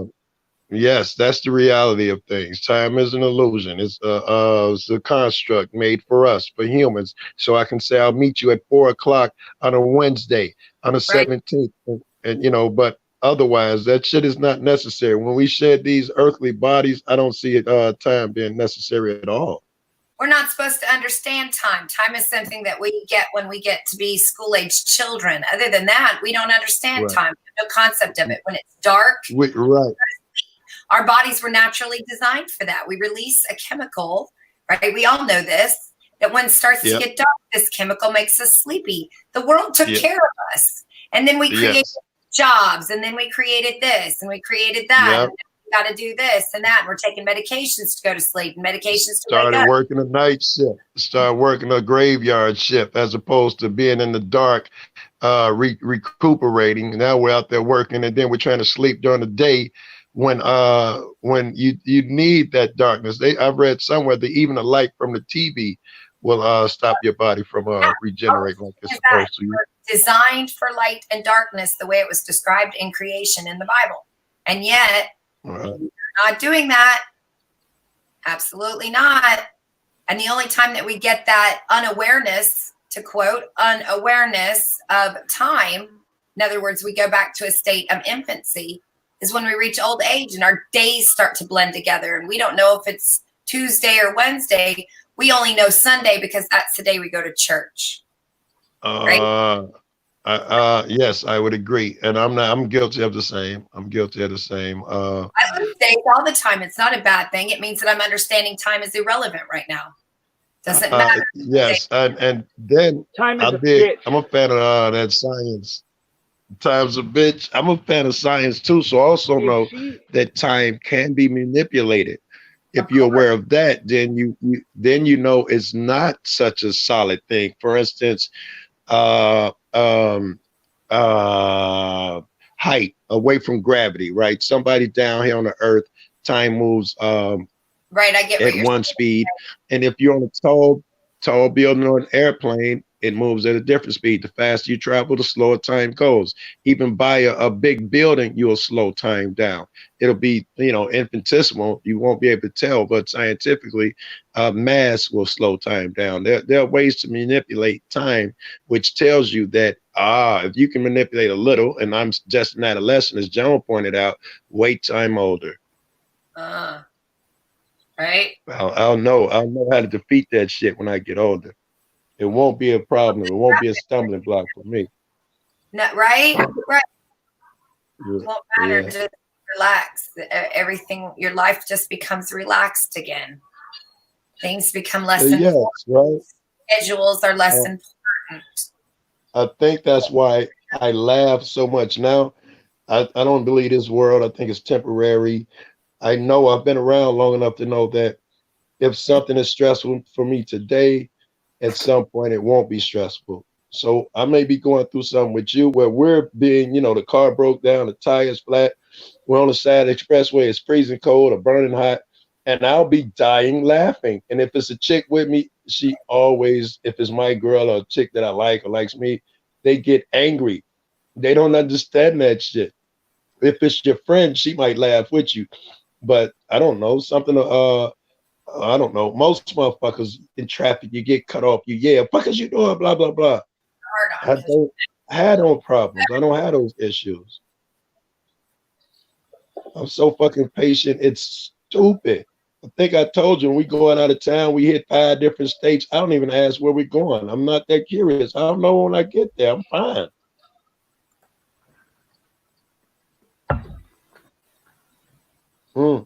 I remember me and Blue was together and we were going somewhere.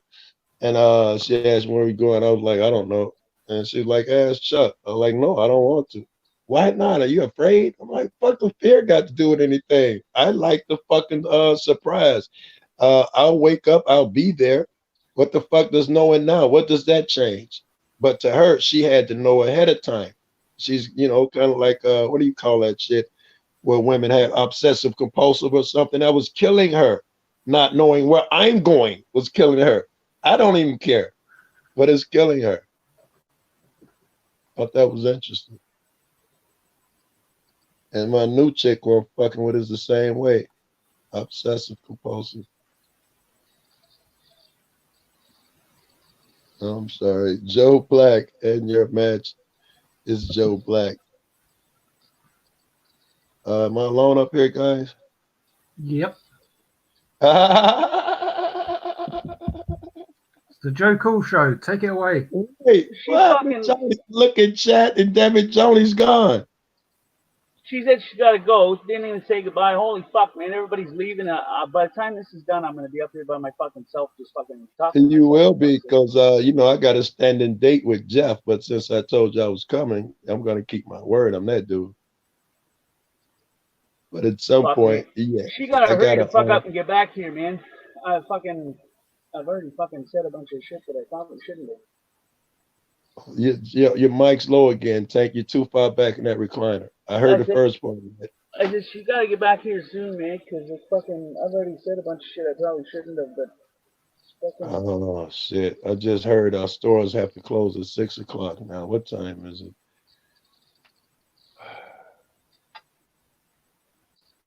Quarter to 6. Quarter to 6.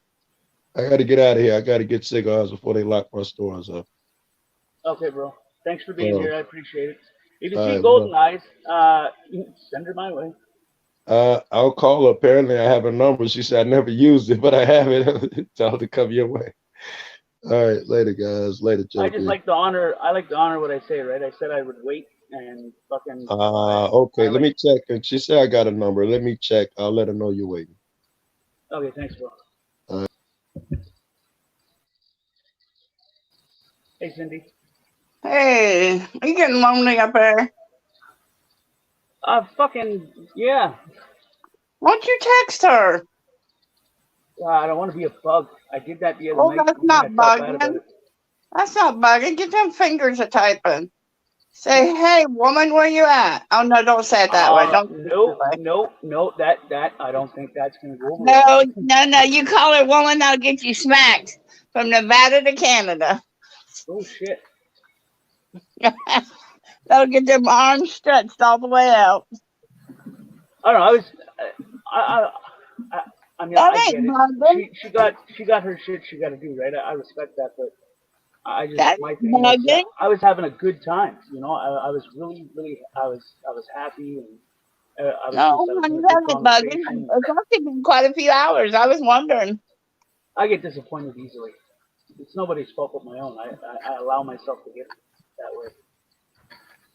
Now you're good. You're good. I'm learning though, little bits at a time. I get a little bit better at things. Nah, you're good. Oh yeah, Cindy, how did you get on with your homework?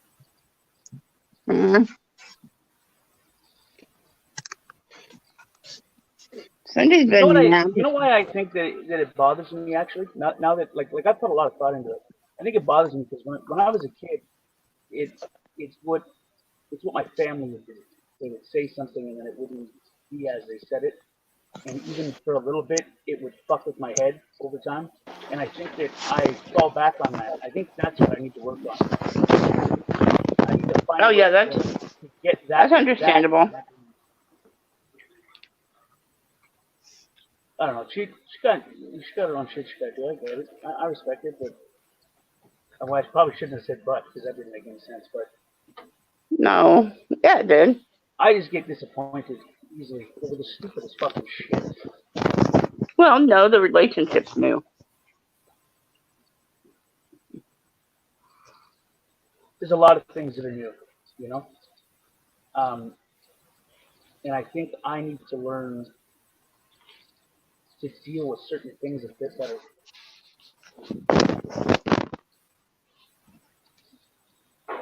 Hey, you come a long way in just a couple weeks. You do what you must for those you care for.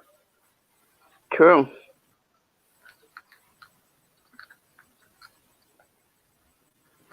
I firmly believe in that. Hey, I thought it was great to hear you quit smoking weed. How long has that been? fuck, a little bit now. And the reason why I did it was I found that it was creating a problem. Thanks, Joe. Later, bro.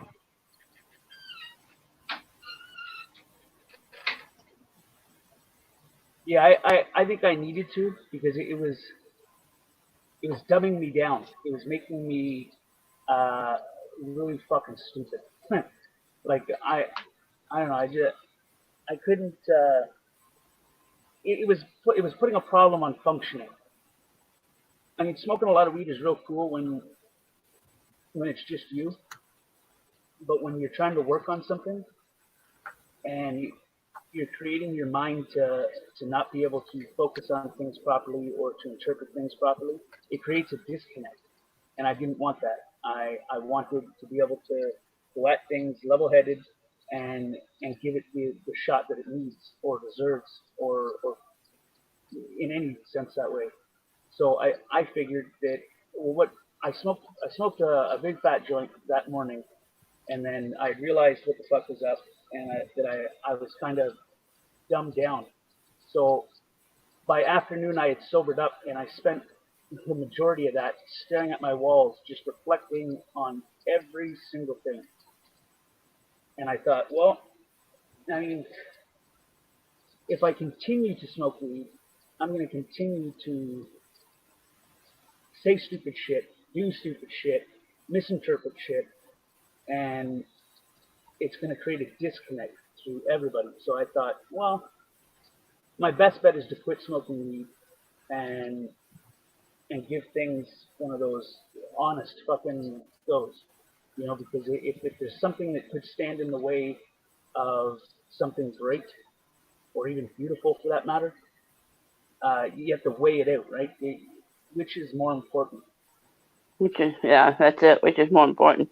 Right, and she is more important than a fucking plant. You know, I get more from her than a fucking human. And I'm happy I did it. I feel 10 times better, like 100 times fucking better. I can have proper conversations with people, for fuck's sake. So you do notice a difference in your conversation. Right, I do. I'm able to have a proper conversation. I mean, it's not to say that I couldn't when I was high. Sometimes I could have some awesome conversations when I was high, but the trouble for me when I smoke is I smoke a fucking lot, you know, and it gets me to say stupid fucking shit. And I just noticed that some of the stupid shit that I was saying was just a complete and utter turnoff for it. And I wasn't sure of it at first, but once I had quit for a while and then reflected on it, I started to realize that's exactly what it was. And that's a hindrance, right? And it's something that would stand in the way of giving it 110%. So I did some weighing. I weighed out what is more important to me. What do I most benefit from? And weed was not a benefit. So weed went, and my thoughts stayed on how I was going to work things through. Did she notice a difference? Yes. And she said it to me a couple times that she's noticed a difference. And that was a reassurance for me that I made the right decision by not smoking weed. Knowing that she noticed a difference and it was a better difference reassured me that I made That's what's good. Is she noticed a difference? Yeah. What the fuck just happened? When? I don't know. What was that? I dropped my fucking my lighter and I don't know where the fuck it was. It didn't even make a sound when I dropped it. I don't know where the fuck it went. Joe Black, are you still with us? Just about.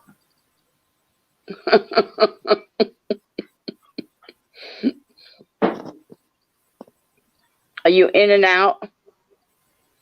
No, I'm here. I'm just naturally quiet. Am I wrong for interpreting it that way? No, I think you're exactly spot on. You're exactly spot on. And the greatest thing is not the greatest thing, but a lot of it is she notices a difference. So then that gives you that's the most important part. Yeah, that gives you the better thought process to notice that she noticed. Well, she said she noticed a difference, and that was a reassurance for me. When you like, weed has been a part of my life for a long time, right? Um, but when you find something that makes you want to be better, or someone that wants to make you do better and do things right, and you enjoy it, and you start enjoying life because of that reason, I find that some sacrifices are are not as hard as you would think they are if the reward benefits the rest of it. And the reward in that situation would be that she noticed a difference, uh, and I believe she liked the difference. So I think that it was a better fucking it was a better trade. Trade weed for her happiness, or I don't even think it was much of her happiness. Just not a disconnect, not trading as much of a problem to her. So it was worth it, much worth it, and I feel 10 times better. Like I feel 100 times better. I'm more clear-headed. I can step back and look at things a bit different, and to pay attention to things a little bit better. I find.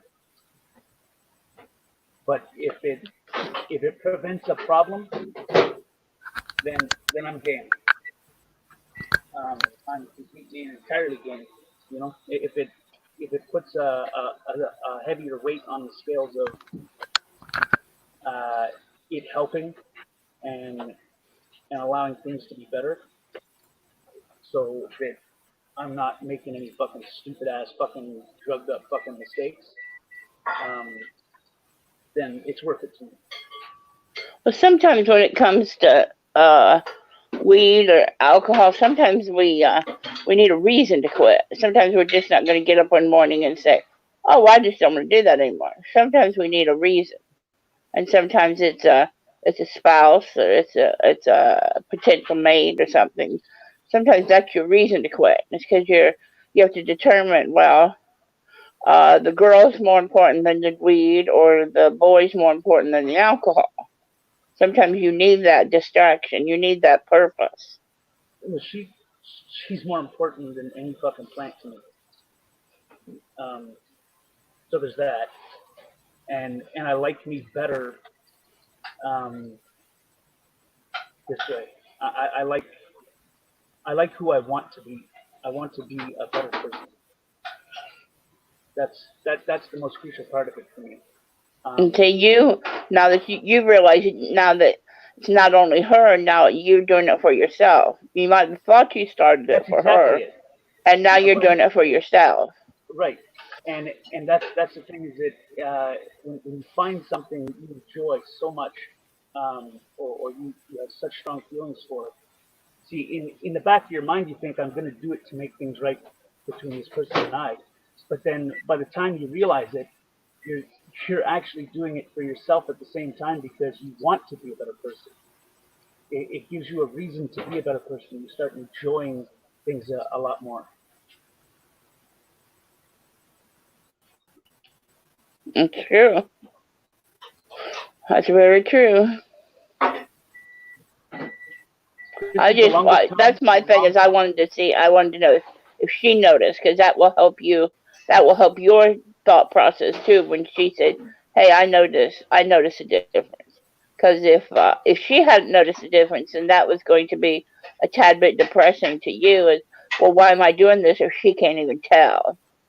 But by her saying, "Hey, I can tell, the difference," then you're gonna be like, "Hey, this is working." She can see. So that's it though. Is it sometimes, and I find for me, and it seems really childish when you sit back and think of it, but I always seem to have to see something or know something that confirms something, and once I get that confirmation, I'm fine.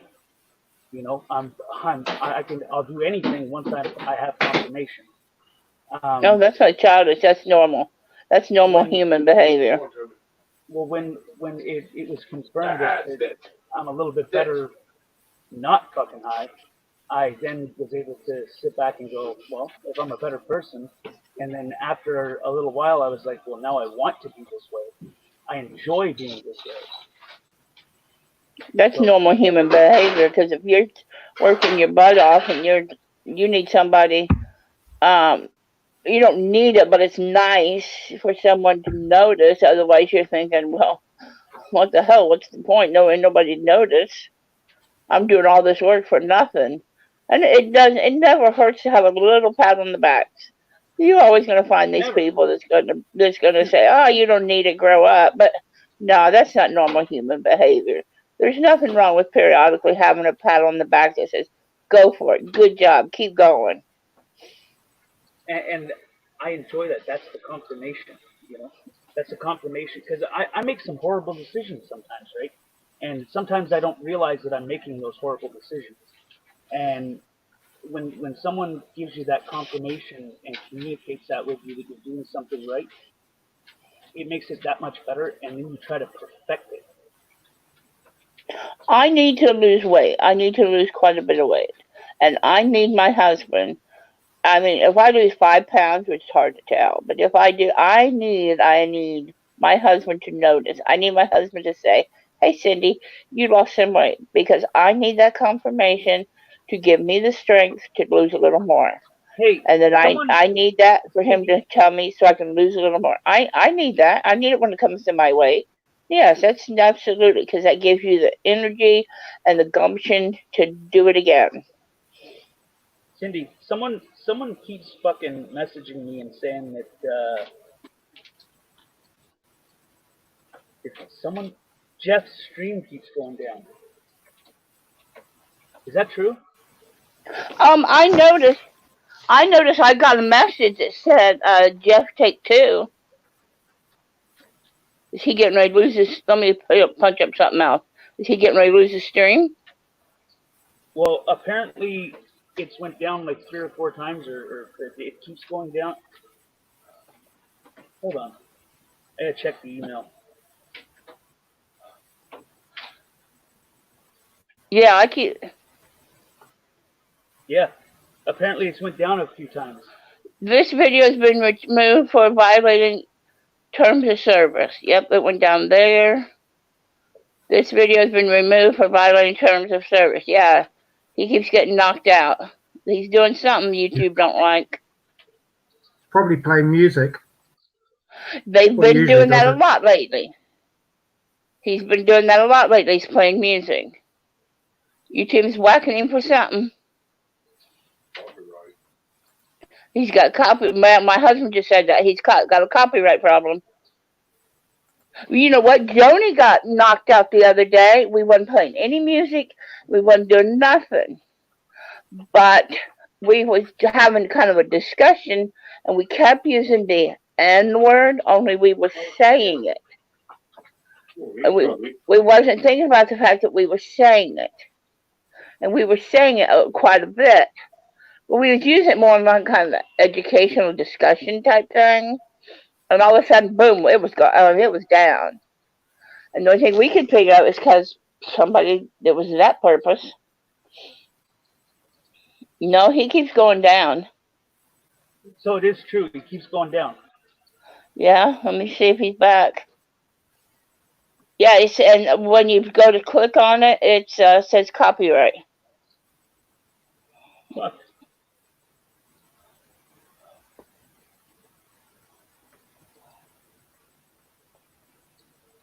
He's either showed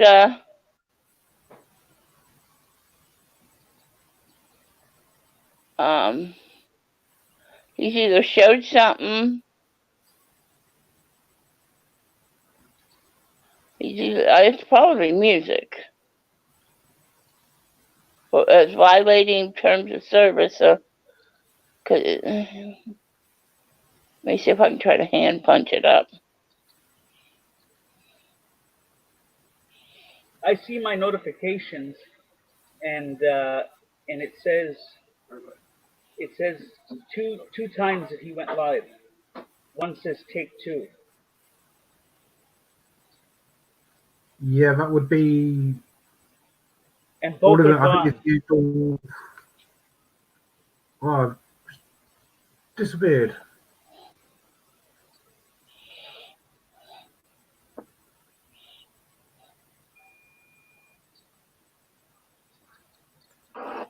No, that's not. No.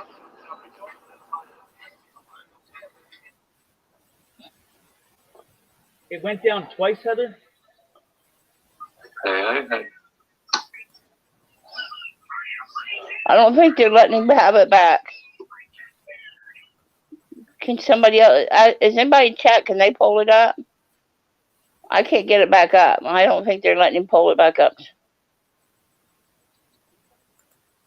Hang on a second. Let me bring up this channel. Yeah, I can't unless I'm. That's fucked up. 2 times putting it down for in a short time period. I'll bet they're gonna.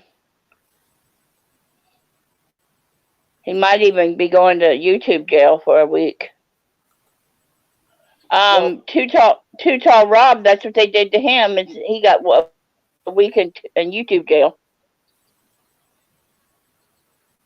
Holy fucking, I just got really fucking dizzy there for a second. Jesus fuck. And that was for music.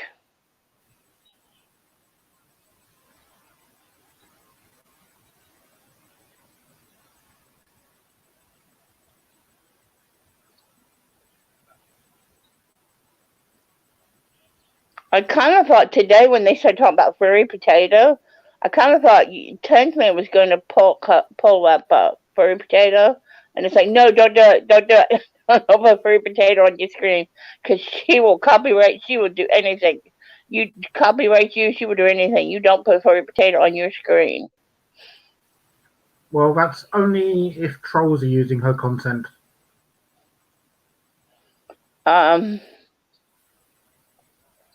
If you're sort of using her content to be negative about her, then she would. But not if you're, not being negative. Well, they did the same thing when Golden Eyes was running her show on my channel. They hit it and it was like 4 minutes in.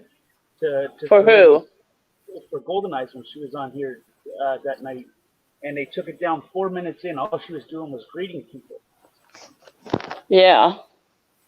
Well, the thing is, it's all bots at the moment because, staff are not there. Right. Monitoring. Well, it's the AI called DeepMind. Yeah. Yeah. One of the most powerful AIs out there. This is something that learned a whole video game and beat it in a matter of minutes. If you ever look that up, you'll see what I'm talking about. It learned how to walk, it learned how to run, all on its own. It learned how to play a game and beat it, all on its own.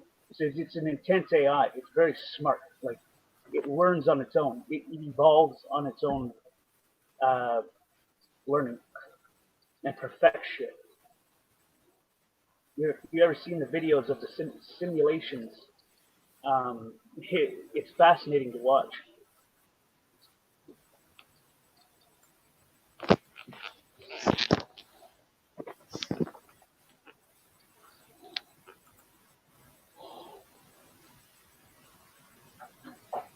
Well, that's why we couldn't figure out anything about Joan the other day.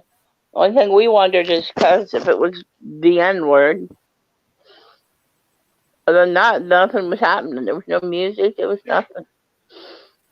I know that. No justice. I'm at this point fucking, and I'm a worrier.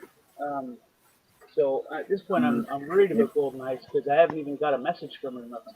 That's why I said to text her, because it's been a long time. I don't want to bug her. That's yeah, but it wouldn't be bugging. It wouldn't be bugging since it's been so long. Yeah. It's cool. I'll wait. All right, Jeff's back on live. And this is take 3.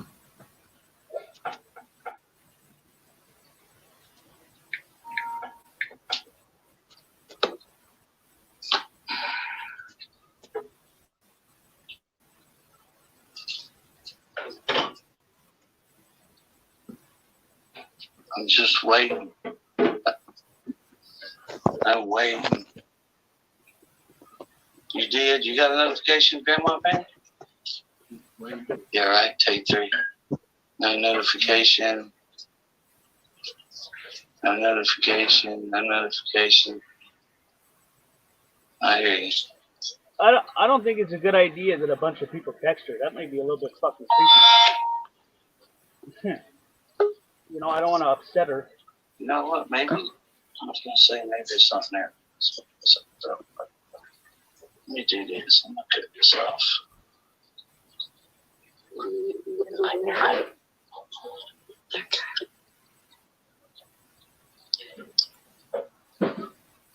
No, Big Brother was watching over. That's what happened. Huh? Oh. Big Brother was watching over. That's what happened. You know who I'm talking about. I'm not going to say. I don't know. They're trying to sit there and quiet our speech. Yeah. It's all good.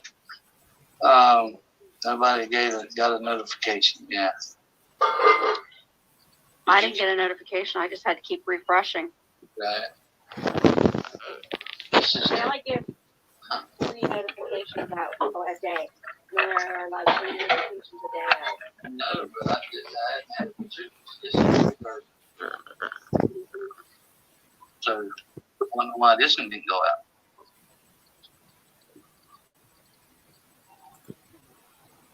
See, I didn't get a notification for that either.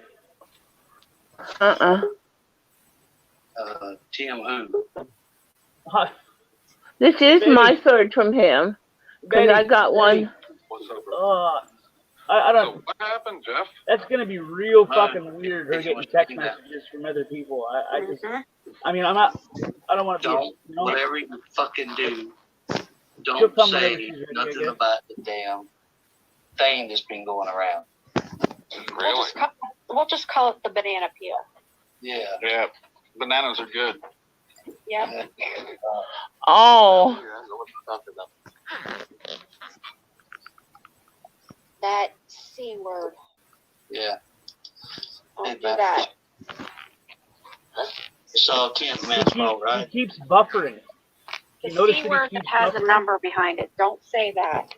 Yeah, I know, but why are they coming after you for it when my streams are exclusively about that? Somebody's right somehow. I don't know. Yep. He just told him don't say anything about the thing going around, which I've heard that YouTube doesn't want the name. Stop talking. The illness going around. I'm not gonna say it now. The illness going around. I've heard people's getting whacked if you use the actual name of it.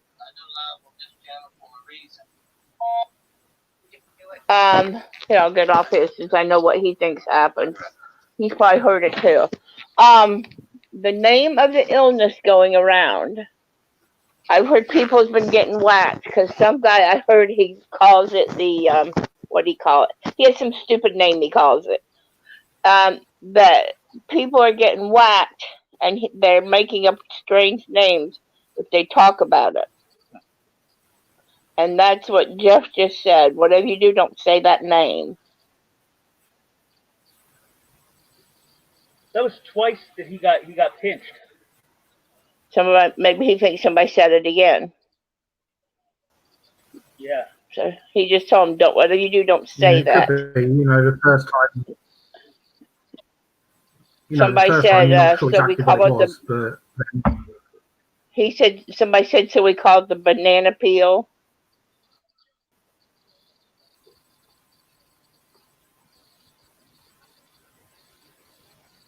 Yeah, I watched some guy named BC Amplified. He does wrestling reviews. and he has some strange names he calls it because he got YouTube jail for using the actual name of it.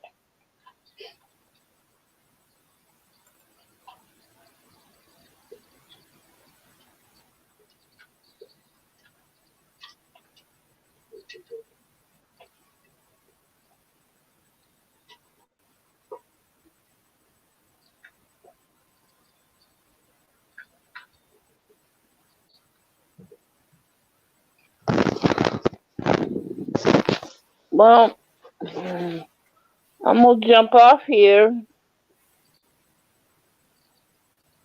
If she takes much longer, if she takes much longer, I mean, it's been a long time. I'm sure she's okay, but I'm kind of worried. I worry about everything in a stupid fucking way. And I don't know. I worry about a lot of things, you know. Yeah. And that's kind of a massive problem that I have. I worry about everything. Well, but if you're a natural worrier, she can help you through that because she's pretty calm. She does. But something like this, it has been quite a few hours, and several people are starting to worry because it has been several hours. It's been 2 pots of coffee, for fuck's sakes. It's been 2 pots of coffee. It's gonna be 3 here in a fucking minute, for fuck's sake. You sound like my husband. It's been 2 pots of coffee. Well, in a case like this, it's not just you're worrying. Several of us are starting to worry. And you fucking people are making me worry that much harder. Jesus. I'm sorry. We don't mean to make you worry. I don't know. There's a lot of fucked up shit in this world. I know. Yeah. And it would be different too if you was in Nevada. You're kind of a few 100,000 miles. I don't know how far away you are, but. And that's a fucking frustrating part of it, because I mean, like, if anything stupid were ever to happen, and I know it sounds kind of childish or weird, but I can't help, right? Well, I can beat her much faster than you can beat her. You know, if we ever get our quarantine lifted, her and I got to make a road trip so our excuse will be we're making a road trip so you can put my tattoo on me. I got a tattoo I want done for my grandkids. If you ever made that happen, I would give you that tattoo for free. I want I got a boy and a girl grandkid, and I want a butterfly with like a ribbon maybe behind it or something. I know how I want about and how to say it. And then on the ribbon like thing, I want their names, and I want a pink butterfly. I want a pink ribbon and a blue ribbon, boy and girl. And then of course I want my butterfly. So I thought, well, you know, Golden Eyes can come up to Canada, and then while we're visiting, I can get you to do my tattoos. I'd do them for free if you ever made that happen. Well, sure. That would be all on her choices, right? I wouldn't want to push that. Well, we would not push that. That would be between, you know, that would not be pushed, of course. And if she didn't want to come, then my husband and I'd come. You're like, Golden, are you coming or not? I'm sure she would come, but I mean, we would not push it. We would just tell her the idea, and we would. But I'm sure she'd come. Me too. But I thought if we ever get this stuff lifted, yeah, I've had my idea for my grandbabies for a good while, but Because see, all my tattoos I got have butterflies to do with them. Because I collect butterflies, I have something to do with a butterfly. No, B, I'm gonna make my third pot here in a minute. Check. Bless your heart.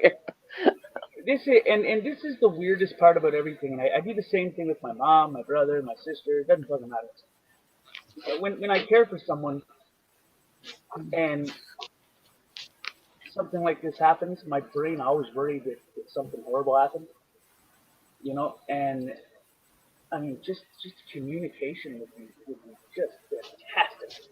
But when someone's busy, obviously, you know, shit happens. But it always drives the mind. Just to let you know, my computer crashes a lot, and it's making signs like it might. So, in case I disappear, it's my computer's crashed. Okay. I hope you're staying, Cindy. Oh, I will. Okay, awesome. Thanks.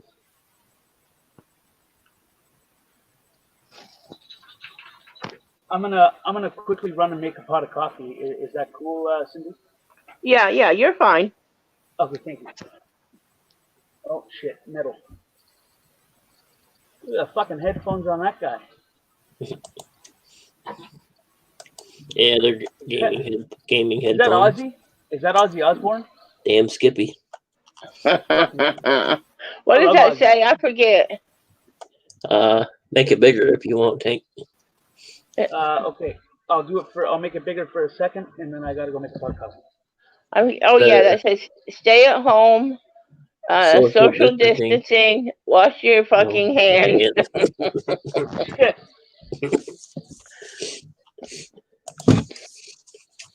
Okay, I will be right back. I appreciate y'all for waiting. Okay. Okay. How you been, Metalhead? Pretty good. Just left Jeff's panel. He got shut down. What was going on? I don't know. He got flagged, I guess.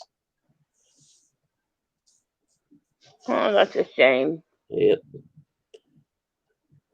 YouTube's always got some problem. Probably that 5-letter T word, I'm sure.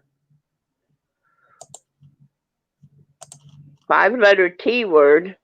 You know, ends in an L, double L. Don't say it. Nope. Oh, I know what you're talking about now. Yeah. More than likely. Probably. That's just a shame. I left for a little bit to go run and do the dishes, and I came back and hey, you can come over and do my dishes. well, she cooks, so I do the dishes. Oh well, that's a nice Yep. way to do it.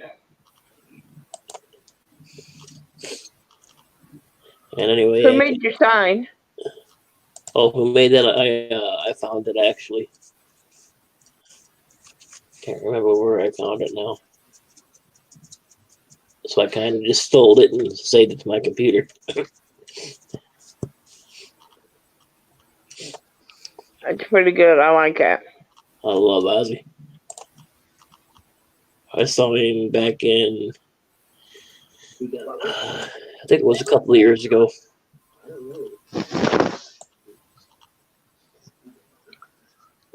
Where'd you see him at? I'd rather not say. Oh, okay. Not But he still don't do. He just does appearances, right? He don't do nothing. Oh yeah, he sung. It was him, Zach, and Zach Wild. Yep. Oh, really? Yep.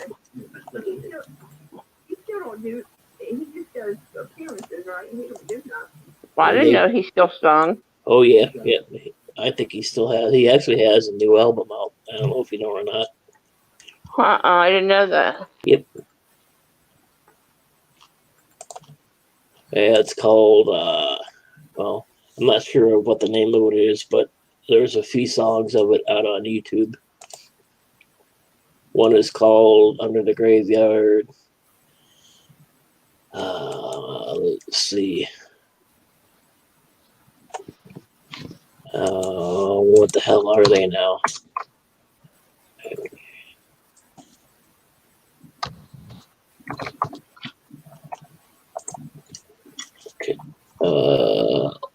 He did a Ordinary Man. Under the How old Tree. is he by now?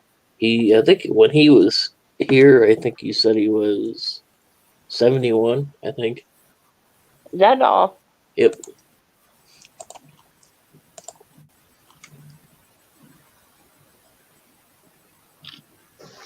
I would have thought he was older than that.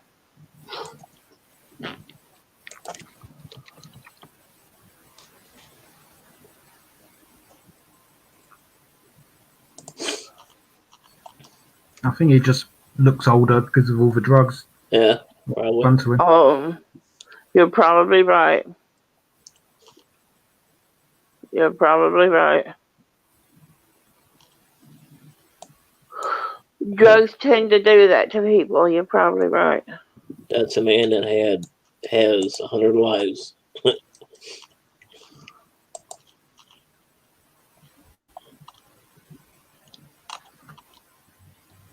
But he's lived an interesting life.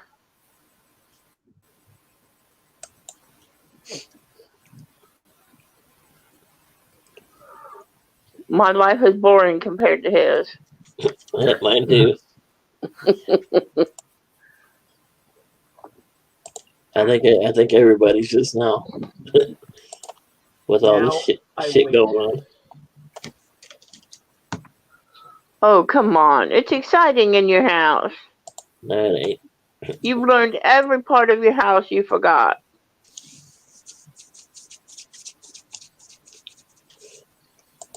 What state are you in? What all's going on in your state? Who, me? Yeah. Oh, Illinois. We are at how many? She just told me earlier and I forgot already. Let's see here.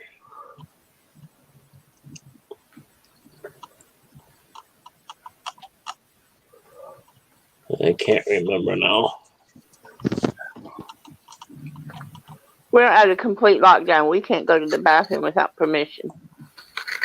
No. Wow. Well, that's not cool. They started today that you can't come in the state without, how is it, driver's license? If you want to come in the state and I'm going to paraphrase it the best. If you want to come in the state and you don't have driver's license, then you must quarantine for 14 days.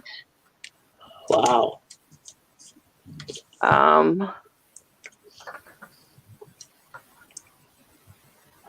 They did the like the grocery stores, only like 10 or 15 can be in it at once, and then they have to stand outside. And they just started doing that here this weekend. Yeah, they did that. They've been doing that here as well for, I think, the past about week and a half. The funeral homes, only 10 are allowed at a funeral unless they hold the funeral outside. I read this morning that the funeral homes in my personal county, I don't know about any others, in my personal county, they're going to live stream your funeral if you want them to. Since they can't have very many there, if you want them to, they will live stream your funeral.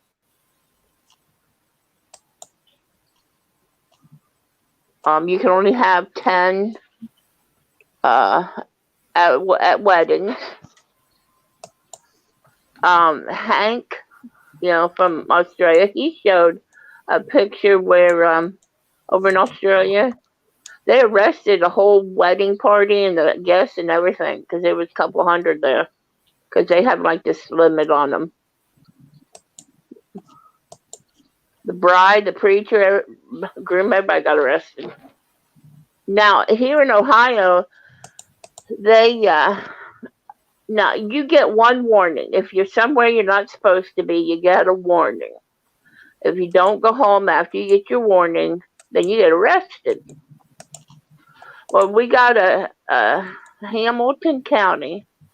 The prosecutor apparently, she said she's tired of people not self-isolating. So she has told the police to stop playing around with the people and start arresting people more, I guess. So the few hours in jail will get people to go home. So they've had the order to start arresting people.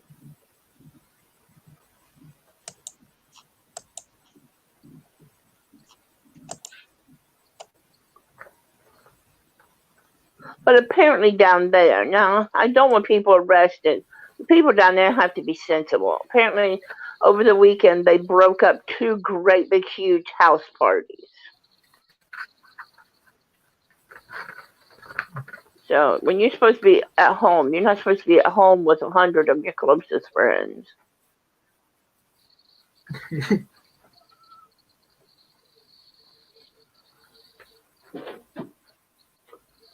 Well, let's throw a fucking party. But today was when we got some more of our new list of rules from the teacher. And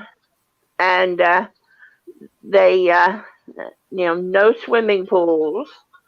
You can go fishing, but as long as you, they got that nitpicky to tell you, no swimming pools, but you can have your own personal pool. Okay. No community pool, but you can go fishing. They got nitpicky. These outside garden centers, you can go there as long as you social distancing. They got nitpicky.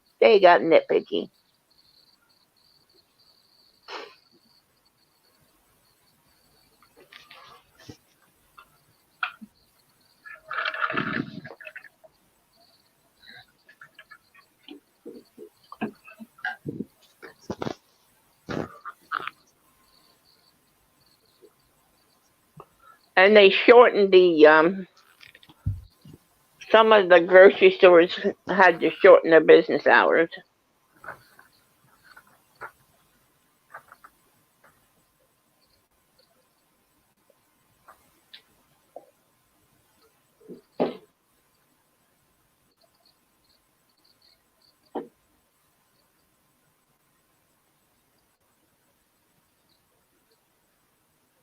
What a fucking day.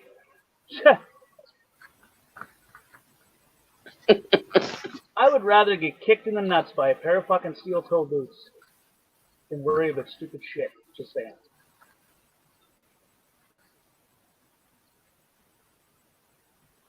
I'm just a worryful person. I worry about all the fucking time.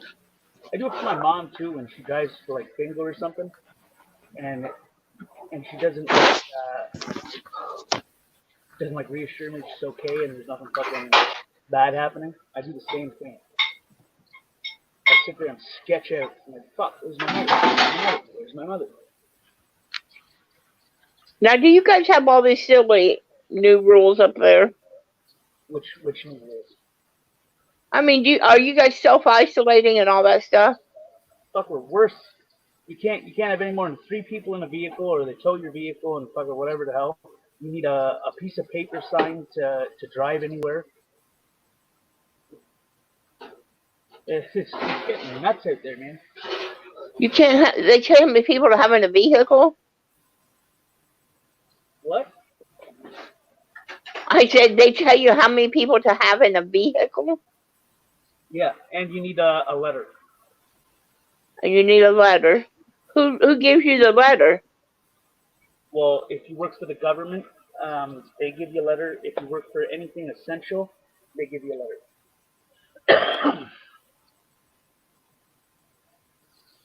I'm having a candy straw. That's what I'm having. My fucking sugar feels all weird. I feel lightheaded, and every time I cough, I fucking get dizzy. It's fucking with my brain. What about driving to a shop? You're still allowed to do that? What do you mean? I mean, you're not going to get a letter to say you're driving to the shops. You need to get a letter to drive from point A to point B. And you can't have any more than 3 people in your vehicle. So that letter allows you to drive to the grocery store. Yeah. I guess. I don't know. The letter just covers my sister going to work because she works at she's like a PSW.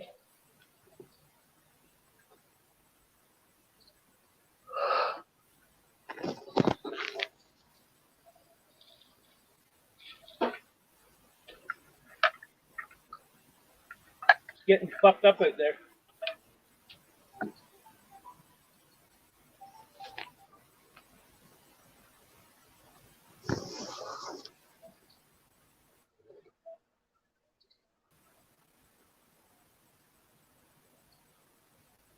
There's some stuff going on here in the UK as well. They got like the legislation saying, you know, you can only go out if certain excuses, and what the police are supposed to do if they get, you know, see someone out. And the sort of absolute last thing on it is to give a fine. But of course, the police, pretty much the first thing they're doing is giving a fine. What are some of the excuses for going out? Well, shopping, daily exercise, essential workers, you know, people going to work if they can't work from home, things of that nature.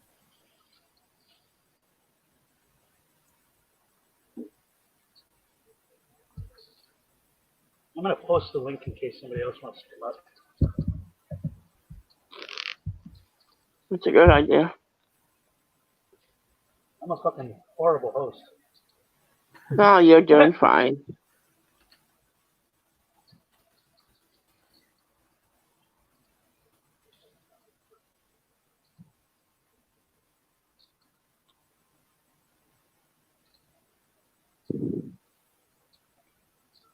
Yeah, I think in the legislation it sort of doesn't make any state of how many times you can go out and exercise, but the police will say, you know, have you, if this is like, you know, they'll ask if it's the second time you know, if you've been out before that day, and if you have, or you tell them to have, instant fine. Even though, I mean, I haven't been through this myself, but there's quite a few videos of it happening. Now, one thing is we don't have a curfew. I'm hearing that some states have a curfew, but we don't have a curfew yet.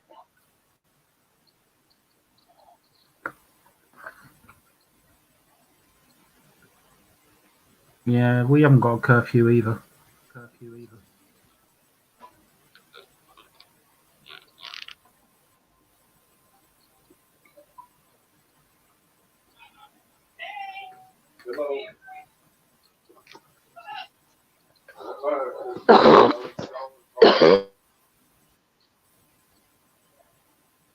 Shit, you good, Cindy?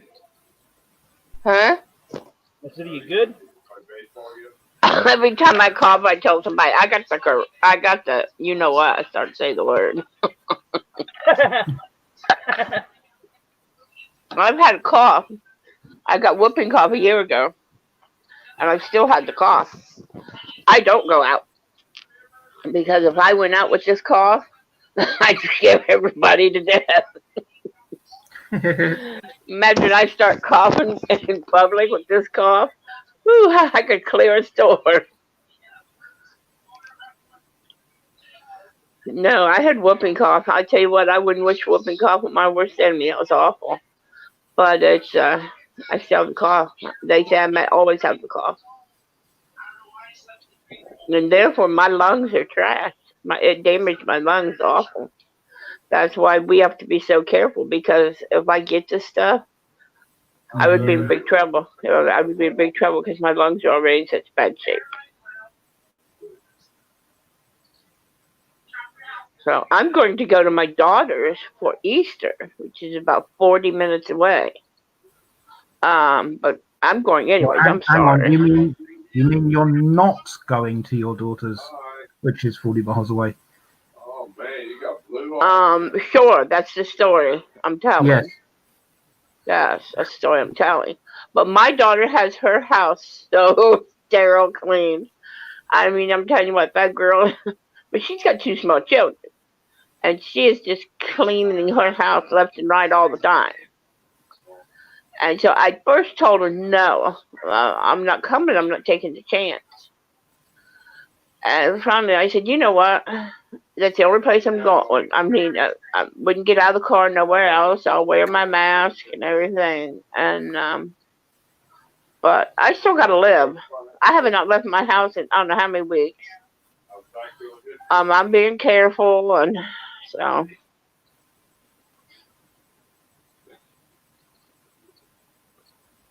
How's school going? But with this cough, I wouldn't dare go out.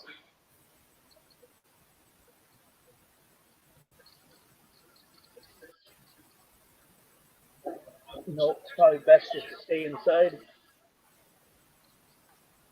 You then become more subjectable, or I mean, I go out in my backyard. I have my nice walk. But see, my husband goes to work every day, so then we have our precautions for him being in and out. And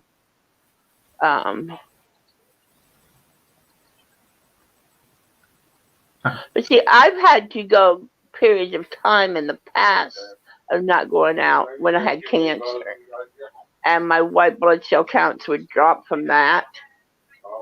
So I've done self-isolating. Has been in my blood. I've done before. You read a book, you crochet, you take a nap. You go on a live stream on YouTube for 12 hours. I'm telling. I've done like 18-hour live streams. Tank did not do a live stream Sunday night. No. No. I wanted to do a live stream with Golden, but she was preoccupied that night. She wasn't feeling good. She had a headache, so I didn't get a chance to reply her. Yeah, I couldn't sleep. I couldn't sleep Sunday night, and I'm like, okay, the night I can't sleep, and what? He decided not to do one. Well, I'm not much of a. I don't like to just come up here like that. I've come up here once by myself, right? I don't like to do that. I believe that this is for other people. You know, I like to do this for other people. But you know, when you do them, you know, you get 20 people in here. Well, depending on the day, I could get up to like 40. I think. Well, you know that. Yeah, but you know how many times I checked. It's like, no. It's absolutely weird for me to sit up here and wait for people to come up by myself. I hate it. I feel uncomfortable. And I hate it when I don't have someone that I feel comfortable with up here with me. I hate it. I don't do this for just me. You know, I do this to help other people and to give them I understand that. That makes sense. But I did. I'll bet I checked 3 or 4 times. It's like, And what are you doing? I can't sleep. I can't sleep. Like, I can't find nobody. If that ever happens again, message Golden and see if she wants to start it. Let's see what she's doing. Golden do a live stream. I can't sleep. Well, you could always do your own one, Cindy. I can. Tank's gonna help me get my channel. I'm getting my channel back up and running, and so Tank's gonna help me do some stuff to my channel, and then I'm gonna get it back up and running good, and then I can do that. Just for 3 weeks. I like to help people. It makes me feel good when I help someone. I sent you the actual video this time. Yeah, I've been on here. Yeah, I know you're not having had time to look at it, but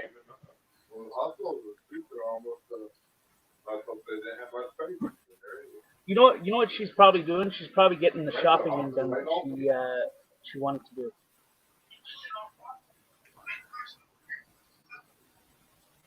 I think maybe. I'm a professional at online shopping. I know my UPS man and my FedEx man hate me. They think, oh, we're done, and then they're back here the next day. They're like, lady, go to the store.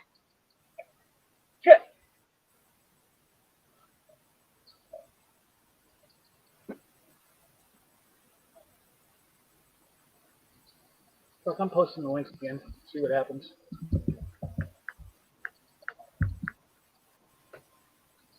Dude, it sounds like you're telling me not to talk. The way you've written it there. Oh, that's fucked up.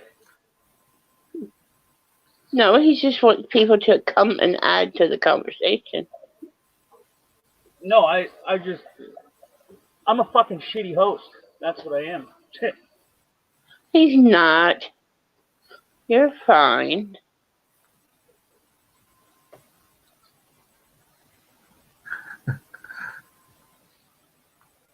Used to be I'd smoke weed and come up here and not give a shit about anything. Now I don't smoke weed no more, so I get a little bit weird and fucking shut out. And yeah, fucking shit happens, I guess. You can't hear Joe?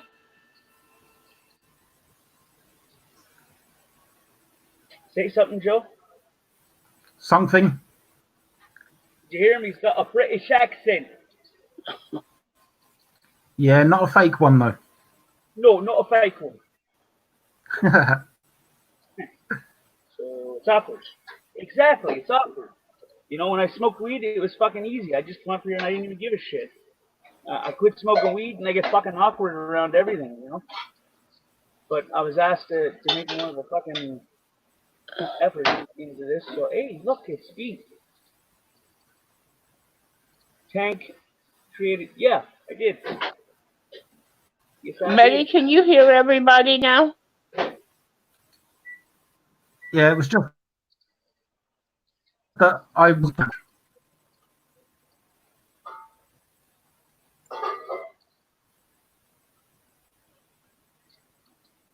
Welcome back, Sarah.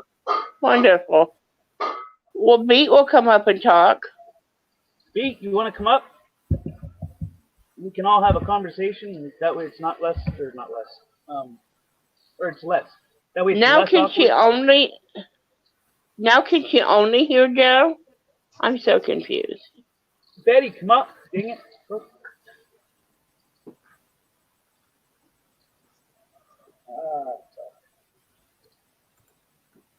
What do you do, right? Going on.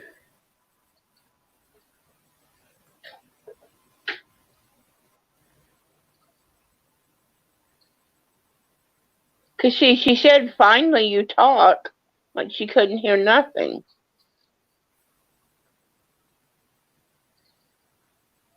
Maybe poor Betty's No, going it's fucking just- deaf. Is she messing with us?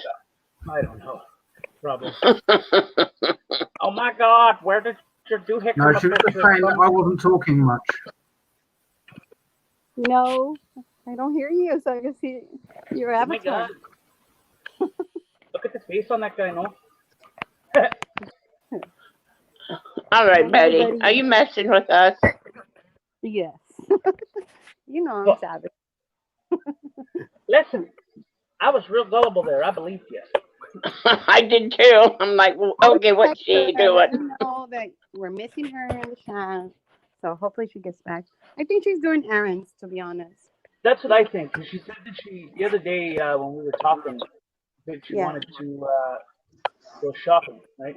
So, And she's loyal. You know that she's the kind of girl that once you start the panel, she won't go until you close the panel. So I know. I know that. I think she just has some errands, and you know, she's just keeping up with the stuff, and she'll get back. Yeah. Yeah. Yeah, I'm like, well, I see Cindy and Tank, but I don't see Joe talking that. I just see them playing, you know, advertising. Hey, can you turn that down? Betty. Betty. I think it's Cindy. Oh, shit. It's not Betty? Oh, No, what the it's fuck not just me. happened? Not me. No, that was Oh, my God. Cindy. Yeah. It might have Fuck, at been this her rate, I might have to start ringtone. a I new don't know. fucking stream. Chat it. Yep. I know. Can you hear me? Chat it. Yeah, I can. Chat it. Come up. Dang it. Fuck. I'm Let's in get my a fucking phone. conversation going so my brain's not dull. Yes, please. We can hear you. Oh, there you go. Aviator's here. Where's your icon, Betty? I don't know. You know, I've been playing with my phone a lot, so I think I moved something. But right now, I'll check what I did. I don't know. Actually, I'll have to tell my daughters. Oh my God.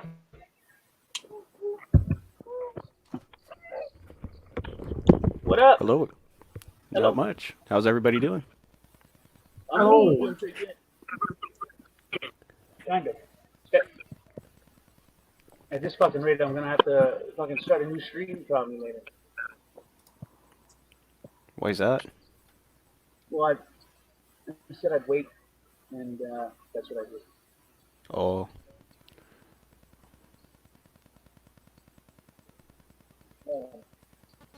So what's the haps, everybody? What the fuck? What's that mean? What's happening? What's going on? Fuck. I am waiting. Actually, it's probably done now. My coffee. It's nice and sunny out there.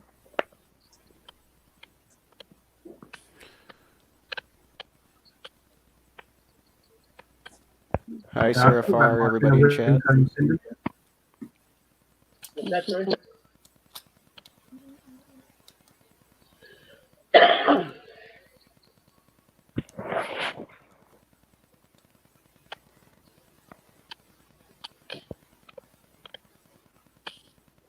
It's so funny looking at this.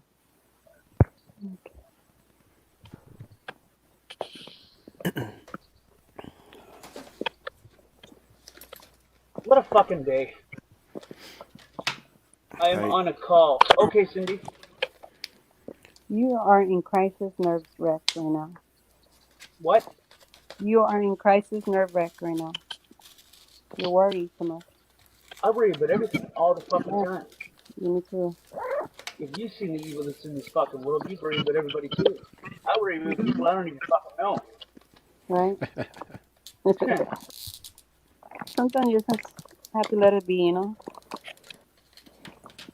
Yep. I feel it. Yeah. We can only do so much, you know?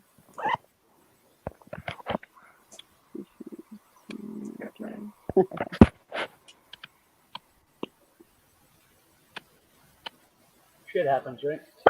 Mm-hmm. It was good the karaoke the other night. I'm sorry? It was good the karaoke the other night. It was fun. That was amazing. I liked it. Right? It was something out different. Cool. I mean, I love music, you know, and I really like to listen to music.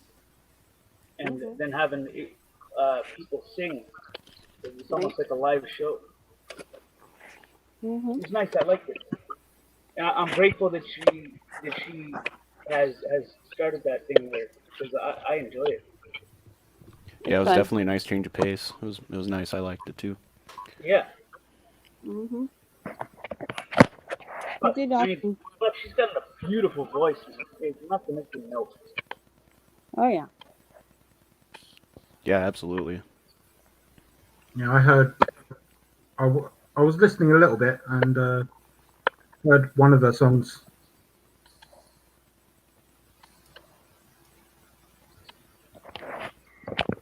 I usually, when I leave my phone on, and I'll just sleep, you know, but I'll hear you. I'll wake up in the middle of in the night, and I'll hear you guys still chatting. Is that what you did that night on the stream? Is what you're I saying? usually that's what I do exactly when I leave from you. I Hmm. leave it on my computer, and I'll Yeah. just like hear once in a while. I'll wake up and hear the chat, and then go back. Yeah. It's very soothing. Mm-hmm.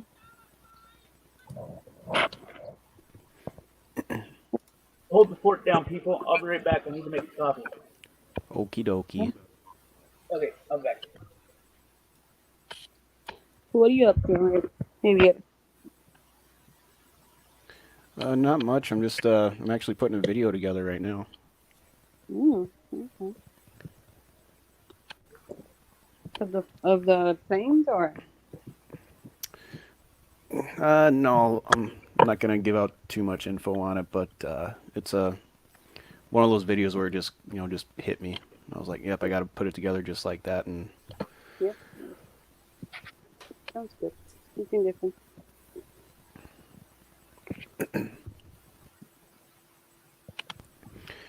so everybody's corona free, I hope. Oh man, I'm ready for this thing to be over now. Don't say that word. Ah! Don't say that word. Yeah, it's crazy right now. We can't do nothing. Summertime's coming. We're in a spring break. We can do stuff outside. We can enjoy our yard. We can do anything. Yep, and here people are gonna want to get out to the lake and stuff. And, yeah, that's what my kids were talking last night about. I'm like, well, what's the point? We can't do anything right now.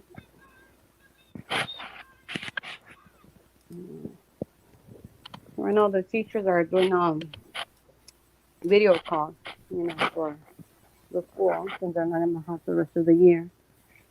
Yep, So, yeah, that's what they're doing here all over, or they're just doing all online stuff with the kids. Yep. Imagine the people that don't have internet, how they do it. Yeah. I'm already driving crazy with all four in the house. I need to breathe. But at the same time, I have them in an activity. Like, I have my two younger ones and guitar and piano. But cool. right now we can't even do that. We have to do it online.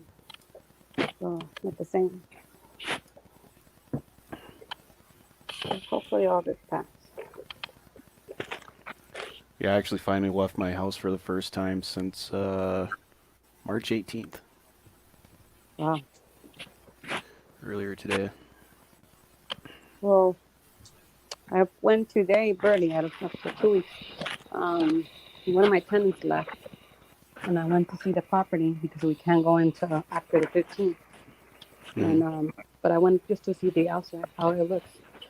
And yeah, they seem that they've been moving. I'm like, wow, this is not the time to be moving out. But at the same time, I'm like, just looking what we need to do to the house. But I'm happy to get out of the house for a little bit. Yeah, it was definitely nice getting out today. Yeah. For sure, no traffic. That was one thing nice, but it feels sad, the streets. Yeah.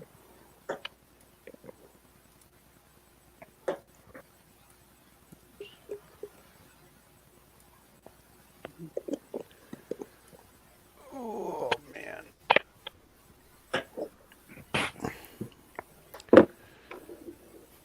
Yeah, when I went into work today, we have to go through a screening process because there's only one way into the hospital, and you have to wear the sticker that says screened on whatever day it is, and Yeah, protocol.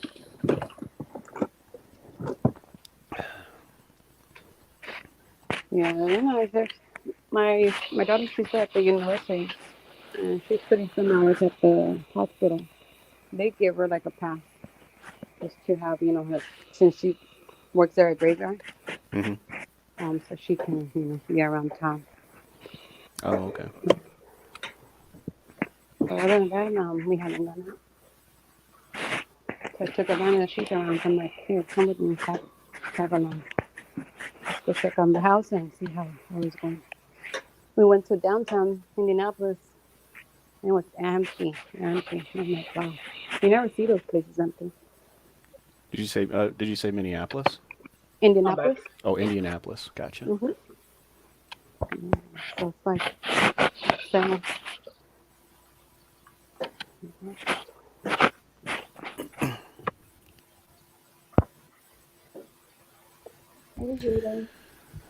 Yeah, it'll be nice when this is all over.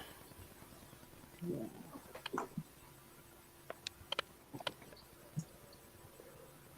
Yep. Anyone want to take a guess on how long that's going to be? Yes. Oof. Man, that's almost like betting when Emo Howling Wolf's going to come back.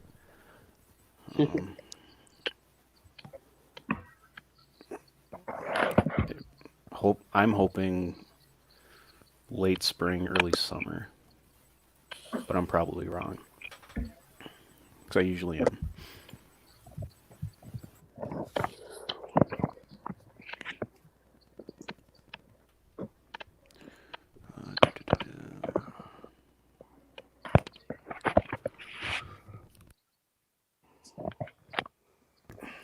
Ooh, we got Guido up in the house in the chat. How you doing, man?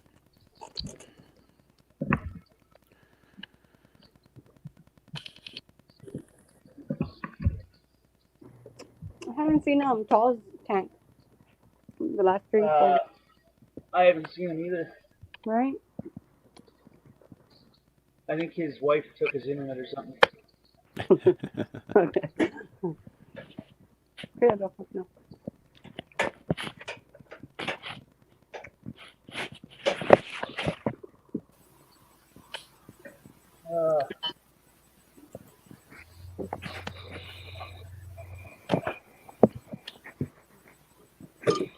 Yeah, speaking of coffee, one of my coworkers made a pot of it today when I was at work, and oh man, I think there might have been some meth in there because I was just freaking just shaky and jittery and just like I kept making typos on the computer and.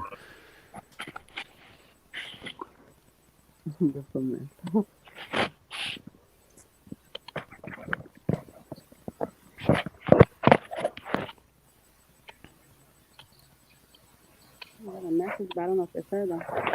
Let me check.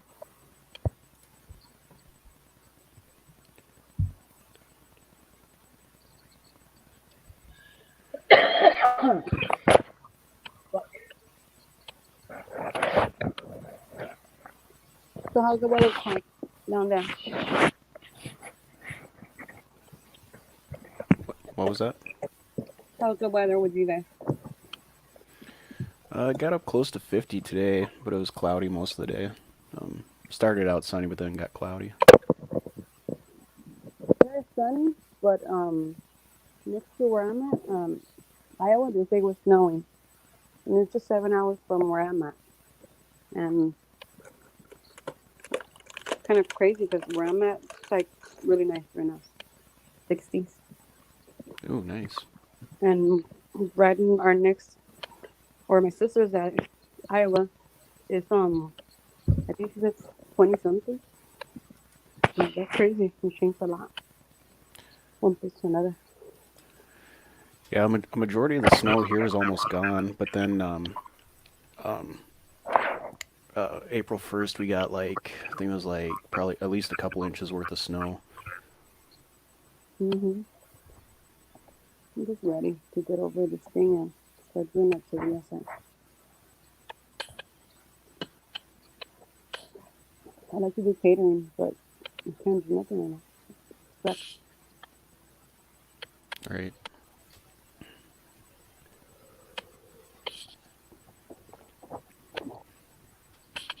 I'm gonna jump off for a bit. I'm gonna go see how. Pop in, say hi to Jeff. Okay. Probably be back a bit later. All right, bro. Thanks for being here as long as you were. Yep. Take care, Joe. No worries.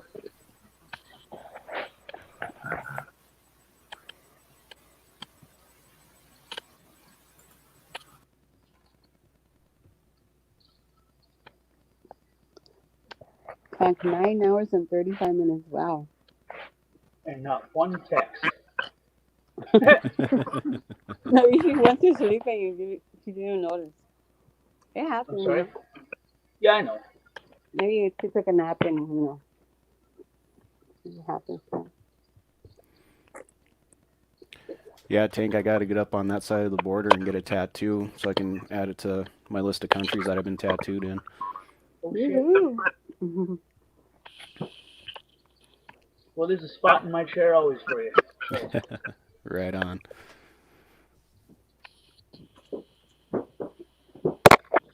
I'm scared of needles. Yeah.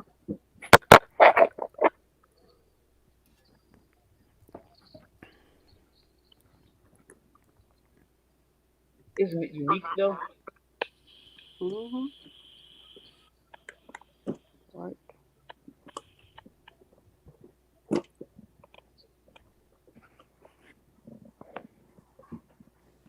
So, Tank, you've seen the half sleeve that I have on my left arm, right?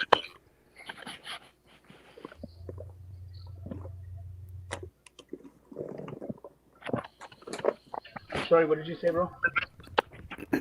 Oh, I was asking. You've seen the where my half sleeve ends on my left arm, right? When the one I was showing you earlier today. Yeah. Would you be able to turn that into a full sleeve down to the wrist? Yeah, I could do just about anything. My man. I'm pretty damn good at. I've been tattooing for a while, and I really like it. It's a peaceful time for me. Yeah, I think I told you. I was actually really lucky when I found my tattoo artist that's doing my leg sleeve. He's been tattooing for about 15 years now, and he got just got sick and tired of doing those those small little pieces, and all he does is really large pieces, and just kind of wants a challenge. That's all right. All right.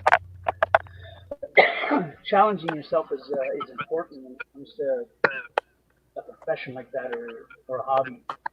Because without challenging yourself, you're not learning. Yep.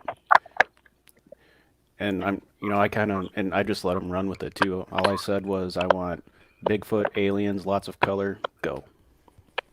Mm-hmm. But they kind of feel by the conversation what you want, right? I'm sorry, what was that? When you give them the description what you want, they kind of get to feel what you're going for, right? It's also good when I have the canvas in front of me, and or the client, I guess, the canvas. It makes it sound so weird. But if he was in front of me and he said, "Hey, this is what I want, and this is how I want it," I could probably freehand everything once I have an idea in my mind what he really wants. Yeah.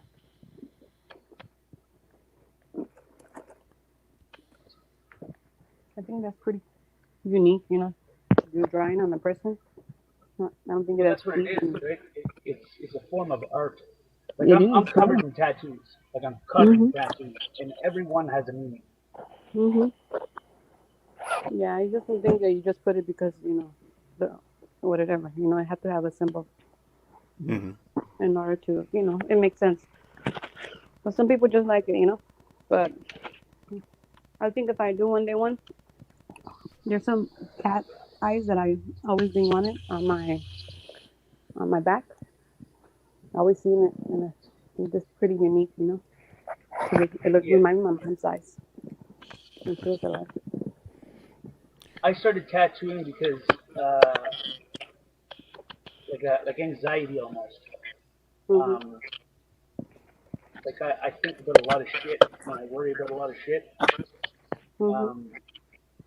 So tattooing took some of that worry away. Yeah, it takes me that dimension. My son is very like very hyperactive. Yeah, he has all the time you see him with his hand doing something, like those what do you call those? The one with the colors that you move them around, like a block. Legos. Kind of like Lego. Roku, I think it is. What did you say, sorry? Roku. I can't remember the name, but that's the brand of the thing. But anyways, it's like a puzzle solver. Let me see. Hold on. Give me one second.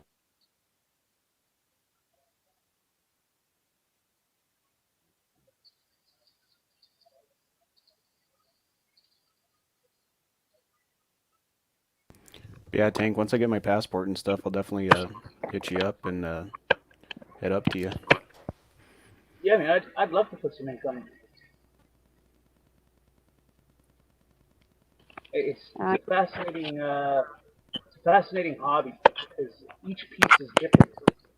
Doesn't matter if it's the same or not. Each piece is different, and it teaches you something new every time you do a different piece. You learn one thing new about the skin. Mm-hmm. And I love learning. You know, I like information. I believe that knowledge is power. Exactly. Yep, With a lot absolutely. of knowledge, you can do a lot of things with it, depending on the knowledge. I mean, some knowledge is harmful for your brain, and I understand that. I mean, going down rabbit holes and fucking seeing how evil people are, don't ever do that because it makes you worry about everything, you know. And then Mm-hmm. it'll come off like fucking stupid, right? But really, deep down, you're worried of harm. You know? Mm-hmm. I think he said his name is the Rubik's Cube. I'm sorry. I don't know if you heard of the Rubik's Cube. A Rubik's Cube, yeah, I've heard of them. Well, he's really good at those things, but since he likes to, be so into his like a lot with his hands stuff. So I put him in piano lessons, and now he's like really fast at it in less than 3 months. He's been jumping the grade, and have to keep them hyper, because you need to get the best out of them with their talent. I think just get them worn off, get them tired.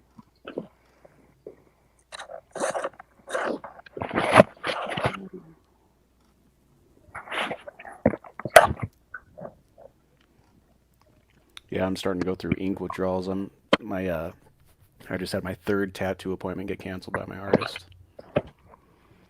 Why does he keep canceling? Because it's the governor's order here. What the fuck? Yep. Yep, they can't start tattooing until, at least as of now, until April 15th. Is that like the hair salon and all those stuff, right? Where they can't do it? I'm not sure if it extends to like care places or anything like that, but I know from him, he said it's a governor's order that they can't be tattooing. Yeah. Just knowing that how he's gonna hit the economy with all this closing, the small places, Mm-hmm. gonna be a wreck. Yeah, I've been thinking about that too. That's his livelihood. Him and his wife, that's all they do is tattoo all day, every day. Mhm. I like the summertime because in the summertime, I get clients galore from everywhere. Like there's people that come from all over the fucking world, and I meet them in the most craziest, fucking stupidest places. So it gives me a lot of business that way, and it keeps my mind occupied. Mm-hmm. Like my brain goes like 150,000 miles an hour. I think about like a billion different things all at once. It's fucking stupid as hell. Right, refreshing. Yeah, I go through that sometimes as well. Yeah. It's a lot harder than to be expected when you think of it. Like depending on how your brain would normally work, it's a lot harder when your brain works like it just you're constantly thinking of something, constantly. And then if you add a worry to that or something, the shit doesn't make it easier. Mm-hmm. Yes, she's back. Fuck me, I don't see them. Fucking rainforest. Ah, boy. Let's spank her. Yeah, buddy.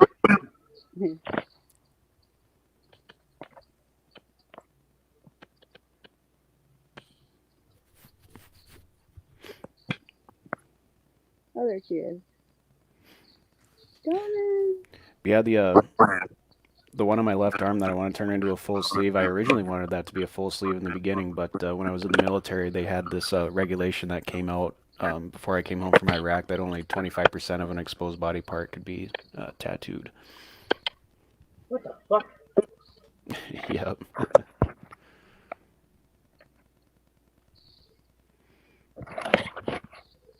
And then people that already had full sleeves were kind of just excused/grandfathered in or whatever, something like that. But I think they've done away with it now, if I remember correctly. I could be wrong. I usually am.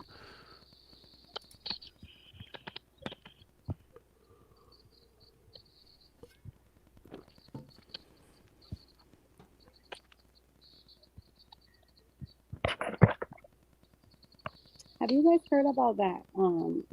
What is it, Xbox or Fortnite stuff? What? The game? I've heard of the game. I mean, I don't really play video games. I like driving video games. Well, okay, this is what happened. One of my teenager, my 14-year-old daughter, she calls me and she's like, "Mom, you're gonna receive a text. Give me the 6 digit." I'm like, "Okay." So I give it out to her the 6 digit, not knowing what it was for though. So I give it to her like less than 30 seconds after I give it to her. Next thing you know, I get another text like right after that. As soon as I give it to her, like not even 20, 30 seconds into it, I get a charge of 15 and actually 14.99 and then 99. And it was from this Microsoft game from Xbox, some game, I don't know what they downloaded. And I guess her friend told her that she needed because she needed Verizon or AT&T supposedly, and she needed somebody to have those two carriers, and it was a free something free online. Was it a Well, scam? anyways, yeah, and my daughter fell into that, and I'm like, and I didn't question, because she was a coach, and she's gonna, if she forgets her emails, password, she'll ask me, "Hey mom, give me the password, whatever they give you to reset it." So that's what I was thinking was something like, due to that conversation. Next thing you know, I get this bill. I'm going snapping on my kids, going crazy on them. Like, really? This the hell? They're like, well, they told me it was, for free app. I'm like, yeah, but, why would they ask you, though? You see, this is how people play shady, That got me really, like, how low class people will go and ask for another person to do your dirty job, And then when she calls them back, they block her. But they go to the same school, though. So I'm like, I told my daughter, how dumb are they, But it's fine. I told my daughter, you know what, just save the Snapchat and the information, everything. And I already reported to my carrier and my bank. So, if it does come through the full payment, since it was Sunday, this happened yesterday, it won't go through. So I'm like, well, I'll just decline this transaction. And at the same time, I'm saving those emails and the Snapchat for the school so they can see what these kids are doing, scamming on the other students, Like, not cool. I don't know if you guys seen that before or not. Yeah, I've heard of something similar. Yeah. I mean, it's like, really? You have to get other people involved in your dirty things?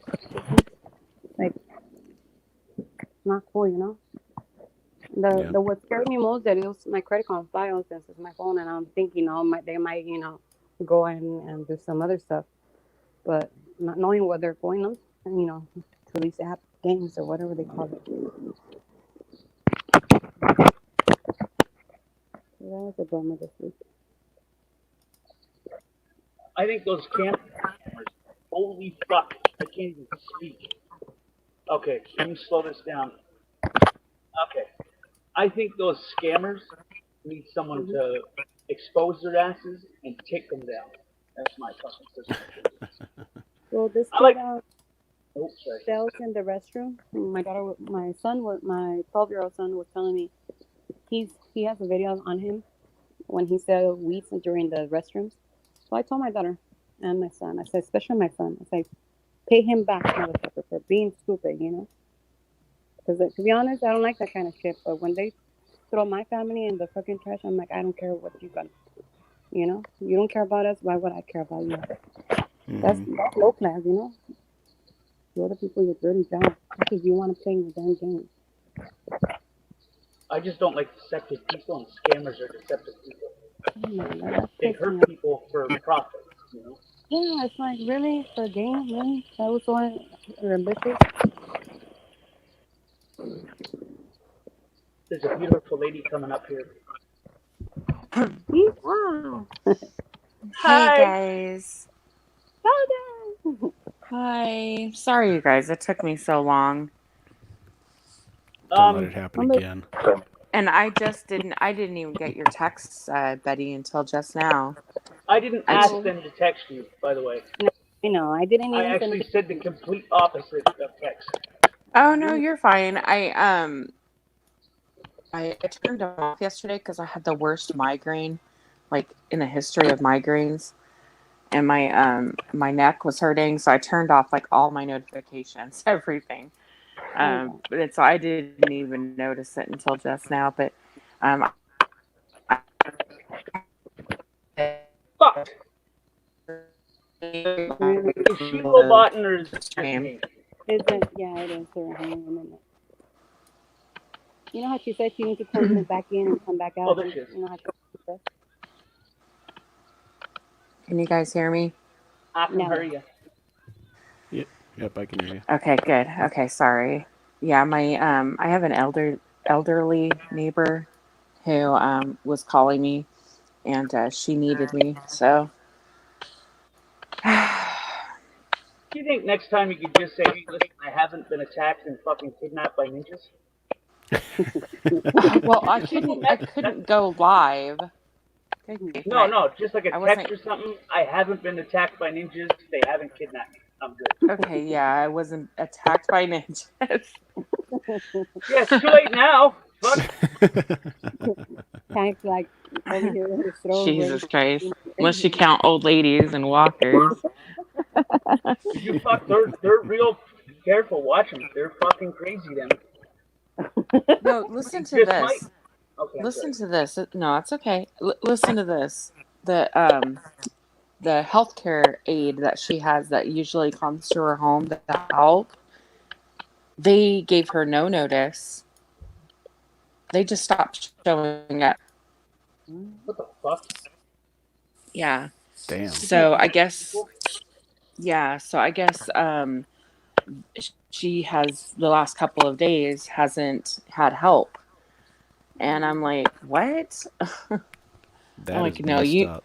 Yeah, I'm like, what the fuck is going on? So I've been on the phone too, calling her, the nurses assistance program over here that's supposed to be helping her, bitching people out on the, if I can get an answer. I finally got an answer, and I was like, what the fuck is going on? I'm like, you can't just leave people stranded. Mm-hmm. So I told them to go fuck themselves. I'm like, you know what? I'll check on her. Fuck her. Go fuck you fuck guys. yourselves. Yeah. Yeah, fucking low like motherfucking piece of shit. Yeah. So I got to go to the store. I told her I was going to the store today anyway because I needed to go. I was trying to wait till tomorrow, but she really needs stuff, so I got to go today. Hopefully before it gets too dark. But I figured I'd jump on up here and kick it for a bit. Hell yeah. Yeah, I was pretty pissed. Yeah, that's to be honest, reasonable. Why to me?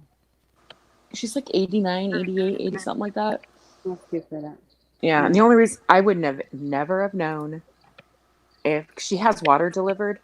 It's funny how the water guy still comes around. She has water delivered every week. And he came, I think he's from Sparklets or Arrow Mountain or something. Anyway, he came and I heard her talking about it. And I didn't get it. And it didn't register apparently. But My daughter had went out there, told her a few weeks ago, as well as I. But, if you ever need anything, don't hesitate to call. Just let us know. Yeah. Never would have known. Wow. Poor little thing. Yeah. Joni's been up here a couple times. Has she? Yeah. Aww. And I was right. She didn't understand what you were saying.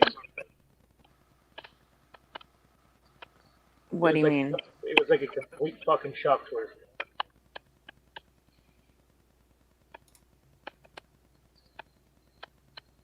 That's silence. I don't like it. Oh shit.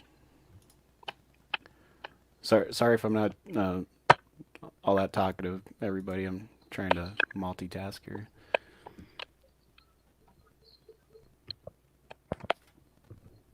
Hello. Hello. Fuck. How are the hell? you?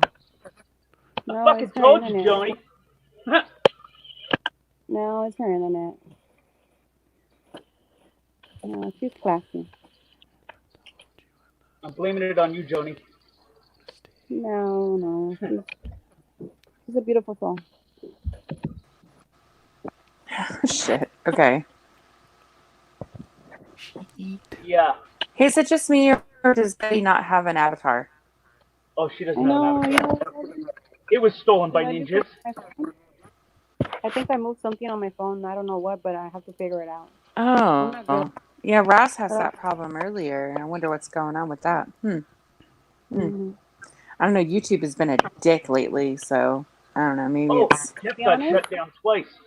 A lot of people have been like unsubscribed supposedly, and it's like, so I'm going back and forth, one at a time, going. So, yeah. Oh wow. Hi, Joni. I'll be right back, everybody. I gotta get a refill. Okay. I'm on my third pot of coffee. Oh shit. I'm honestly like really surprised you're still on here. I told you I would wait. Well, I would not have felt right if I didn't. It would mean I didn't. Aww. And you probably shouldn't have fucking left like that, because I mean, Joni, she's like an interrogator, and I had to shut myself up, and yeah.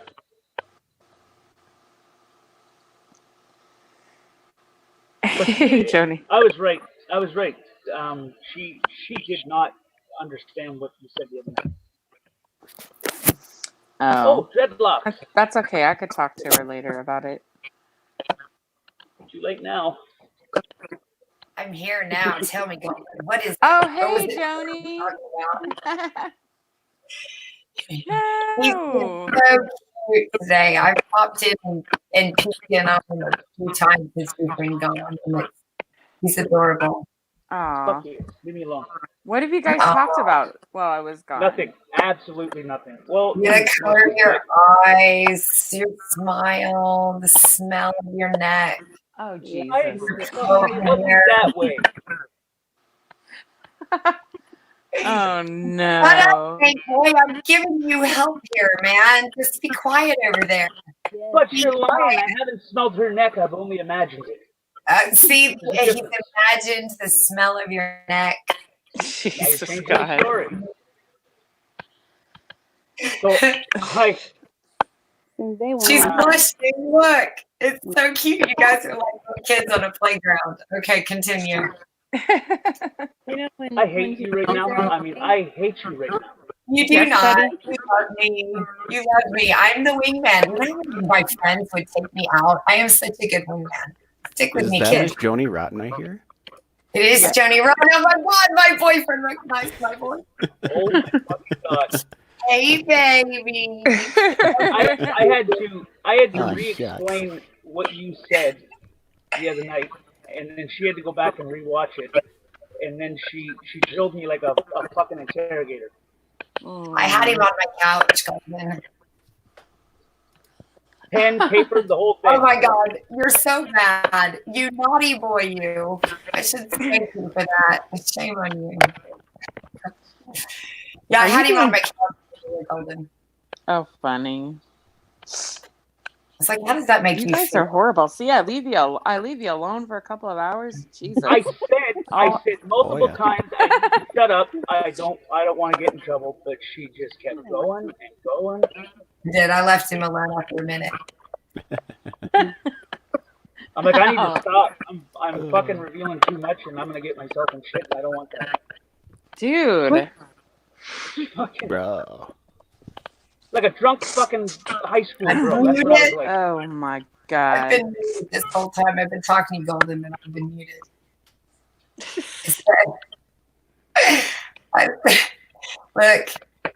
He was worried, and I said, "Look, I'm going to tell you something about Golden Eyes right now.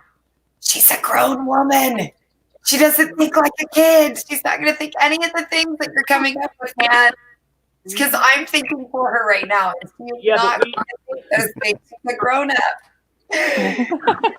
She had already said that no personal details, and I mean there wasn't any personal details. But I was afraid that was what was going to happen, and that's why. You know she's going to go back and watch to see what we said about her while she was gone. You know how I know this? Because I would have done the exact same thing. What did they say about me? What did they say? Totally. And then she's going to go, "Oh, that's so sweet. I just love her. I just love him." Oh, she God. fucked me right up. She's like talking about matchmaking shit on the thing, and I was like, "No, it happened on your screen." She's like, "No, I didn't even know." I was like, "What the fuck?" So I was right the whole time. You had no clue what the hell was being said. She's like, "No, I had no clue." I had no Well, clue. everybody else got it, so. Playing around. I thought you guys were playing around with the joke. I didn't know you were being serious, man. I said, "You should have told me. I should have been in on that so that I could have stayed quiet." You know, like when somebody. No, because it came out. You got a joke out of it with Gary Snowflake. I thought that was funny. I did. Caught in the line, Gary. I would have made that into a joke anyway. Gary hasn't been around lately either. I wonder if how he didn't go to jail. Went to jail. He was around a couple days. He was really drunk on Friday night, and when he was singing, which he sings really well, the way I love his playing. I just thought maybe he had gotten into a bit of trouble. I haven't heard from him in the last few days. Oh my. Yeah, same here. Yeah. Usually he's putting out some. I'm surprised he didn't put out like some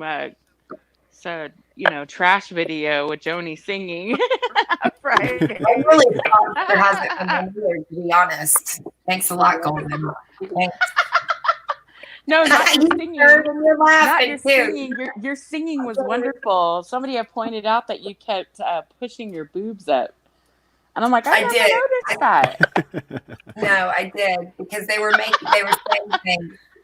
And I never noticed that. Maybe I'm a girl and we do that shit all the time, so it never even dawned on me. Right. Well, I wasn't gonna say anything, but. Did you watch it, Amy? Oh no! Oh, an old lady's giving the aviator a Chevy. Oh no! Oh no! Oh God, that's so funny. Yeah, I went back. Okay, look. So what was also happening is that I had a private stream going on with Baz, so he could hear me too. So we were watching each other, and I'd mute my mic, right?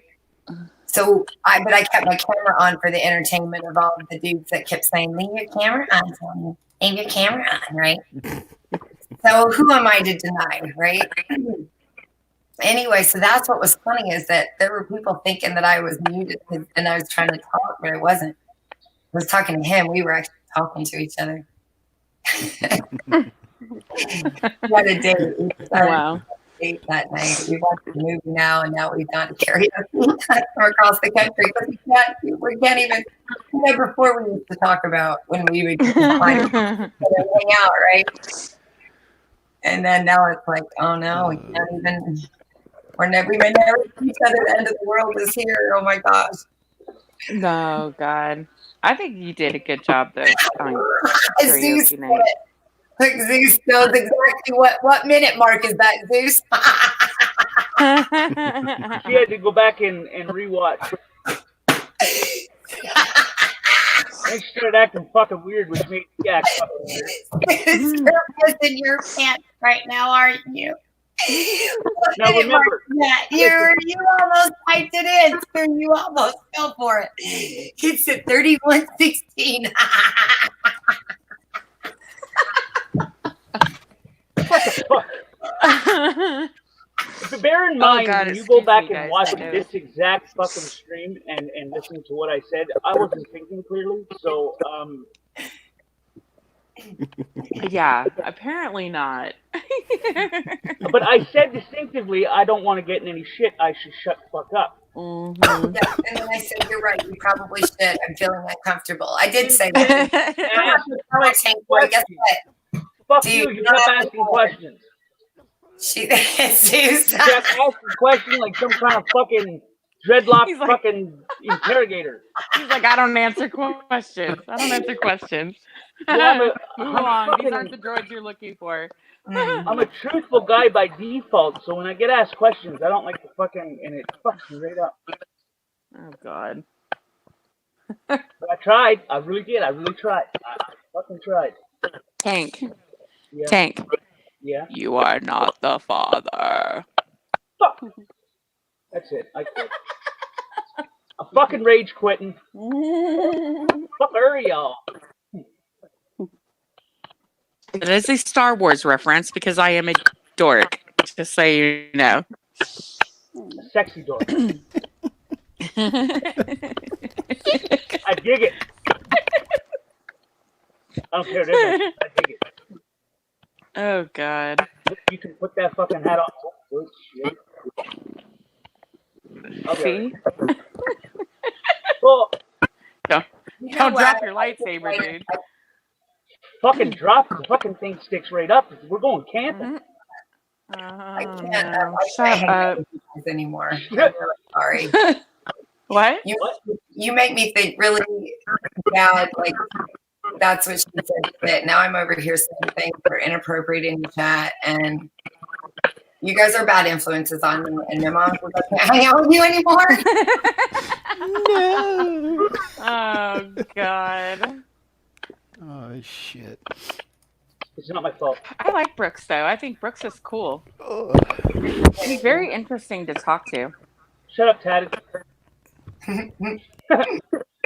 He's beyond that, Golden. Let's just say I get it. Okay, that silence can't happen. It can't Hey, happen. Betty. I'm here. What have you been up to lately? I haven't seen you on in chat, much less on a panel, in a really long time. Hi, man. She come up to comfort me. Don't say much, to be honest. Aw. I mean, I like to think. But I hear you when you were singing the other day. It's pretty awesome. Oh, I like thank to you. to the stream. You know, make it more fun. It was pretty awesome. Oh, thank you. I appreciate you guys coming around. It's gonna be a weekly thing now. Mm-hmm. Yeah, I guess everybody enjoyed it, so we're gonna make it a weekly thing. Yeah, it'll be a little bit earlier, so that way more people can make it and join in the fun. But yeah, we had a good time. It's gonna be same Fridays or a different day? No, it's gonna be Wednesday at 5:00 now. Okay, Wednesday. 8 o'clock my time. It'll be 5:00. Well, no, you're in Indiana, huh? Mm-hmm. Yeah. Okay. I keep thinking. Why do I keep thinking you're in California?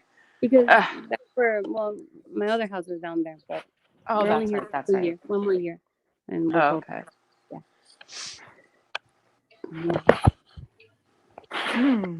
So what's it like with the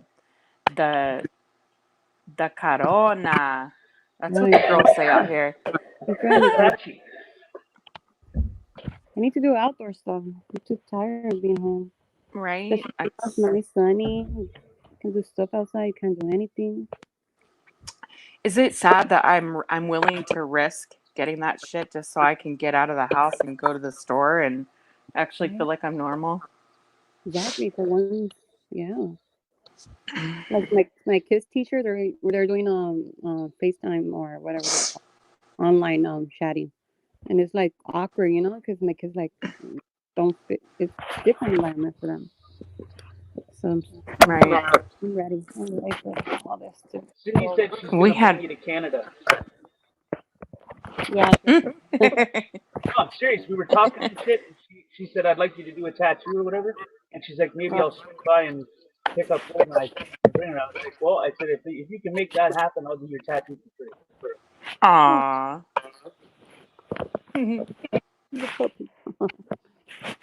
Right. It'd be worth it. To be honest, Golden, I I'm saw sorry? it a long time on both of you guys. I saw it. I just wrote it What? aloud. You Yeah, saw what? on both of you. I don't know why. I had a feeling both of you. I say they're like perfect because the way that you interact with the people and what you want, you guys have a lot of the mentality the same. Like there's a lot of things that was like meant to be. I'm just happy for both of you. I am a firm believer in serendipity. Mm-hmm.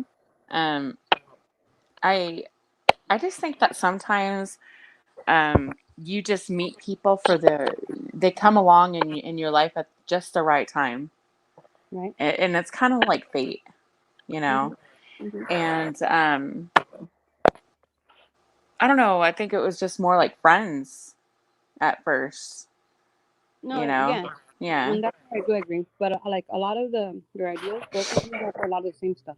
You both are Yeah. in the same ground. When you don't like something, you guys both, go at it in the same way, passion. Mm-hmm. I love that. That's why I respect more of both of you guys. I'm learning to back down to her though. Does that make That's any good sense? though, because that's bringing the best out of you. You see, it's like polishing you. That's Why good. she makes me want to be a better person? Well, you're Oh. for her, you see? Or and for you. I sorry. I'm like, I don't know. Sorry. Fuck. No, it's okay. I get it. I mean, like if you get certain people together and then it just kind of works, So, yeah. Yeah, I just saw it, and since the beginning, I said it, and I'm like, I don't know why, but I have a feeling both of them have that something, and he's like, no, I'm like, look at it, just look at it.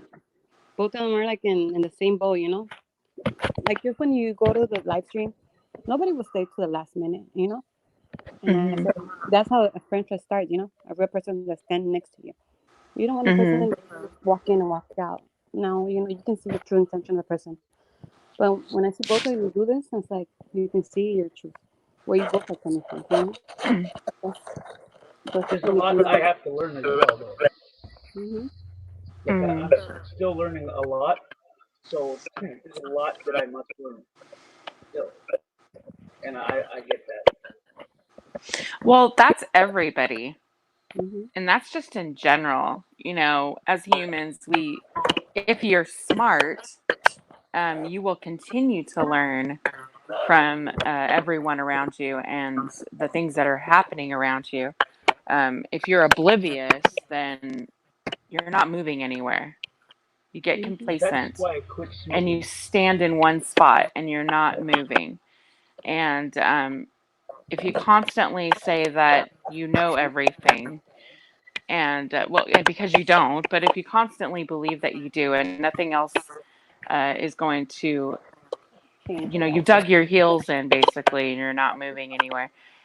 I just don't think that you're not doing anybody any favors, especially yourself. Yep. I would say I've gotten better in the recent little while. Wouldn't you? Yeah. Oh, absolutely. Yeah. Yeah. You know that saying that they have where they say a rolling rock grows no moss, whatever, however it goes. If you think about what that means, that's what I thought of when I was listening to you talk.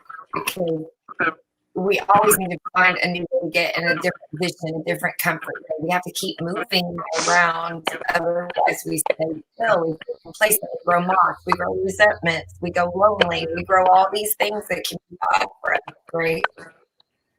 Because we don't step outside and try to roll around a little, keep things fresh. Mm-hmm. You can't let those resentments and stuff accumulate, right? They'll eventually swallow you. Think of that. Well, there's this Stephen King movie about that. For me, Right. I've never And you had could be anybody that made me want to be a better person. I think that's what gets me weird. Is I've never had anybody in my life that made me want to be better. I Aw. always stayed the same. You know what? I'm going to say this. Like, I don't know you take away at all. I'm going to say this way. Like, from a normal dude, Golden Eyes, I would think he was full of shit if he said something like that. But there's something about him and the way he says it that just comes across like this guy is genuine and he means what he's saying right now. You really are making him want to be better. Regardless, that's a good thing. I think that's really cute and adorable and beautiful, and I love this. Thanks, Tony. There's a lot, you know, and I recognize that. And I know it's not going to be easy, you know, but I mean, I'm going to have to work through it somehow. What? I'm sorry. Somebody has their mic on that's like really making a lot of background noise. That's Betty. Oh, okay. I can barely understand anybody. Yeah, it's causing a relay that's distorting. Oh. I'm better now, Linda. Oh, she muted. Thank you, Betty. I appreciate Thank you, that. Betty. I couldn't understand what Joni was saying. I thought it was me. Oh my God, damn it. Is there something going on with this stupid thing? Did you want her to repeat anything? Or? No, it's okay. I got most of it. Remember what I said. She's like, I can't remember anyway. I was like, I really loved what you just said. And I was like, what did I just say? Right? Oh, God. My memory's older. I can't help it. It's part of what's wrong with me. Oh, my. I like this pink telephone. I'm going to use this when I pop it. You rang? Were you talking about me? You rang? I'll sit in the chat and like, get up here. Oh, you rang? I heard my name. Oh. Joni, you haven't been to one of our ladies' nights, have you? No, I'll try to go now. We have actually a really good time, but there was one, and the only reason I'm bringing this up is because of what you were just saying. I think I've been single for quite some time, and I have to admit that for the most part, I rather enjoyed it, especially after being married for 14 years. But in saying that, I also have to say that, you know, there was one time when I think it was our second live stream or something. It was one of the topics was asking the women what they thought the definition of a strong woman was. Right. Uh-huh. And it was interesting to see, or to hear rather, what their opinions were, like what they felt was the definition of a strong woman. And sure. I bet that would have been. Yeah, like Albany Skywatcher, she felt that the definition of a strong woman was being able to lift her husband up and take care of her family. And I think Betty also had something to say about it. I had to take a look at myself, and what made me a strong woman was looking back at my past relationships. where in the beginning, as you know, we all go through this. I think when we're younger, we tend to treat things a little blasé, I guess. And Yeah. you know, and I would always be the one to back down just to make so that there weren't any ripples. Didn't want to make waves, right? Yeah. And Yeah. I'm still kind of like that. But I Yeah. don't back down, but I don't like waves. I don't like to argue. I don't like to Right. fight. And I will back down if I feel it's not important enough to argue over. I Right. pick and choose my battles and I do it wisely, right? Um, but yeah, and being, you know, independent, being a strong woman doesn't mean you have to ask for, you know, for help, but helping. It's knowing when to ask or not when you don't need to. Yes.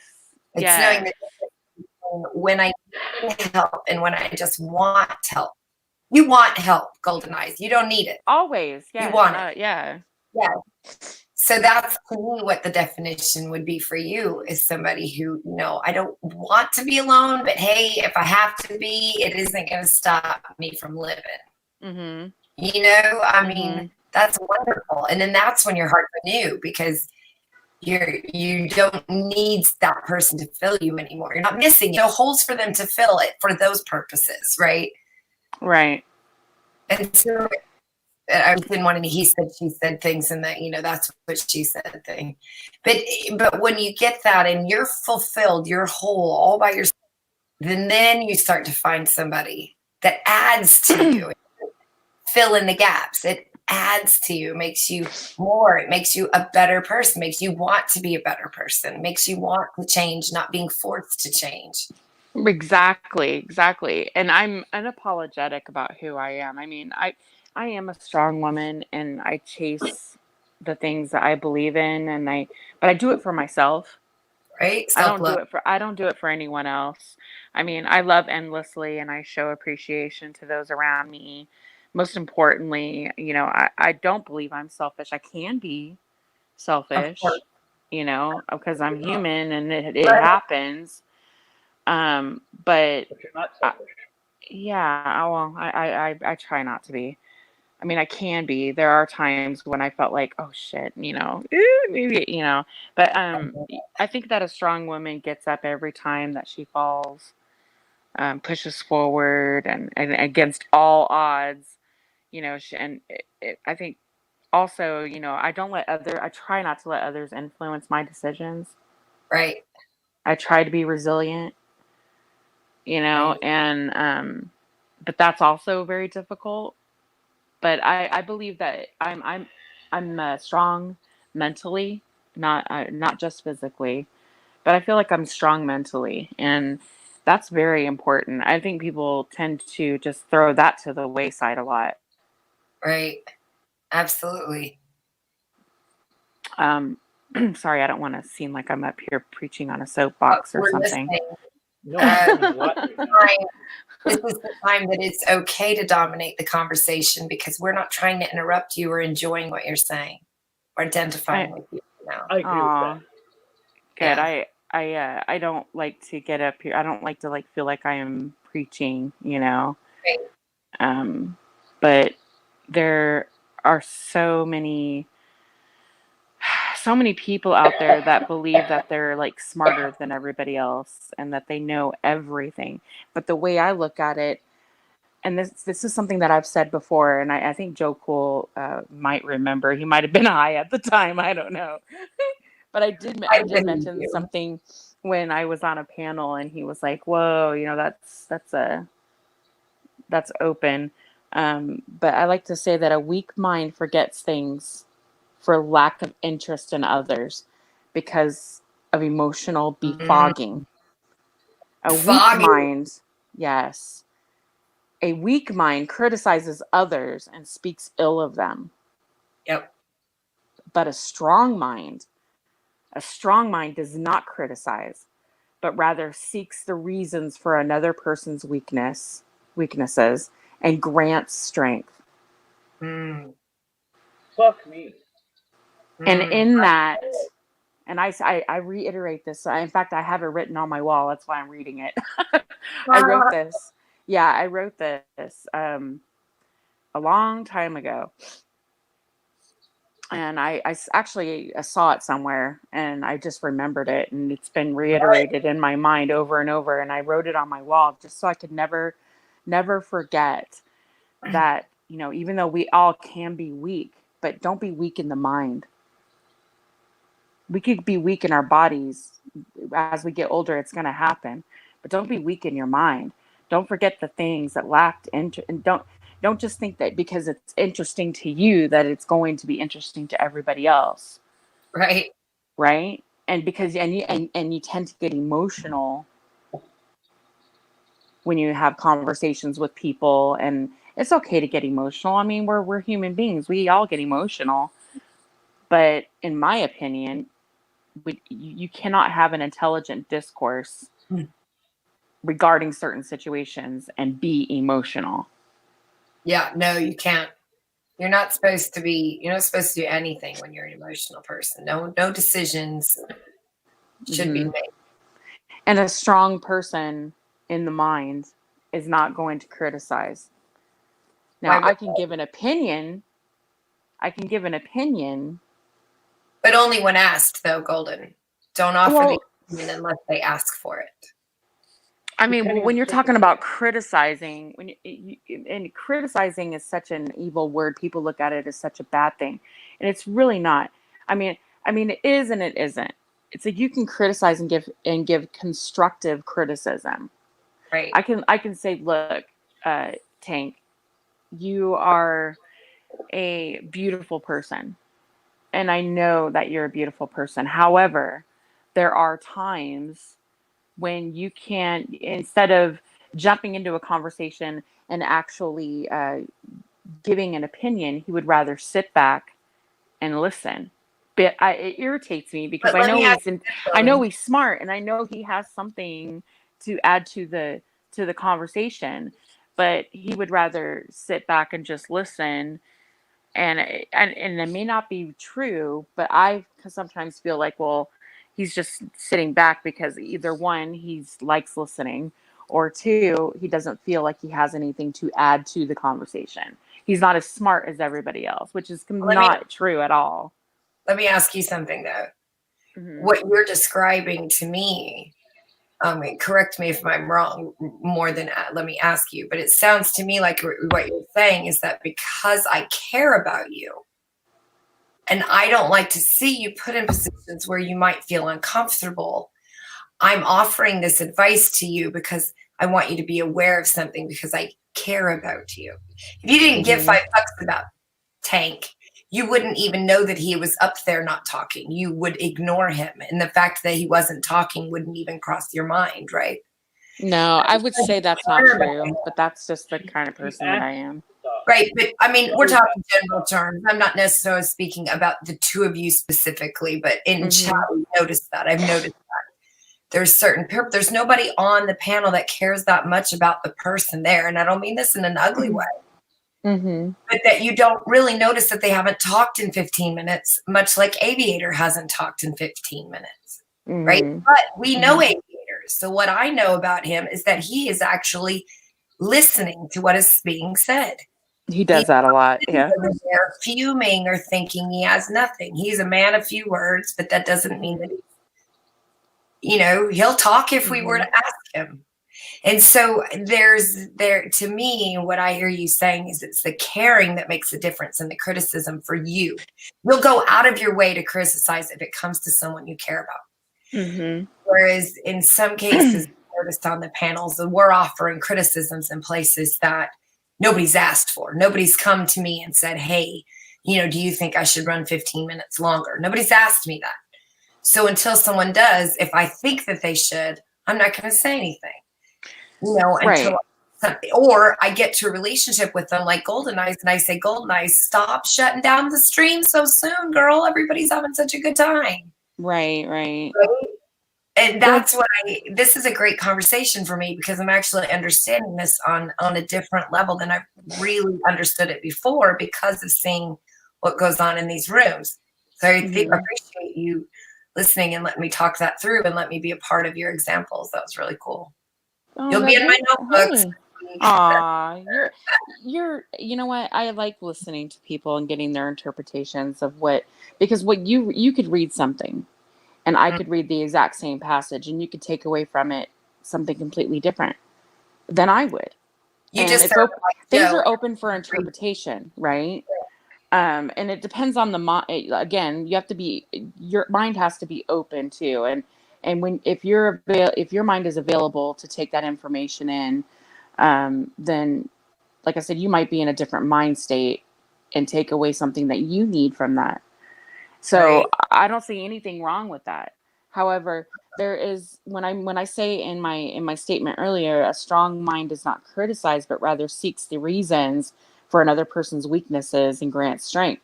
Now, when I say strong, does not criticize, meaning if I'm trying to tell you something and I'm trying to get a point across, I'm trying to get a message across, and no one is understanding what I'm trying to say, rather than criticize you and say you're stupid and you're not on my level, I try to look for reasons. I seek reasons for the other person's weaknesses. Maybe their weaknesses are they're just not at the point in their life where they're open to receiving that message right now.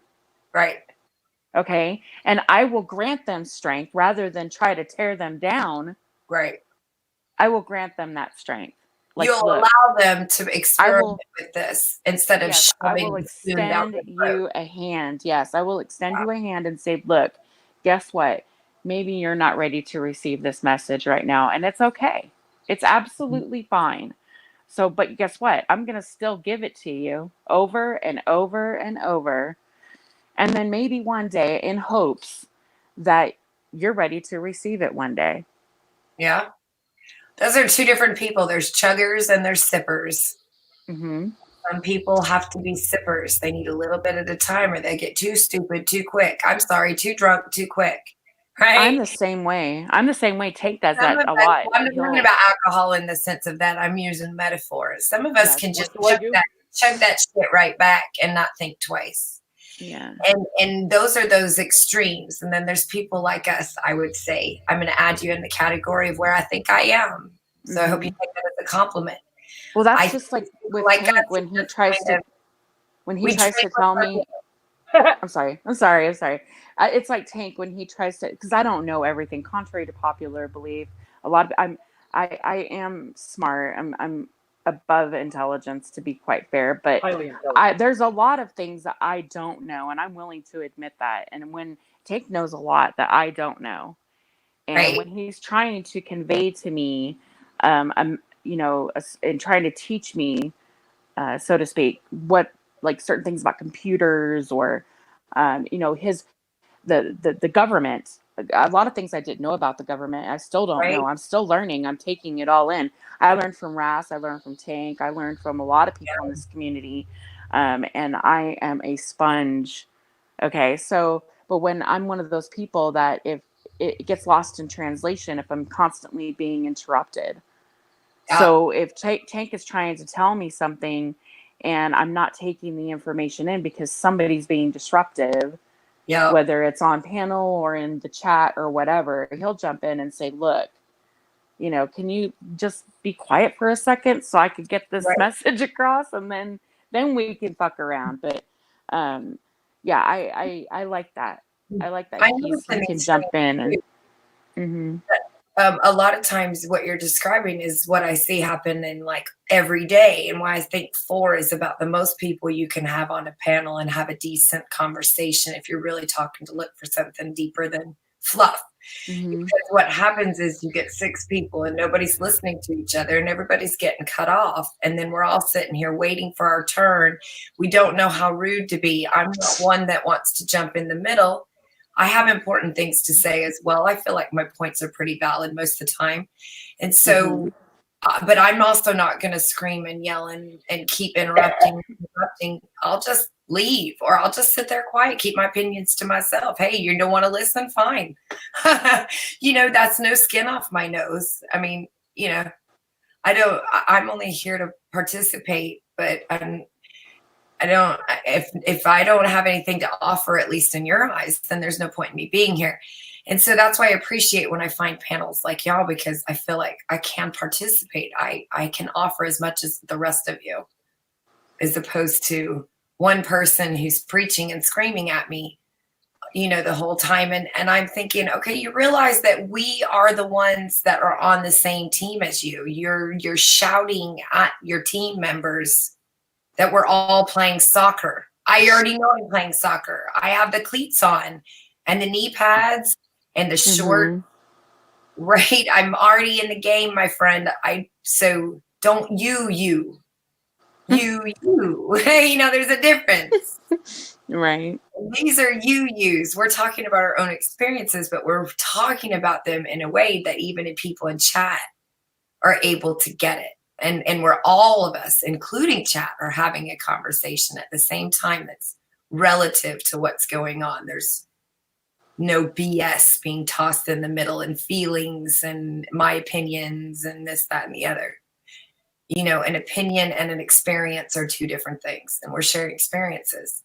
And I do. Linda had a wonderful point in chat. I'm just reading chat while you were speaking, and I was listening. Don't worry, I can do both at the same time. But, Linda, yes, I know. Yeah, Linda says that maybe their weakness is your strong point, and you can help them become stronger.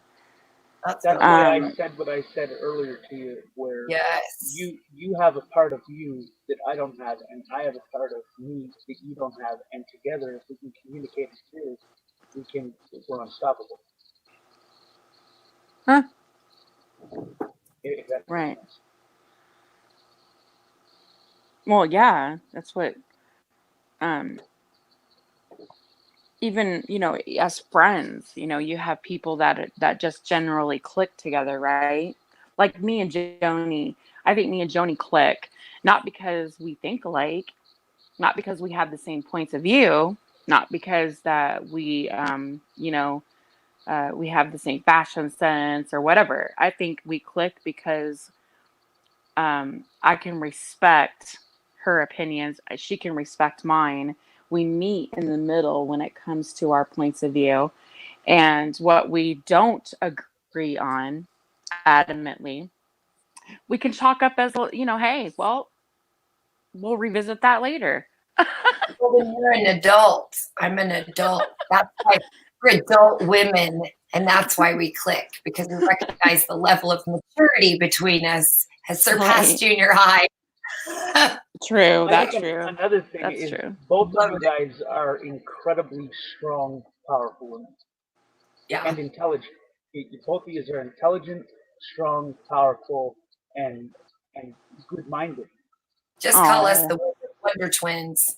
Wonder Twin power. Activate. I'm going to go to bed, y'all. Yeah. I love you. I just wanted to pop in here with my last cigarette and tell you good night. Appreciate everything.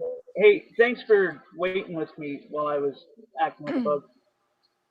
Well, I brought you some tissues and I powdered your little bit for you. You're okay.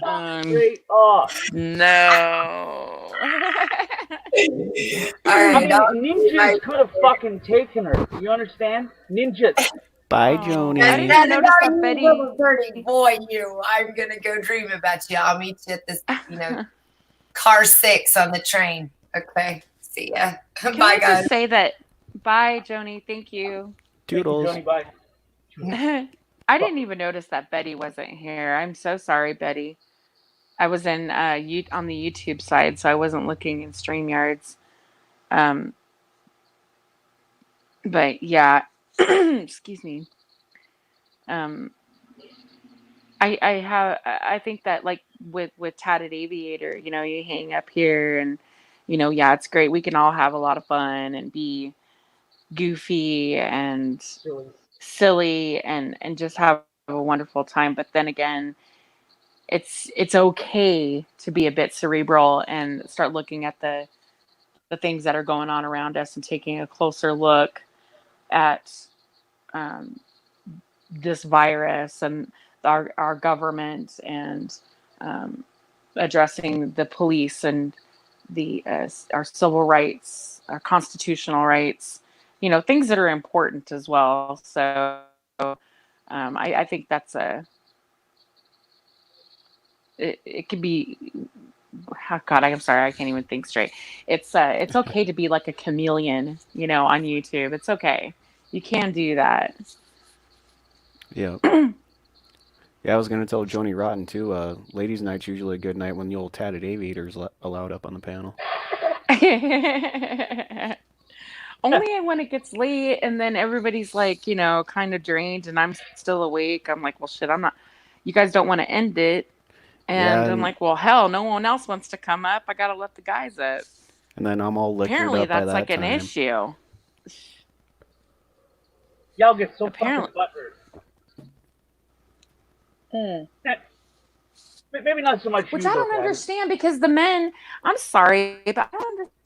Everybody, like, no, I'm not saying everybody because not everybody really cares, but there are a few that just get so worked up by the fact that men aren't allowed on the panel, and they think they're taking it to a level of being sexist, and it has nothing to do with that.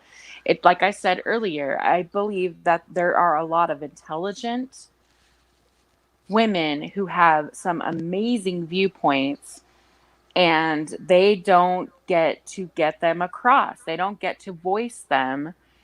And because it's dominated in this community, men dominate they dominate the panels, they dominate the channels, aside from a few out there that are obvious. But, they dominate. And it's like, they don't really get a chance to talk unless it's about cooking or, You give them a voice. being a mom and stuff like that, which is great. It's important. We all love to do that. And if that's your passion, then go for it. But I think that I feel like women need more of a voice in this community. We are very smart. There's a lot of intelligent women who have amazing ideas, but they're not being heard. Yes, and they're not being heard. And that's not putting down anybody else's channels or anybody else's panels, because hey, I know the guys like to get up there and talk, and it's great. I just think that there's some women that would love to get up there, but they just feel like, oh, maybe they won't listen to me because I'm a woman. So if they come up on ladies' night, girl, say what you need to say because somebody out there is watching. And I'm hoping that, and you know what? I've been noticing too that like SNS's wife, Mimi, she's actually started a ladies panel. And who else? I want to say it was, oh shoot, I can't remember who. Oh yeah, Jim the trucker's wife had a ladies panel. I heard. I hadn't seen it yet, but I heard. And I haven't been to SNS's ladies night either. I will support any woman because I'm not going to say, oh my God, I did it first and you guys shouldn't be doing it. No, I would never do that. I will support. Yeah, I would never do that. I support the fact that, you know what? I am so happy. I feel like I've inspired you guys. Hell Yes, I've given you a voice. I've inspired. Like, yes, girlfriend, do your thing. You want to make a ladies panel? Let me know. I will so get up there and join with you. Hell yeah. And I invite you to come to the ladies takeover over here. And I will definitely support you on your ladies takeover or your ladies night or whatever you want to call it. I just think it's great. I think it's wonderful. There's some amazing, beautiful, talented, intelligent women out there, and I just love talking to all of you guys. And I love my men too. Don't get it twisted.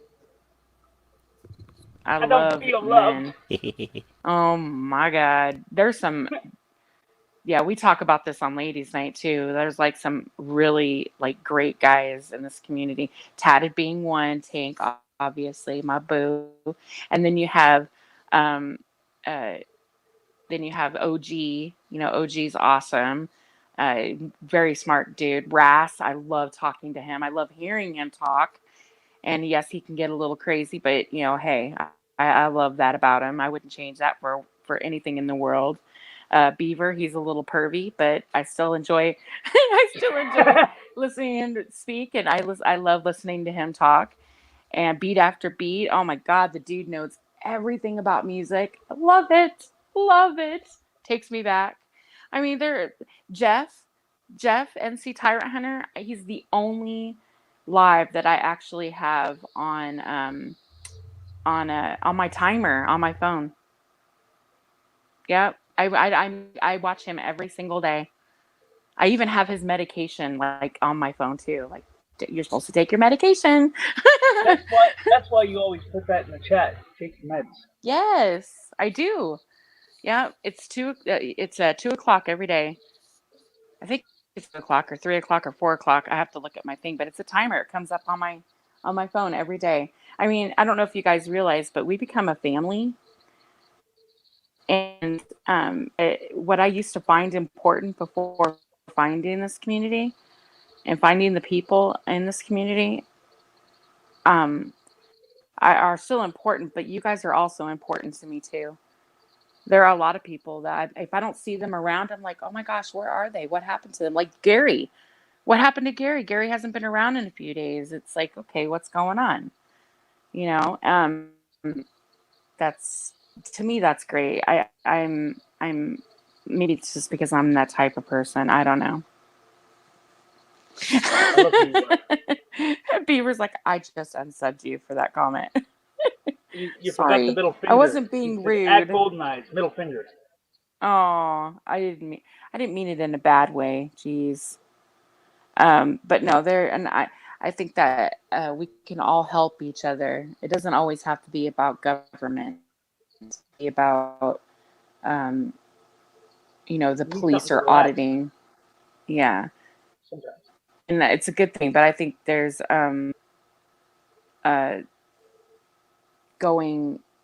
we can help each other, giving advice, Healthy dialogue. I'm not, yeah, just ask people asking opinions and seeing, shooting the shit just to see where it lands. It's like asking for relationship advice or, things like that. We're not doctors. At least I don't think some of us, I'm not a doctor, but I have some life experience. Listen, I'm not a doctor either, but I will give you a mammogram for free. Oh, God. I didn't mean it like that. I didn't mean it in a bad way, Beaver. It was all in. He's like, yeah, it was in a bad way. No. I have to go rest. I'll see you all later. Aw. Sorry, Tank. I lost my respect for your gal. You might want to take my wrench. She just hit my List of trolling too. Oh gosh. Well, if you get your I'm feelings sorry, Beaver. That's not what I meant by it. I was just joking. He's not a perv. I didn't mean that. I apologize. I don't ever want to say anything that hurts someone's feelings or makes them feel bad. That was not my intention. That wasn't my intention. I read the wrong fucking comment. It's kind of like saying, when people talk about Joe Cool, they were like, oh, he's a pimp. He's got a lot of girlfriends, stuff like that. It's like, okay, I can be a little bit pervy too, to be quite fair. I mean, our ladies' nights can get pretty wild. We start talking about penises and, penis. Our personal, right? A little bit personal. I would, yeah. So maybe using that word is a bit, it was a bit strong. Yeah, because that's kind of like a negative connotation. So I do apologize. I'm sorry for that.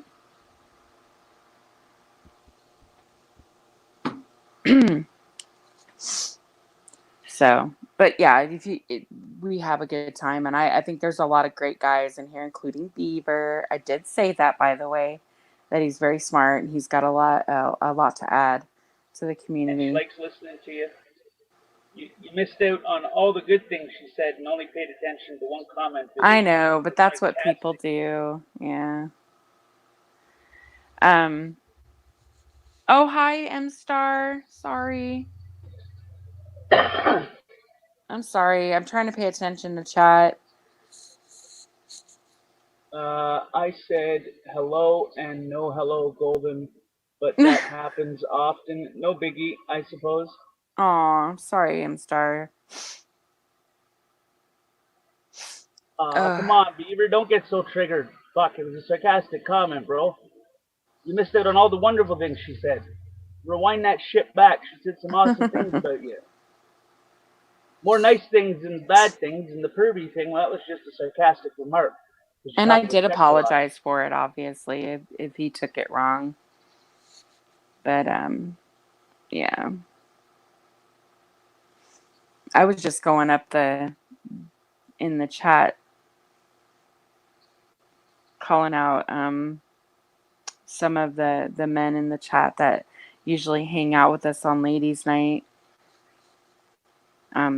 They ask us questions, and we could choose to answer or not. Nobody's, feels forced to answer anything. But we have a good time. We have a really good time, and it's comfortable. So I think that's why we do talk about a lot of personal things, because we get a bit too comfortable. We kind of forget where we are, right? But it's okay. You be who you are, right? You let loose and just kind of chill. Honestly, yeah. And like I said, I didn't mean any. I don't ever mean any ill intent, or being hateful or vicious or anything like that to anybody.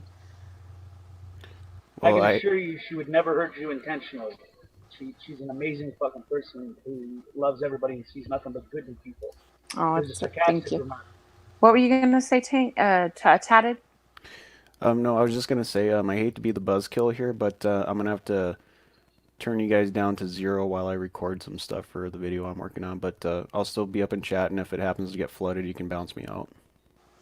Oh, it's okay. Oh no, we're probably gonna end soon. What do you think, Tank? I gotta get going. I gotta go to the store. I gotta run out and come right back. But when you get back, you wanna meet at our spot? Sure. Excuse me. Well, I mean, just to be clear, threatening to troll somebody because of something that someone said that you particularly didn't like is really kind of childish. It's immature. I thought it was for free speech. I mean, I get that there are, we can say things and there are consequences afterwards, and like I said, at least I know that I was wrong in what I said and I apologized, but don't be threatening to troll me because of something that I said, and by the way, took back and felt really awful about it. I still do. But don't threaten to troll someone just simply because, they said something that you don't like. I think that just shows a maturity level that, that's just, yeah. Anyway, just wanted to get that out there. Word. Well said. Push. Word. So. But I'm sending love and hugs to everyone. And I hope everybody has a good night. And I'll probably see some people in other chats with this virus. They've got a lot of time on their hands. So. Yep, just watch out for Edna, Golden Eyes. Oh, God. I'm actually looking forward to Edna. just to break up the monotony. I haven't seen her in a bit. Hey, maybe I'll see her at Walmart when I go there really quick. Right in the fucking scooter. Okay, wait here 1 second. I'm gonna end this. Okay. Bye, guys. Have a good night. I'll see you all later. Okie dokie. Thank you Thanks, for buddy. for staying with me and Sarah. and Shane. Yeah, absolutely. Tad had stayed with me for a little bit there. Beat That's after pretty cool. beat. Just a little bit. All right, I'm gonna end it. Thanks, All right. thanks everybody. See you on the next one. Yep. Tank, Golden, take care, everybody in chat. We'll see you on the next one. Bye.